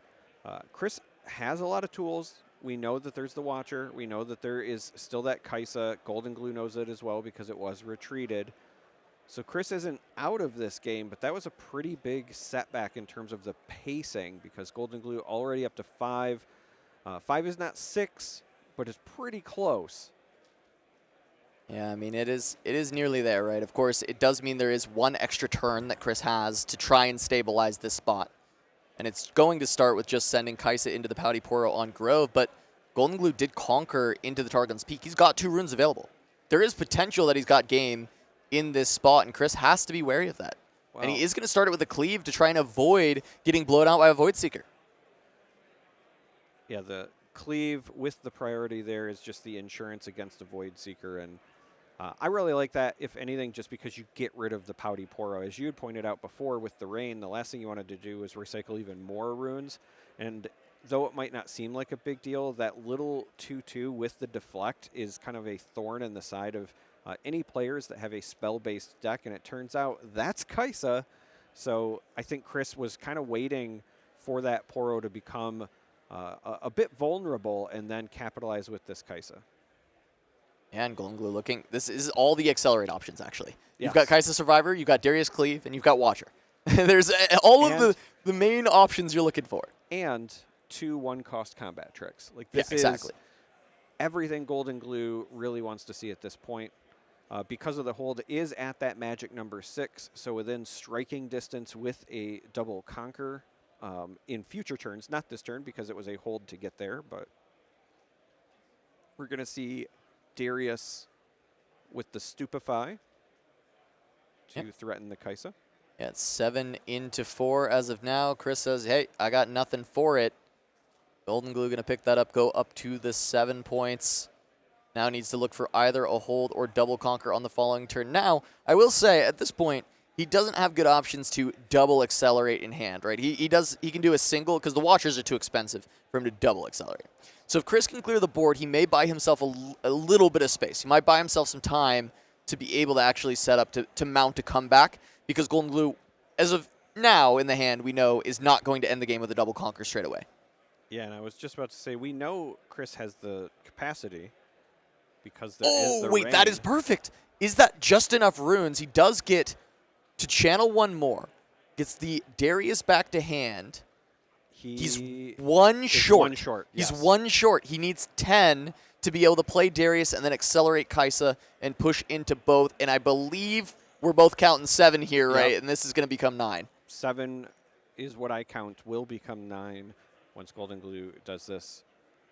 But we also still have a draw coming for the turn, so perhaps that is going to change the math here. Looks like a Falling Star was picked up. Another Cleave. Another Cleave as well. So close. Needed 10 to be able to double accelerate. Yeah, but instead he's just going to say, all right, some board management. Just deal with your Noxus Hopeful, and then I can look to maybe just draw another card, right? You could just play Darius again. Just look to draw a card. You could do that, or again, if you don't want to make him vulnerable and you know that you just need the double conquer, there could be an argument made for... All right. Kaisa instead, draw 2. Yeah, I was going to say, you could make an argument for you just hold and then go for it the next turn as well, but I really like this. Kaisa goes in because Golden Glue's at 7 points. The effect, the replacement effect, instead of gaining a point, is drawing a card, and then her conquer ability triggers. Golden Glue gets 2 more cards in hand. And Chris just squarely on the back foot, right? Just has the runes, has a lot of cards. The problem is just he has to deal with every single threat as Golden Glue plays it out right now. He doesn't have a leg to stand on, and it really just comes down to, can he keep these threats at bay before Golden Glue finds a double accelerate, or before he finds the ability to create enough of a board presence that Chris can't answer it. And then it becomes the end of the game. And you can see Chris has these Watchers. I mean, you can deploy a Watcher. You can get in there. You be able to deal with this Kaisa. But will that actually be enough? The interesting bit is, once this happens, so Chris is, of course, going to play the Watcher, and I think that you have to do this. You have to deal with the Kaiser anyway. Getting in here, getting a big body on the board, I think, is very relevant as well. We know Golden Glue has at least a Watcher on their end, so we could just see like Watcher for Watcher trades for a bit, but in buying time, every time Chris A does this, they get that conquer point to try to catch back up to 7, right? Yeah. No, it does help, especially when it is Watcher as the answer, right? You clear away the unit, you get the conquer. When it's the spells, it helps a little less. But this, as you said, this is getting you a little bit more mileage. This is slowly clawing the game back towards you. And though Golden Glue does have an answer to this immediately, I'm looking at Chris A's hand. There's another Watcher there. That's what I was trying to say. It's just Watcher for Watchers potentially. The real X factor is Golden Glue got to draw a number of cards. So what is possible with the leftover runes? I count 9. Once again, right, we were at 9 before, did the Watcher thing. So Watcher recycles 2, then you get 2 back. So still at 9. Not likely to have anything that you want to do with that rune this time around, but next turn, if there is, say, like a Hextech Ray or something like that, could slow Chris down, because this Watchful Sentry is actually relevant. If they go Watcher for Watcher for a couple of turns, but then the Sentry can get over there on Grove, Chris A might be sneaking back into things. Yeah, I think I might have caught a glimpse of an Acathian Rain in Chris's hand. And if Golden Glue decides, hey, you're at 4, let me try and set up and go for that double conquer, that's where a real blowout could occur, where that Acathian Rain cleans up everything that Golden Glue does, and then Chris gets to go 6 to 8 from there. It looks like that might be the case, because we're going to start things off with a Lecturing Yordle on the side of Golden Glue. Could still just see like a Darius Cleave try and push over the top. I think there are 6 runes available still after that Yordle. Yep. Darius Stupefy, Darius Cleave, Darius both comes options. down. Darius sees himself as the second card, so should essentially have instantly ready. Yeah. Oh, but he plays the Darius and passes. Oh no! And then I was gonna say, you see the hand over the face. I'm wondering if Golden Glue is realizing now, like, oh. I think he also realized he's dead to warp. I think that's the big thing he realizes. Yes, you would absolutely be correct, because Chris A here with the hold point would be able to move the Sentry into the Grove. That would be 6, and then with a warp would get 2 hold points. All right, so Golden Glue, I was going to say, I think realized that this Darius is supposed to be ready, and then they walked it back. So we are seeing the... I love the sportsmanship of both the players. Yeah, just kind of recognize, like, hey, this is what I was supposed to do. Oops. And heading back through. Class act from Chris. Lets it go. Says, you know what? Yeah, you didn't realize? Go ahead. Brings it back. Probably just going to be a Watcher from Chris. As you said, Watcher for Watcher. Going to have to be played. Yeah, the issue for Chris, though, is that it wasn't Golden Glue's Watcher. It was a Darius this time. So now, you know, if this game ends up being decided by whoever has the last Watcher played, currently that's looking like Golden Glue. However, again, Chris does still have the benefit of being able to walk this Sentry into the Grove to further try to close that points gap.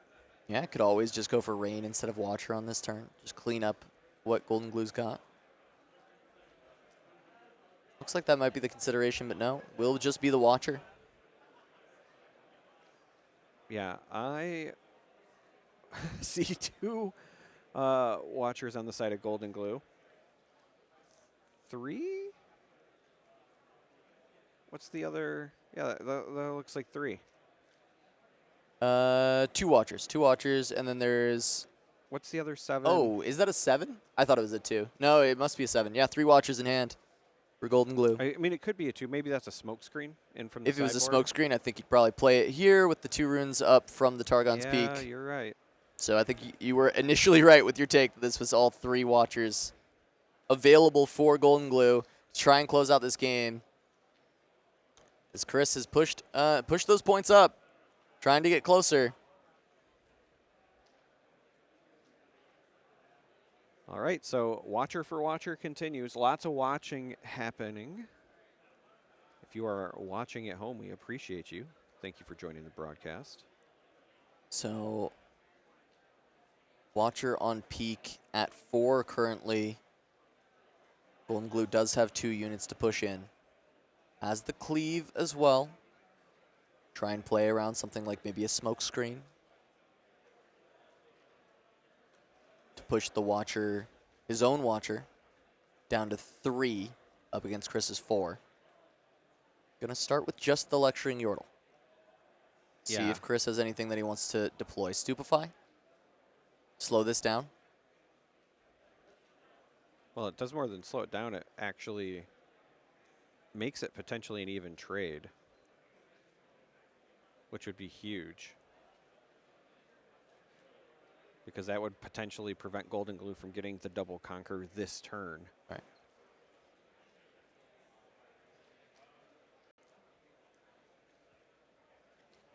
Golden Glue does still have options.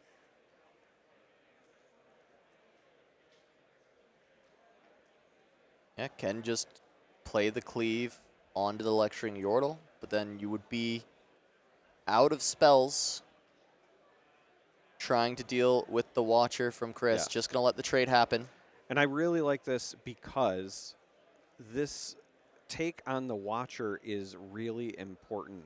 If you're guaranteed the trade on the other side, you still also want to guarantee at a minimal that this is an even trade as well, because Chris, through scratching, clawing, biting their way through this, has went all the way up to 7 as well. So Chris is a single hold away from winning here.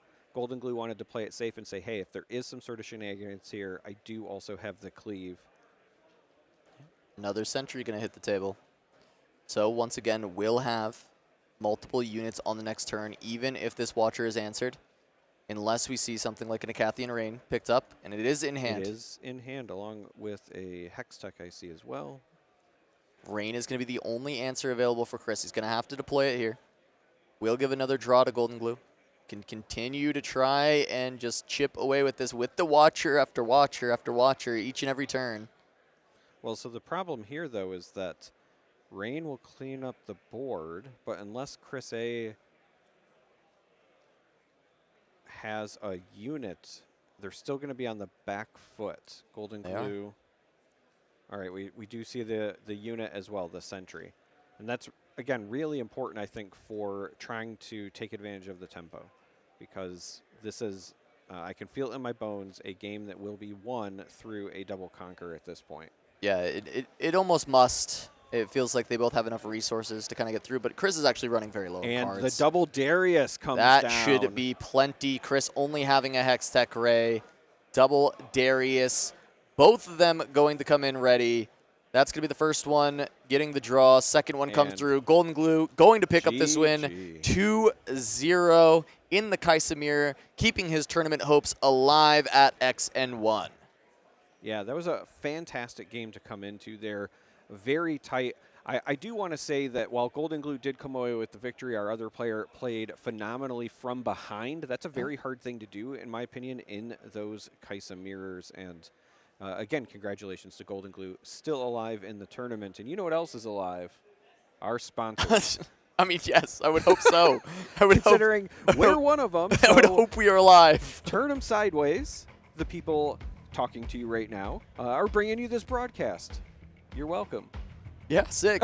Toss us a sub. That would be sick. Please, toss us a subscription. It costs nothing. You can just click the button. If you're already watching, it would really, really be beneficial to us, and we would appreciate it. But we do also have a wonderful sponsor from Heavy Play.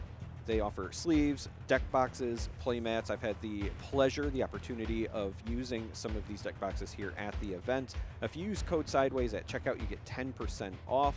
I've been very impressed with the kind of modular magnetic design as well. Yeah, I love the deck boxes. They're sweet. Yeah, they're great.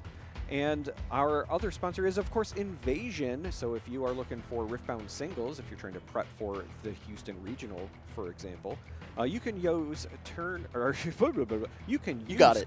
TURN5 at checkout on the singles. You just have to go to invasioncnc.ca to pick those up. And again, if you're going to that Houston Regional, they do have the option for a Houston pickup. So if you don't want to show up at the event and scramble to find whatever you need for your deck, you can just make the order and be all ready to go.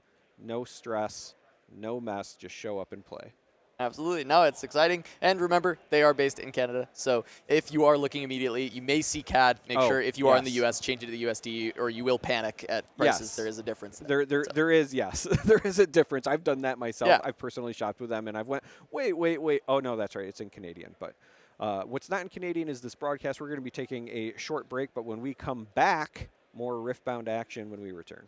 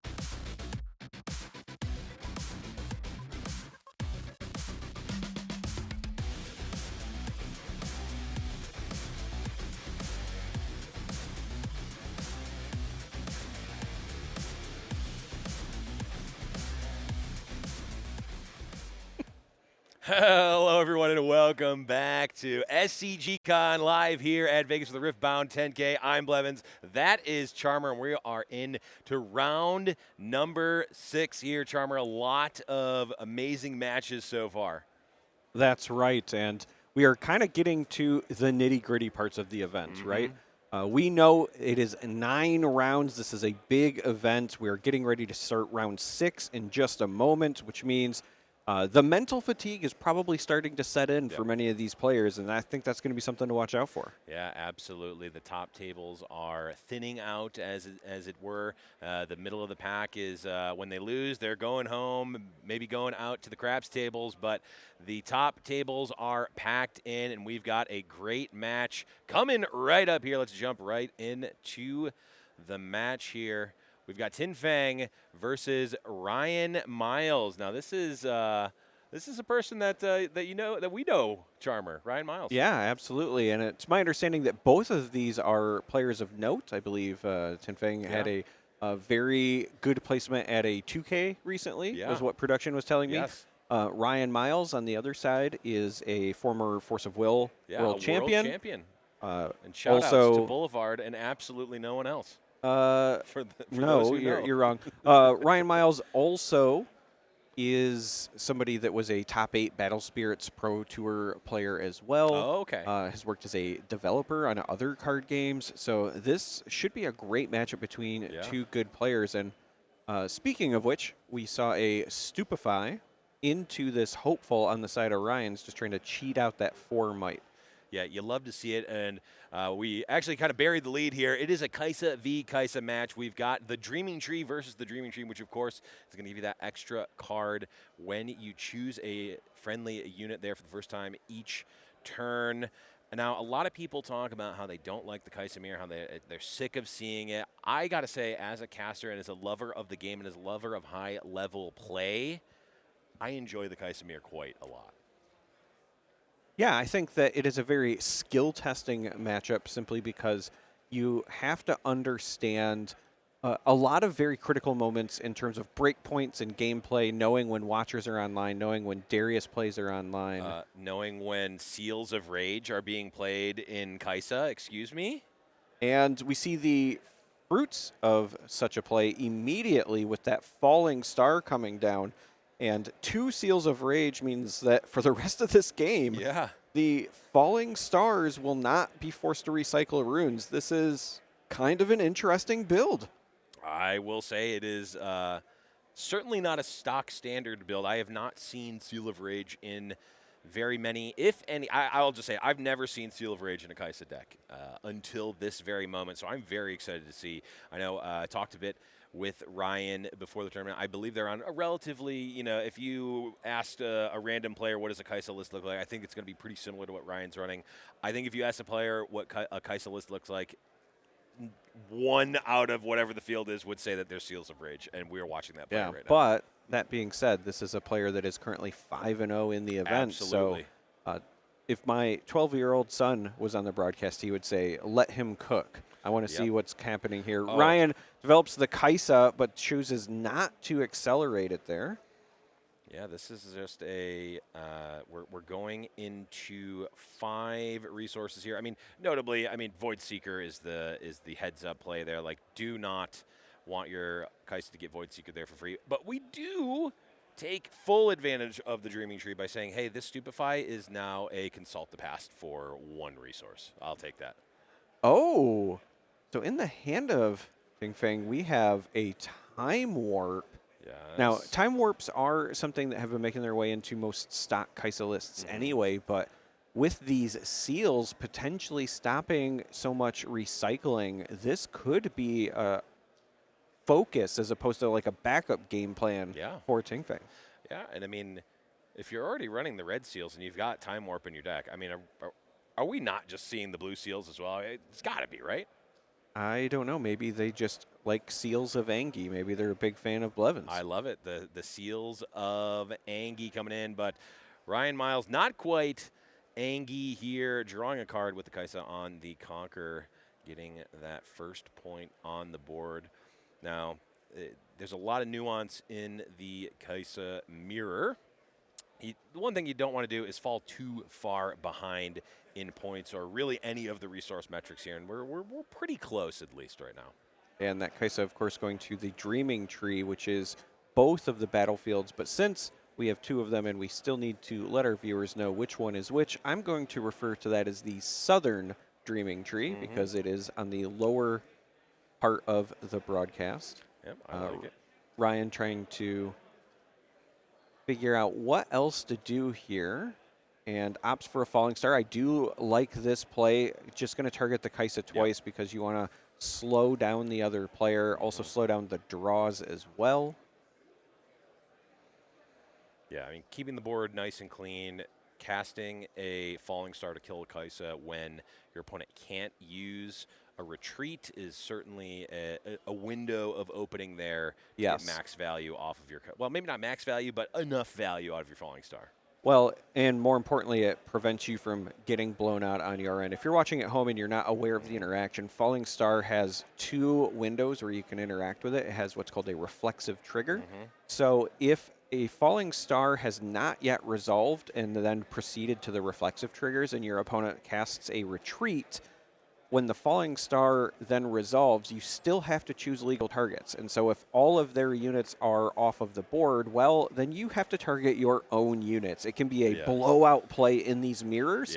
And I think Ryan rightfully saw that with all of the opposing runes exhausted, this is the window to take advantage of the Falling Star. I do like the fact that there's at least some scenario where Falling Star isn't the absolute most broken card ever thought of. So now we have the Pouty Poro coming in with a cleave. Yep. On the Dreaming Tree, of course, even at the during the showdown here, still counts as being at the battlefield. So both players here are actually able to draw a card, the Pouty Poro off of the cleave, the Kaisa with the retreat there. Now, Ryan did also get to channel a rune exhausted due to the retreat as well, but the big result of this is that Ting Feng is now up to 3 points with the Conquer. And despite these being 2 decks that are kind of Conquer-centric, if you will, for their game plan, we're seeing that the points are accumulating rather slowly. I think both of these players are being very methodical in their approach to this mirror. They don't want to overcommit. They're looking for windows of opportunity, and I commend these players. Oh, that's a Draven. I was going to say, remember when I said Draven earlier? And you actually did. I meant Darius. I mean Draven here. It's Draven time. I am in love with whatever this list is. We see Draven and Seals. Yeah, I'm all of a sudden a fan of this now. Ryan, if you ever watch this back, I love you, buddy, but Ting Feng is my new favorite. This is fantastic. Yeah, this is like the Kaisa list that I wanted to play when we first saw it revealed, and it wasn't good because I was playing it. But this here is at the very minimum of an extremely interesting build of Kaisa, and I am, in fact, here for it. Well, so the beauty of the inclusion of Draven here is that Kaisa is already a deck that can rack up early points, early conquers very quickly. And a lot of times we talk about how important it is that Darius can come in and swing for 7. Yes, it's with a pseudo accelerate, and that's part of the appeal. But this Draven essentially just sits at a higher might anyway. Currently at 6, right? It's got a base of 3. And if you're not familiar, Draven also gets a bonus might for each of your victory points. So as this game progresses, what you're doing is you're kind of saying, okay, if I'm worried about other Dariuses, what if I just play something that's always bigger anyway? Right. I feel like Darius is almost filling the role that Mundo sees in a lot of these decks. It's almost like a baby Mundo. It's a relatively, I mean, comparatively much cheaper card. Right, so and important. Big enough. Board state update. Ryan got a double conquer here, one with the Kaisa and then another with the Ravenbloom Student. So the points have now tied up. Ryan has presence at both locations, but Ting Feng has not only the Draven, but a number of runes as well as the seals available. So a lot of options, fistful of cards as well. Both these players keeping their hands full due to the Dreaming Tree interactions. Yeah. Notably here, 9 runes for Ting Feng, not Time Warp. Not that they would want to necessarily cast Time Warp here anyhow. But we're in the range. I mean, depending on how much power is being used. I mean, if there are red cards coming, if there's Angie cards coming, Tin Fang's got themselves covered here with the 2 seals. You know, thinking about the potential of this time warp strategy as well, right? We're seeing the seals, we've seen the time warp. If you're playing more specifically to, you know, ramping into a time warp as a Kaisa player, the Draven inclusion makes sense. We always talk about how 6 is such an important break point when you're trying to drive home the victory for these decks. Well, when you get to the 6 victory points, that Draven is essentially a 9. Yeah. So Huge. not only is it, you know, bigger than a Watcher, even if you need to go in for a Conquer, it's even bigger than the mechs that people have been teching from the sideboard, right? So if you get to that magic 6 break point, suddenly Draven into a location, and then with the time warps, you can really close things out. But here we see a Falling Star trying to clean up some of the board. Yep. Well, Ryan does have a recall here. Would be able to use it on the Ravenbloom student. Chooses not to, just going to get the card off of the Sentry. Yeah, and the reason for this is that the retreat, you want to save it, I think, for if there's some sort of follow-up. In this case, it's just going to be the Draven, but if there was something else that would potentially get rid of that Kaisa, you still want the insurance. Ryan wants to see what's in the trash of Ting Fang here. Yep. But I have to assume that the retreat will now be used, and there it is. Yep, retreat is happening now. Notably, a card like Void Seeker is action speed. Does not go on top of the reaction of retreat there, so not able to respond there and get completely blown out on the side of Ryan. But, you know, valuing the Kaisa over the Ravenbloom student in this case, and I think I tend to agree with that.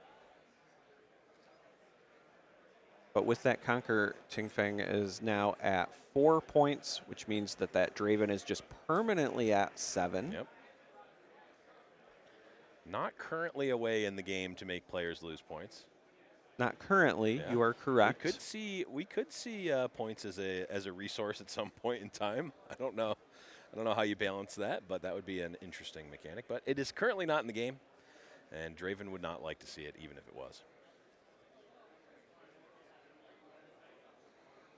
So now it is Ryan's turn to navigate how to stay in this. Only down by 1 point, but the Draven is looming, as well as I'm counting, 5 runes up on the side of Ting Fang. So a lot of potential options. Again, both players have a lot of cards in hand just because of these Dreaming Tree interactions. So anything that Ryan wants to do here has to be kind of under the threat of whatever could be answered with those 5 runes. Things like a Void Seeker, like a Stupefy, Smoke Screen, etc. Oh, but how about a Cathian Rain? That tends to clean things up nicely. That is one way to deal with an ever-growing Draven. Yeah. I was going to point out notably that 7 being a break point, so that now Darius just getting the trigger is not enough. Of course, Darius Cleave would be enough to actually win against the Draven. But here, Cathian Rain doesn't really care about that at all.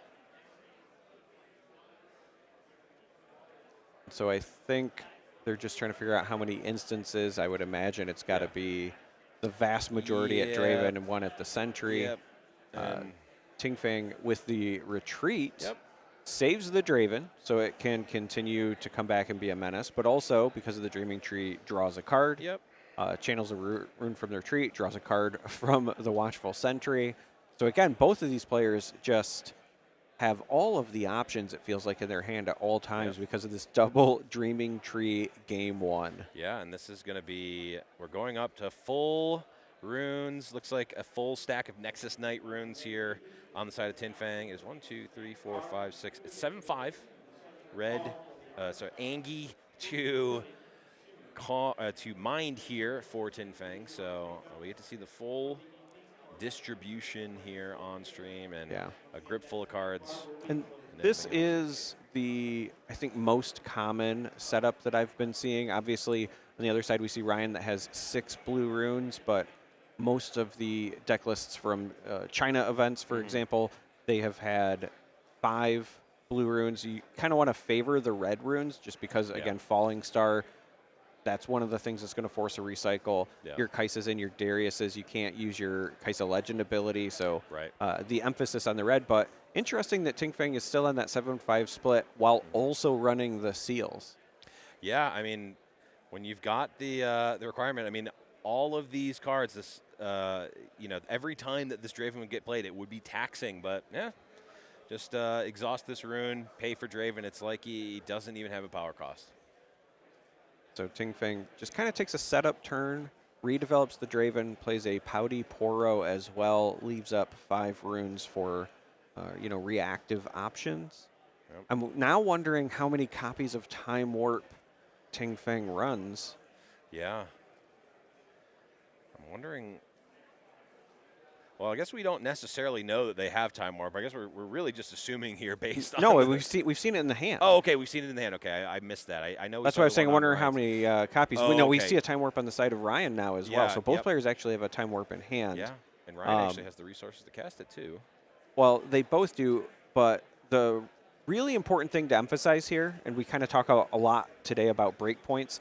Ting Feng being at 4 is a lot more important than Ryan being at 3. Yep. Because at 4, if you get a double conquer to 6 and then play Warp, you just win the game on the spot. Absolutely. So I think that's also why Ting Feng took kind of that setup approach last turn. You still want to be able to react, but you play a Draven, which will be big enough to go over the Raven Bloom. Yep. And then if the Pouty can walk into the other spot, you just Time Warp. So Ryan's going to have to find a way to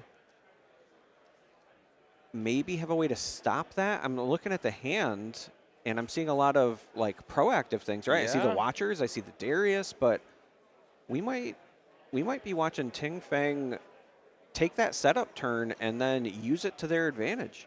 Yeah, and again, a single point being that break point to keep this from being really scary on the side of Ryan here with that Time Warp, because it is castable. We could see it happen, and we may see it happen out of desperation just to try to find something here, get a couple extra points. But if Ting Feng is able to conquer, like you said, conquer both of these runes, slam the Time Warp, we go to game 2. All right, so Darius is coming down. Ryan with the Conquer earlier did go from 3 to 4, so now they are both at parity. Potentially a second card here to ready the Darius, and then if Ryan can go to the other location, we'll be at 5. Now this is very important for Ryan because of the 2 runes left open. This means that that Pouty Poro can't just trade naturally with the Raven Bloom. But again, Draven is bigger than a Darius. Yes.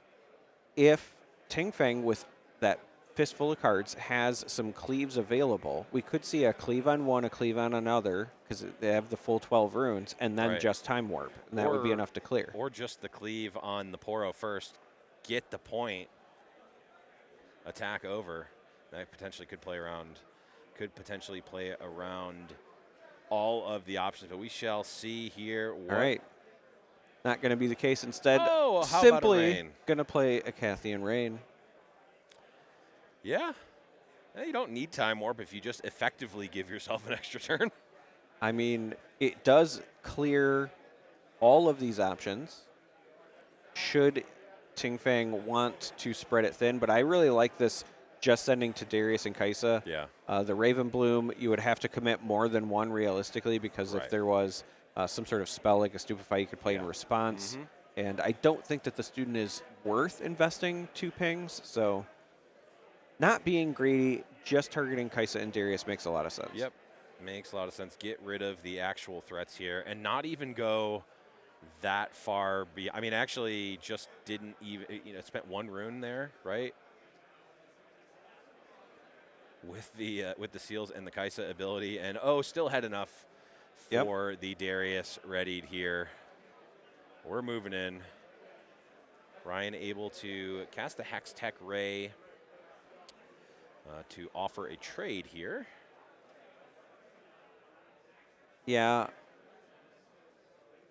The Hex Tech will buff the Rift. Oh, using it to draw a card. Yeah, I was going to say it would buff the Raven Balloon up to 3, and then the Hextech would be dealing 3, but that's not enough to hit 7 for Darius, right? So you're absolutely right. This could just be a cycle here. Yeah, it is. It looks like it is. And Tigfang saying, yeah, if you want to do that, that's fine. Yep. So Ryan's going to have to come up with some answers. This will be a successful conquer. There's nothing Ryan has in hand that will stop a conquer on the other spot. So Tigfang is now going to go to the Magic 6.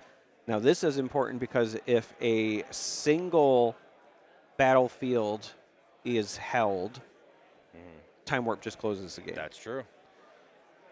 Not to mention the Draven in the back, looming in the back line. Well, right, but if the Draven could be, stopped by some sort of effect or whatever, right. There's still outs there, but there is no out against the Time Warp, right? Ryan is not running Calm, so there's no Wind Wall, there's no Mystic Reversal. Right. Essentially, Tigfang knows that as long as one of these is held, then victory is at hand. So Ryan has to clear out both.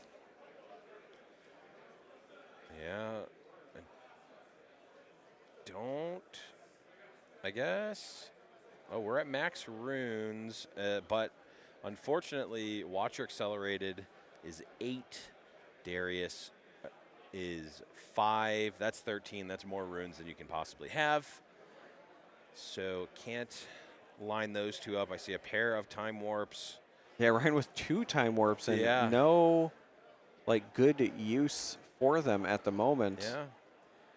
And I think we're kind of seeing the power of this Draven just being big enough to not be removed. It can sit on the backline until you need it the most.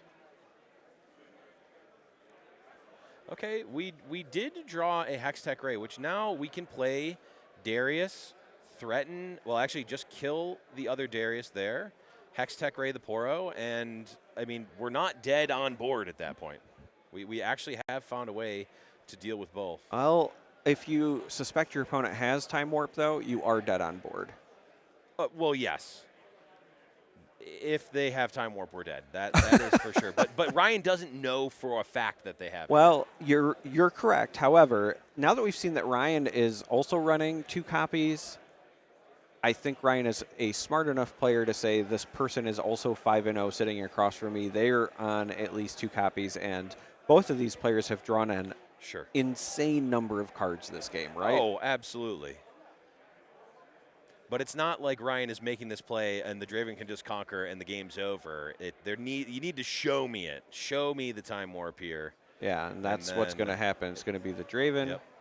and then there is the Warp. There it is. So that will be game 1 going to Tigfang with an interesting version of Kaisa. Still a lot of staples there, so not completely out of left field, but with some tech choices. The Seals included to help pay for some of those power costs, as well as the Draven just for a large body. I'm kind of a fan of this.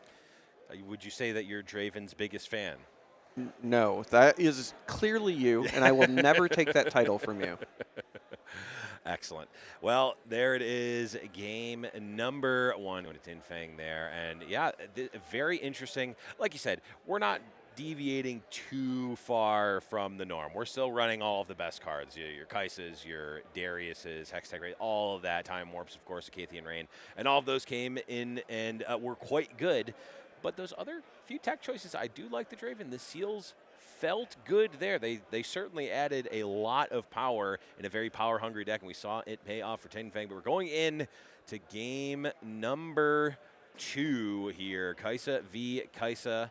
Looks like we've got on the one side, in the southern hemisphere here, we've got the Zon Warrens, which, of course, when you conquer, discard a card to draw 1. And on the northern side, we've got the Star-Tipped Peak, which remind me what that one does, Charmer. The peak should be when you hold it, you channel a rune. That's right. Exhausted. That's what I was testing you because I definitely remembered off the top of my head, and you passed the test there. I appreciate you testing my knowledge. You're keeping me sharp like a caster should. So I will say this about the Seals, kind of just thinking through the way these decks operate.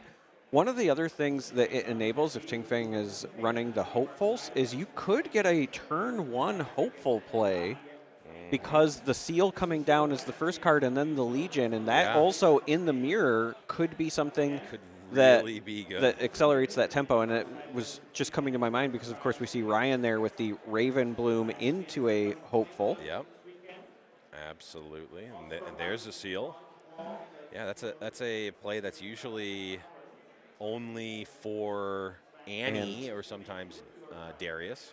So now we see a falling star. I was going to say, and there's the Superfly. Oh, okay. Ryan's smart enough to say, hey, if you're targeting this, yes. then you have something else, but was maybe preemptively grabbing that card. Yeah. I was like, is this the original version starter deck, Noxus Hopeful, which, if for those of the OGs will remember, when the cards were white-bordered back in the day, Noxus Hopeful was actually only 3 might. Kind of crazy to think. Pouty Poro does go in to capture the first point of the game for Ting Fang on, of course, Star Tip Peak. 2 runes still up for Ting Fang for reactive stuff as well. And Ryan is now at 6 runes, and we've talked about it perhaps ad nauseum at this point. That does open up your Darius plays if you have a 1-cost card, but Ryan opting to play a Lecturing Yordle and now a Hextech Ray. Yep. This will still require a rune to be recycled because of the deflect cost. Correct. Ryan really wishing that they had a seal in this case. Yeah. Ryan perhaps thinking of fonder memories at SeaWorld where he had plenty of seals, but unfortunately, no Seals of Rage on the side of Ryan. Again, I'm just very excited to see the iteration. You know, we talk about how, you know, again, Kaisa mirrors might feel the same or whatever, but when you take into account the differences in the matchups and, again, what the solid power of the Draven does, what the ability to keep your runes while paying for the power cost does, this could just be some of that further evolution as the game evolves. It's not as solved as I think people think. We have an accelerated Kaisa come down, which, again, no rune recycled because of the seal on the side of Ting Fang. This should be a successful conquer, so 2 points now on the side of Ting Fang, and will draw from the Kaisa effect as well.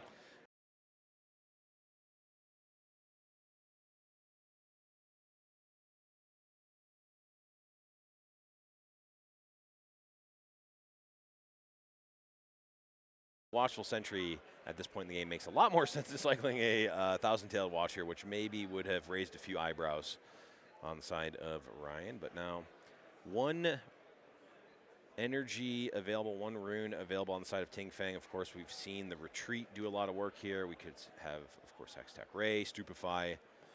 That is the range that Ryan is considering right now as they plot out their turn.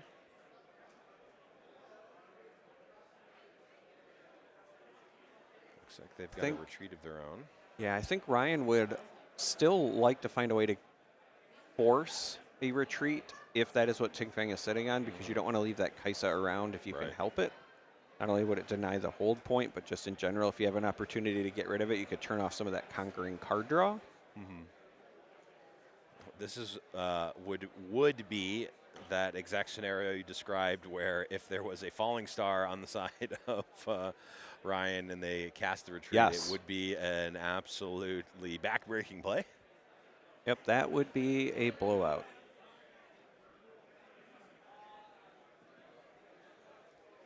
There also might just be some consideration on Ryan's side as far as how to buff the Raven Bloom, because right now, just sending it in, it's an even trade with the Kaisa. Yeah. Two might units against a single 4 might unit. However, the moment Ryan plays a spell, that might actually be why the Ravenbloom student was developed before going in, because that could be the target of the retreat, thus buffing the one that's in the showdown. Very heads-up play by Ryan, but no, does opt instead to just trade even, just wants to get rid of that Kaisa.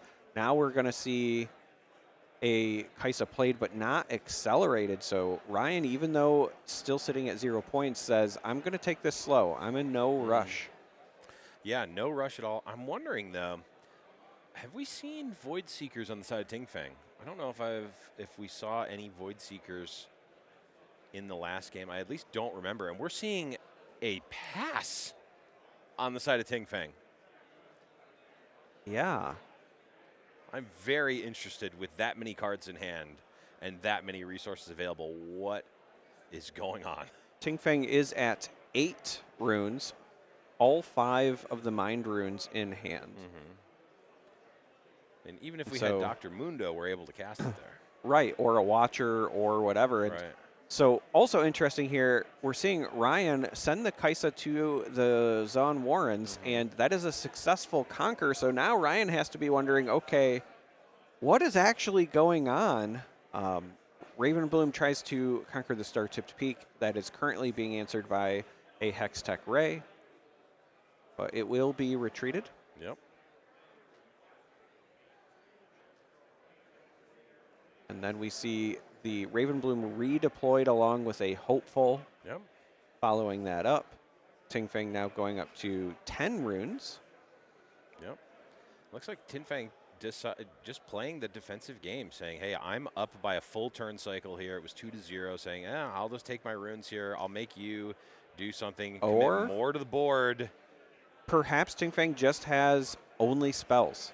Very, very possible. Because this Acathian Rain, yes, it's a lot, right? It's got a potential to do a ton of work, but we will see Ryan play another retreat, this time on the Kaisa. And I like that option. Yeah, that's 12 runes in play for Ryan. We're going to accelerate the Kaisa again. We're going to go again here. Now, it'll be very telling in my mind if this, I was going to say if it goes to the Warrens, because Ryan likely wants to filter the hand even further. Yep.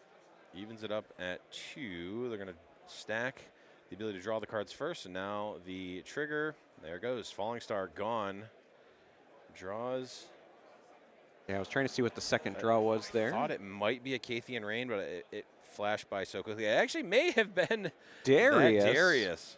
So with only one card played, being the Kaisa, Darius now comes down, is readied, immediately conquers the other location. So Ryan, playing things slow, finds a window and takes the points lead. Is still on that awkward 3 break point, but you still are happy with presence at both locations and getting a bit of a bump. Yeah, and we'll see what Ting Feng has to respond here. Ryan does still have 2 resources available. We saw the retreat in hand, so going to be able to save one of these if they want. Looks like this might be another. Oh, it is a Watcher. Okay. So Ting Feng finally finding some board presence. This Watcher will go in to deal with the Darius. Darius currently at 2 might because of the -3. Yep. And with the dice being doled out, it makes me wonder if Ting Feng might also have something like a Hextech Ray. Again, what seemed like just a handful of spells. Right. Yeah, this is reading like a Hextech Ray to me. And there it is. And we see Ryan's 3rd retreat, so that should be all of them gone.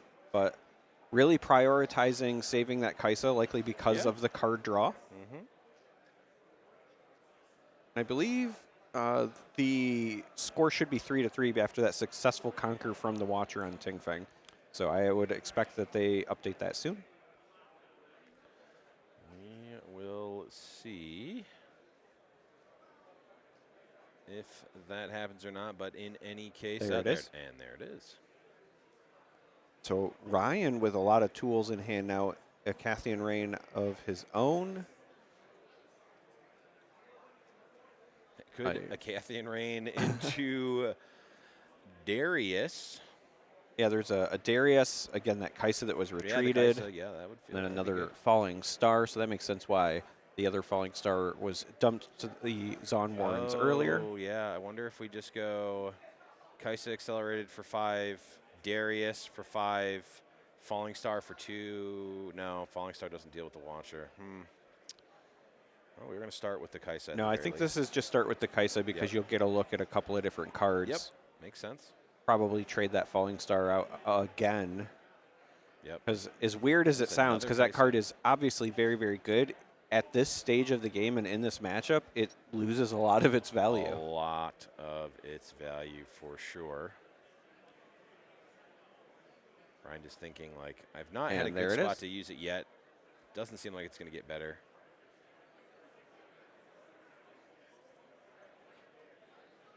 All right, so Castian Rain goes out. I have to assume it's just going to be one target on the Poro, the rest on the Watcher, mostly Right. because you don't want to have to pay the deflect Right. more than once. I guess you could technically choose to not pay the deflect and have the ability not happen with the new errata. So even if you did accidentally put an extra one on there. Sure, but You'd be why okay. not just overload the Watcher? no, You no, want no. it gone anyway. I agree. I agree. It's just that if you accidentally said, "Oh, I'll put four Yeah, here," but and then don't even accidentally. That's what my point is. Don't make that Fair. mistake. I agree. Sometimes it's about sending a message, and that Watcher deserves it. I like the message of I'm going to overpay to kill this Poro, even though I have no need to. All right. Okay. So, Ting that's Fang- a desperation time warp. I was just going to say, is playing this warp really as a cycle? Yeah, very we know expensive cycle. Ting Fang has been struggling to find units this particular game, and this will essentially eat the entire turn. I can't imagine that there's anything else that would be developed here. So maybe if they had a. No, yeah, it looks like. Okay, just making sure everything was properly recycled in power. You saw a Yep. point to the seal, but does not take red power. And we have 2 more warps. So Yeah. that tells us that Ting Fang is on the full 3. I don't know if that's all Yep. in the main deck, but we are going to see another time warp here with the remaining 3 blue runes plus the Kai'Sa. Yeah, this is. I think we might get DMCA struck because we did the time warp again. Let's do. I'm not No, going to do it. Okay, no. I got to stop. Stop. And so now we have a Stupefy, which again is a cycle, but I will say far more cost effective than the back-to-back time warps. Very true. Very true. Pointing at time warp. Pointing, going, Same card. hey, same card, just way cheaper. Also, just want to say, I love the smiles from Ting Fang when you're clearly yeah. in a rough spot, but you can have fun with it like this. Yeah, in a high pressure match too, Yes. in the 5-0 bracket. And found a unit finally, and it is, I think appropriately so, a pouting Poro, because after time warp, Stupefy just to find a unit, I would be pouting as well. Yeah, not ideal for Ting Fang there, but that is, of course, how the breaks can be sometimes. So Ryan did get a hold point because the Kai'Sa remained at the Zon Warrens, and then here we see another Kai'Sa developed, this one not accelerated because it's not really needed. Darius, as the second card readies, goes to the star-tipped peak. Ryan jumps to 6 points, retreats the other Kai'Sa, so plenty of units to try to go for this double conquer on the following turn, while also threatening a hold point.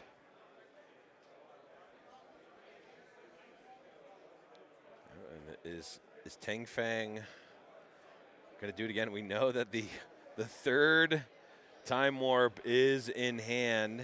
They're at least going to be able to farm a point off of it this time. If they decide to cast it, it won't just be a very expensive draw one. I think that's the consideration. You see the smile and the head shake here. It might feel wasteful to go through all 3, but at the end of the day, if you have nothing else, might as well ship it. So Ting Fang says, I don't win this with what's in my hand. Play to my outs. 3 time warps, 4 total cast by Ting Fang so far in this series. Yeah, more than I've seen at all, really. Ting Fang does also get the hold point because the Poro was there. So it's not just, cycle and draw. It is also get a point, not irrelevant.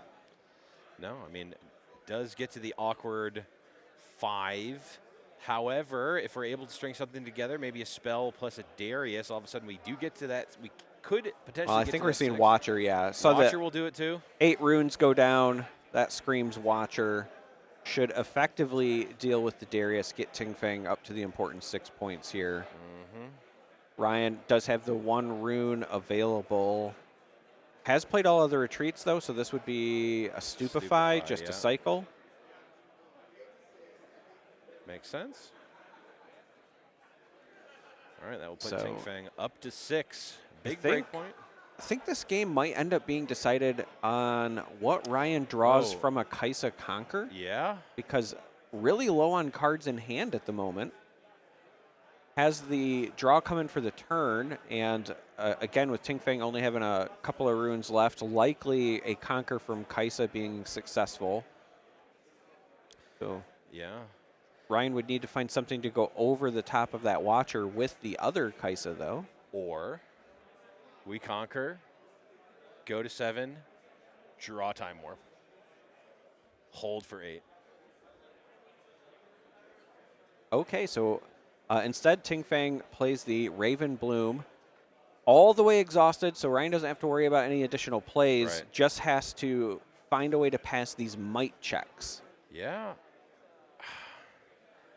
I mean, how many cards have we gone through? I think if the Time Warps are still in the deck, are we just going for it? I guess it depends on what else they drew. I thought a Watchful Sentry and a Cleave. Okay, Cleave is relevant. So this is also an interesting position because if Time Warp is your out, there's an argument to be made of sending both Kaisas into the other spot just to guarantee the draw.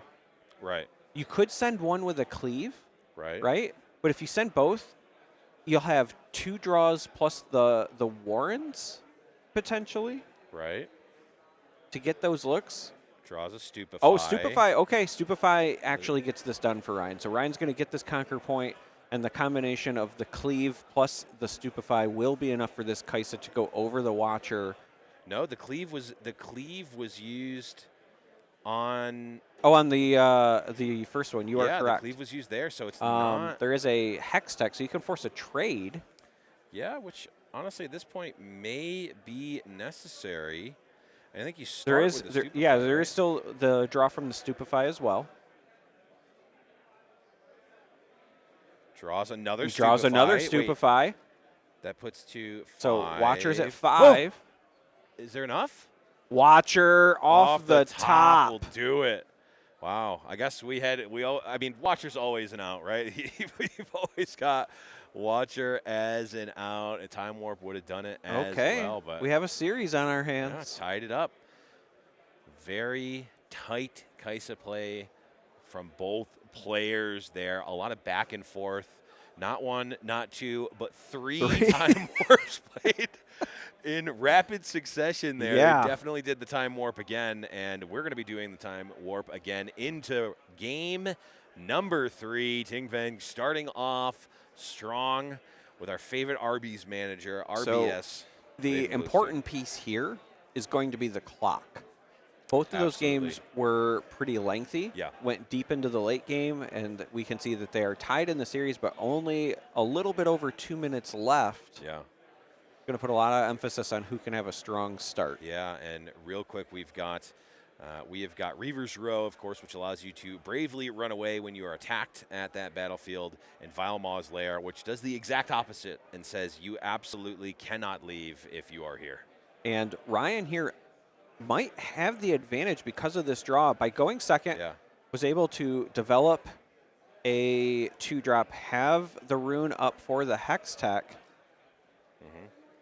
This will deny Ting Feng getting this capture, but also, importantly, the following turn, Ryan could go with this Poro and also still accelerate the Kaisa. Yep. Take an early 2-point lead here. And again, with the clock ticking down, that's very relevant. Extremely relevant, depending on whose turn it is, how many points they have, and at what point in time. You need to have enough points to actually finish the game in turns. If we get to that point here, Ryan going to start off first blood achieved, and like you said, there is the Kaisa. Is it going to be accelerated? No, just in the back line. Okay. Accelerating just takes more time off the clock. Let's do the time warp again, please. If we even get there, we are at under a minute here for the players, which means we may be past the point of no return in terms of finishing this game. All right, Raven Bloom student sending in first here. So there is a Hex Tech available. Yep. Ryan does use it. Okay. Kaisa in the back line for Ting Feng again. Looks like it is likely going to be Ryan here on turn 0. There'll be 5 additional turns unless they pass their turn right now. Ryan did get a hold point at the start of this because the Poro was around, so we are officially into turns, it would appear anyway. Yeah. Ryan has 2 points. So theoretically in striking distance. Yep, we can go on. Actually, no. Because one of those points was from a hold. So only one more point can be scored. So could go up to 3, then 5, then 7. Yep. And I don't know if you know this or not, but there is no Ride the Wind in Kaisa. Well, whose fault is that?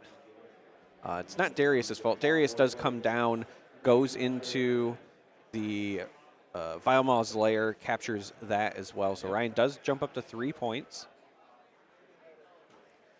Okay, so theoretically, given that the turns are right, this should be turn number 1 on Tin Fang, which means that the even turns are going to be on Ryan. He's going to get turn 2 and 4. Tin Fang will get 1 and 3, and also 5.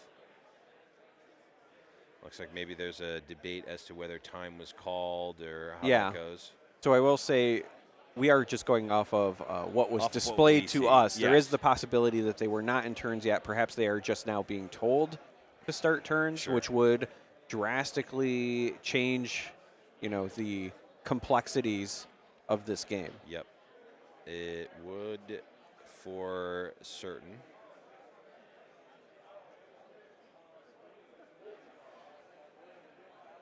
Again, just double checking here. I think Ting Feng is finally getting that draw from the Kaisa Conquer. Yep.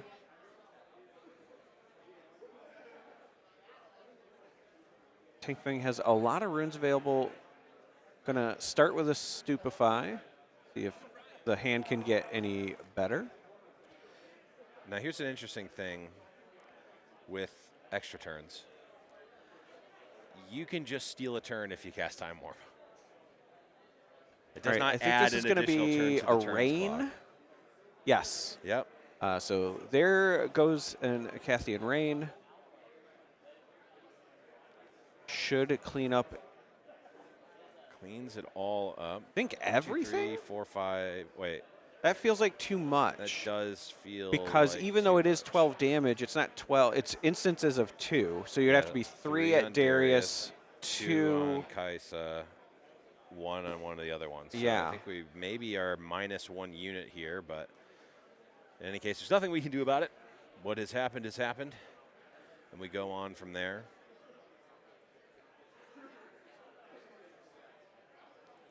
And Ryan will lecture Ting Feng on how cheaty it is to play a Acathian Rain.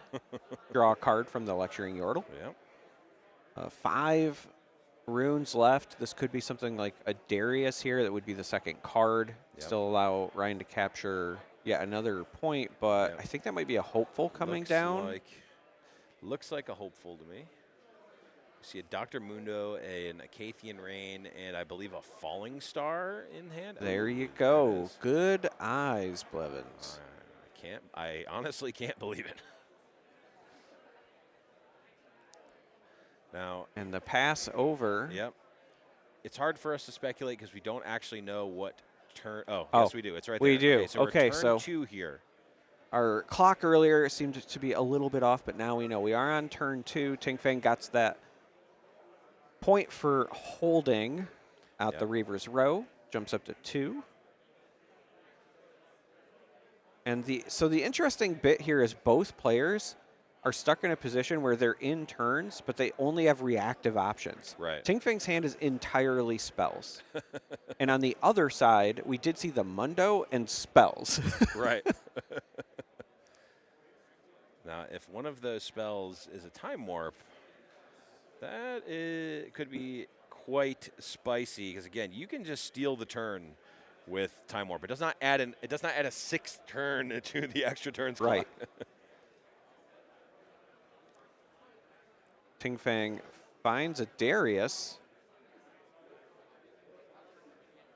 Pulls the Kaisa back from the Reaver's Row. Now plays Falling Star as well. Yep.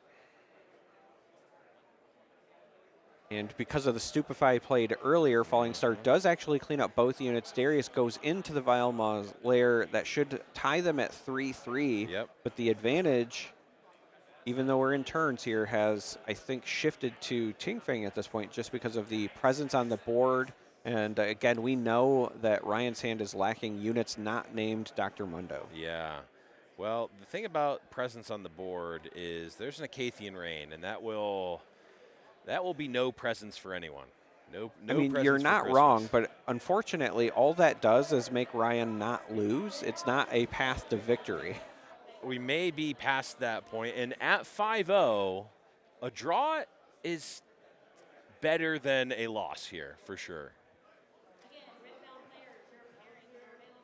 At least if my rudimentary understanding of how draws work in this event is roughly accurate, I think a draw is not ideal, but it's not the worst. XO1 certainly is going to make top 8 if it gets to that. I don't think it matters as long as you just keep winning. Very good. All right, we finally have a play, and looks like Ryan is instead opting to go with a Watcher here. This should effectively... Oh, interesting. So Watcher into Falling Star will clear both because of the minus to the might. I was going to say it should effectively clean up one of the locations, but does wipe the board while still generating a point. I like this play a lot more than the rain just because it does get Ryan, you know, again, a little bit ahead. Yeah, gives you a point, gives you board presence here, clears the board from opponent. We definitely take it. Oh, so now we see a Void Seeker. Yep. So first Void Seeker I think we've seen of the match, and that's going to be it. And that's going to be it. Wow. So I'm wondering if Ting Feng there is saying, hey, you're ahead on points. Yeah. There's no way for me to score points because, again, the hand was all spells. Yeah. And decides to just shake hands and pass it off to Ryan Miles. So I just want to say first, congratulations to Ryan. That was fantastic, beautiful play. But also I want to give a shout out to both players. I was really impressed with the methodical play, and you can see why they're both 5-0. Yeah, absolutely. Really great there. So, I mean, fantastic. Like I said, I like watching the Kaisamir as a caster. I mean, maybe if we watched 10 in a row, I maybe would eat my words there. But that one was absolutely fantastic to watch. And you know what else is fantastic, Charmer? Our wonderful sponsors here for the event, of course, Turn 'em Sideways. That's the channel that you are watching right now. If you haven't already, please do hit the like button and subscribe. We're not only doing amazing productions like this, we do other amazing productions like The Winning Point, which is a podcast that features myself, Charmer, and Casanova, and also Pastry Time as well. When he's got time, he big times us with his, newborn child. But we also have a lot of other amazing guests in the Riftbound community. So if you haven't already, please do subscribe to the channel. If you haven't gotten your supplies for Houston or for any other event, check out Heavy Play. Use the code Sideways to check out for 10% off. I've been saying it all weekend. I've never used these supplies before. I have not had the privilege of doing so. I did this weekend. We shot some content, shuffled up the sleeves, saw the deck boxes, and I really do enjoy heavy play. There we go. And we've also got Invasion. You can use the code TURN5 at invasioncnc.ca for 5% off your entire singles order, and you can even get your singles shipped to, or you can choose to pick up right at Houston. So get your singles from Invasion for Houston. Yeah, I don't know what it is about that Invasion read, but we owe you an apology. Anyway, you can help us apologize to Invasion by using that Turn 5 code for your singles. That's what I'll say about that. There we go. Absolutely. But that is going to be it for this round. We've got more coverage here of the SCG Con 10K Riftbound event coming right up.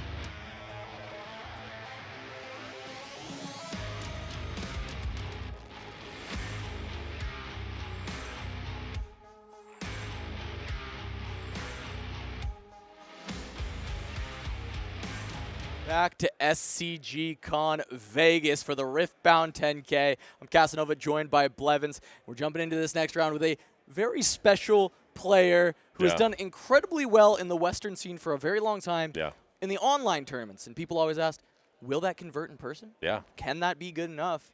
It is Prismaticism that we are going to get on stream, piloting What Teemo. What? Instead of playing either Kaisa or Yi, Prismat at 5-1 on Teemo, going up against Yuki on Kaisa, Daughter of the Void. I was talking to Priz earlier. He was saying he did feel like this matchup is unfavored for him. However, if his opponent doesn't know exactly what's in his deck that they don't know, 48, he's going to actually come out a little bit ahead. So if you're saying if the strategy is hidden, it's quite good for Teemo. Yeah, it is.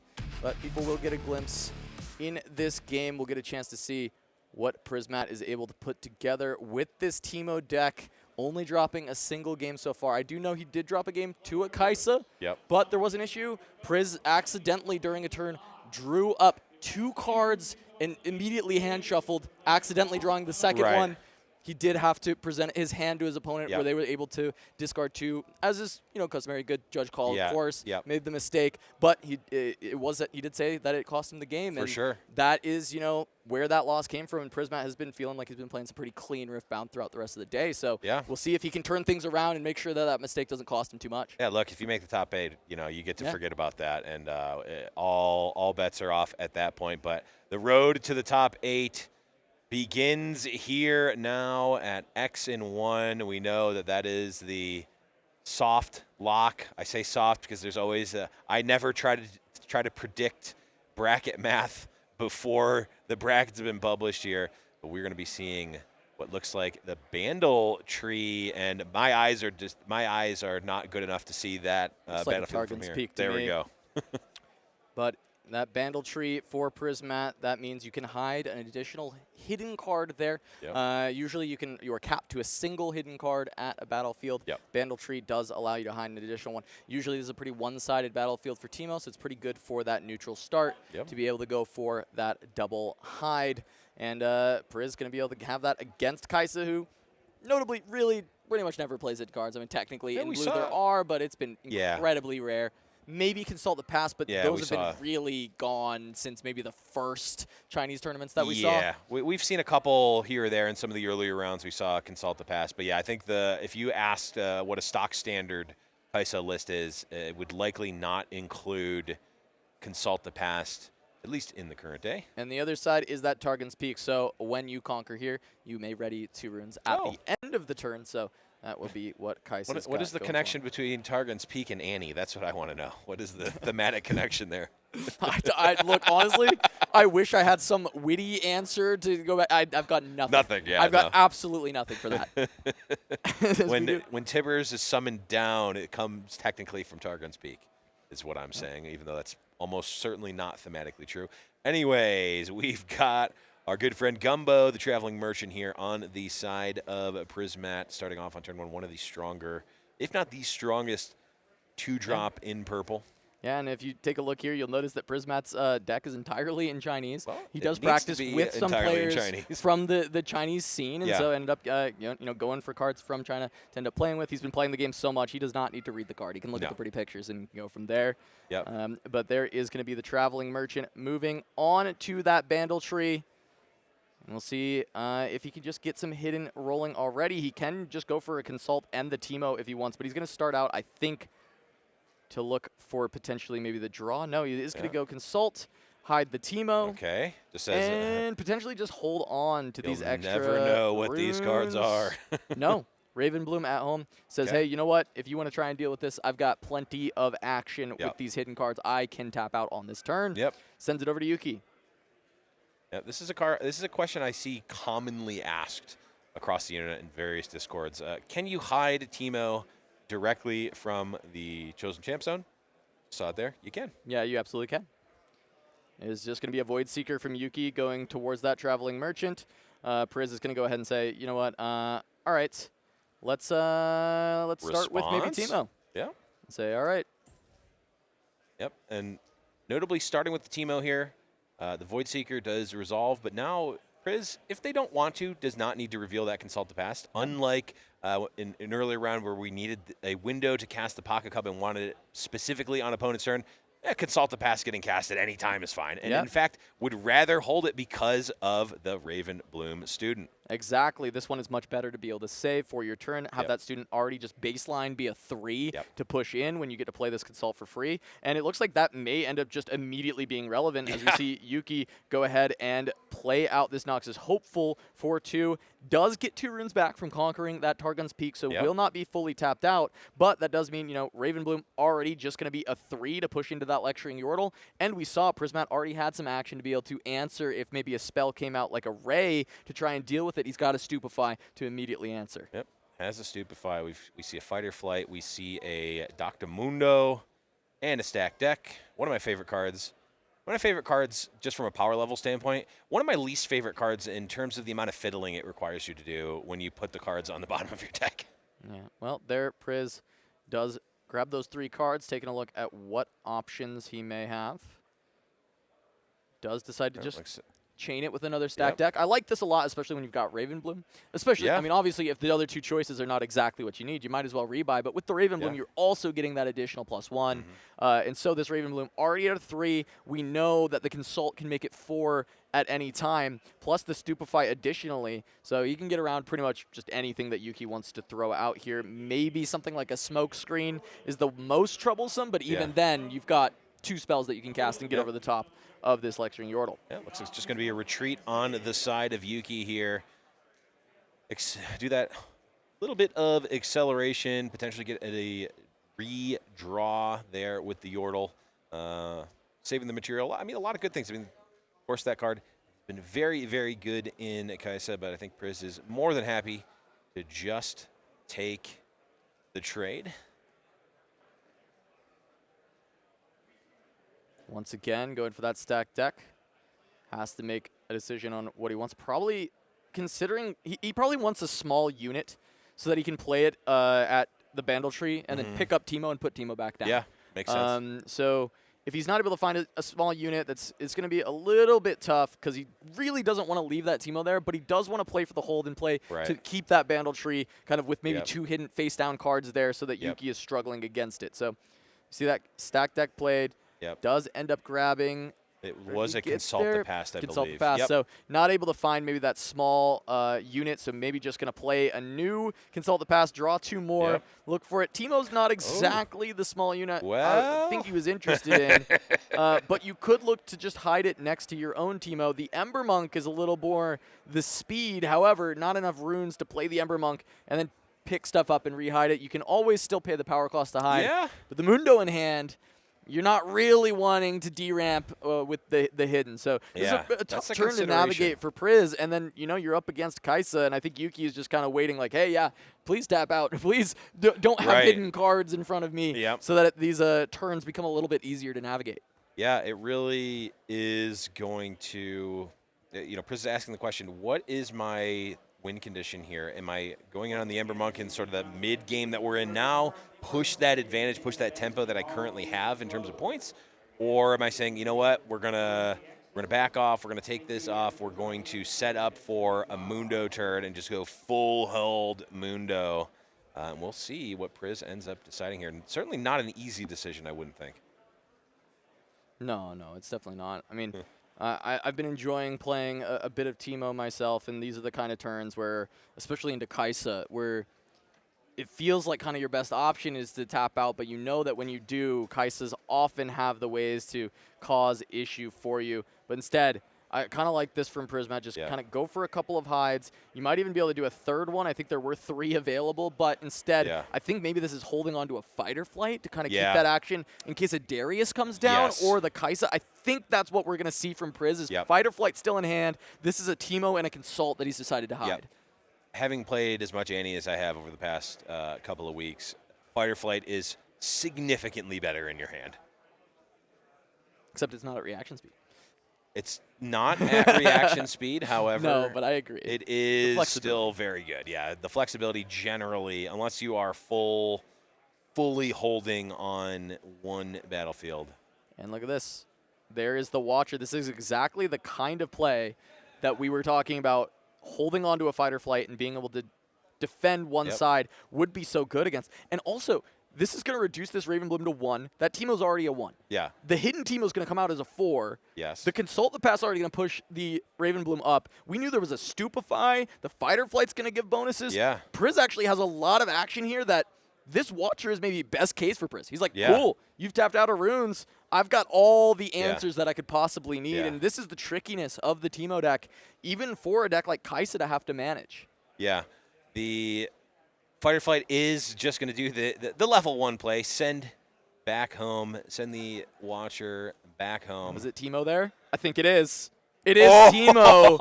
So being able to still maintain the hold over the Vandal Tree, trading one Teemo out and keeping another there, ready to set up for next turn where the Ember Monk is ready to be deployed and then still add additional hides to that Vandal Tree.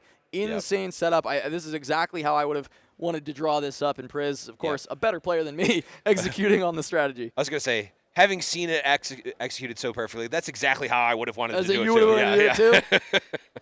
That's not how I would have done it. It's how I would have wanted to do it. Okay. Looks like a just maybe just writing down the points, hold points, and making sure that those get put in correctly.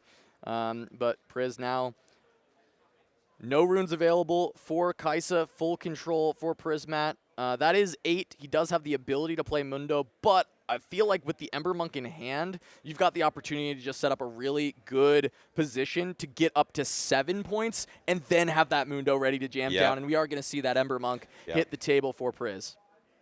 Yep, absolutely.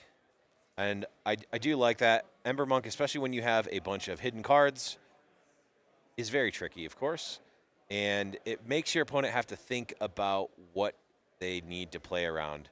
Mundo just shows you number, and you need to beat number. And a lot of times you can't beat number, but if you can, it's usually rather straightforward to do so.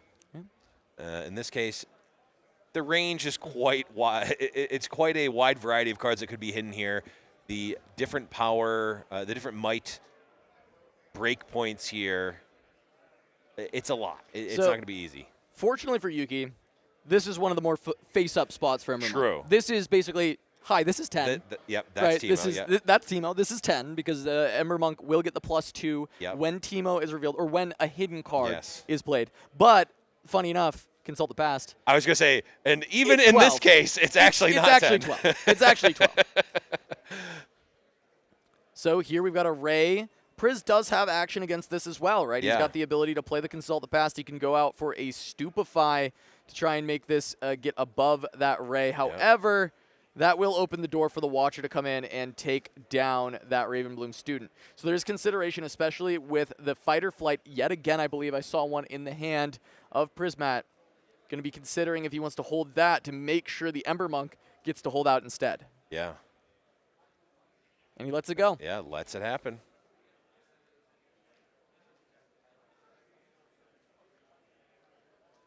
Okay, leave up the resources there. And now Yuki has to decide, do you take this nice, fresh battlefield? Nothing there. Yep. Or do you contest against the, well, I guess it's just face up 8, right? Yep. No. Currently, the Ember Monk is at a 6. Yes. We've had a card revealed from hidden on this turn. There is a cleave here for Yuki. Can push this up to 10, but we know this is 12. Yes. There's the Teemo up to 12. Yuki's still having a lot of spells, a lot of action. Yeah. Cleave up to 10. Is there another spell that can go with it? Oh, and if there is, then Fighter Flight can send you right back home. Exactly. Yeah. That's the big thing. Yeah. Has the Fighter Flight to cover. That's why you let the Ravenbloom student go. Recognizing that, hey, if I don't, there is just a chance that Yuki with these runes can break the more important battlefield, which is the Ember Monk. If you can keep the Ember Monk alive, things just get very difficult for the Kaisa. Yep, and this is the type of play that we've seen from Priz for a very long time, across multiple games at this point, where it's like, hey, you know, here's the level 1 play. Oh, okay, they didn't do that. And then all of a sudden, it starts to materialize into exactly why they did the thing that they did, and it was much better than anything I could have imagined. Yeah, Priz just deciding also, hey, it's at 10. I could kind of let this trade down. I still get to keep Teemo, but my Embermonk goes away. There's consideration to just say, well, I'll push this. Yeah. It really depends on how important the Embermonk is here. And Priz says, important enough. One of the other reasons I really like the push is there's no threat of like a Darius or something else like that coming in. Right. Darius plus Stupefy just to try and trade with the Embermonk, just to get it off of the board. Not possible because 2 cards have already been played from the side of Yuki, right? You've got the Cleave that just came in, but before that there was the Ray. Bingo. So there's just no way to kind of make these might break points that Yuki would want to try and actually deal with the Embermonk on this turn. Yep. And so Priz knows, okay, I'm safe, which getting through that turn cycle with Embermonk means, well, I'm going to re-hide 2 more cards of this Banner Tree and let's do it all over again. Do it all again. That's going to get Priz up to 7 points here. Which means... Should be up to 6. Oh, up to 6. Yeah, okay, sorry, it was up there 6, first. Yeah, I also thought that, but I saw the 6. I'm like, oh, okay. 5 to 6 there. Okay, that makes sense. Yuki does have a lot of might back at base to try and crawl back into this game. But Priz not too low on cards, and we know that Mundo is still around, and if you're looking at this graveyard laid out, there is a lot in the trash to feed the Mundo. 6, 7, 8, 9, 10 in the trash right now. 16 able to be holding with that much might. That is difficult for Kaisa to overcome. 16 might is very, very big. Yeah. The big thing, though, that Yuki was able to do was deny the 7th point, because often Teemo is not necessarily a double conquer deck. Right. Teemo, it can. You can use the Ride the Winds to go for those double conquers, but it often likes to just go for a hold with a big Mundo. And so being at 6 is actually significantly worse than being at 7 for this deck instead of something like a Kaisa where the 2 of them are similar in at least some sense. But it is just going to be Mundo going next to the Embermonk, and he's going to say, hey, Yuki, try your very best to break through all of this that I've got, especially if he's still got the ability to play. And Yuki says, I'm not going to do that. In fact, let's... he says, let's go ahead and scoop. That Mundo is too big. Yeah. That's going to be game number 1 going to Prismat here on the Teemo deck here. Very, very strong there. Very tricky, just tricksy. And just like little things we saw. Prismat doing a little bit of different sequencing. Not saving the Raven Bloom there. Ends up paying off. And I feel like this is I can't even count the number of times that I've initially in my mind thought, I would have played that differently. And they go, oh, and I would be in a much worse scenario than Prismat is in right now. Yeah, no, I mean, I think this is great. Now I want to see kind of what Yuki maybe has in the sideboard on the Kaisa side of this to be able to deal with it. I know players have had the Mega Mechs for some of the big units from something like a Yi, but also they're kind of decent in a spot like this where they can try and help you contest some of the bigger might totals, especially with something like an Embermonk. The only danger is this is yet another card very susceptible to fight or flight. That is one of the biggest cards for the matchup you have to be worried about. If he's got maybe extra Reigns in the board, that can also be helpful to get through some of the bigger numbers set up from the Embermonk, but really trying to get through that is tough, and Embermonk has gotten better recently with the Void Seekers kind of being cut away from a lot of these decks. Yes, Embermonk could get away with it by revealing a hidden, but that 4 is just it's annoying to deal with that spell coming in for 4 out the gates, forcing you to kind of show your hand and try in a way to get around it. Yeah, you don't want to have to do it. You can play around it, you just don't want to have to. All right, and let's jump right on in to Game 2. Prismat going to be having Zon Warren's Food for the Mundo Machine. When you conquer here, discard 1 and then draw 1. And then on the other side, Reaver's Row. This is when I defend. You may move 1 unit from this base to your battlefield. And that is going to help Kaisa try and get around any of the early attempts at kind of get Kaisa Survivor in and get a bunch of card draw, help you deal with some of the big threats that Prismat is going to be presenting. Yep, absolutely. And we see the turn 1 Teemo there, just played into the back line for Priz. Not the ideal play, but a play that you always at least are able to make. It's nice to have a 2-drop in the jam zone, right? Yeah, you don't want to miss turn 1. I really wish that there was a 2-drop Annie that I could play. That would probably be too broken, but I'm here for it. I already think Stubborn's pretty great. She is very good. Ride the Wind on demand. I think that Annie should be able to play the purple Annie, and also there should be a 2-drop Tibbers that you also get to use okay. as your chosen So champion. you just want violence. Yeah. Yes, I certainly do. All right. Well, Yuki, just the quick start Ravenbloom into just develop Kaisa. This is another thing. Having a 4-drop in the champ zone has also been quite strong when it doesn't have a power cost, because you can just really often have like, all right, my turn 2 is just going to be play this and we can pass, and usually it's quite strong. Yep. We saw that with the spoilers with Draven Vanquisher being a really cool option that Draven is going to have in upcoming set Spirit Forged, and now we have it with Survivor, and we've seen how good it is with Survivor, especially because she's got the added bonus of having Accelerate. Yeah, so, being the best card in the game. The best card in the game, and all these, some of this other stuff. But it's okay. Just having that as your chosen champion available at all times at the beginning of the game, it's pretty good. Pretty good. Pretty good. Priz just going to keep the Teemo there, hide an additional card. Again, you can see Priz is very patient with managing power costs. He's utilizing the Teemo ability to full effect. He does not want to hide things and pay power. Right. He knows that Mundo is a big win condition. You have to have your runes. You can't really just afford to throw them out. So trying to be very safe around those. Does have one hidden card there, but this is where the danger comes in for an Ember Monk. Is 6 is not good enough to escape a falling star. Right. And we actually see one in the hand of Yuki, and this is where Ember Monk can struggle a lot in the matchup. Usually it's quite strong. A lot of matchups, this is the bread and butter of a Teemo deck to be able to kind of deal with anything trying to push in. But against Kaisa, falling star makes the unit look a little silly sometimes. Yep. Starting with the Stupefy for Yuki. Oh, okay. Yuki wants to clear everything and force this hidden card to be revealed. Right. Yep. Okay, Falling Star targets. All right. All right, but that will allow the Ember Monk to dodge this with the +2. Consult going to send Ember Monk up to 6. Yep. It is at, or 5, because it's -1 from the -1. Stupefy. It will live on 2, but it has a lot of might, so Kaisa Survivor running in. Yeah. That's just going to be a trade. That's a trade. I think it's not bad for Yuki to accept this trade, though. Ahead on points. Yeah. Deal with Priz's board, right? And that's very, very impactful. So I actually don't hate this line at all. I think it's quite reasonable. Yeah, and you still have you still got the Ravenbloom student sitting in the bottom there. Okay. Slowly collecting points. Going to save Survivor as well with this Void Seeker.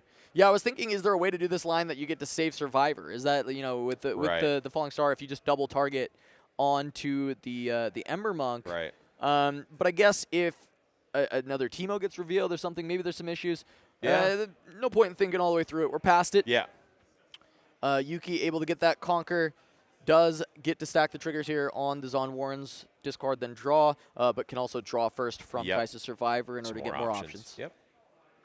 Got some more options there, and this certainly is a different texture of a game compared to the last one. So they may have stacked the triggers in the other direction, or in the other order there, but still ended up with the appropriate number cards. All right, back over to Priz. I think this was a great sequence, a great turn cycle from Yuki. Be able to get over what Priz had stacked up on defense, and that's going to put a very good position for Kaisa. Yep. Teemo does struggle to kind of get back on board after falling behind. Right. And I think one of the big things here is Priz is looking for a singularity. If I'm looking at 6 runes right now, looking at the 2 units on board, I think in order to get back and try and reset the game to a neutral state, your best option is if this stacked deck can find a singularity, or if he's got one already, something to start following things up. But even then, you're a cycle behind. You're just getting back to parity, and then Kaisa kind of gets to go first from there. And there is a singularity from Prismat, going to be able to deal with both the Kaisa Survivor and the Ravenbloom student. Yep. The Super Falling Star. Able to take out the entire board. And like you said, yeah, we cleared the board, but at what cost is the question here. We're behind on points right now as Priz, and Kaisa has a full grip of cards, but this is a turn off if I've ever seen one. Well, still ends up being okay, but paying full price for the hopefuls, I mean, makes the card actually seem like a fair one.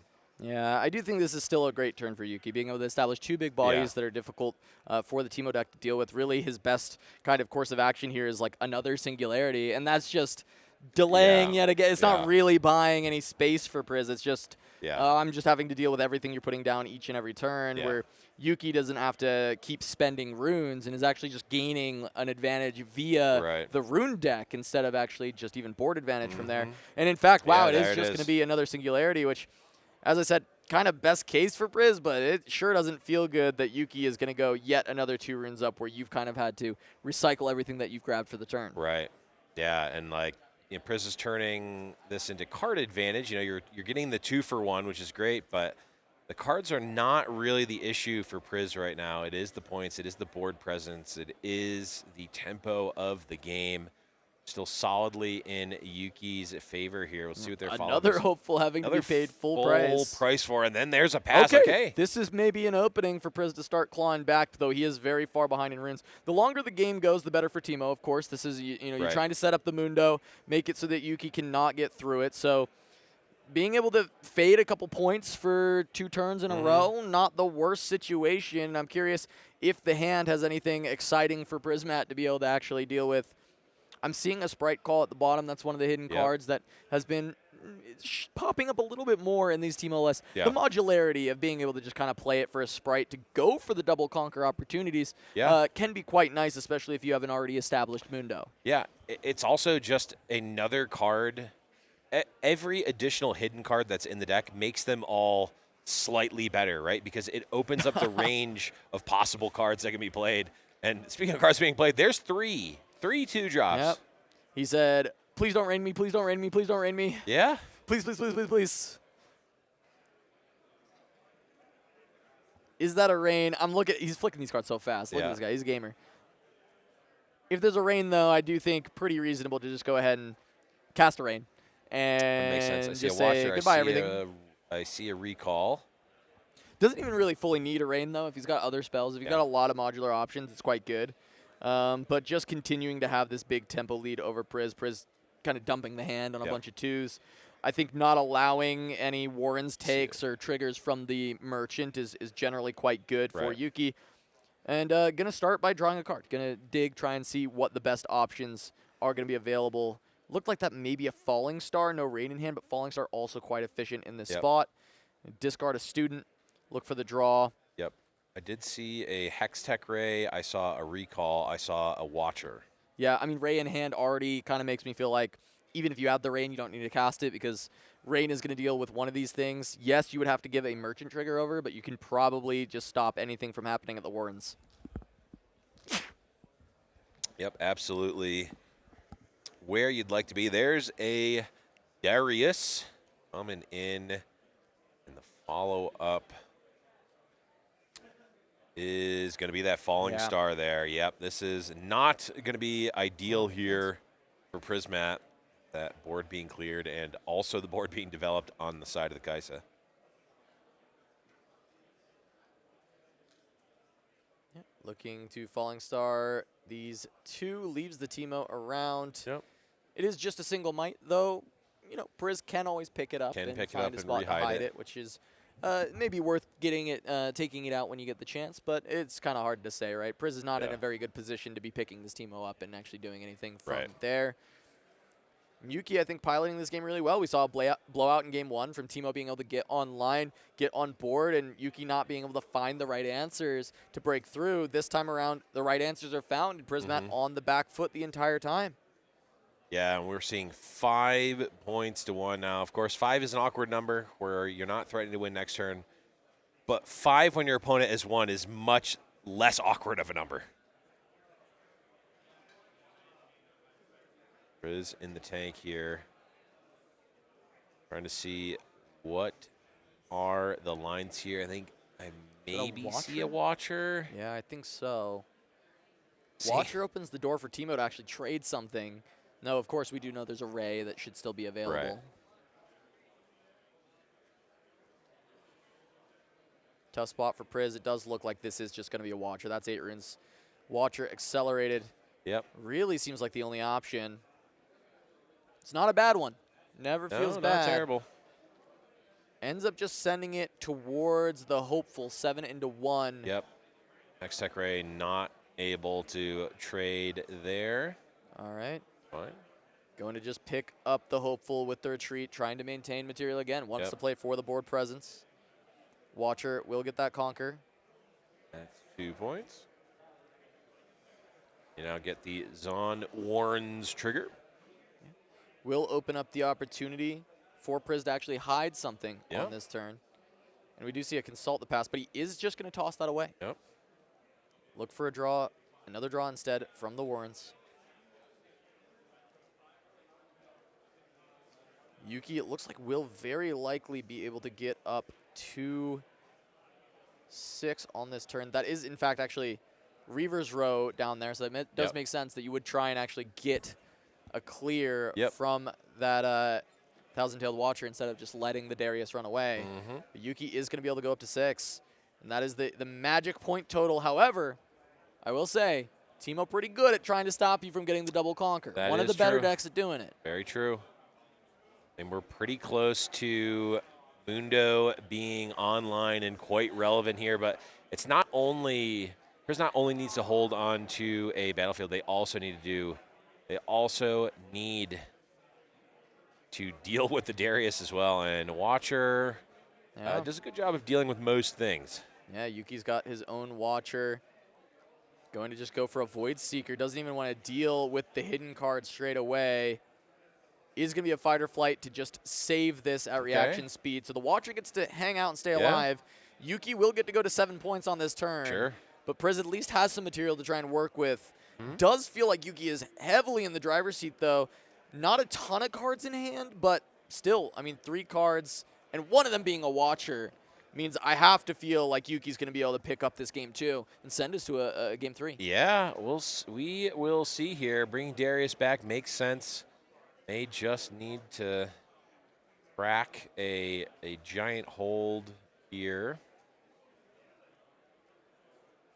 Also, don't want the Darius to just die for free to another Watcher, which is likely necessary for Priz to not be. Reaver's row anyway. Yeah, So, true.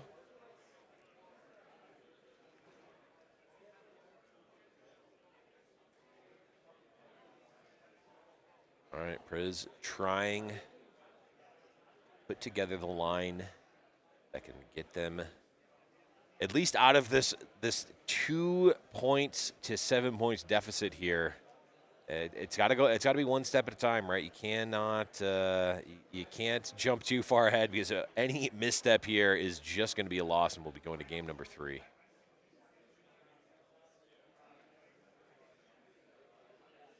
When I'm looking at it in the hand, I see a stacked deck. That can always be the start. Try and find the answer that you need. Right. There are 9 runes available, so you can still get to a Watcher, but I think if that is all you've got, it's probably not getting over the finish line. Right. There's not a lot of better answers in this deck, though. And this isn't like Mundo Ride the Wind is even an option here. No Mundo in hand, no Ride the Wind, but also 9 runes, not 10. Right. Not quite there. Looking at the cards in the yard to see what are my outs, what are my odds of getting what I'm looking for here. All right, going to push in and just take the trade. Just take the trade, okay. Send Teemo to Warrens, start to dig. Yep. First step, can you find maybe a Mundo here? Yeah. Try and go for the hold. Start with the draw that doesn't cost you resources to do it. Finds the Mundo off the top. Okay. That is going to be one massive Mundo that Yuki's going to have to try and crack through. One step at a time here. Find the Mundo, set it up in the Warrens. Yuki can look to hold on the other side, but that's where some of the other tricks come into play from the Teemo deck. Fight or flight your own Mundo, run it to the other side. Tide Turner your own Mundo, run it to the other side. Yeah. Ride the Wind, there's options. There's ways that you can play around it. Just going to stack deck in response to the Darius running in. Yep. Use the window there to play the action speed spell.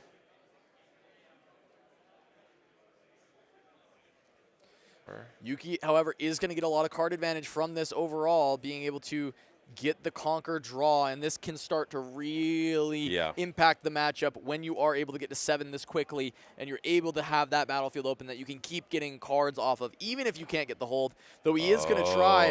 Double Darius there. Can always bring one home if Prismat finds an answer, but if Priz doesn't find an answer to 10 Might, then you're able to pick up the win. Plus, there is action there with some spells held back for Yuki. It looks like 5 or 6 runes that he's got available. Yeah, Priz going up to 4. I mean, here's the thing. If everything falls apart here, Priz is only at 4 points, so there's still some time to come back. Now, I feel like if it all falls apart, it will be because this Mundo got more value against your board than you could afford. That may be unrecoverable, but there's at least a few turns of time at a minimum for Yuki, even if everything is destroyed. But Priz now setting it up one step at a time here. What are they going to be able to do to contest this Reaver's Row with double Darius? Need to do something. A Singularity would be pretty good here, I would say. There's another one in the deck. Yeah, being able to just immediately deal with the double Darius, especially because that would require 2 reaction speed spells to get out of there. Not allowing just action speed stuff, which you would expect. There's probably some amount of maybe Ray, Void Seeker, that kind of thing hanging out, not just, you know, a bunch of Stupefies. It's possible that that's what's there, but you'd at least maybe hedge that bet. Yeah. Like, gonna start. There is a fight or flight, so Mundo is able to pivot. Yep. One of these Dariuses will be taken down. And that's what you need. You need these, the Tide Turners, ways to just pivot the Mundo around. Have that mobility that you do get out of being in this Chaos domain. Yeah, Fight or Flight, Ride the Wind. Some of my favorite cards.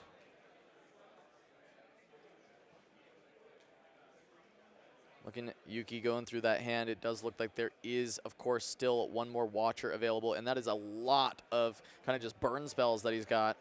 It looks like maybe that'll just be to take out Teemo, or, no, actually going into the Mundo. Does he have enough burn spells to contest this Mundo, actually? He's up against 10. There's 6 damage into Mundo. Okay. That also triggers the Dariuses, too. That's true. That's another +4. That's 14. Mundo's got 6 damage. I mean, Mundo definitely has enough might to still remove everything. Sure. It's not even remotely close to the problem. But for Yuki, it's can I get rid of this Mundo? Right.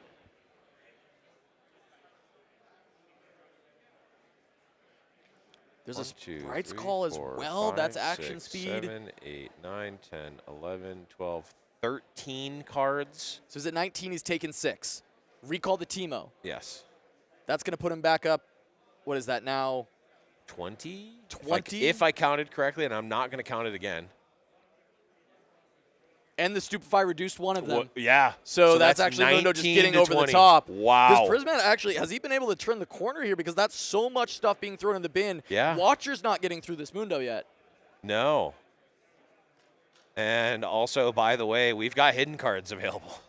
Yeah, he has this Sprite's Call, which I think he might want to hold to try and look for the win a little bit later. Yeah.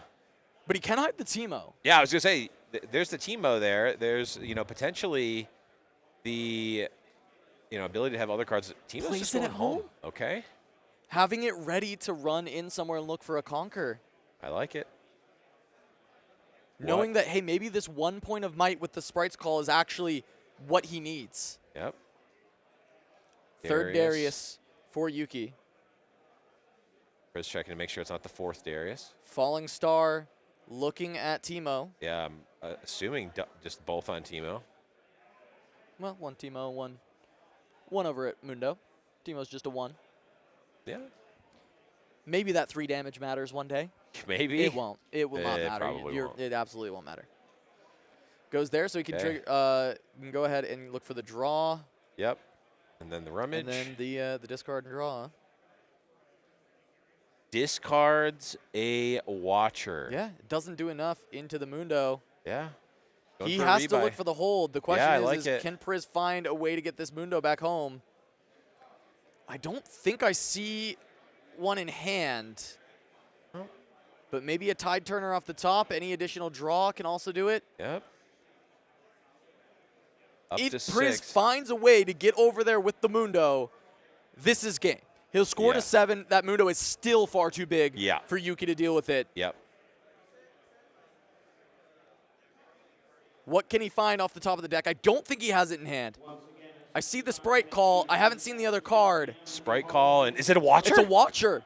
Watcher is enough. Yeah. Watcher is plenty to push through here.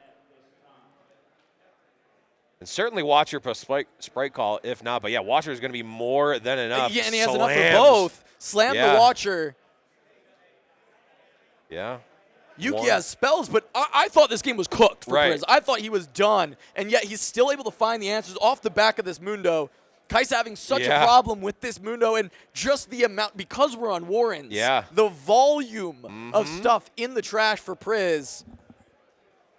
And Watcher at the end going to be able to seal things out, get him up to 7. Yeah. Mundo's still on board at like 20? Yeah. Nearly? You know. Not quite.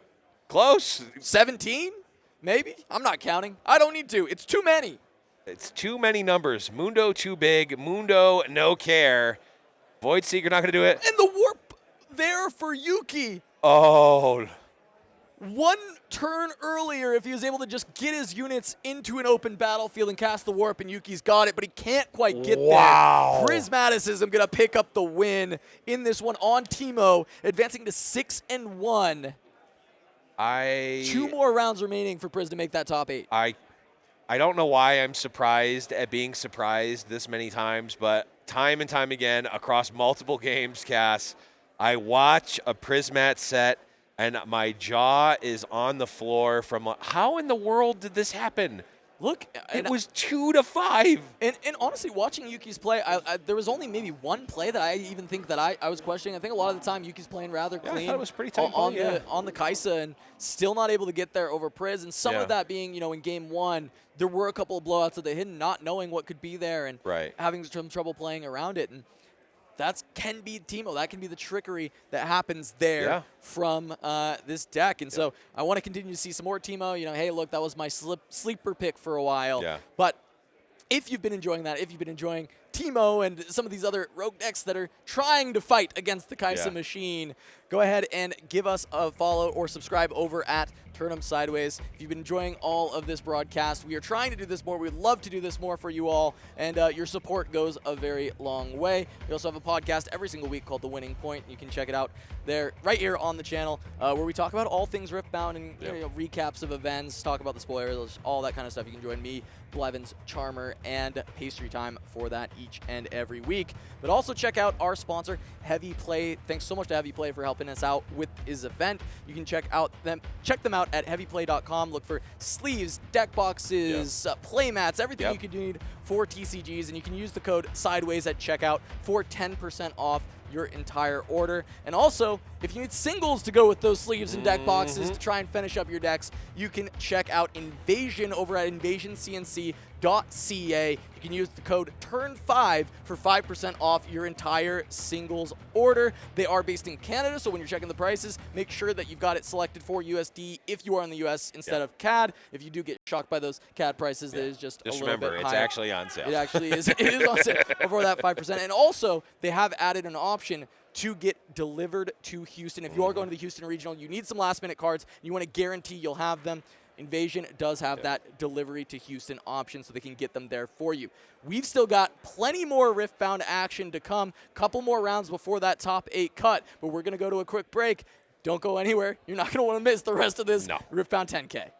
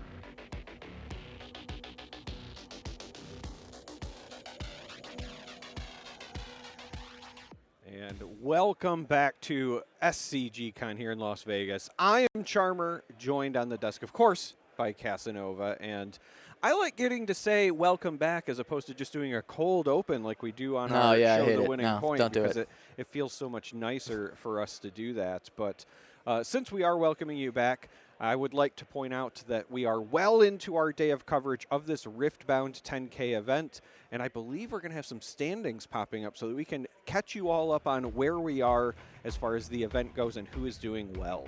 Yeah, I mean, Ryan Miles, this is a Force of Will world champion, currently a game designer on Star Wars Unlimited, at 7-0 at the top of the standings. Is a very talented card gamer. Looking through, are there any names that are immediately standing out to you as well? Joining Ryan towards the top here in this top 16 currently? Yeah, jumping out to me, of course, is Tingfeng Wan. We saw Tingfeng on the broadcast earlier playing that very kind of unique seal-oriented time warp version of Kaisa. I also noticed Carmen is up there as well in 11th spot, and I believe that is a play designer for Magic the Gathering. Yeah, so 2 game designers in our top 16 of different card games. We've also got Christopher Iali, who actually just won the Flesh and Blood Battle Hardened that was here yesterday and is now potentially looking to top cut the Riftbound 10K the following day, so a very good weekend for Chris. We also just saw Kyle. You'll see on, that is Prismat. Kyle Balesh is in contention still in 9th. And other than that, I mean, we saw a lot of these other players throughout the day. We've been watching them kind of play. A lot of Yi, a lot of Kaisa has made it into this top 16. I know we don't have an exact list, but I've seen some of these players on the top tables, and I'll tell you, we got a lot of Yi, a lot of Kaisa, a little bit of Annie probably sneaking in. Yeah, I was kind of wandering the tables, and I did see a couple of Annies that seemed to be doing well. I will also point out that we have 3 undefeateds, so one of them is going to potentially be paired down. We'll see how that shakes things up as we move on with the standings, right? A lot of these players are trying to make that top cut. The X1s are live, and why wait any longer? Our match is ready. Let's jump right in and see who we have on deck. It is none other than Spencer F., and they are, I believe... looks like you're going to be on Misfortune. Yep, that is correct. So Spencer, I got to see playing earlier. This should be an Aurora Misfortune list, and I believe they are one of the X1s that is trying to work their way into the top 8. Yep, Spencer and Min, both X1 coming into this game. It is going to be Misfortune versus Master Yi, that Aurora MF, starting with the Aspirant's Climb. So we are playing this game to 9, not 8. And on the other side, Master Yi is playing on Grove of the Godwillow, which will be when you hold here, draw 1. So with the early play of the Poro going up against an Aurora deck, looks like Min should be able to jump into that Grove and find some early card draw unless Spencer can find a Gust. Yeah, this stack deck will be a look for a Gust, and the reason the Gust is going to be so important here is because, again, the bonuses from Shield and from the Legend D passive only apply during combat, so a Gust would still deal with the Poro, slow down some of that tempo. And does end up picking up a Catalyst off the stack deck instead. Catalyst is going to allow you to channel those 2 runes, Exhausted for energy, which is going to allow Spencer to go from 3 runes to next turn having 5. If he plays the Catalyst, he'll be up to 7, which means turn 3 Aurora is on the table if he can find it. On the other side, we have this Clockwork Keeper coming down, and Min did decide to recycle a rune. So we'll get the draw now heading into the Grove. That's going to be almost successful. Fight or Flight sending the Poro back to base. Not only are you stalling the points out from Min, you are denying this Grove draw. So Spencer, a big tempo play here, knowing that he has a potential turn 3 Aurora, being able to deny 1 more turn of card draw is going to be fantastic. He finds another Fight or Flight, but you do not want to delay this Catalyst. You want to make sure that your next turn you'll be able to play that Aurora, but Min says no thank you. He will defy that and not allow Spencer that turn 3. Still on pace for a turn 4, but that is also, you know, as much as that Fight or Flight bought Spencer a lot of space, Min able to buy some of that space right back with the Defy. Yeah, the Defy coming in clutch, and now Min's going to be able to threaten both of these battlefields to start getting the points rolling. Again, going to be very important because of Aspirant's Climb. This is a game that will go to 9 points. We've talked quite a bit today about the kind of 2, 4, 6, 8 cadence, but there will be at least one extra cycle or series involved there, which Spencer hopes to utilize that extra time to play the Aurora and kind of play catch up and stabilize. And this is a successful conquer by Min on both locations as expected. Gonna go up to 2. Spencer just gonna go to 7 runes here, not go to the full 9. Has a Mind Splitter, so if he wants to just start developing, since he does not actually have the Aurora in hand, he can consider going in that direction. I've seen a lot of MF Auroras into the Yi matchup. Maybe just play not even for the Aurora necessarily. If you don't see it, you just start playing your big guys. And you can kind of start dealing with Yi in that way. And we're going to see Spencer heads up immediately says, you know what? I don't have the Aurora in hand. Let's go ahead and just play the Mind Splitter. Let's see what you got. Let's try and take it away. And it is going to be a couple charms, a couple hourglasses, and a little bit more ramp for Min. And with only the small units around, you start to consider, is it just the ramp? Try and deny the extra card draw. Know what you're working with. It's just going to be some hourglasses and some charms. That is going to make the Master Yi from the Champion Zone rather annoying with those double hourglasses, but it is only a 6 when it comes in versus the 7 of the Mind Splitter, so you've got a little bit of buffer here for Spencer.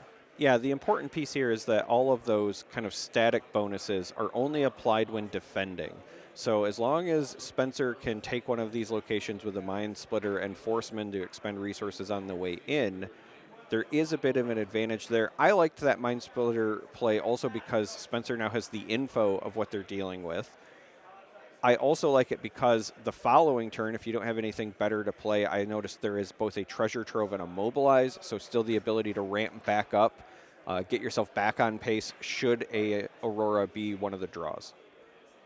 Yeah, it is just going to be one of those hourglasses. I mean, Min is now like, all right, well, Spencer knows my whole hand, so we'll just go ahead and start playing some stuff out. Looking for some more big threats, so actually just going to deploy a Discipline only for the draw and does find a White Flame Protector.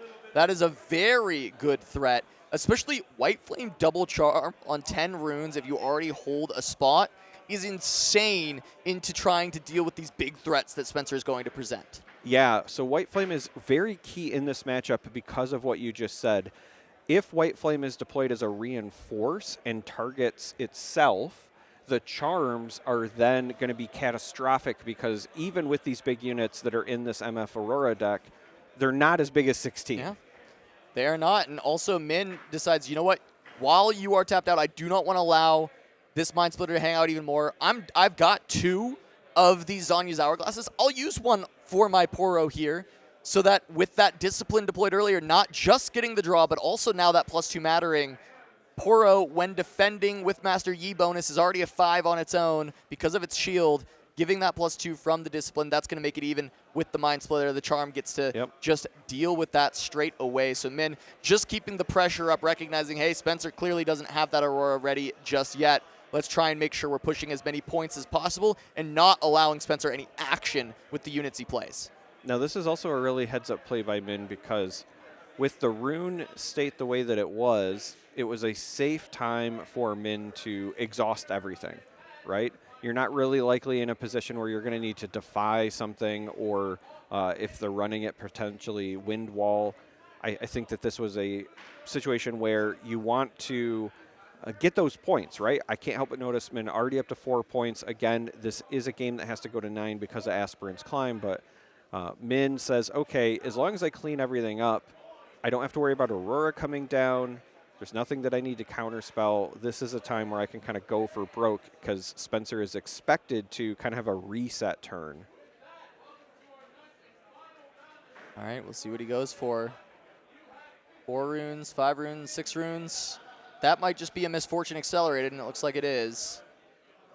Can also ready a rune here to get the Mobilize out, try and make up a little bit for that D-ramp, and is going to be able to deal with the Clockwork because Min did tap out. In fact, that should eat the Zanya. So being able to deal with the second Hourglass, I think very impactful for Spencer. Really heads up to go for the MF here. And I do like the opportunity that you do have to just kind of go for the Mobilize. But he does pass, holds up, I believe Challenge is what he's got available. And also, I think there was a Fight or Flight. And that will be a way to answer the Master Yi out of the Champion Zone, which is very important for Spencer in this spot. there is a second fight or flight. You're absolutely correct. I also really liked this play because the misfortune does also prevent the draw on the Grove of the Godwillow. Min has been kind of restocking the hand by holding that position a couple of times, but now will be forced to retake. You know, we've said it before, the Master Yi decks can sometimes struggle a bit on the retakes unless they have one of those big plays like a White Flame. In this case, we're going to see the Master Yi champion come from the champion zone, and this is normally big enough to get the job done, but fight or flight could be sending it back to base. Yeah, I think that is the idea for Spencer, is just push that back, knowing that Misfortune is big enough to deal with the other two units, but the Defy is backbreaking here, and that is straight up just a scoop from Spencer. Yes. Recognizing, hey, you know what? I went kind of all in with my runes here. I didn't find an Aurora, and I need this fight or flight to land, draw an extra card off of Godwillow to try and claw my way back into this game. That Defy just ends it instantly, and Spencer's like, you know what? 40 minutes left. These games can go long. Let's give myself a chance to try and win the next two. Yeah, I think that the story here is actually the game clock, and the reason for that is because even if Spencer was going to try to climb back into this game, pun intended because of the Aspirant's climb, you're going to have to find an Aurora, and then you're going to have to stabilize. And so that game would be drawn out. And for them to take all of those game actions with not even a guarantee that you're going to win, right? We low chance, honestly. Very low chance. I think that playing for the clock, knowing that I have to now win 2 games with, you know, 40 minutes left in the round, you just scoop and go. But that was kind of a brutal start, unfortunately, for Spencer. Yeah, it's a near zero win rate from there, and we're going to head back in to this matchup, get to game 2, Spencer against Min, and it looks like this is going to be the Obelisk game for Spencer going first, and then on the other side, Vilemaw's Lair. So Obelisk is going to give you that extra rune at the very start of the game to each player. Vilemaw's, you cannot return from Vilemaw's to your base. Now, what this means is Fight or Flight is turned off against Vilemaw's Lair. You cannot push Min's units out of Vilemaw's back to his base, which is very good against these purple decks that rely on that Fight or Flight. All right, now Spencer started with those 3 runes, played a stacked deck, and then followed that up with a treasure trove. Cass, could you do us the honors of explaining to the people at home what treasure trove? I absolutely will not. I had to do it at least once on the broadcast. Okay, but we actually should if anybody doesn't really know what Treasure Trove does. Treasure Trove is a gear. It says when this leaves the board, draw 1 and channel 1 rune. Exhausted, you may pay a chaos power to kill this, so it would leave the board. There is a combo in this game where you can play a Pack of Wonders, which is another gear that does allow you to bounce a gear or a unit back to your hand, which can combo with Treasure Trove to continually ramp up with a draw 1 and a channel 1. Though a lot of players have not even bothered putting the Pack of Wonders in anymore, and they just use this as a 2-resource cycle because it'll replace the rune that it has to recycle and draw a card. And so far we have not seen Pack, and I feel like that might be the direction Spencer is in. But notably, very interesting tech card for Spencer for this game 2, Possession, to help deal with the Dead Blooms and White Flames coming out of Min. Yeah, Possession is actually massive in this matchup because Min does have some big bodies that can contest some of these late-game Aurora plays, and Spencer tries a Catalyst again, met with another Defy. It feels like Min has the answer every time Spencer tries to catch up here. Catalyst in game 1, defied. Catalyst in game 2, defied. Spencer did opt to leave the 1 rune up and not use the treasure trove, and now this Sabotage is going to connect on the Dazzling Aurora. It's got to be the play. Yeah, and Spencer had a Sabotage of his own, but didn't get a chance to deploy it. He did have the rune, but of course wanted to keep it up potentially for a gust, and that Catalyst would have led to a turn 3 Aurora once again, getting that taken away from him, not only with the Defy, but then following up with the Sabotage is just huge for the side of Min, and now he knows about this possession and can at least attempt to try and play around it. Try and not let a big unit get taken. Try and play around some small stuff early until he absolutely must play around something bigger and force this possession out. Yeah, and Spencer now potentially in shambles because, as you pointed out, likely left the rune up for the gust, but this is a deck that doesn't necessarily have a lot of accelerate. There was no board developed.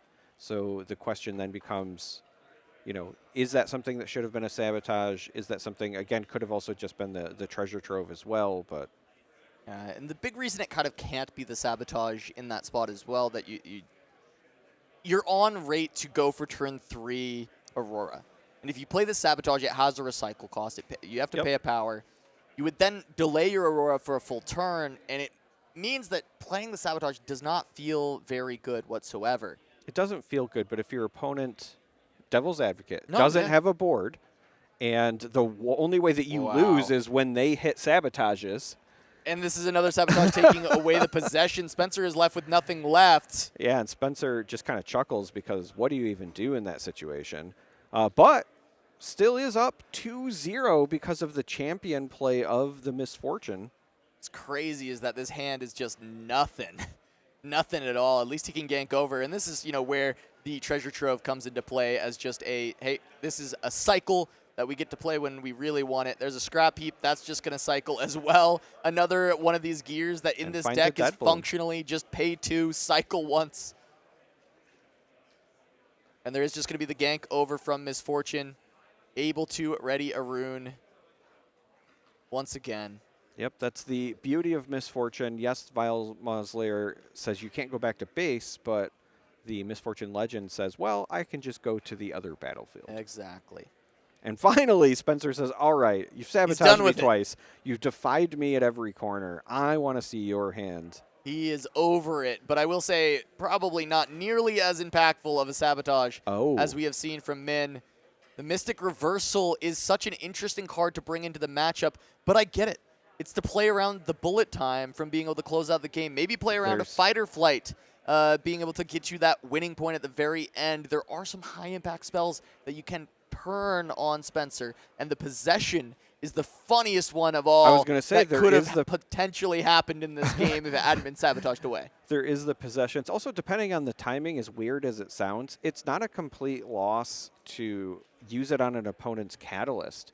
You do go down 1, but if you stop a Catalyst, that could also potentially be worth it. So I kind of like the inclusion here. I think there's a lot of really relevant targets, but Spencer says, hey, you don't have units yet, so I'm going to continue to ride this Misfortune champion. And Min says, I need to find something, so... Yeah, Min says, you're right. I don't have units. I absolutely do not. I'm going to show some discipline. Let me try and draw something. And he does find a White Flame, which is still a later game threat, but this is buying Spencer some time. He's being able to score these points. He can continue to gank around. He's up to 4. His deck is not doing what it's supposed to do, but it is scoring some points. He's getting to play with this MF captain, being able to run her around the map, and he's up 5-0 so far in these points. And his late game is still fantastic if he can kind of find the right draws, and a Dead Bloom is a great start. Yeah. Min just kind of plagued with having all expensive options for units. I believe there's a Tasty Faith Oak in hand, of course, just drew the White Flame, and then even the Chosen Champion costs 7. Min should have at least an option starting this following turn. And depending on the draw, I would imagine this is likely going to be a Yi just to start trying to fight back. The only problem with that, though, is you have no runes up for any sort of interactivity if you do that. Yeah, but at this point, there's really no option. You've got to at least develop something. There is consideration to, maybe not even shipping it in, but I still think you kind of have to. Did he have it on guard, though? I think he... It was my fault. I miscounted. So there is one rune up, and that is relevant. Flight. Oh! They missed it. Fight or Flight cannot be played here. Once you are in Vile Maws, you cannot be returned to base. Fight or Flight should not be able to resolve, and they just they blew right past it. Yep. And that's just going to be that. It's just one of those things you're so used to doing it that when it happens... Yeah, easy to miss, but that was big for Min. That was his chance to maybe come back in this game. That Fight or Flight is a blowout if it gets to actually push you out of the Vile Maws, which it should not be able to. Yeah, it would have given a window to Min to start coming back. It is also worth noting, though, that Spencer has that Dead Bloom in hand, would have likely recaptured. I don't know that it would change the outcome. It doesn't recapture it. It ties, yeah. It is 8-8 when Master Yi is defending. I think that's a bullet time. Is that and then a pack? Yeah. So there is the combo that you were referring to in the deck. And I guess if you're also running the scrap heaps, Yeah. maybe running a one of Pack of Wonders doesn't hurt. Yeah, you can get some additional draw there. Scrap Heap also, when it leaves the battlefield, will draw a card. Or is it just when it heads to your trash? I think that it's trasher when played. Is it just trash and played? Yeah. But again, if you bounce it back Yeah, and you then can still replay play it, you can get still more do cards. the cycling. Not nearly as good. Yeah, Played, when discarded, played, or killed. Okay, so discarded or yeah, killed. so bouncing is not going to give you the draw. But you can just refresh that. Yeah. Continue to play it out. And if you're watching at home, again, we're pointing this out because the difference between Scrap Heap and Treasure Trove is Treasure Trove specifically says when it leaves the battlefield, Correct. which includes returning to hand. Yeah. And now with the Dead Bloom coming out to try and hold Misfortune running to one side. And I believe, as you said, I think there was that bullet time picked up and a lot of runes here to be able to go for Spencer to just kind of shove that into whatever Min sends in. But the White Flame will be able to push this Master Yi above a threshold where a bullet time couldn't ever actually kill a unit because it can only ever do 12 if you were to exhaust every single one of your runes. Is it that you have to recycle runes or pay power? It is pay power. So maybe you not could with ever seals. because have of seals. seals and, you know, we've seen future sets revealed with gold, for example. That's true. That is true. She's a bounty hunter. Maybe MF does want some little gold would generating be very cards. in the pirate next themed. set. Yeah. And there is Master Yi going to run at Misfortune Captain once again. And so this is a Yi, no White Flame, so going to kick things off with a bullet time response. Again, see the one on guard. So Spencer kind of has to do the math and say, what possible buffs could you have? He does not have to choose until Min decides what he is going to do. There is the Mystic Reversal. And now he has control of the spell, so Min gets to decide how many runes he wants to pay for power to actually deal damage, which could be 0, I believe, to deal 0 damage. Could be 0. I was just wondering, is this a situation where you actually even Oh, he want said 5. to do it? Said 5? Interesting. I think this is just a case where you want to ensure that you're going to get the Misfortune off the board one way or the other. The problem, though, is that Spencer is at 7 points and has both locations. So if Min doesn't have an answer for the other one, Spencer should just win off the hold point going to 8, and then we'd be going to a game 3. Looks like Min's still just considering if there's anything that he can do. He floated a bunch of energy here before this. I guess the other question is, with bullet time, is it specifically at a battlefield? Yes. So it did not have to be there. There could have been a situation, don't know it would have been a game-winning one, but Min could have just sent all 8 runes to the Predator and then hoped that the Yi still got the job done, and that would have at least kept him alive.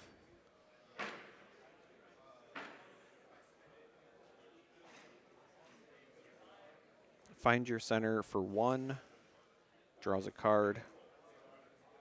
That die on the table, if you're just tuning in, is energy left over because Min had recycled some runes, but he's going to scoop that up. That makes sense. It's like Going to Spencer's scoop it just up. kind of got it Yeah. evened out, and now I believe it's most likely that Spencer's last battlefield is going to be that Sigil of the Storm, and Master Yi is one of the better decks at managing that.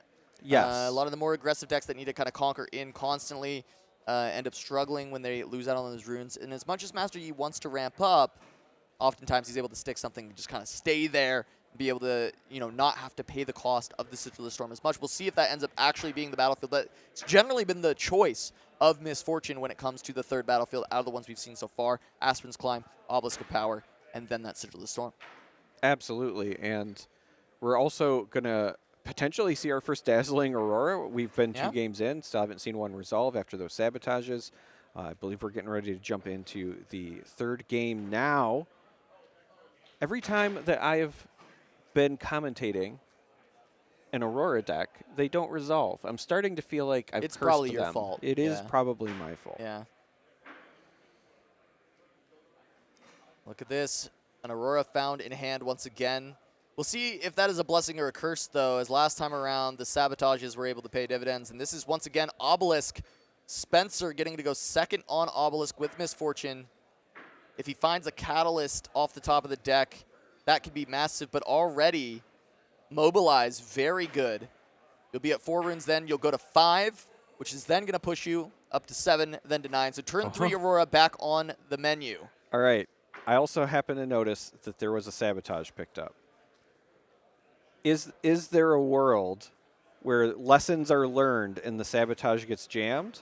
Or is Spencer just going to stick to the game plan? Does just pass. Okay. I mean, I feel like the generally correct choice is to play the turn 3 Aurora, right? I'm but not disagreeing with you. I'm wondering if he'd get scared from last game. That's where I'm at. I'm right there with you, Charmer, where it's like, I don't want to get sabotaged again, so I'm going to actually play this out and try and deny your own, but he does hold up for the Gust, and he will have a second one in case the Defy comes through, and he can...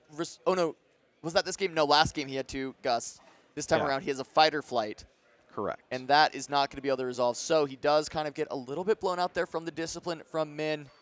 Pushing in to get that Conquer. The Gust not going to be able to buy Spencer those 2 points that it can oftentimes. I think Spencer is probably just happy if this turn ends and there's no Sabotage played. Yeah, no, I mean, I agree. He still has to get through 1 more after this one. He's up to 7 runes now. The Aurora still safe and sound. Stack deck. Stack deck. If he finds another ramp card, he can play the Sabotage. Yes. To try and protect his Aurora. You would still be safe to get to that point. I don't see one there. It looked like another stack deck, though. He can rebuy. Yes, there is another and stack deck. That looks like a reasonable rebuy. It does. Primal's pretty good in the matchup, though. Yeah, I was going to say, I kind of like the Primal. I don't think, obviously, Dead Bloom is the answer. That's something that you want to get off of your Aurora, but takes it. I think this is a little bit of a hedge, too. Because if the Sabotage does come through and you lose your Aurora, Dead Bloom is still an option that you've got. And you've still got some game to immediately go for. That is fair. It's going to be, I was going to say, very telling what happens here. But again, no Sabotage played. All right, let's see what Min finds off the top. He hasn't had the Sabo yet. Last game, it was so good. Finds a Defy. That's the other card that's been plaguing Spencer, but this time around was able to dodge the most critical ones, was able to mobilize, get that ramp. Min at 2 points after the hold will likely be able to capture this and go up to 3 unless we see the Fighter Flight prevent it. I could see arguments for both. If there's ever a time you want to let somebody take something, this would be one because of the recycle. Yeah.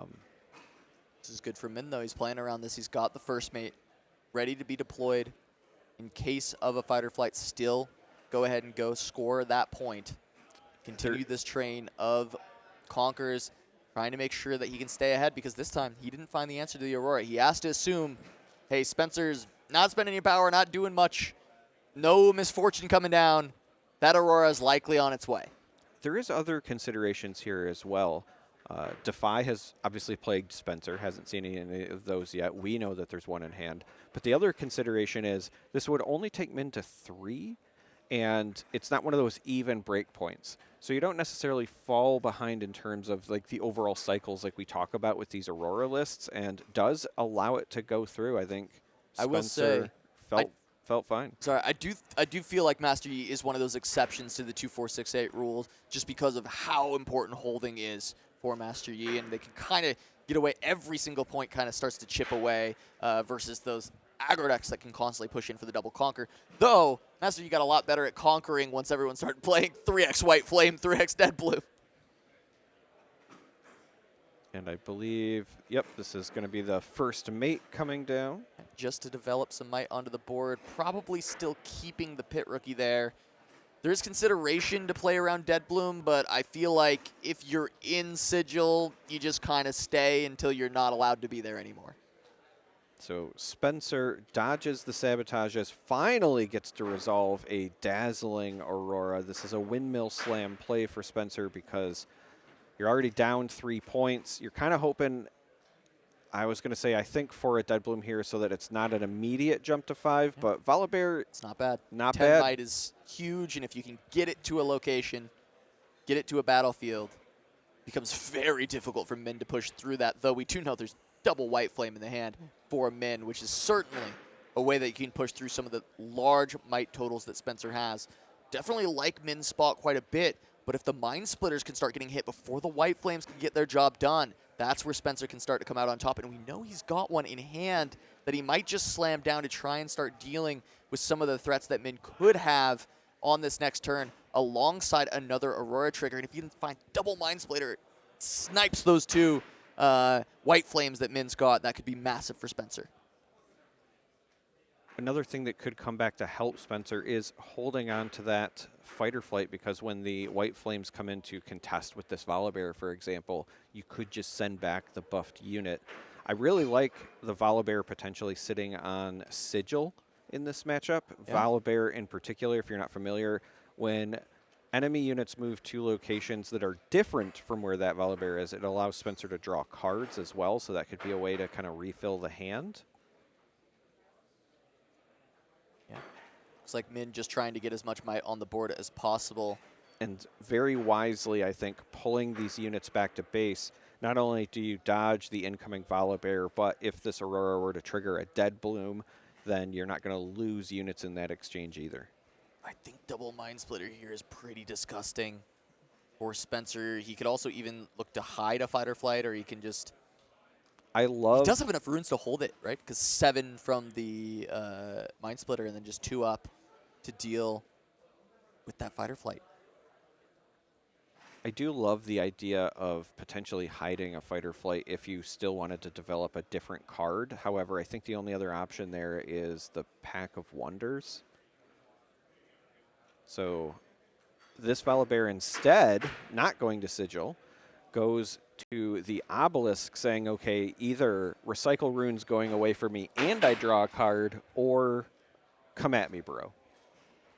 Oh, yeah. And it is going to be Splitter going to look for the hold. He is going to discover a pack of White Flames. Oh, it was just...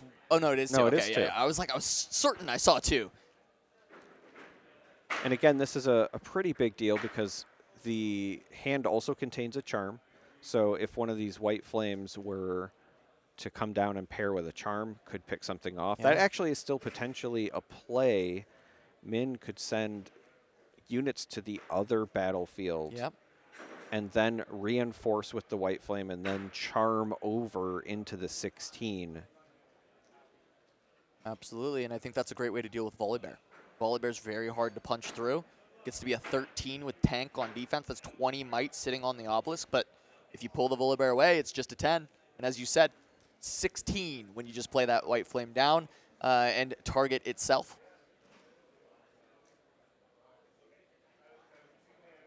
Spencer, I think actually might be doing that calculus here, because instead of just windmill slamming one of these White Flames away, if the charm forces, because again, knowing that you have the fight or flight in hand, if the charm forces that interaction out of Min's repertoire, you kind of have answers.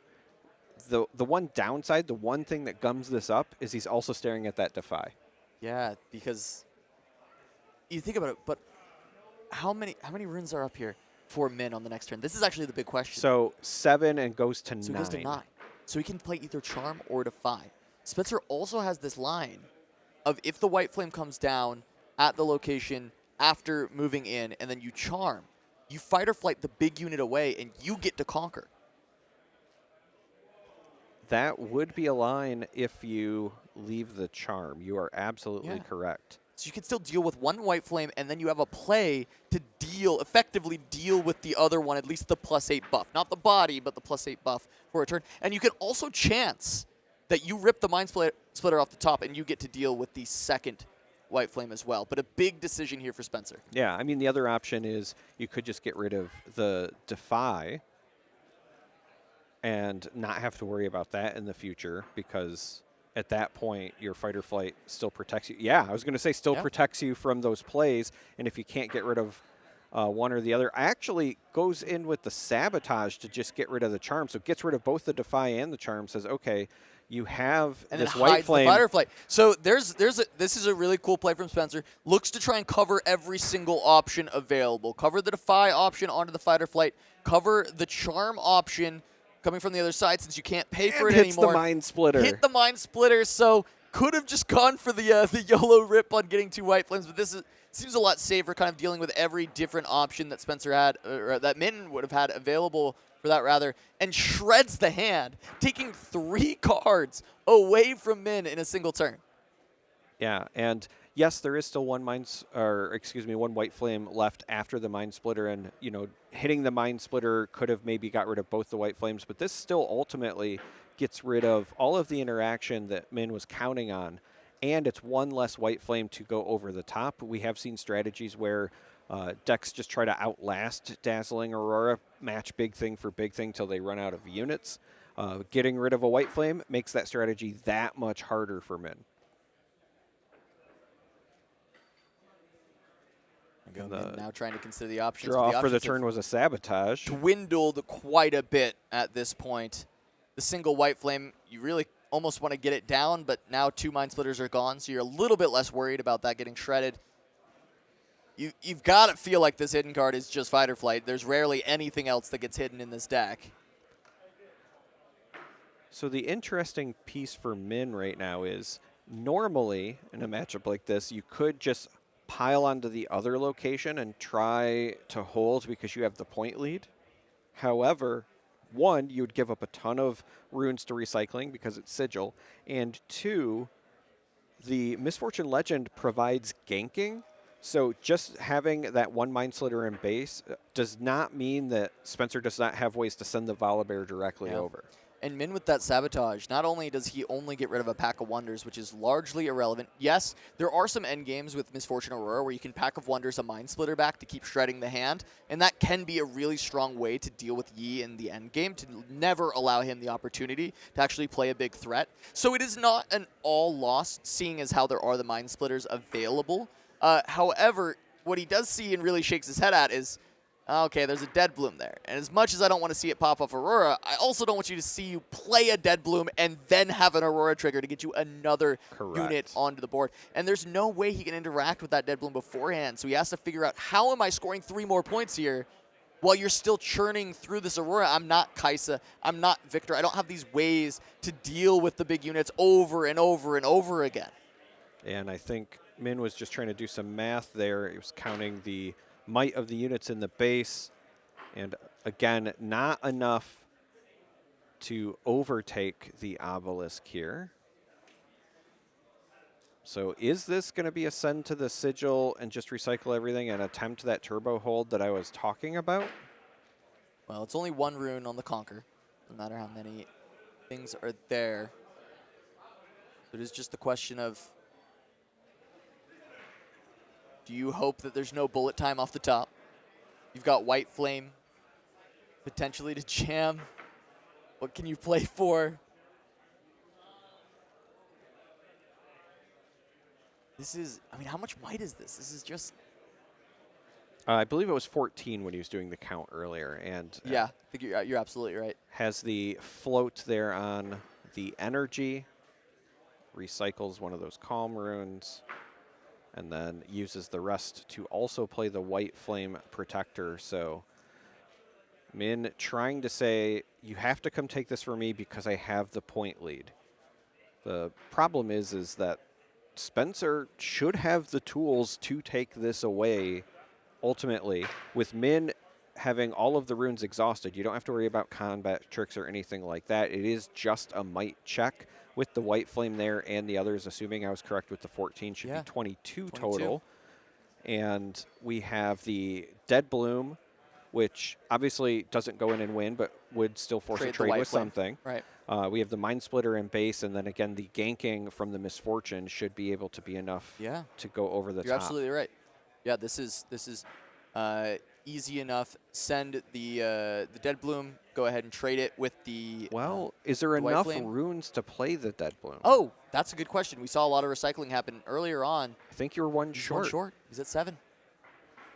So that definitely changes the math. There is still an accelerated Misfortune available. Fight or Flight the Volibear back. Gank the Mind Splitter. That's 24. That is also an acceptable way to do it. That clears everything. You have a Mind Splitter remaining and an Aurora trigger. Let's see if he decides that line is what he wants to do. Min's tapped out. You can do whatever you want here, and I think if he's at 7 runes, can't play the Dead Bloom. Unless I'm missing something else, that feels like the best line. You maybe, no, you do. You'd lose the hidden anyway if you're using everything. So doing that with Misfortune doesn't really help. Yeah. So there is also a consideration where Spencer could just decide to peel as much off without stopping this. Min is only at 6. So this doesn't have to be overtaken this turn. You do have one more turn to potentially answer it. Gives ganking over to the Mind Splitter. Yeah, and so, like I said, the Misfortune comes from the Champion Zone, which allows them to ready the Exhausted Legend, and then that gives ganking to the Volibear. Misfortune being on the other location means you preserve the Fighter Flight. Yeah, I like it. Really, really well done from Spencer. Cool line. Sometimes I forget about the Bounty Hunter being able to be reset by Captain as well to give that ganking. Really, really nicely played by Spencer. Mastery over the deck. Having to recycle a rune, going to slow down the clock for that second Aurora that he's drawn, but doesn't really matter. He's got full control. He's cleared everything that Min played. Min is on a single card. Spencer, full control of the entire and there's a Dead board and Dead Bloom to reinforce. I was going to say, I like this as a reinforce where the Misfortune is, just because you have the Fighter Flight there as well. Oh, okay. Maybe banking on the Fighter Flight doing the work and just wants more might on the other side. Min looking kind of defeated. Not sure what draws can even save him now. Dead Bloom just gets Fighter Flighted away, even if Min does find it. It's just going to be a Poro pass, and that's not nearly enough value. To the recycles, Min is also not capable of playing Dead Bloom there either. Because, again, that Sigil did force that one rune to be recycled and was just enough to set it back. Here we're going to see the Mobilize just channel a rune for Spencer. Yeah, that allows Aurora to be played on the next turn for Spencer to be at double Aurora, but I don't even think it's going to be needed. Another Volibear comes down. Min just going through the motions here. Doesn't want to give up. Being at 6-1, can almost taste the top 8, but can't quite get there. Can't quite get over the hump. Can't quite get over the mountain that is the Aurora MF. The Aspirant's climb not going to be successful this time around from Master Yi. Min has to feel like this one just slipped through the fingertips. There was such a good start. Again, raced to 6 points. But Spencer finally in Game 3 being able to resolve Aurora and, as you said, masterfully navigate this deck, whether it was that Bounty Hunter exhaust and then ready, or even just earlier navigating through getting rid of the Defy, then sabotaging the Charm. All of that sequence, I think, also really helped Spencer kind of close the gap and shut Min out of resources. Min has struggled to maintain cards in hand. So here we're just going to see the Tasty Fey Folk and the Poro go in to try to force out at least the Dead Bloom. Does take the trade with the Dead Bloom. Going to be able to draw additional cards, channel some runes, finds a White Flame, but little too late. Spencer going to be able to go up to 9 runes on this turn, has second Aurora in hand. A lot of units coming out of the deck, 2 Dead Blooms in hand. I'm not sure how many units he actually has left for the double Aurora, but Min just says, you know what, I've had enough. Gonna scoop things up. Spencer still X-1 going into the final round of the day, trying to lock a spot in top 8 for Misfortune. And it might have been a misfortunate start with that deck. Again, not resolving a Dazzling Aurora in the first 2 games of the series, but also when you had the Aspirant's Climb, trying to force to 9, just had a slow start. But ultimately, Spencer hangs on 1 step closer to that top 8. Congratulations. And you know what else I want to offer congratulations to? Ourselves. That's right. We're going to cover our sponsors, but that starts with us, the Turn 'em Sideways crew, myself, Charmer, Casanova here with me, Blevins, of course, Pastry Time at home. We are bringing you the coverage, and if you're watching right now and you have not hit that subscribe button, I encourage you to do so. It costs you no money, but it means everything to us. We do actually have some other sponsors helping with the broadcast, such as Heavy Play. If you want to pick up some peripherals for your gaming experience, things like deck boxes, sleeves, etc., you can use code SIDEWAYS at checkout for 10% off. I had the opportunity to see the products in person for the first time this weekend, and I just loved the magnetic modularity. Yeah, the deck boxes are sick. I love them. And speaking of partners, we of course are sponsored by Invasion as well. If you want to pick up your Riftbound singles, if you're trying to prepare for the Houston Regional, you can use code TURN5 on your Riftbound singles orders. And again, because you're prepping for Houston, you can select Houston pickup. So that means when you show up on site, you don't have to scramble to get the cards for your deck. You can simply get them from the Invasion booth and rest easy. So with that in mind, our players are not resting easy. There's one more round before I believe we cut to the top eight. Yeah. So we're going to take a short break. Don't go anywhere. When we come back, the last round of Swiss is on deck.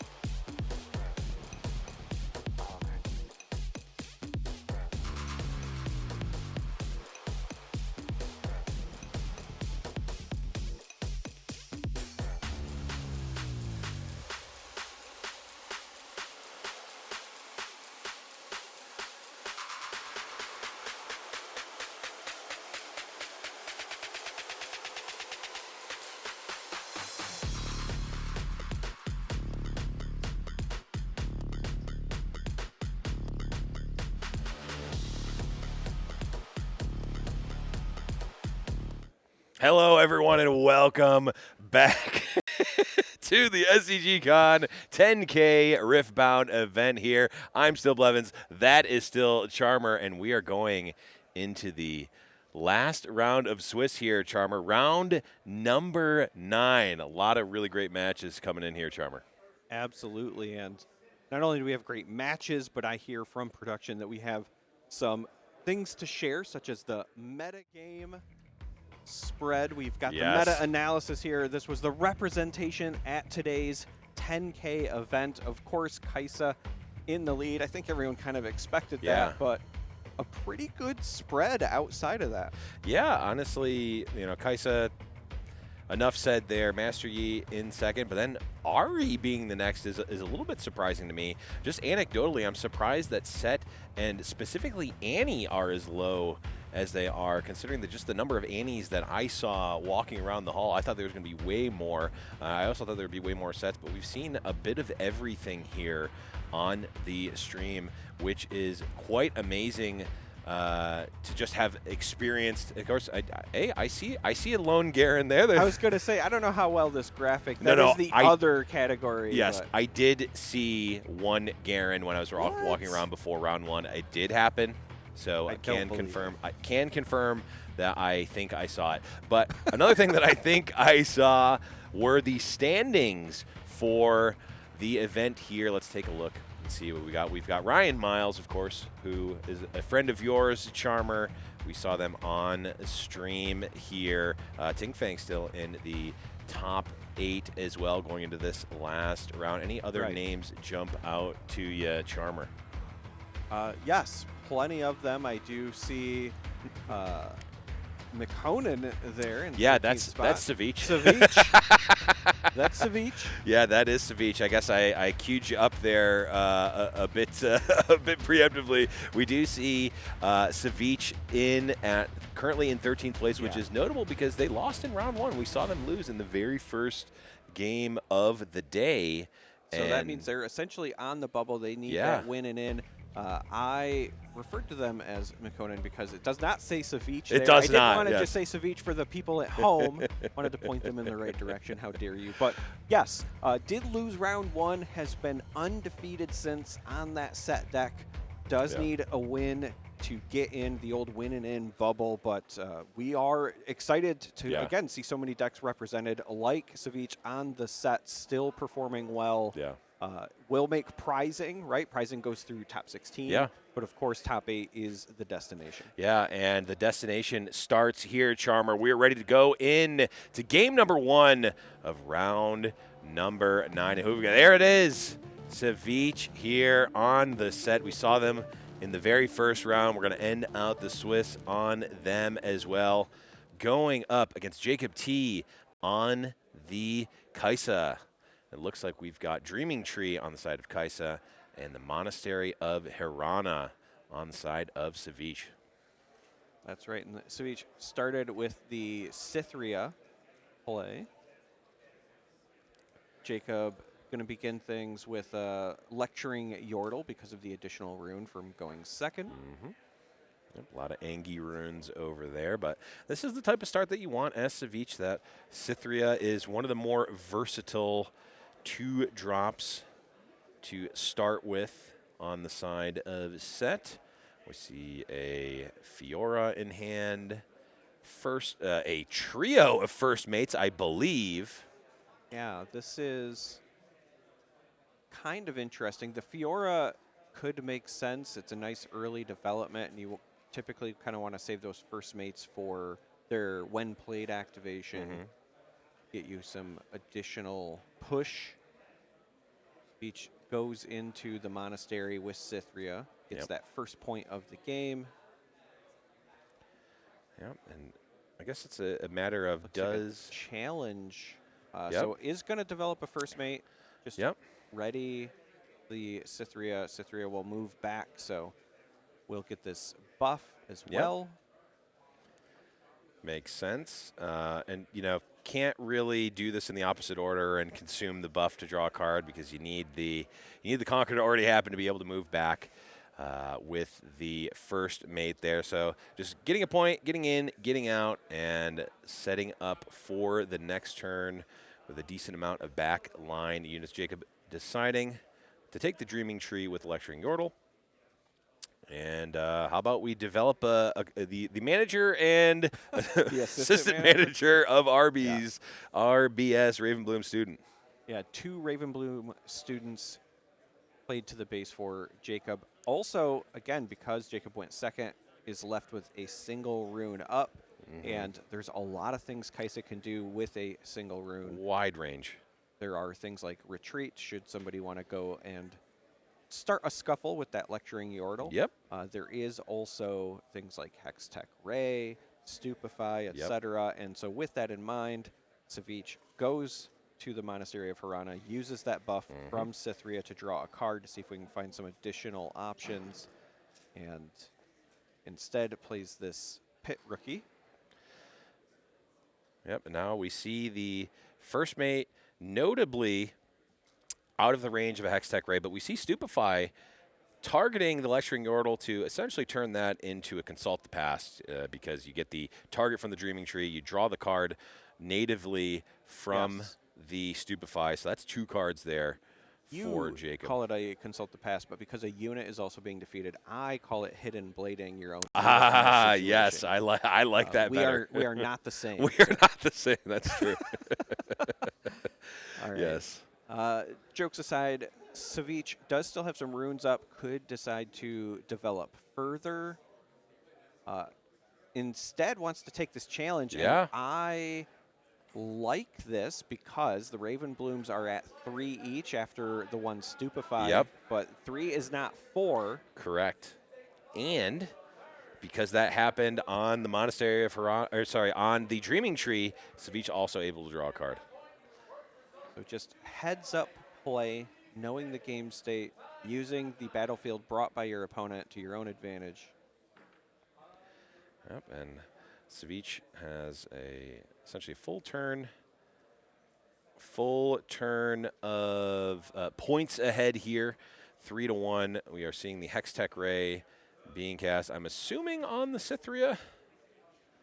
Yep, and Savich says that is okay, choosing not to use the set ability there, just letting the Cythria die. Savich has been very good at recognizing when it makes sense to use that set hero ability, and here we go. RBS, Ravenbloom student, going in with a cleave, draw a card from the Dreaming Tree. That's going to be a 5. Should actually be a... I was going to say, this actually should be a 7. 7.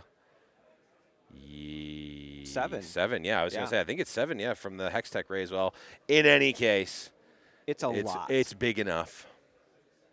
Oh, it's +5 would make sense. Okay. That makes sense. Okay. Well, after all is said and done, point taken there for Jacob.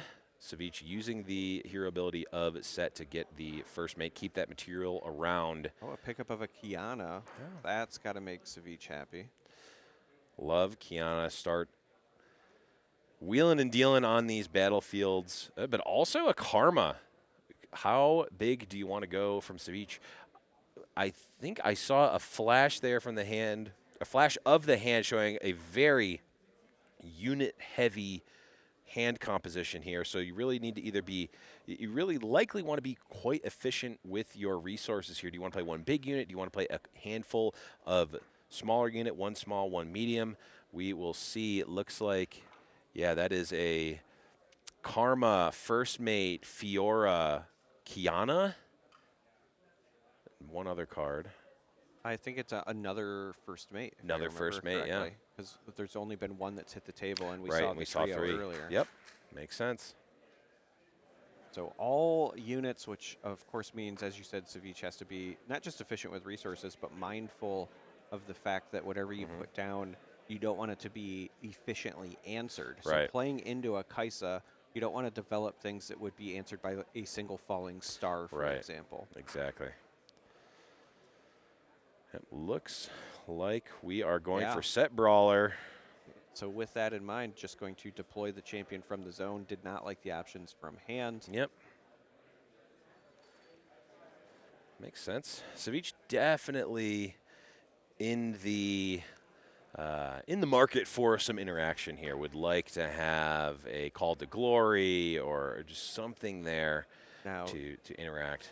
Jacob should be, I believe, jumping to 3 here with that hold point from the Ravenbloom student. Yep, I do agree that should happen. But Isa being accelerated from the champion zone. Going to go challenge the pit rookie. Well, have a showdown. I shouldn't say that because there's an actual card called challenge in this matchup. So I'll use a different adjective. Pick a fight. Ravenbloom coming back. Protecting it. And I think that's a really heads-up play. If you don't have ways to protect it at the Dreaming Tree, you don't have ways to draw additional cards, just get it out of harm's way. Yep. And I believe that Jacob is likely keeping track of their points on paper because I saw them specifically say, I saw them mouth 4 and write down a note there after the point was scored. So I think maybe the production tracker on the side is not being updated, which, in the heat of the moment, in the winning in for top 8, I am way more focused in on the game rather than they are locked in. Yeah, they're locked in rather than the production, so that's not a problem. I do believe that the point scores are accurate in game as well. Like they are mindful that it is 4-4 right now in this battle. Okay. Set goes into the Dreaming Tree, gets a point. Well, they did just update it there, so perhaps when Jacob mouthed 4, it was just asking how many points of each was at. It's possible.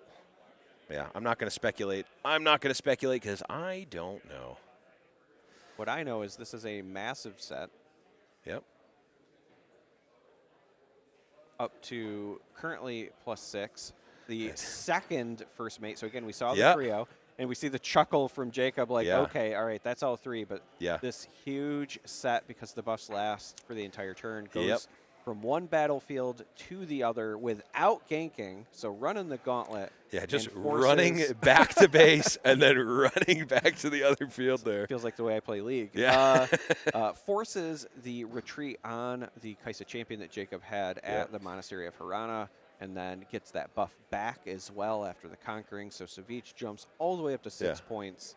And even if that set gets dealt with, still has 3 first mates in the base. So a healthy amount of might on the board. And then we're also going to see the rune recycled to hide a card at the monastery as well. Yeah, and it's not going to be easy. It's not easy to deal with Set Brawler, especially considering that the set ability is still active. We do see that buff on the Set Brawler. So even if it's dealt with on the first go, you really need a more permanent option there to end up killing that Set Brawler. You basically need to kill it twice with the set ability. At least. Again, we have that hidden card there. That's true. Could thwart things even further. It could be a poor man's Stupefy on the Dreaming Tree. Except they're not on the Dreaming Tree.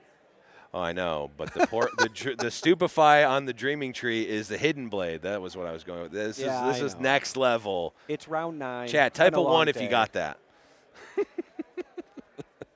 All right, so locking back in here, Jacob just kind of trying to figure out what is a path to not just stabilizing, but forward as well, because Jacob is still just on the 2 points, is behind on board in terms of might presence, and has these sticky units that they have to deal with, especially the Set Brawler that Savich has parked at that monastery.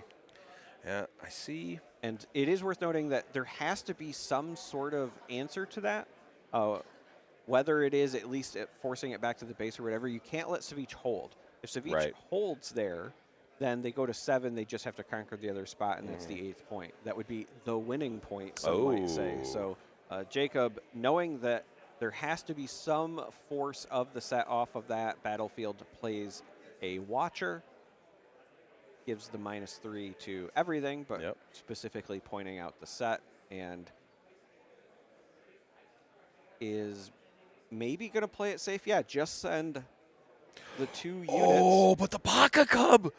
The Paka Cub dodges the Watcher because it was hidden. absolutely devastating. It was not a hidden blade. Okay, Yeah. we do. It now forces the cleave. I wonder if Jacob was playing around the Paka Cub of all things. Yeah, that was potentially a blowout if Jacob did not have the answer. Yeah.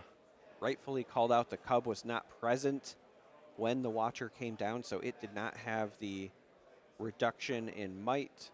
Savich here going to expend that buff to save the set brawler. It will go back to base. Yep. Also has to recycle a rune for doing so. But worth it in the end. And now the Falling Star to clean up the set brawler. But as I said before, the good news for Savich is you still have all of this might in base. Yeah. Yeah, they're writing down their score here, so it's not Jacob is not at 2 right now. So I think it's just the production iPad that is not currently accurate. It is yeah, they're looking at paper right now, I think confirming the scores, and they'll likely update that here. Yeah, I think they're just backtracking what the scores were so that they can there properly update. it is. And Okay. there it is. Yep. Suddenly, this is a much tighter game. Yeah. Look, I've been watching Jacob play various matches today. There was no chance that they missed the points. Just from having watched them, there was a 0% chance that they missed the points there. So this is an opportunity for Savich, though, because Jacob, while that was a explosive turn, they have all of their runes exhausted. Yep. So if Savich just has the raw numbers to pull this off, could be able to get in there. One first mate is enough to clear the student. Yeah. So really it's just, is there some sort of buff to go over top of the Watcher, or is there some other effect to deal with it? I see a Karma, which Karma can give the buff to one of the first mates, and that would be 3 + 3 is 6 + 1 is 7. That would be enough to kill. Now, it wouldn't win outright. However, we're now at the we're now holding for 9, which is not too shabby. Still can certainly be dealt with. You know, Darius Cleave cleans that out relatively straightforward. Yes. But another hidden card. Another hidden card. So the Karma was the line, as you properly identified, just to get rid of the Watcher. I think that was another Watcher drawn. 7. Again, the score has not been consistently updated because these players are in their winning and they are locked in. Yep. But Savich should be at 7 after that conquer. Does just need to hold that location. It's now up to Jacob to push enough in there. Jacob certainly has the tools to get it done. Yeah. Depending on what this hidden card is. That's going to be a Watcher. Yeah, which is great. But if this is Hidden Blade, that's not going to be good enough. That's not going to be good enough. Let's see what it is. And we wait with bated breath. Okay, it is a another Paka Cub. It's going to be 3, 4, 5, 6, 7. That is enough to rebuff the attack. Right? 3, 4, 5, 6, 7. I believe that's enough. Yeah, it should be because the Cub comes in at full value. Right. And Jacob did not have another cleave to force that. Okay. Savich goes into the turn. What is the draw here? That was a Hidden Blade. That was a Hidden Blade, so a little bit too late because that would have been enough to close it out the previous turn, but yeah, it's still good. It still seems pretty good now. Still pretty good if you can just get onto a location. We do have the Kiana still in hand. Yeah. It is a bit awkward because we've got the Kiana and the Fiora. And unfortunately, only 7 runes here. So only able to play 1 card here is a bit awkward here for Savich. And again, just a quick reminder, score should actually be 7-6 Savich. And then this would be a tie by Jacob. Yep. With this successful conquer, from the Watchful Sentry. Yep.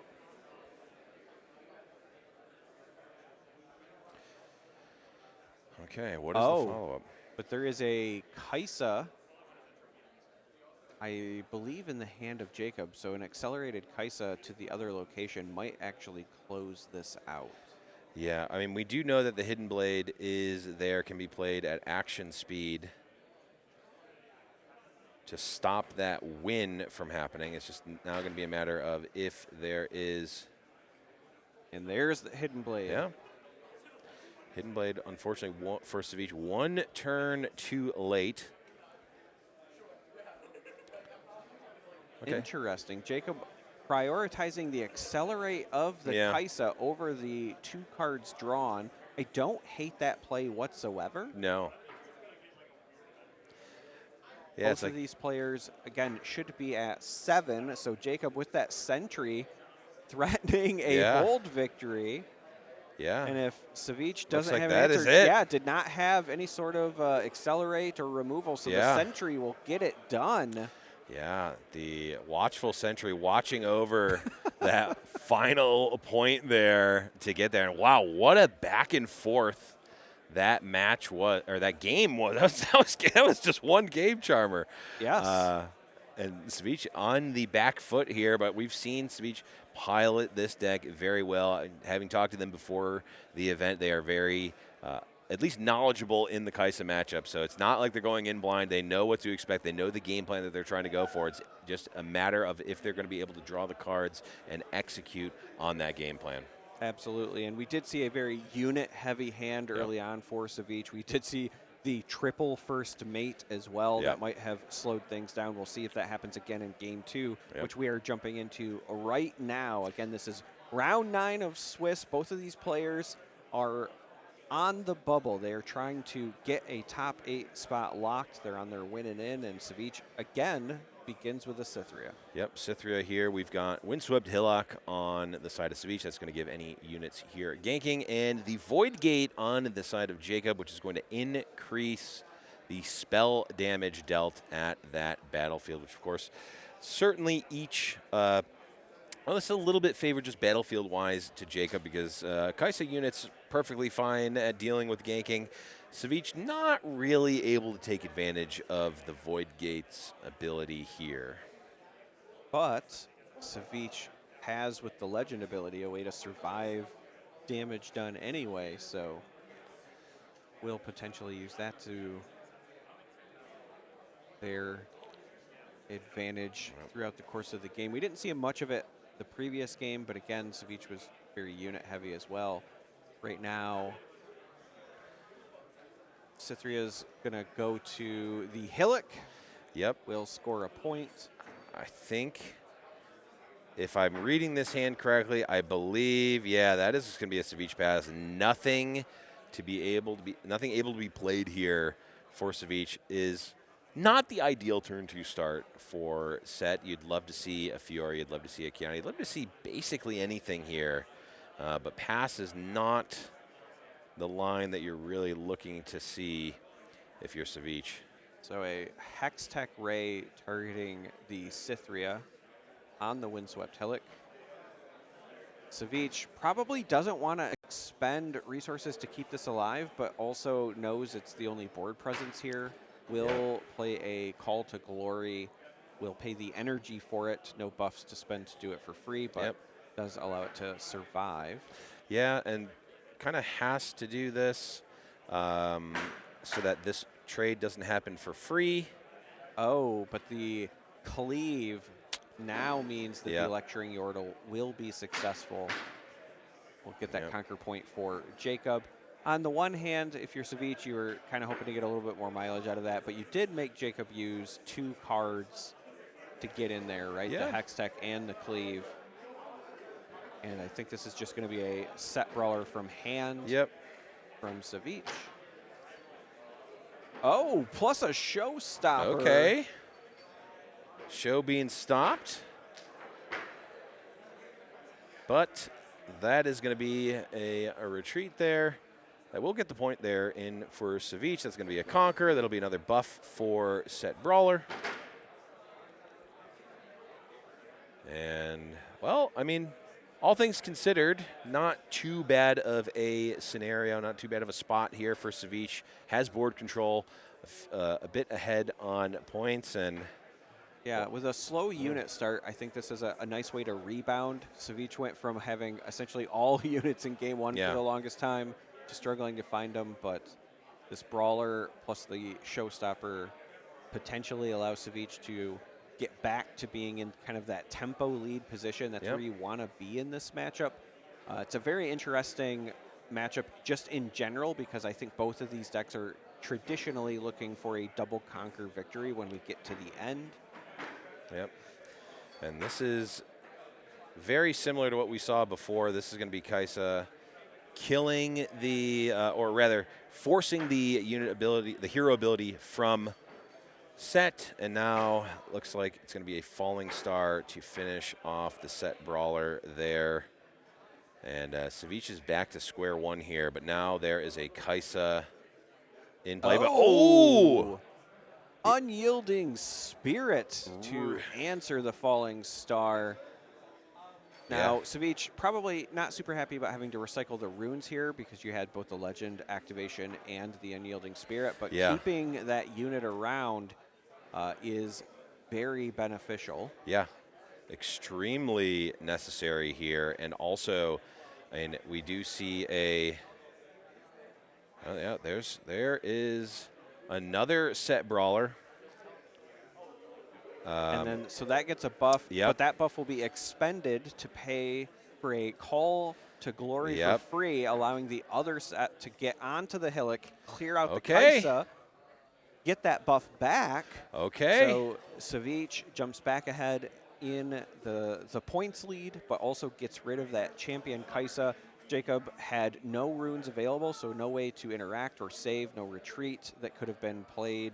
Again, because of the runes being exhausted, there is the one in hand. So that was a great window of opportunity, and Savich pounced on it. Yeah, and this is really showcasing the power of this set brawler deck. I mean, it looked quite grim there for a second. You know, Savich was going to have nothing in play going into this turn, but was able to save with the Unyielding Spirit there. And now they're going to have to see if they can dodge the Acathian Rain. So Jacob saying, okay, you took advantage of when I had all of my runes exhausted. I've seen an Unyielding Spirit, but also I see you with all of your runes exhausted. And we're just going to go ahead and send this rain now and take advantage of it when we can. Yeah, I do believe they're announcing the top 8, so we might mute our mic here so we don't have any spoilers. Or not. Or not, maybe not. Well, with that in mind, we again have this rain trying to resolve, and I think Jacob is also trying to figure out what the best way.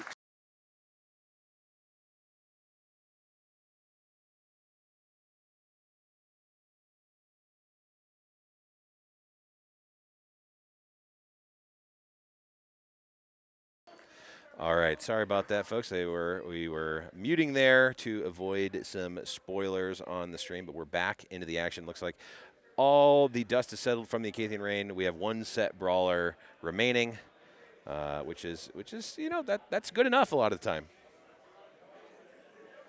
Yeah, at the end of the day, if your opponent plays a Acathian Rain and you still have a unit left over, and that unit is set brawler, I think you're okay. I mean, any unit, but right. Set brawler, I think that's looking still pretty good. The brawler gets back to the Hillock, which is where it wants to be, because it gives it the mobility if needed, but also gets that buff. Savich now goes to the ever important 4 points to Jacob's 2. And Jacob is still stuck, kind of searching for answers, and in the hand, doesn't appear to have a lot of gas left. I couldn't see what that final card was. It was a retreat. Oh yeah, I did not. I also did not catch it, but I did note. Yeah, the Jacob was relatively light on resources here, and we do see another Unyielding Spirit on the side of Savich. So if there is another Acathian Rain or Falling Star to try to deal with the set brawler, Savich has got it covered.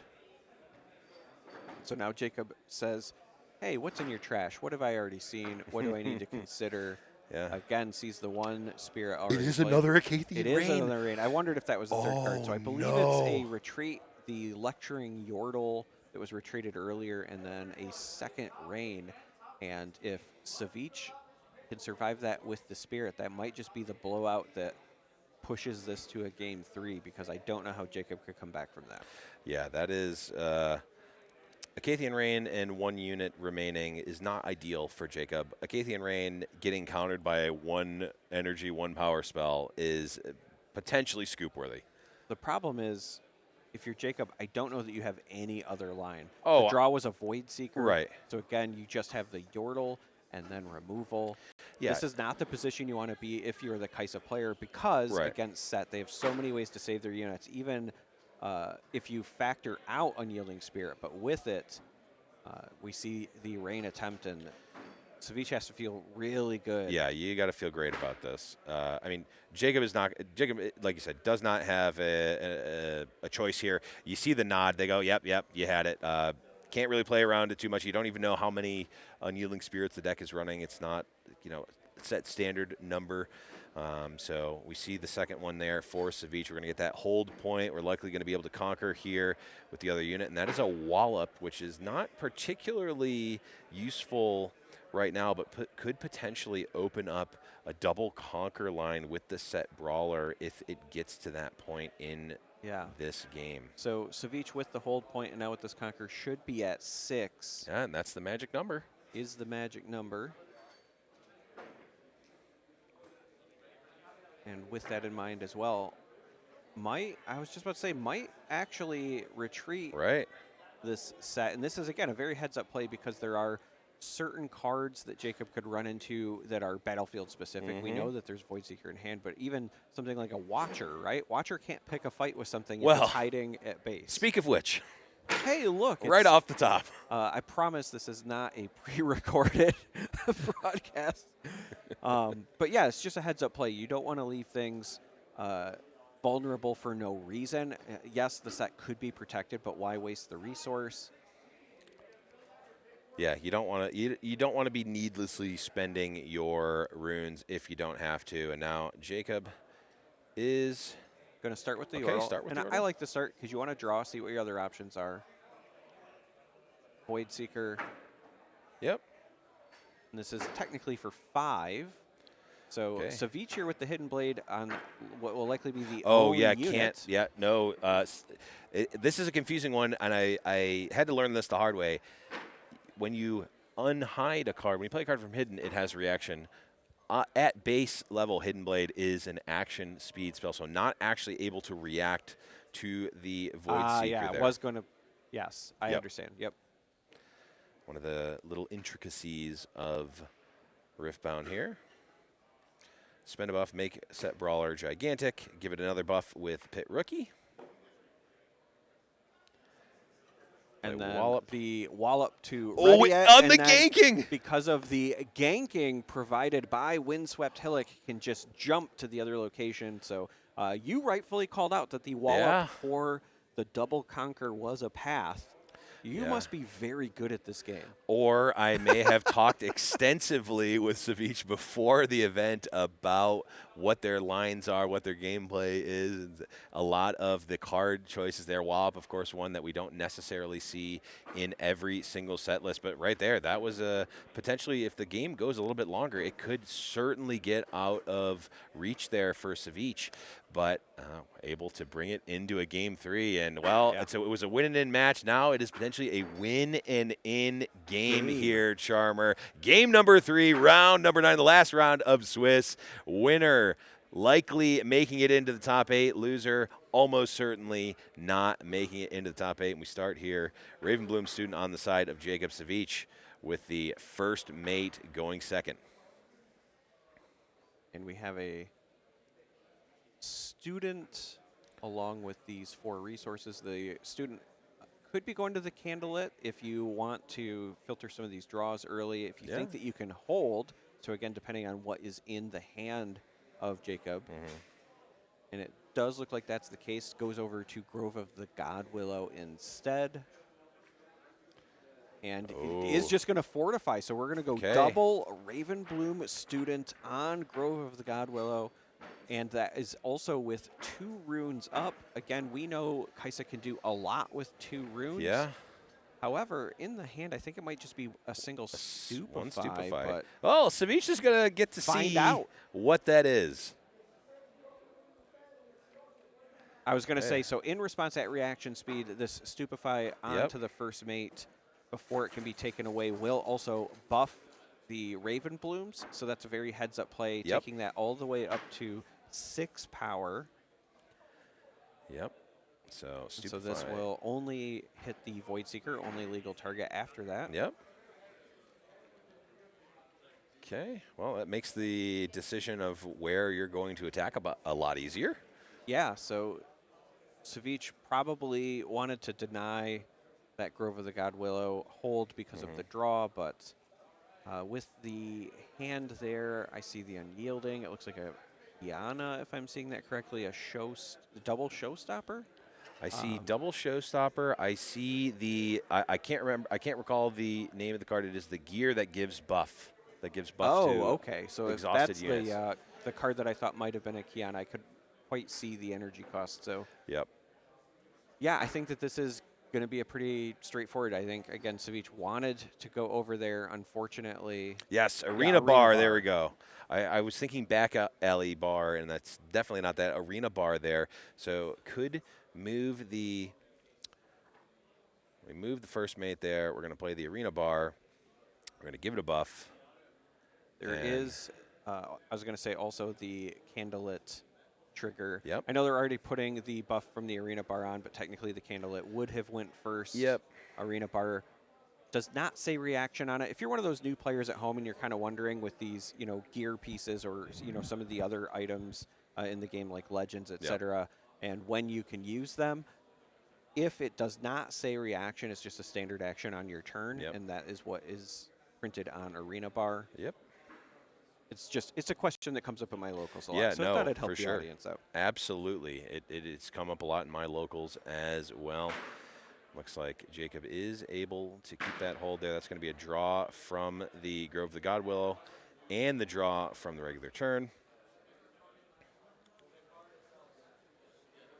And the point, of course, as well. Jacob up to 2 points here. Those students, I was going to say, should also be ready, which is relevant if they wanted to go back to base. Looks like we might just be loading up here. I'm not sure if that Lecturing Yordle is at the battlefield or not, because Jacob has sort of been playing that as their pseudo base. Pseudo base, yeah. It is kind of riding the line, and I have seen a number of players that have kind of used that line as their base. And now it's very clear because the Raven Blooms, as I said, that should be ready, then do come back. Okay, that is a hold point there for Savich. Now, this is going to be a really interesting position for Savich to navigate because that is a surprising amount of power. I know it's just like, first turn plays, maybe second turn plays with the Lecturing Yordles. Yeah. It's not a lot of like base might, but with 4 of them there and with the students capable of growing, it still represents a very significant threat. And on top of that, we're going to 8 runes next turn for Jacob. So even things like Watcher could be available. It could be a number of spells to deal with units and then buff the students, etc. This is a dangerous position. Savich has to probably set up for a future turn, and I think that's why we're seeing this set Brawler played in the base. Yeah, it makes sense. The question becomes, what is the game plan here? Yeah, I was going to say, does the first mate come back just to be safe, or do you leave it and force the interaction? Because, again, there's plenty of might available to Jacob to overtake that, but maybe you're okay with the trade in that instance. I think as long as you're getting something, it's probably good from the first mate. You also want to be able to come back through and reconquer and hopefully take out some material on the side of Jacob. Of course, they've got 4 separate units in play right now. That is a lot of material, especially compared to last game. That was more units that we even saw them have in play, I think, throughout the course of the game. I think Savich is okay with leaving that first mate on the Sanctum simply because if Jacob wants to commit multiple units to that side, they're less likely to hold Grove of the God Willow. Right. And so then that would push them off of a potential draw. So this also could just be like a bait play by Savich saying, what are you going to send over this way? Yeah. Jacob is going to play Kaisa from the Chosen Champion Zone, send that to the Grove of the Godwillow. Okay. Should get this conquer and a draw. See if the draw impacts the game plan from Jacob. So Nox is hopeful, so can develop even more might to the board. So a Hextech Ray in the hand of Jacob would allow the students to both go to 3s. And that is relevant because if you want to send both in, they both need to be 3 for one of them to survive. Otherwise, Right. you have to commit even more units. And I think that's the decision that Jacob is mulling over now. Yeah, it's just how many resources is Jacob willing and able to commit? Well, so another potential option, you could put 3 damage on the first mate and then send a Yordle in, force the trade, and then preserve the students if you consider them to be higher value than the Yordles. Makes sense. I would assume that the Ravenbloom students are higher value than the Yordles in this case. I guess Jacob is just thinking about what is the worst case scenario. I'm gonna say could also just send a Yordle with them because with the tank keyword, damage has to be assigned there first. Oh, okay. That makes sense. So this is extra insurance in case of any other shenanigans that could be popping up. So we have a 2 might, but damage has to be assigned there first. Yep. And then 2 3s, the leftover not enough to clear them out. Heads up play by Jacob. Yep, absolutely. Heads up play there by Jacob. And there's a Noxus Hopeful coming in. Yep. Getting that additional might on the board. So Jacob, a commanding board presence in terms of the units is also remembering now to get that the Candlelit Sanctum trigger. Okay, that was a Cathian Rain and Void Seeker. Yeah, if you're Savich, you didn't like the fact that Jacob just put them both back. Means Although, you liked both of those cards. Right, did like both of those cards. I mean, there's a wide range of cards that potentially Jacob would like, but we do see the Unyielding Spirit in the hand of Savich. There is that. There is also the double showstoppers as well as the set that's active now. Yeah. And this is the important piece in my mind, Jacob has all of the runes exhausted. Yep. So whatever Savich maths hand up here, down. We see the hand counter on. Yeah, I've got nothing else to do here. Yeah, if Savich can figure out the math to deal with the board as is, we'll be able to do whatever he wants. Does also, besides not just, cleaning up the board here, want to likely score some points to keep pace. Jacob is currently ahead 4-2, even if Savich gets the double score because Jacob is essentially kind of the first scorer, is the first to threaten the win, right? So Savich has to keep pace. And this is a big turn. Yeah. Really big turn. This is the bread and butter for the set deck. You're going to be doing these showstopper plays with Set Brawler. I mean, Jacob cannot be liking immediately starting with the Set Brawler going up. That is going to be showstopper. Immediately the Kaisa. Oh, I thought was going to go to the Kaisa, but Savich says, no, I want to go here. Yeah. And this might be, you know what? I like this. This might be where you care about the Sanctum trigger. Yeah. Maybe trying to see what's available before you navigate the rest of your turn.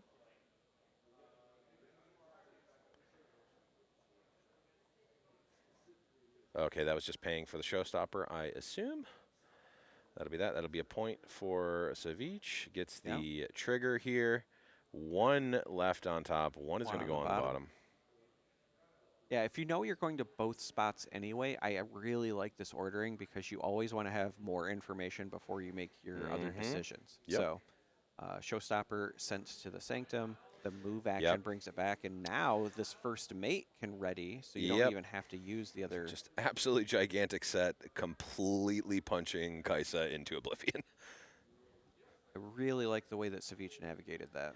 So we are tied at 4 points apiece. Again, this is game 3 of round 9 of Swiss. This is the win-and-win game of the series. Yep, and we do see, of course, remembering to get that arena bar, get that buff on the first mate, because I mean that breakpoint is massive for Hextech Rays and for a lot of other reasons. Yeah, Falling Star. Yeah, a Cathian Rain, which we know is off the top for Jacob. And I mean, Jacob may be backed into a corner here to have to force this Acathian Rain to see if that can get them through. I mean, maybe So there's a Watcher. Raven Bloom student, I believe a Pouty Poro that was there as well. Yep, We know I saw about the a Watcher. Rain.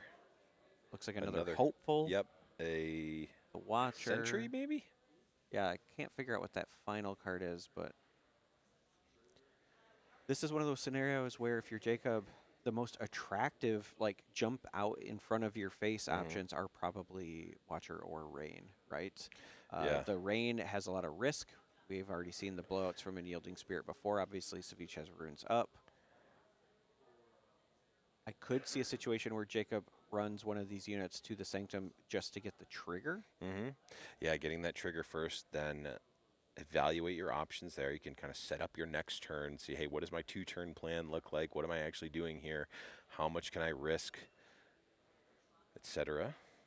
Looks like they're leaning towards Watcher. There's a Watcher. But not accelerated. Non-accelerated, Only okay. one rune.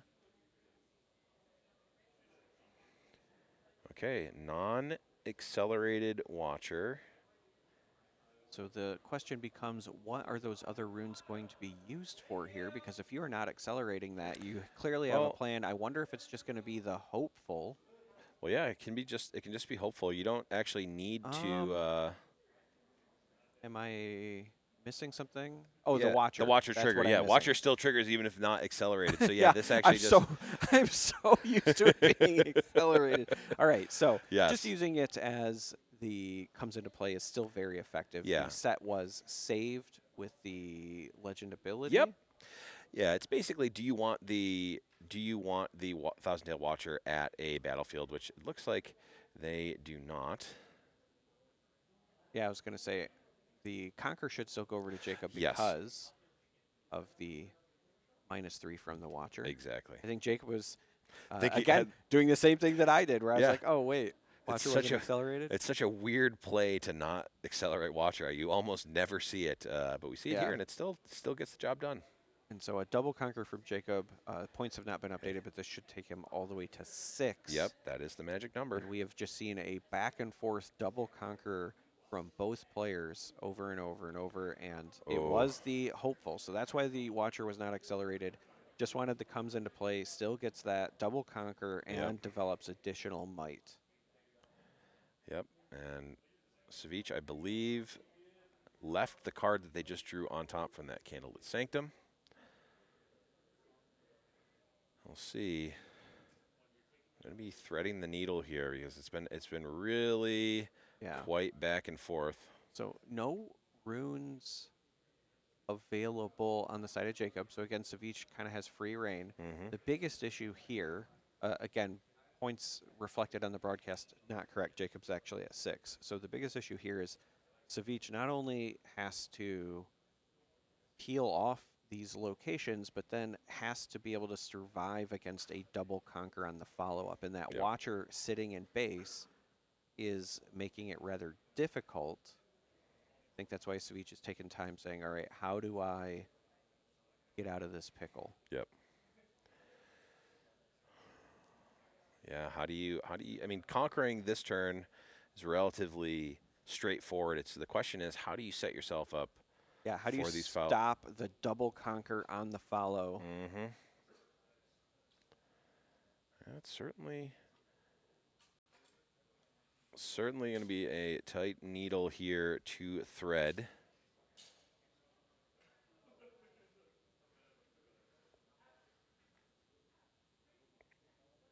And looking at that showstopper that was in the trash,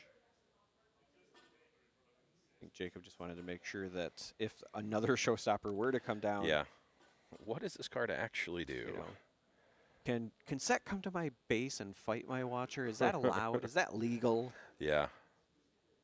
That would be hilarious. But no, that's not how that works. All right, so Set gets the Conquer and the buff. Points have been updated on the broadcast correctly now. So Jacob again at 6, Savich after that Conquer now at 5. Yep, and that's 6 now.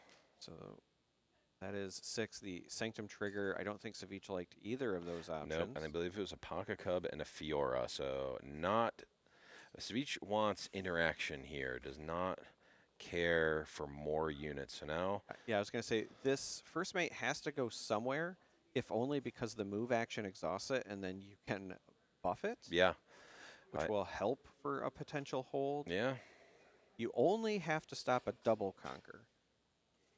right. So the buff does go out from the gear. Okay, so we've got 6 at one. We've got 5 at another. So as it stands, Watcher's going to be able to take out one of these sides, but there's needs to be more work done in order to take out the other. This is a spot where Savich could come out ahead if Jacob determines that Icathian Rain is the path. Yeah. Yep. Yeah.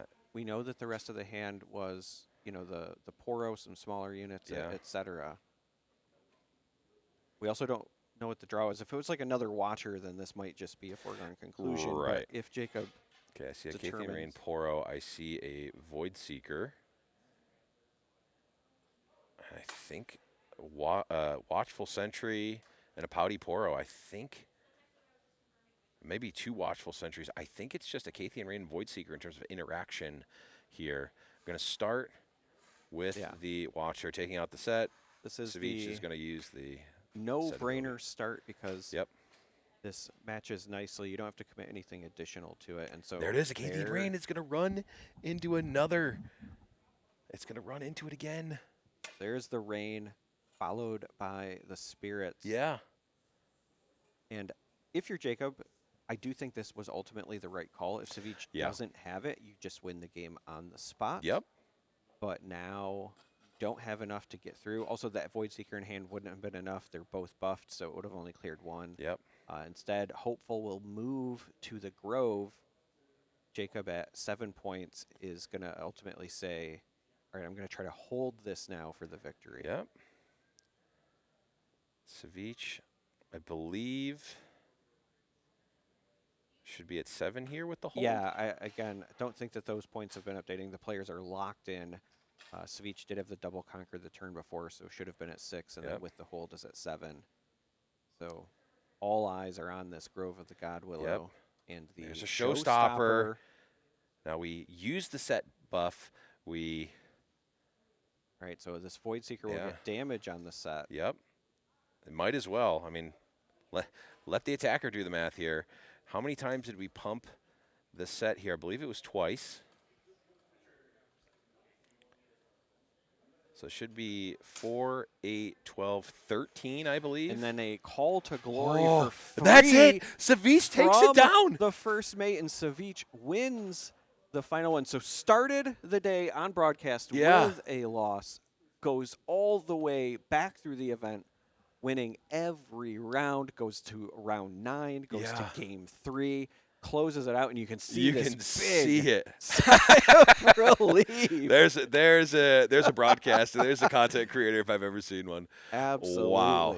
That was an absolutely fantastic finish to a fantastic match there, and potential winning in there again. I don't know. I don't know what the results are there, but we are going to be coming back to you with the top 8 here very shortly. We've got a short break here. Don't go anywhere. We'll be back with the top 8 of the SCG Con Riftbound event here. 10K live from Vegas.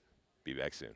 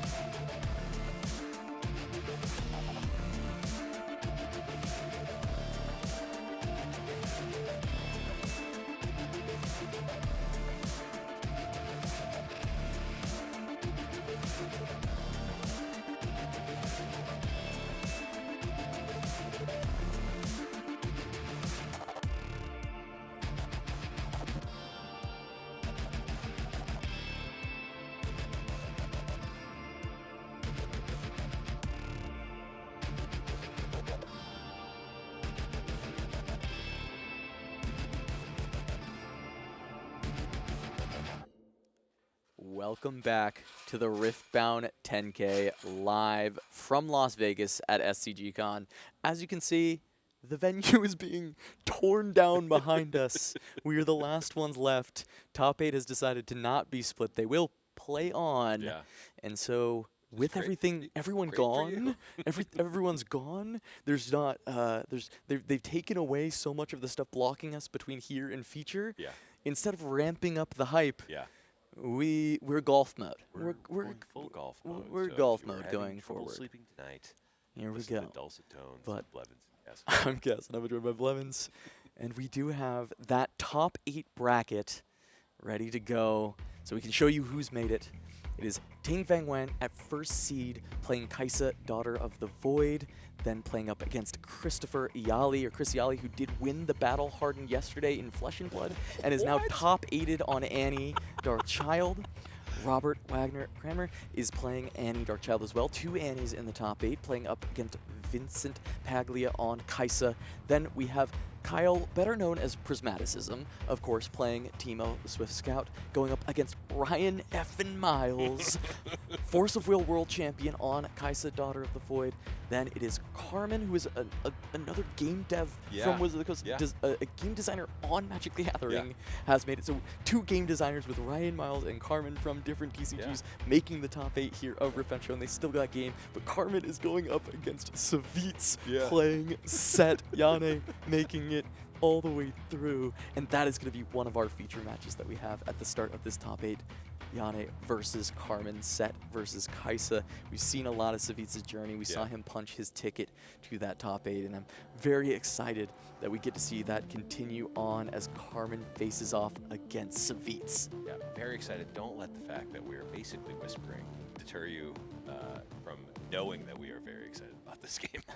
No, this is the culmination of an entire day, 9 rounds of Swiss, and now it all comes down to this, and we will be starting out with the Dreaming Tree from Carmen. That is when you target your unit with a spell here for the first time each turn. You'll also draw a card, and Savitz is playing around the Candlelit Sanctum. When you conquer here, you're able to look at the top 2 cards of your deck, put as many as you like to the bottom or top in any order.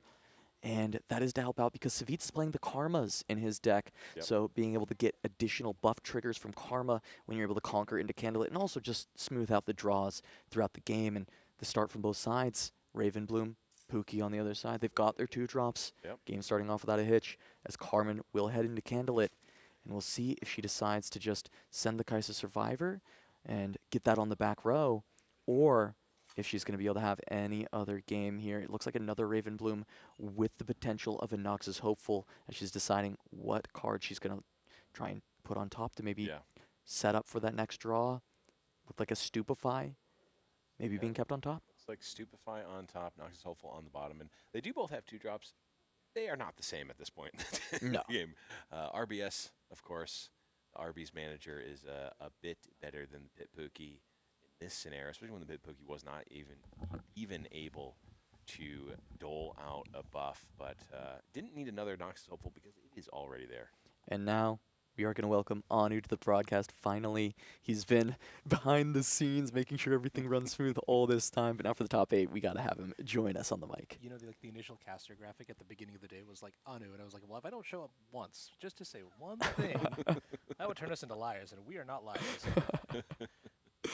Anything but, as now it's Carmen tapping out, sending it over to Savitz, and he can look to try and take out this Ravenbloom. At the very least, does have the showstopper, so going to be able to push in that Kiana, take out the Ravenbloom, and get the Conquer from Kiana. And you can order the triggers to choose out of the 2 cards what you draw or draw something else.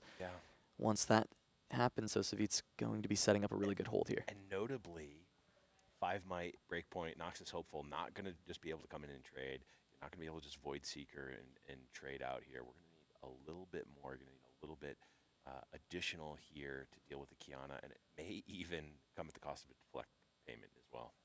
Yeah, this 1-2 punch of Showstopper plus any of the 4-cost units. I feel like the 4-cost units aren't like the best in most of the other matchups, but specifically against Kaisa, it's just like a double whammy. It's really, really good. Having the deflect is massive in this spot, and calling out the breakpoint, right? I mean, we're going to have a little help. The Stupefy was put on top of the deck from the Candlelit Sanctum from Carmen. That does deal with this, but of course having to play the deflect, of course, Kaisa can pay it herself, Daughter of the Void. You just, there you go. That's the deflect trigger. Not going to have to deramp anything and still be able to find that trade.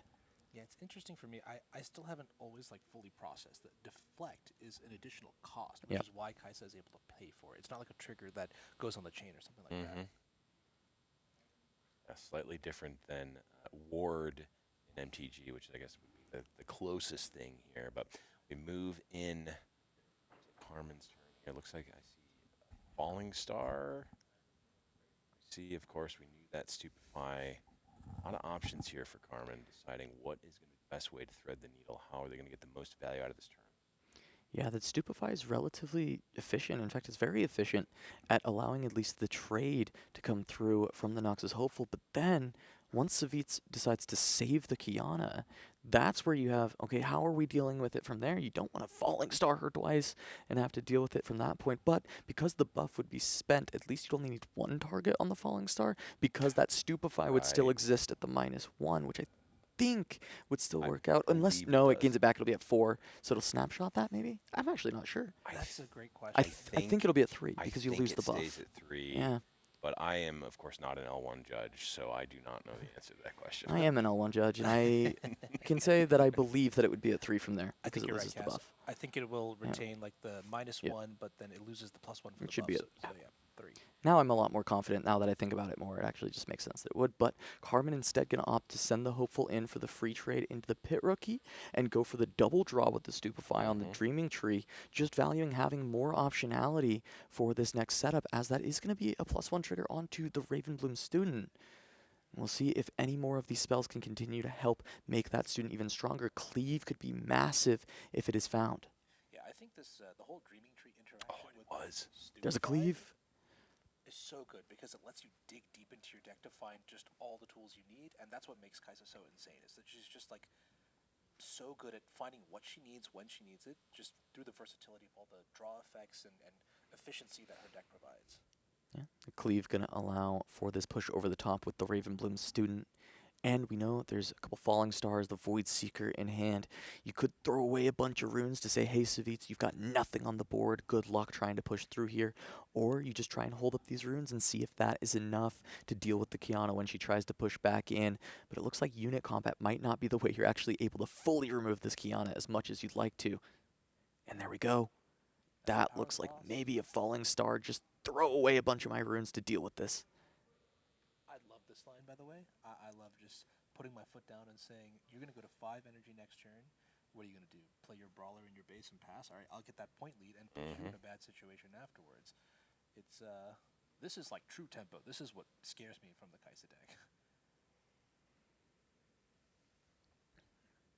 There it is, Falling Star coming on. Yeah, it's gonna be costly, but that's okay. It's gonna be costly, but that doesn't matter. We can already see Savitz also behind on runes here, so just at parity, but it is not parity in terms of board presence at all here. And I think this is something that very interesting about Riftbound that I've noticed, is just that the ebb and flow of the game, usually you're pulling back after holding, but this play allows you to stay on base, generate extra points through holding, and then use the time that you're developing by generating the point lead to close out the finality of the game. Yep, and there we are going to have the push in from the Fiora with the Showstopper. Yep. Try and deal with this straight away. Now she'll have Deflect as well to continue making Carmen pay more and more of these runes. Try and tax them as much as possible. Carmen not going to have any of that. Goes for the retreat just to re-ramp. Going to have 6 runes on the next turn. Going to give that up for Fiora, but she's got ganking. She's going to be set up to try and continue to move around, create some pressure for Savitz. He's definitely not out of this yet, even with, you know, Carmen trying to create a lot of pressure, a lot of tempo early. The runes were a very real cost. She's only going up to 6 runes on this turn, staying closer to the level of the set player in Savitz. And even though she's going to get the hold on the Dreaming Tree, go up to 4, it's going to be real tough to get through this Fiora. Cathy and Rain pickup. That can be a very impactful card for cleaning up this matchup. Yeah, absolutely. Absolutely going to be potentially devastating. I mean, we saw the Cathy and Rain end up not working out for the Kaisa player last game. That was boarded. That was post board where you have answers to Cathy and Rain. In game 1, you know, there's not really a ton of answers. You just kind of have to take the Cathy and Rain on the chin and hope it doesn't just blow you out. Yeah, I really like this from Carmen to just full develop here and move back. Just be like, okay, you've got your ganking. You're going to be able to score here no matter what. That's all right. I'm a little ahead on points. I've got this Cathy and Rain to be kind of the finisher that's going to exist in the back for Carmen, and she does set up for 10 might, and one of those being a student that can continue to crank up with the spells in hand, as Brawler is going to be deployed. Savitz choosing to play the one from hand instead of the one from the champ zone, which, you know, maybe a little bit of an optimization that can be made here to just kind of hide some information, but end of the day, not going to matter too much, as that Brawler will come in with a buff. but he will be stuck at home for now. Despite using all these extra abilities from like the set boss or just paying power on cards like Showstopper, I'm actually shocked that Savage is able to still maintain this much pressure with the Fiora now buffed. Has deflect, shield is mighty. We have Brawler, also insane too. Yeah, absolutely. Now, Carmen deciding it's got a lot of might in the backline. They've got a bunch of units here. How are they going to be able to use their resources best? We see Void Seeker, I think another Falling Star as well. Yeah, a big thing with the ability to go for the Acathian Rain is if you can force Savitz to try and save Fiora by sending in a couple of units here, it opens up the Acathian Rain to be a massive blowout. Yeah. To just lead to full control over the game. So by using the unit combat, you can get there, and Carmen just going to say, you know what, I would like to take my draw. I'd like to look at the top 2 cards, see what I can grab. Absolutely. We're going to get that Conquer here. We're going to stack the triggers again so that we get the Candlelit Sanctum first. Of course, you get to draw the card with Kaisa, which is, of course, perfect when you get to scry 2 and then draw a card. I know many Magic the Gathering players will be saying, oh, that's just preordained. That card is very, very good when you get to that for free on a Conquer. I think that is generally a winning proposition. 2 to the bottom. Very, very close game. Didn't like anything that she saw. Just going to send it both to the bottom, and it looks like a Darius was what ended up being found, which I think is a very strong pickup. Being able to still match the might of set and unit combat is something that is really important in this matchup to get around the deflects. And first things first, you've got to deal with this Fiora at 6 might currently on defense, 5 if you use spells to deal with her. Oh, check this out. Falling Star. That is aggressive. Both targets on the set. Only 6 runes left after this, so no Acathian Rain. However, this means if you save the set, Fiora is no longer protected, and when you go in for the unit combat with her, you can just end up taking her out and not be able to be saved by the boss. It's going to lose a lot of value, as we see Savitz reaching for the boss right now, potentially just saying, all right, this is fine, and I'll save my set. You know what really excites me about this play is the amount of mystery that Carmen has left. What could come next? That is what is going through Savich's mind right now. It could be anything. It could be a ham sandwich. Actually, we know what it is, but Savich has to make the difficult decision of whether or not it's worth it to save the set. I mean, that's the obvious play. Did you see what was in the hand of Savitz? I believe there's a Divine Judgment. And he was on 5 runes, going to 7 on the next turn. But I think he's recognizing that if he doesn't save his Brawler, he's not going to have anything to Divine Judgment with. It's not actually going to create the opportunity for him to win. He had the Pocket Cup, the Divine Judgment, the perfect setup if he just could get 1 turn unscathed. And it's not looking like he's being able to get there. The backline access being such a nightmare for this set deck.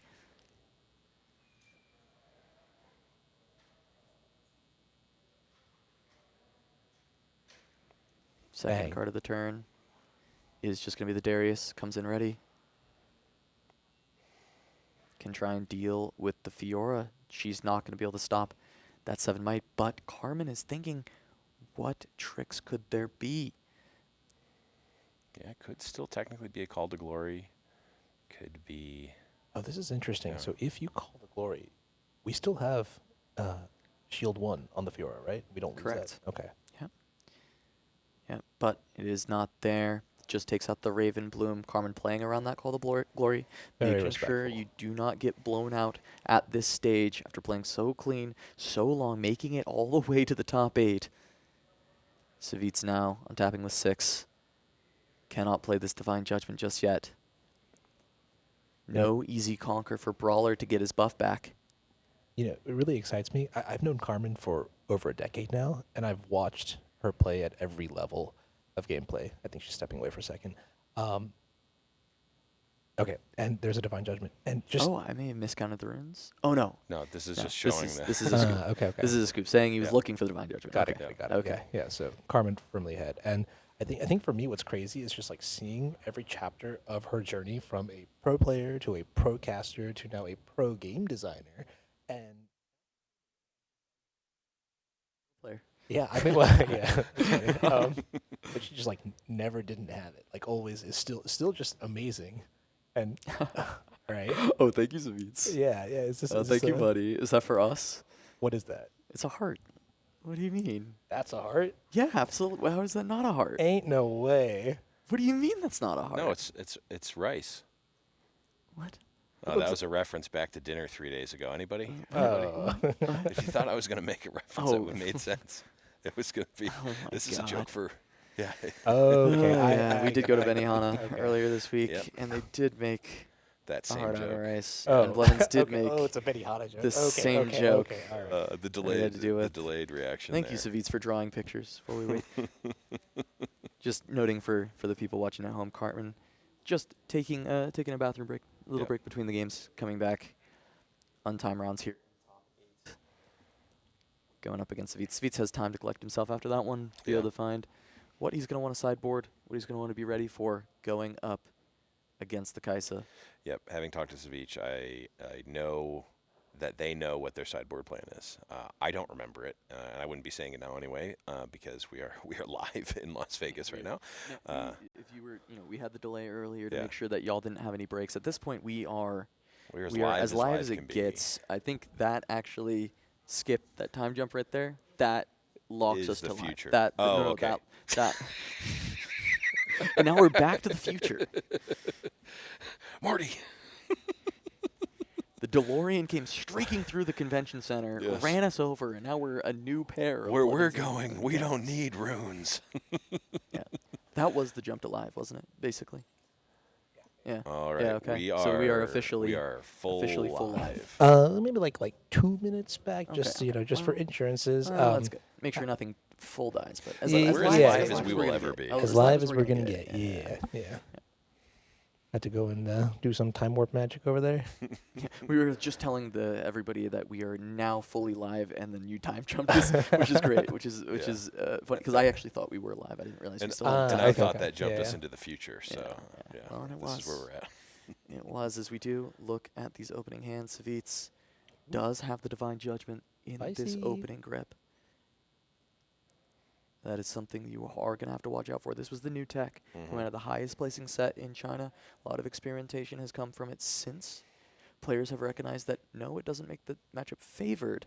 However, if you create a position where you get to play it, the Kaisa might as well scoop at that moment. Yes. There's very, very little recourse they can have. You can try and play around it as Kaisa, try and get out like a Darius and a Watcher, and then try and fight from there back with the low runes. But if you don't have that kind of exact setup, by the time the Divine Judgment comes down, you're not crawling out of hell against the set.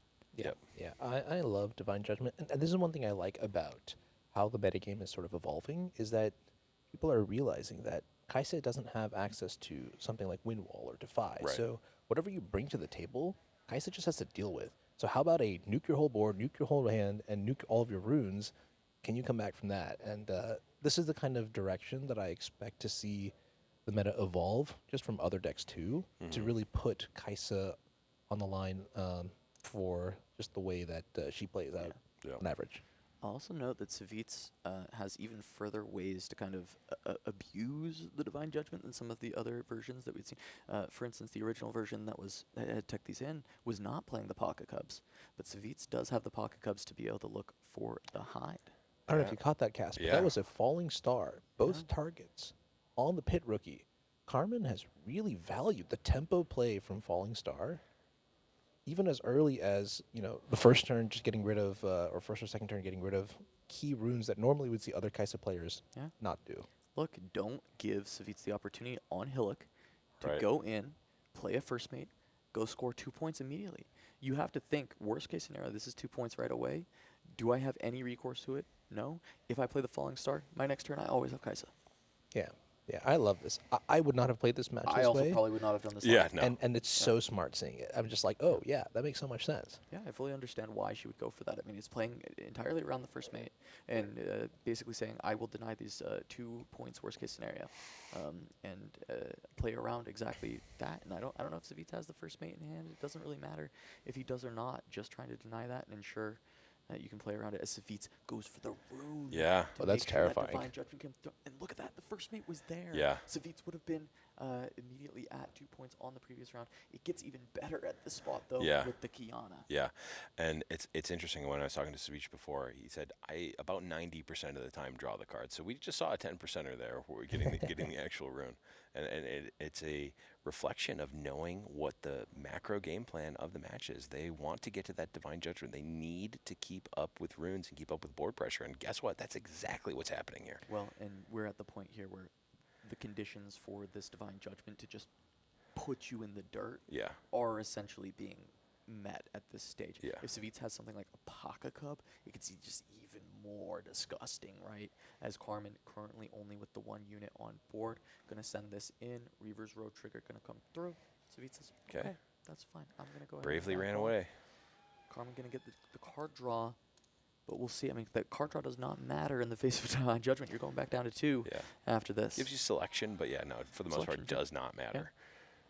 Now, if I'm in Carmen's seat, I gotta ask myself, what is going on in Savich's hand, right? We just played Kiana, and we didn't draw the card. So why did we take the 10% opportunity? Yeah. And I have a feeling Carmen is making the read that there is a divine judgment. We just passed the turn without making a play.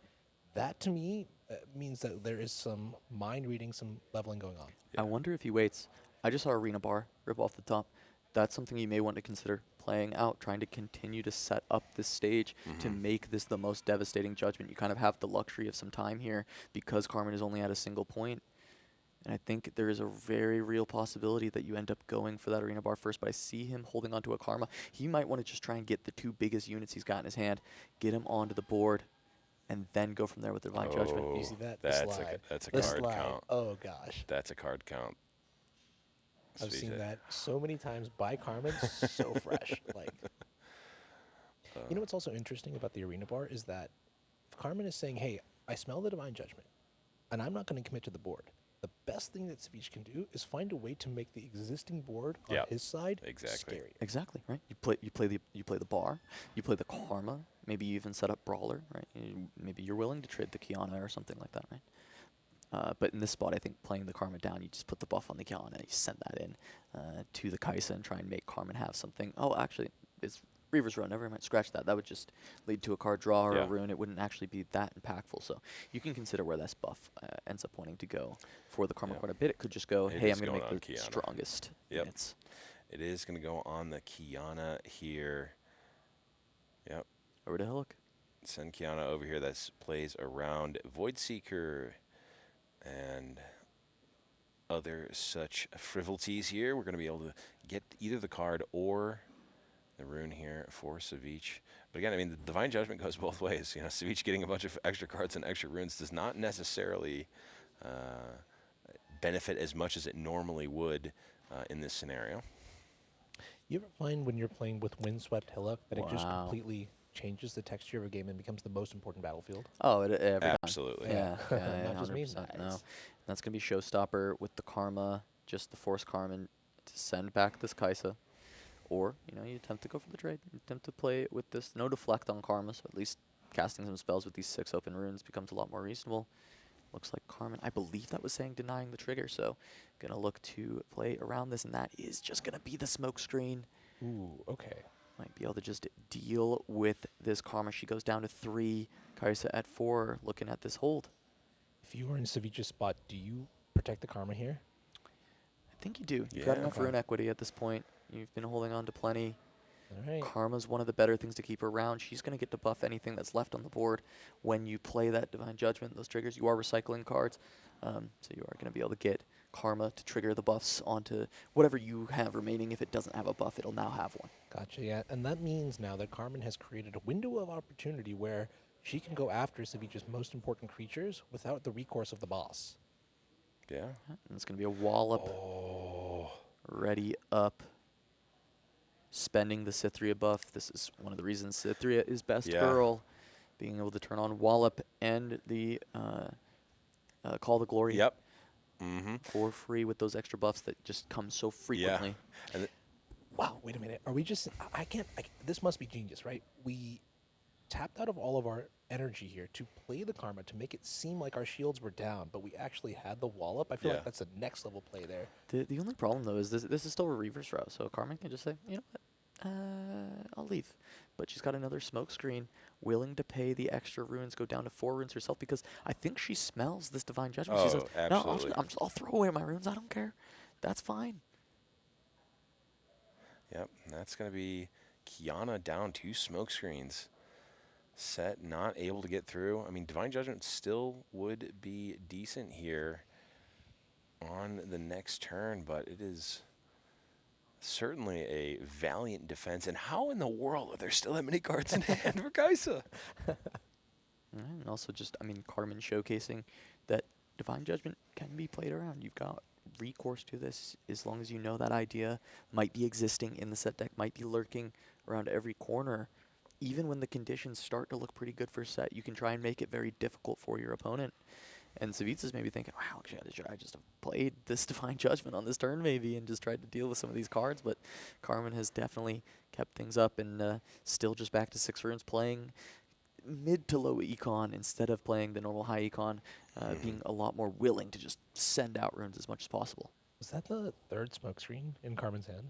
Possibly. I know a lot of players have been liking it as a sideboard option into Yi, and also with the popularity of Set. You kind of get to play double duty with that. It's a very good card against Set. Yeah, that was double cleave. Wait, is that a convergent mutation? It sure is.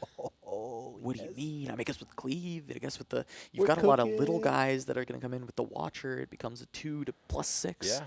It's also just one of those cards that you're just not playing around that card at Kaisa ever. No. Yeah, and importantly, it's reaction speed, so it actually can help you in the Kaisa matchup, Sure can. where you are just able to buff some of your smaller things to avoid being destroyed by a spell if you have a bigger thing on board.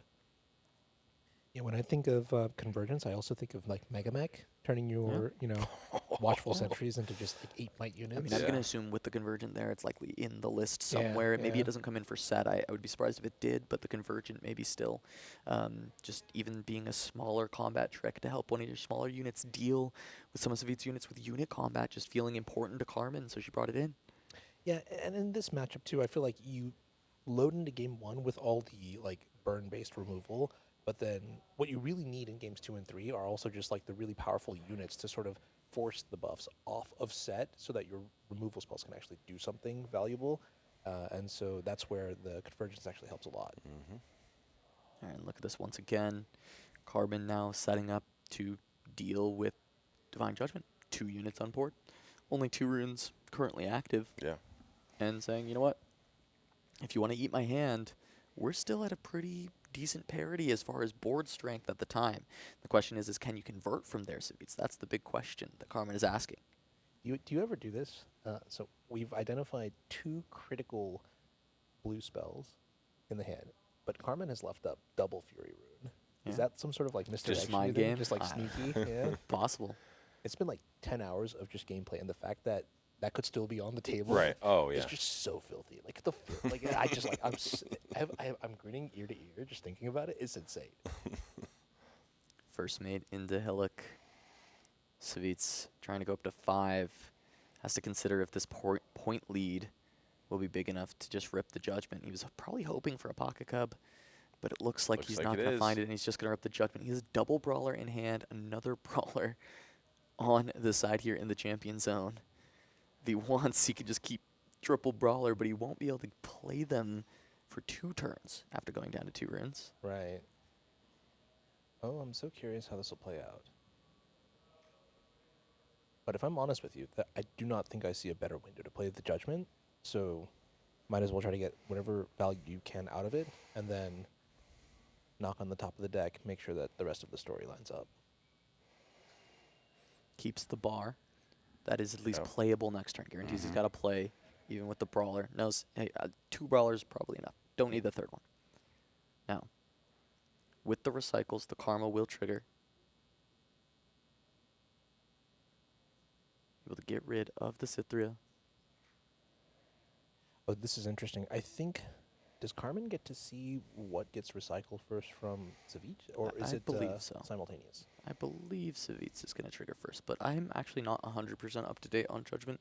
I just kind of have a basic understanding of it. You do need to have your own 2 units, or else it can get really cooked, where you have to pick 2 units. Like if Carmen had 3 and Savitz only had... right. And Karma actually even gets the buff because all of the units are recycled. Yeah, exactly. Yeah. Oh, gonna push for a hold on Hillock. Does have the ability to at least save the karma if this does go sideways. You know, to steal a famous line, you know what we call that, Blev? What's that? Good deck building. I like it.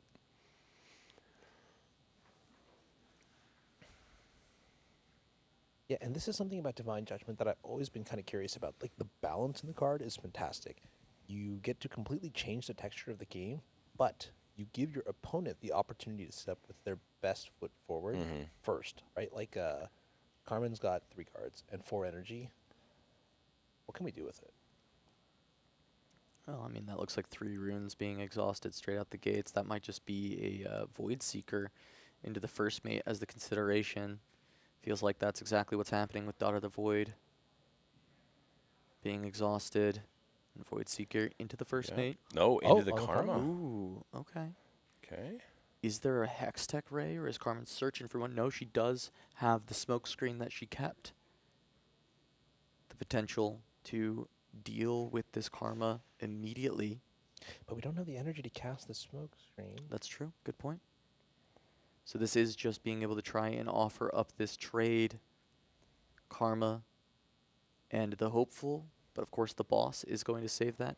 So he's going to go down to 1 rune. Pretty heads up going down to the 1 rune, recognizing the bar as a keep lets him boss and still have a play, and an impactful play at that. Right. Numbers are adding up just beautifully. This is just great gameplay.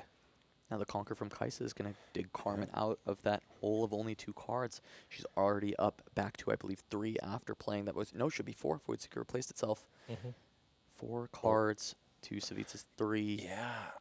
But this is the interesting thing here, is that because of that Divine Judgment, normally in a scenario like this, Savitsa goes up to 6 from the hold, goes up to 7 here with this Conquer. If it does go through, we're threatening the double hold here. Can't really tell. Was that a Cytheria that we drew for turn?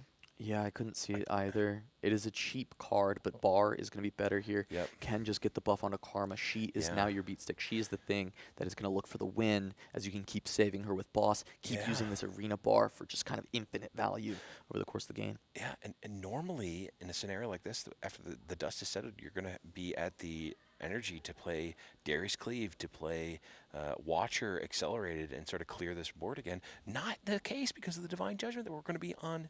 We're going to be on 4 here. Yeah, so exactly enough for Darius Cleave at sorry, the we're going to be on 6. Okay, but yeah. Watcher is the one that I think is the scariest, and Yeah. Darius Cleave having to be a 2-card combo. Watcher is just 1. Notably, 6 runes, Cathian Rain in hand. Cathian Rain would be a way to try and get through this. Yeah. Not going to be on the table due to that Divine Judgment, and Savitsa may actually just have it. Carmen looking at the options from the hand. Smokescreen, I believe, Hextech Ray as well. There are enough options to try and punch through, and Legion Rearguard going to be one of the choices that Carmen has taken as far as the early game drop suites. I like this card a lot. Accelerate is pretty modular. We've talked a lot about Pouty Poro versus Legion Rearguard. What are you supposed to do? I like Legion Rearguard a lot. I was curious if this would ever kind of make a resurgence, and it looks like Carmen likes it quite a bit.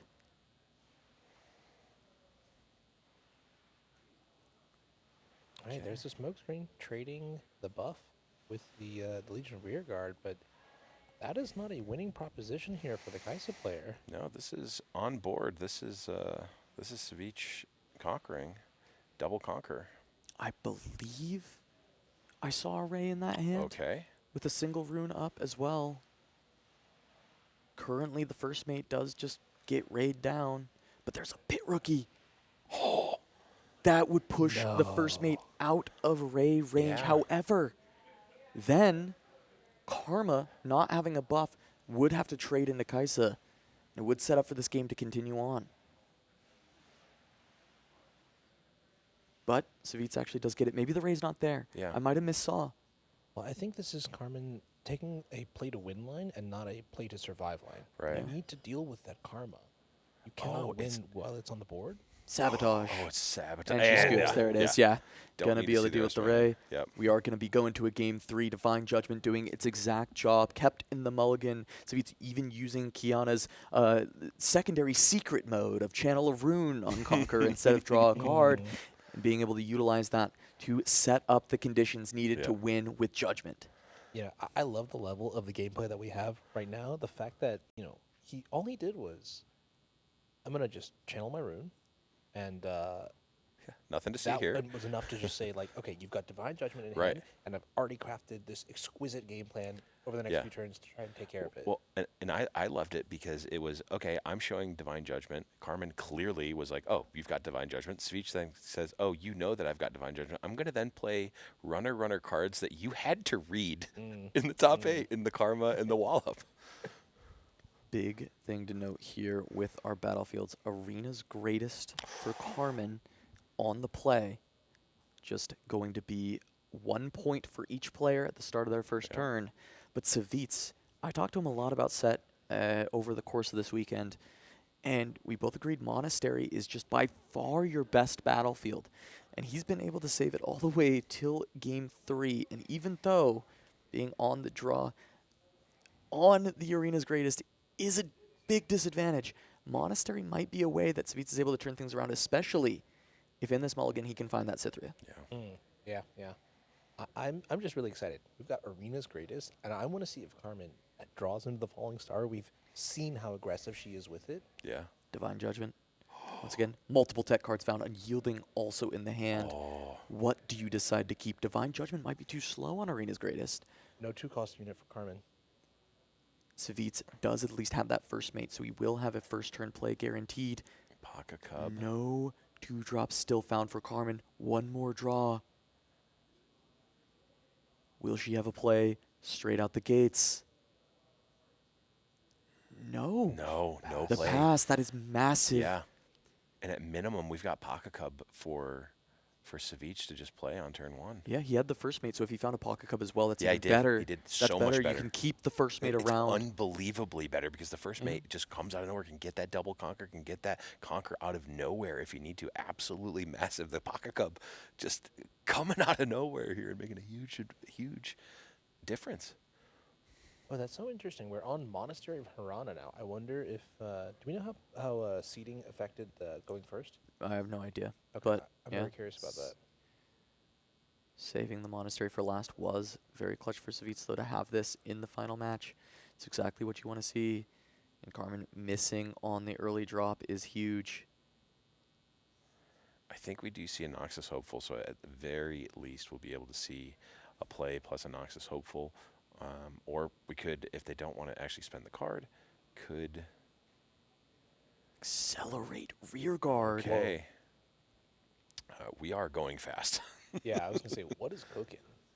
Go up to 2 on Arena's greatest, holding Yeah. up Hextech Ray Yeah. once again, saying, I've got the answer to your Pocket Cub, but if Savitz finds a way to buff it up, this gets a little bit blown out. I mean, you can trade, but it's not exactly what you want in this situation. I did see a showstopper, which would technically... That is a potential buff for the Pocket Cub, it but also is. it does open up the opportunity to potentially play a different unit down. Plus, the Unyielding is there to completely get around the Ray. Sometimes it's worth just playing it out the gates. And also, sabotaging it. You could just lead with that. And if there is a Ray, you just take it away. You say, oh, you've got one resource. Let me just take away exactly what you got. And I think that is maybe just Brawler. That is Brawler. From the hand? Oh, yeah, from the hand is better, yes. For future Divine Judgments, you want to play the one from your hand Correct. first. That actually makes sense. That explains why he likes to play it from hand And there it so is. frequently. You know, this is also really interesting, too. Carmen went into the Arena's greatest, which I like a lot. You don't want to fight at the Monastery of Harana because that could only be good for Savitz. If he wins, gets a buff back, gets draw cards. So choosing fights where we can. And fascinating. Not entering into combat from Savitz's side because it's not So good. playing around the Hextech Ray. Hextech Ray, but, Stupefy also would be not great. Could have considered the alternative line here is that you play the Sabotage, you take the Ray, and then you send Pocket Cub to Monastery, play first mate, send it over, and you get the double conquer, which would be a lot of points, deny Carmen a lot of points. But that is now going to be a Falling Star, dealing with set Brawler, going to force the boss to be used. Yep. Oh my god, is there another one? Looking at the hand, I don't see another one. Looks like a bunch of units, Ray, and that Ray's still there. RBS, and Noxus Hopeful. Yeah, Darius in there as well. Oh, is there? The cards are going so fast, it is really tough. Yeah, there is a Darius. Yeah, that's how you know someone's a veteran card game player, when they're just like, it's like the Kibble shuffle. Yeah.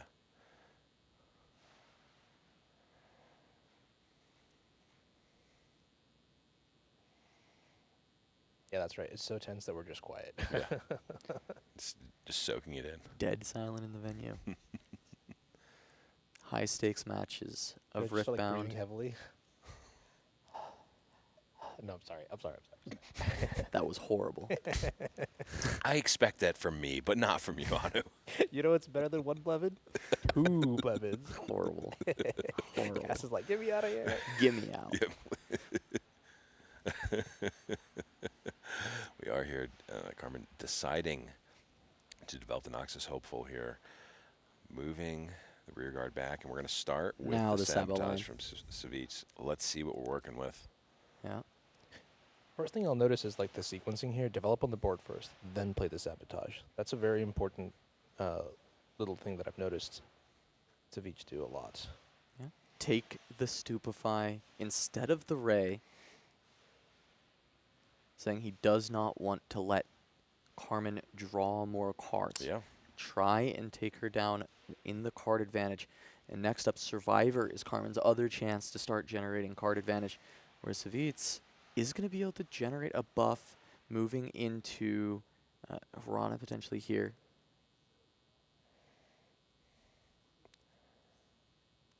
Going to give the buff back to set. Yeah, and in this instance, you could theoretically sequence it to draw a card off the buff that you're getting, but the buff is way more valuable than any card you could draw, so it's like not even an option. Yeah. Now, he knows if he sends Pocket Cub in, that is just going to get raid. He does have the Showstopper, but that is a pretty big surprise factor that he can save for later. Here he says, would you like to trade your Ray for my Pocket Cub? Or I may have a some kind of combat trick. You don't know. Yeah, this is interesting mind games because Carmen knows that Savitz knows that there's a Ray there, so Savitz moving the Pocket Cup in is like, oh, yeah, I don't care if you do this, but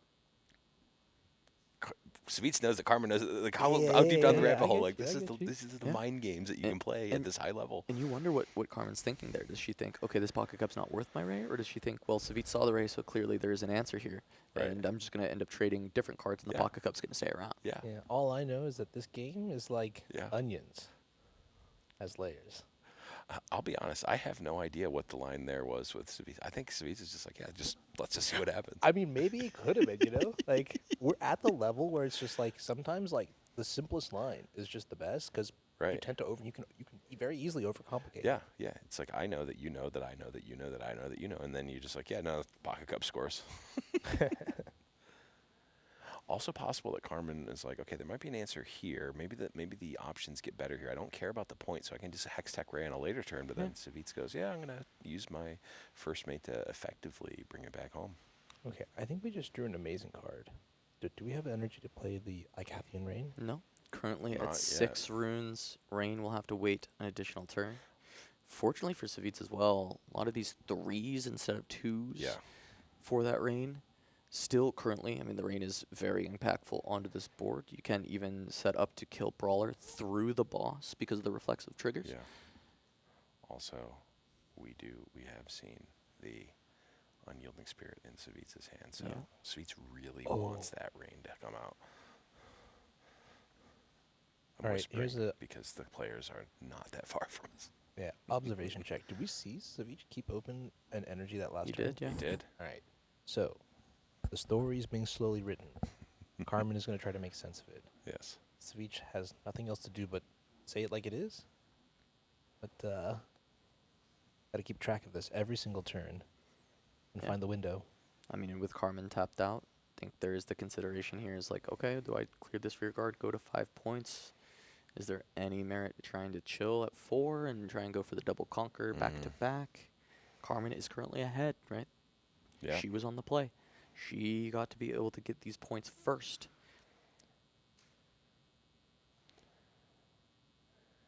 Looks like Savitz still considering, is it worth it to throw this Pocket Cup away for the 1 point? A lot of times you don't necessarily want to throw away too many resources to get to that odd number break point. It's those even numbers that allowed you to go 4-6-8, end the game going 5-7. It's not that good. It doesn't actually do much for you. So Yeah, and I'm trying to get a glimpse of Savij's hand from here. It's looks like another pocket cub and a showstopper. We saw Unyielding Spirit. And are we playing set brawler number 2? Yep. In he comes. In he comes. And there we go. Or at least considering it.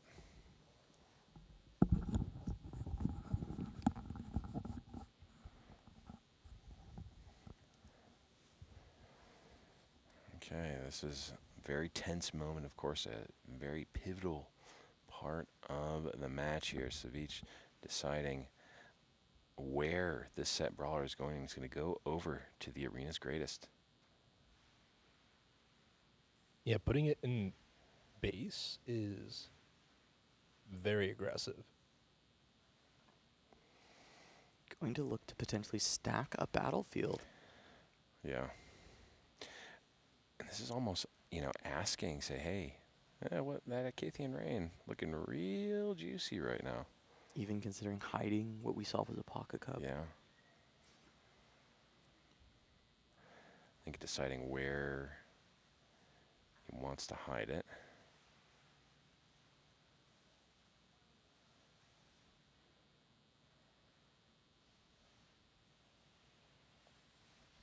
Okay, I think the first mate accidentally got shuffled back in hand or something like that. They're just resolving that. Yep. And there we go. We know it's a pocket cub hidden there, and now saying, hey, deal with this, because now you were ahead. It is no longer the case. I am now ahead on point tempo here and board. Looking for the big holds, Unyielding Spirit, waiting in the wings in case of an Acathian Rain, in case of a salvo of spells from the Daughter of the Void. Yeah, 2 turns in a row. 2 turns in a row that energy has been up. There's no way it's not on your radar. I mean, clearly you can see some distress on Carmen's face. I think she recognizes that it's either Unyielding or it's a bluff of Unyielding. Right. So how do you test the waters? You do have 8 runes available. You could send a Ray first. Yeah. See what happens. I mean, it certainly could be. It certainly could be. He takes the damage. Yep, takes the damage. The thing is like Riftbound is not the type of game that has a ton of 1-drops. So leaving the 1-up is, it is a signal, but it's not as big of a signal as it could be in other games. It's not like you're tapping out every single game. Ravenbloom gonna run in, attempt to take the trade with Brawler. Yeah. Savij obliges. He says, okay, I will activate the boss. Carmen's still considering what unit combat can happen, and here but it is. does have to deploy the rain. Yep. She says, screw it. I got to see if it's there. That's the That's wrong not the spell. card. That's not even a legal play. Yep. There we go. Unyielding Spirit. Yeah, and I'm gonna just say the way that Savij played this turned out too, just being Yeah. like, all right, I will let the 3 damage go through because I'm gonna paint the illusion that I might not have it. Yeah. And then I'm gonna retreat my unit, exhaust my boss Yeah. to give you an opportunity to finally get rid of it. You've Yeah. tried so hard to get it off the table. Yeah. Here are all the reasons I'm tempting you. Do you take the bait? And the reality is, has given Carmen's hand. Maybe it was a forced play. Well, Yeah. the thing is, Karma's got the Darius, but the Pocket Cub hidden at the arena's greatest gives the illusion of a hidden blade that would be a massive blowout to Yeah. the Darius coming in as well. You'd lose everything Yeah. trying to go for that line. And he recognized, I mean, she clearly knew that Unyielding was on, it was possible. Yeah. It was on the plate. It could happen. And you saw the moment where she's just like, yeah, I mean, this is, if this resolves, if this goes through without the Unyielding, I'll win the game.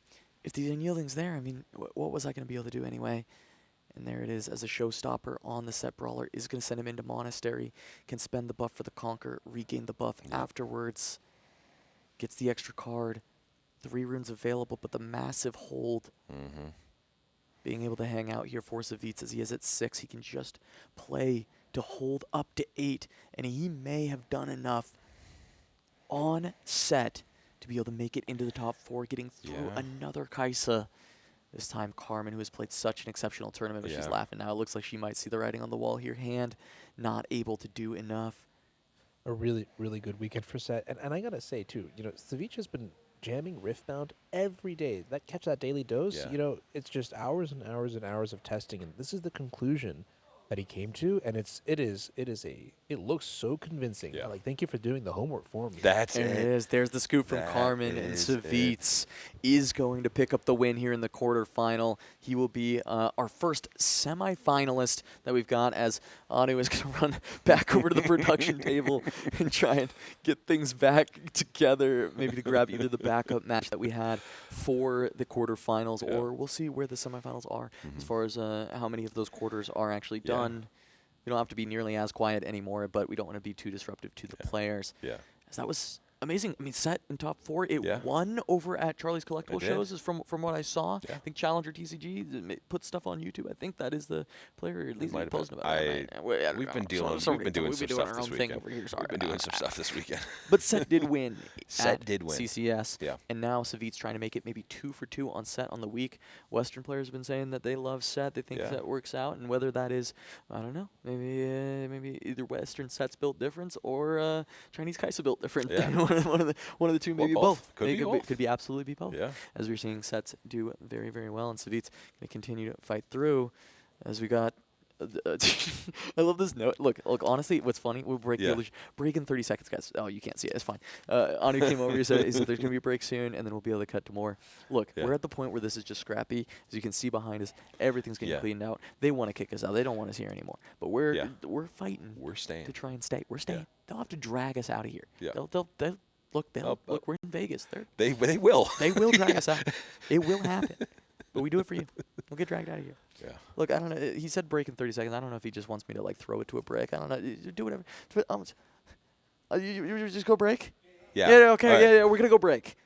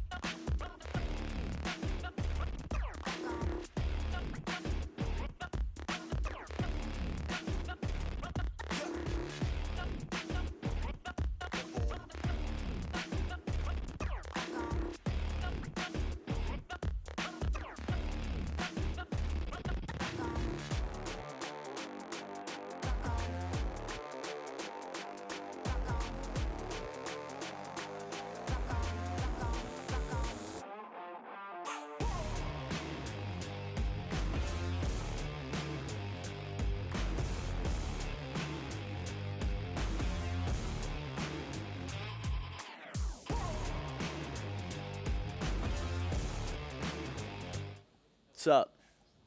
How's it going, guys? Yeah. What's going on? What's going? Oh yeah. Top 8. What is this? Ow! Ow! Those things are sharp. No one told me that those were real. This whole time, I thought that those are just graphics. Ow! Top 8 of the SCG Con. Riftbound 10K. Live in Vegas. Live in Vegas.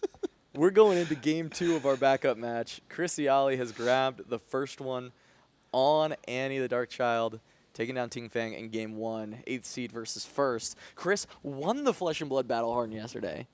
And now he's like, you know what, I'd like to win another tournament this week. You know what's really hilarious? I was not familiar with Chris. I had a whole conversation with him and his friend for like 15 minutes before. I just like didn't realize that he was in the top 8. Chris is also the first, was it Worlds finalist in Flesh and Blood? Lost to Michael Fang? Or, not Michael Fang, sorry, lost to Michael Hamilton. You got to remember, I became a Flesh and Blood enjoyer of people playing Flesh and Blood. All right, okay. The point is that Chris is one of the goats. Yeah. Like he's incredibly talented at Flesh and Blood, and here showing that he's just talented at card games in general. Boo. And welcome back on you. Welcome back on you. But starting out this game, it is going to be game 2, which is start hit peak from Ting Feng. Which is going to be when you hold here, you do get that extra rune exhausted, whereas Chris does have the Dreaming Tree for Annie in this game too, which is going to be when the first time you target a friendly unit at this battlefield. Each turn you can draw a card, and Chris, sneaky deckhand with the Merchant, already 2 points flying out of the gates. That's bread and butter right there. That is bread and butter. The nice buttery music of keg being lit on fire by a sneaky deckhand. It looks like some issues here, dexterity. I think maybe the rune slips, so we're just calibrating that. But Dreaming Tree I have found is the battlefield I have the most success with when playing Annie. Yes. It's absolutely unfortunate, though, because it's also one of Kaisa's best battlefields, and so I'm wondering how the going first, going second, that sort of thing calculated into when to play the Dreaming Tree specifically. Yeah. And there you go. This is tends to be a pretty good answer to the bread and the butter.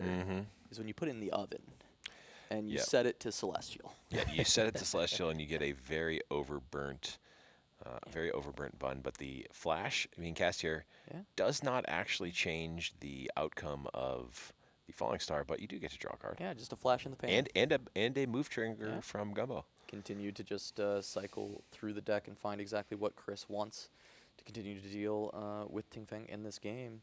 Find the aggression that he needs. Chris Ciali is going to respond to this before allowing that point to be scored by Ting Feng. Does have the stacked deck. That, for some reason, has action speed. There's just no reason for it to, but I'm here for it. What? Yeah, look at that card. I'm just like, why? Yeah.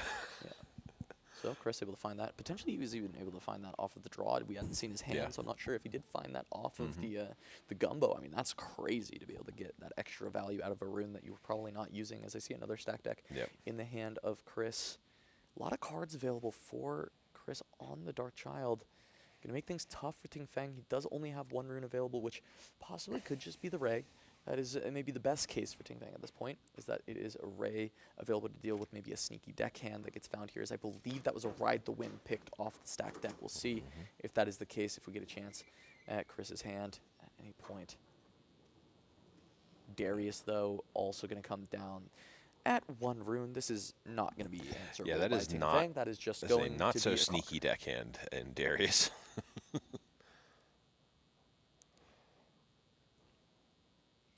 All right, Ting Feng doesn't have very much energy to spend this turn, which is actually kind of shocking to see.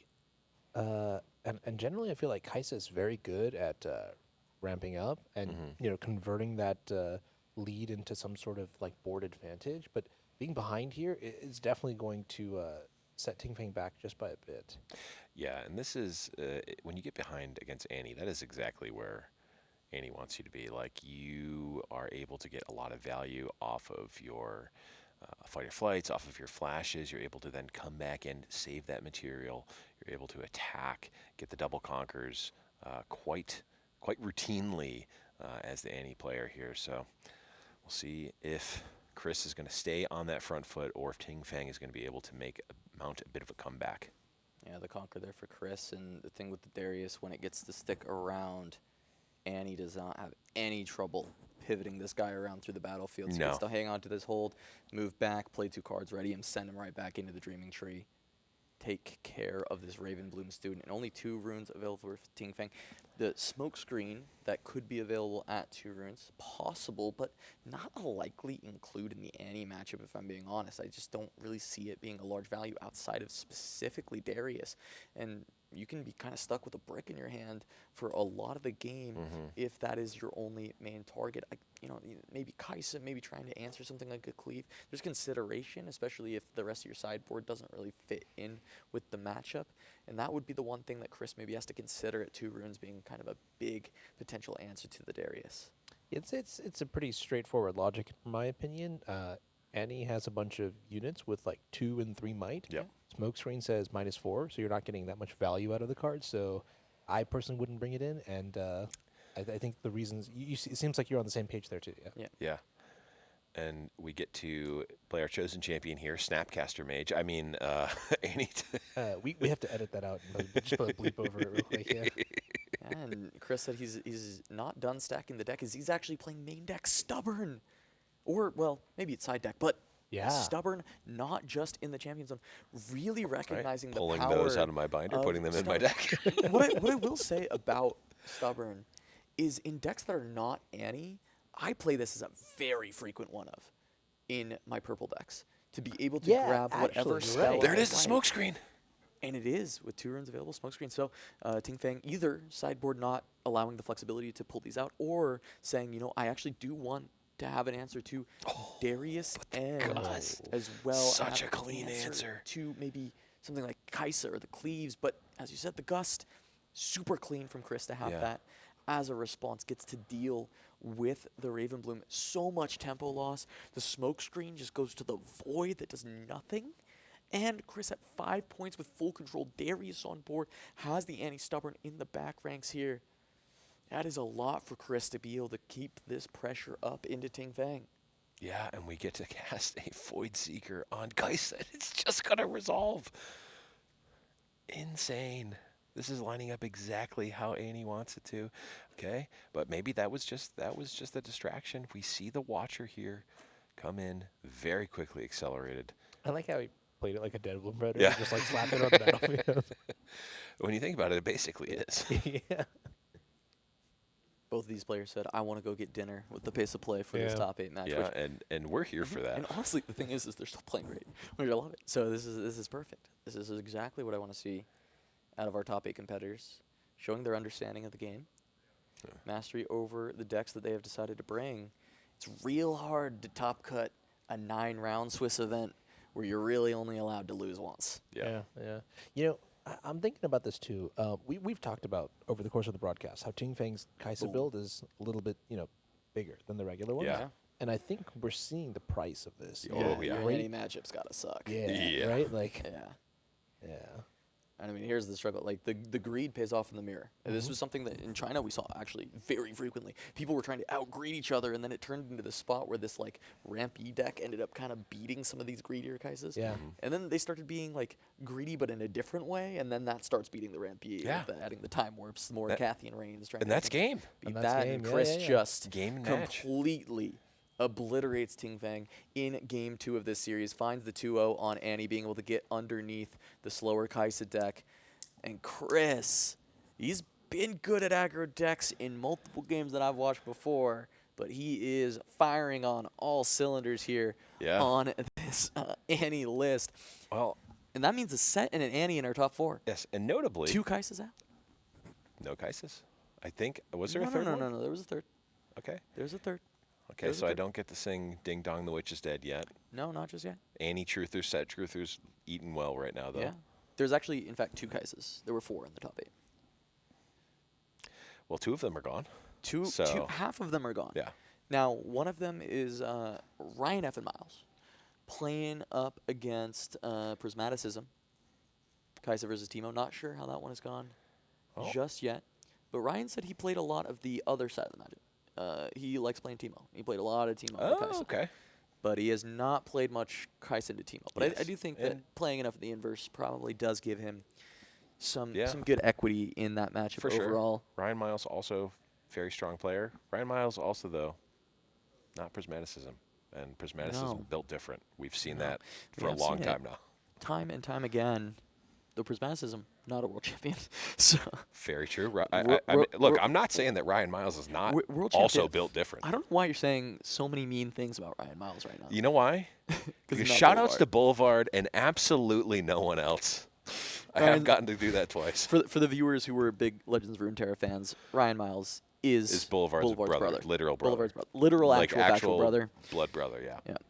I assume. Actually, I don't know. They look. Have you ever looked at them? Yeah, from profile? they definitely are. Yeah, absolutely, absolutely. The forklifts are in. Hey, Richard, can we do sponsors? yeah, can we do sponsors? I know I'm live. Can we? I want to shout out our. This is the RFG deck box. The top has a translucent shell with a polished showcase. That's not what I meant. That's not what I meant. But how did this turn into the secret bonus episode of The Winning Point? We're cold closing the top 8. We're not closing the top 8 yet. We still have more. We have at least 2 more matches on stream to go. Shout out to ourselves, the Turn 'em Sideways YouTube channel, for putting this on. Thank you all so much for watching all day, supporting us. All the subscribers coming in already. If you haven't subbed already, please. It does help the channel greatly. We would love to do this more and more. And your sub does genuinely help the metrics that we get to pitch to other sponsors to potentially help us do this at future events is massive. It also helps if you type a 1 if you love the cold open, so just so that we can know. Not necessarily, but no, like it really does. You could listen to Blend. But also, trying to find even more great sponsors like our sponsor for this event, Heavy Play. If you're looking for sleeves, deck boxes, play mats, or any other TCG accessories, check out heavyplay.com. You can use the code SIDEWAYS at checkout for 10% off your order. Thank you, Heavy Play, for helping support this endeavor, this massive endeavor. And also, thank you to Invasion. They're an LGS up in Canada, in Toronto, Canada, that decided, you know what, I like the idea, support the vision, gave us a bit of money to come do this. And so you can go use the code TURN5 at checkout at invasioncnc.ca to get 5% your entire singles order, specifically singles. That's what you need for Houston. That is what you need for Houston. And if you are going to Houston, you can choose the pick up at Houston option that they have added so that you will not miss out on getting your cards in time for the event. You can just pick them up there and you will be guaranteed to have them. So please check out Invasion. And of course, I mentioned they're based in Canada. So if you go look at the prices and you're like, wow, that looks high, it's probably because you have it in CAD, not USD. And you can make sure to change that if you are from the US to make sure you're seeing what the actual prices are. Should be about just market rate, I would expect. So plus you get 5% off. So 5% less than the normal market I have an rate. Update. What's up? All right. So the last match. You're not get in camp. What are you doing? No. This is actually kind of funny. No. Okay. We got Anu on camera. I do have an update. So the last match that's going on right now is Ryan Miles, who's on Kaisa, our undefeated 702 seed, and then Prismat on Teemo. And I'm sorry. What are we doing? I'm talking to you guys. And so when I went over there at the beginning of game number 2 with Ting Fang and Chris, they were in game 3, and it was like 4-4 or something. Oh.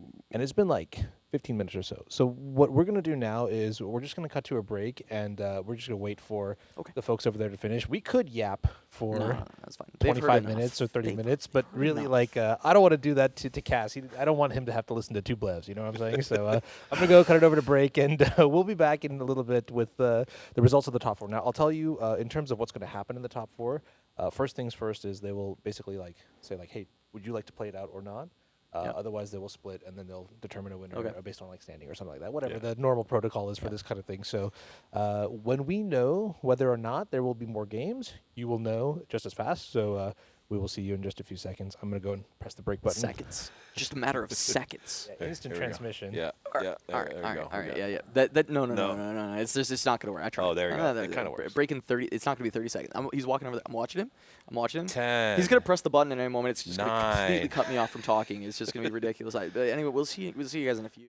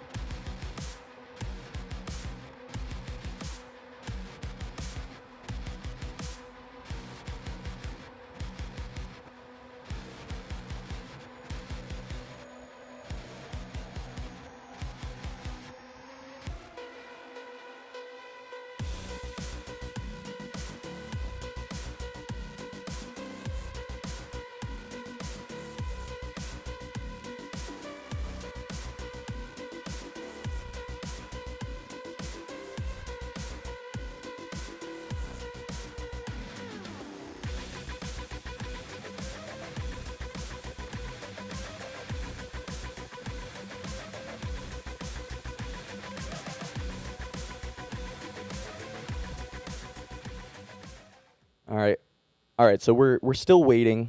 We don't know exactly when they're going to be ready. It shouldn't be too much longer. It looks like people are starting to stand up. But while we wait, I figured I would practice my type 5 of stand-up comedy.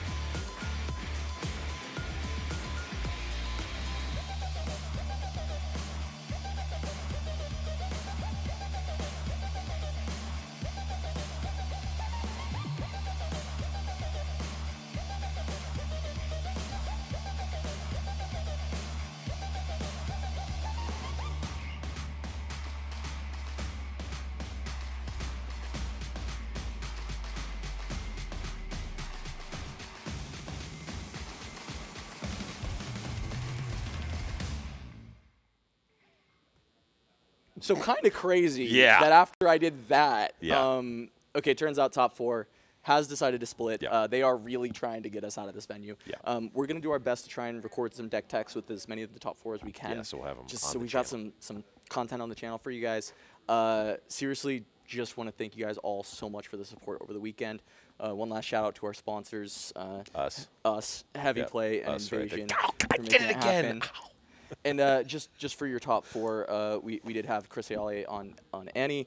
We had Robert, I can't remember his last name, sorry, Robert Wagner, I think, on Annie as well. Ryan Miles on Kaisa, and Savitz on Set. And that is the top 4. Weird way to just like have to rush and close it out, but we do have to actually pick everything out and get out of here. There's Ryan right there. And we're going to just try and make some deck techs while we're just loading everything out of here and getting kicked out of the venue. Again, thank you all so much for the support. One last time, please subscribe if you enjoyed it. Let us know on socials. Let everyone know on socials how much you loved this broadcast. And we will do our very best to try and do this again, to try and pull together the sponsors to make this shit happen. I absolutely fucking love it. So let's go. Let's go. Get me out of here. Get me out of here. Come on.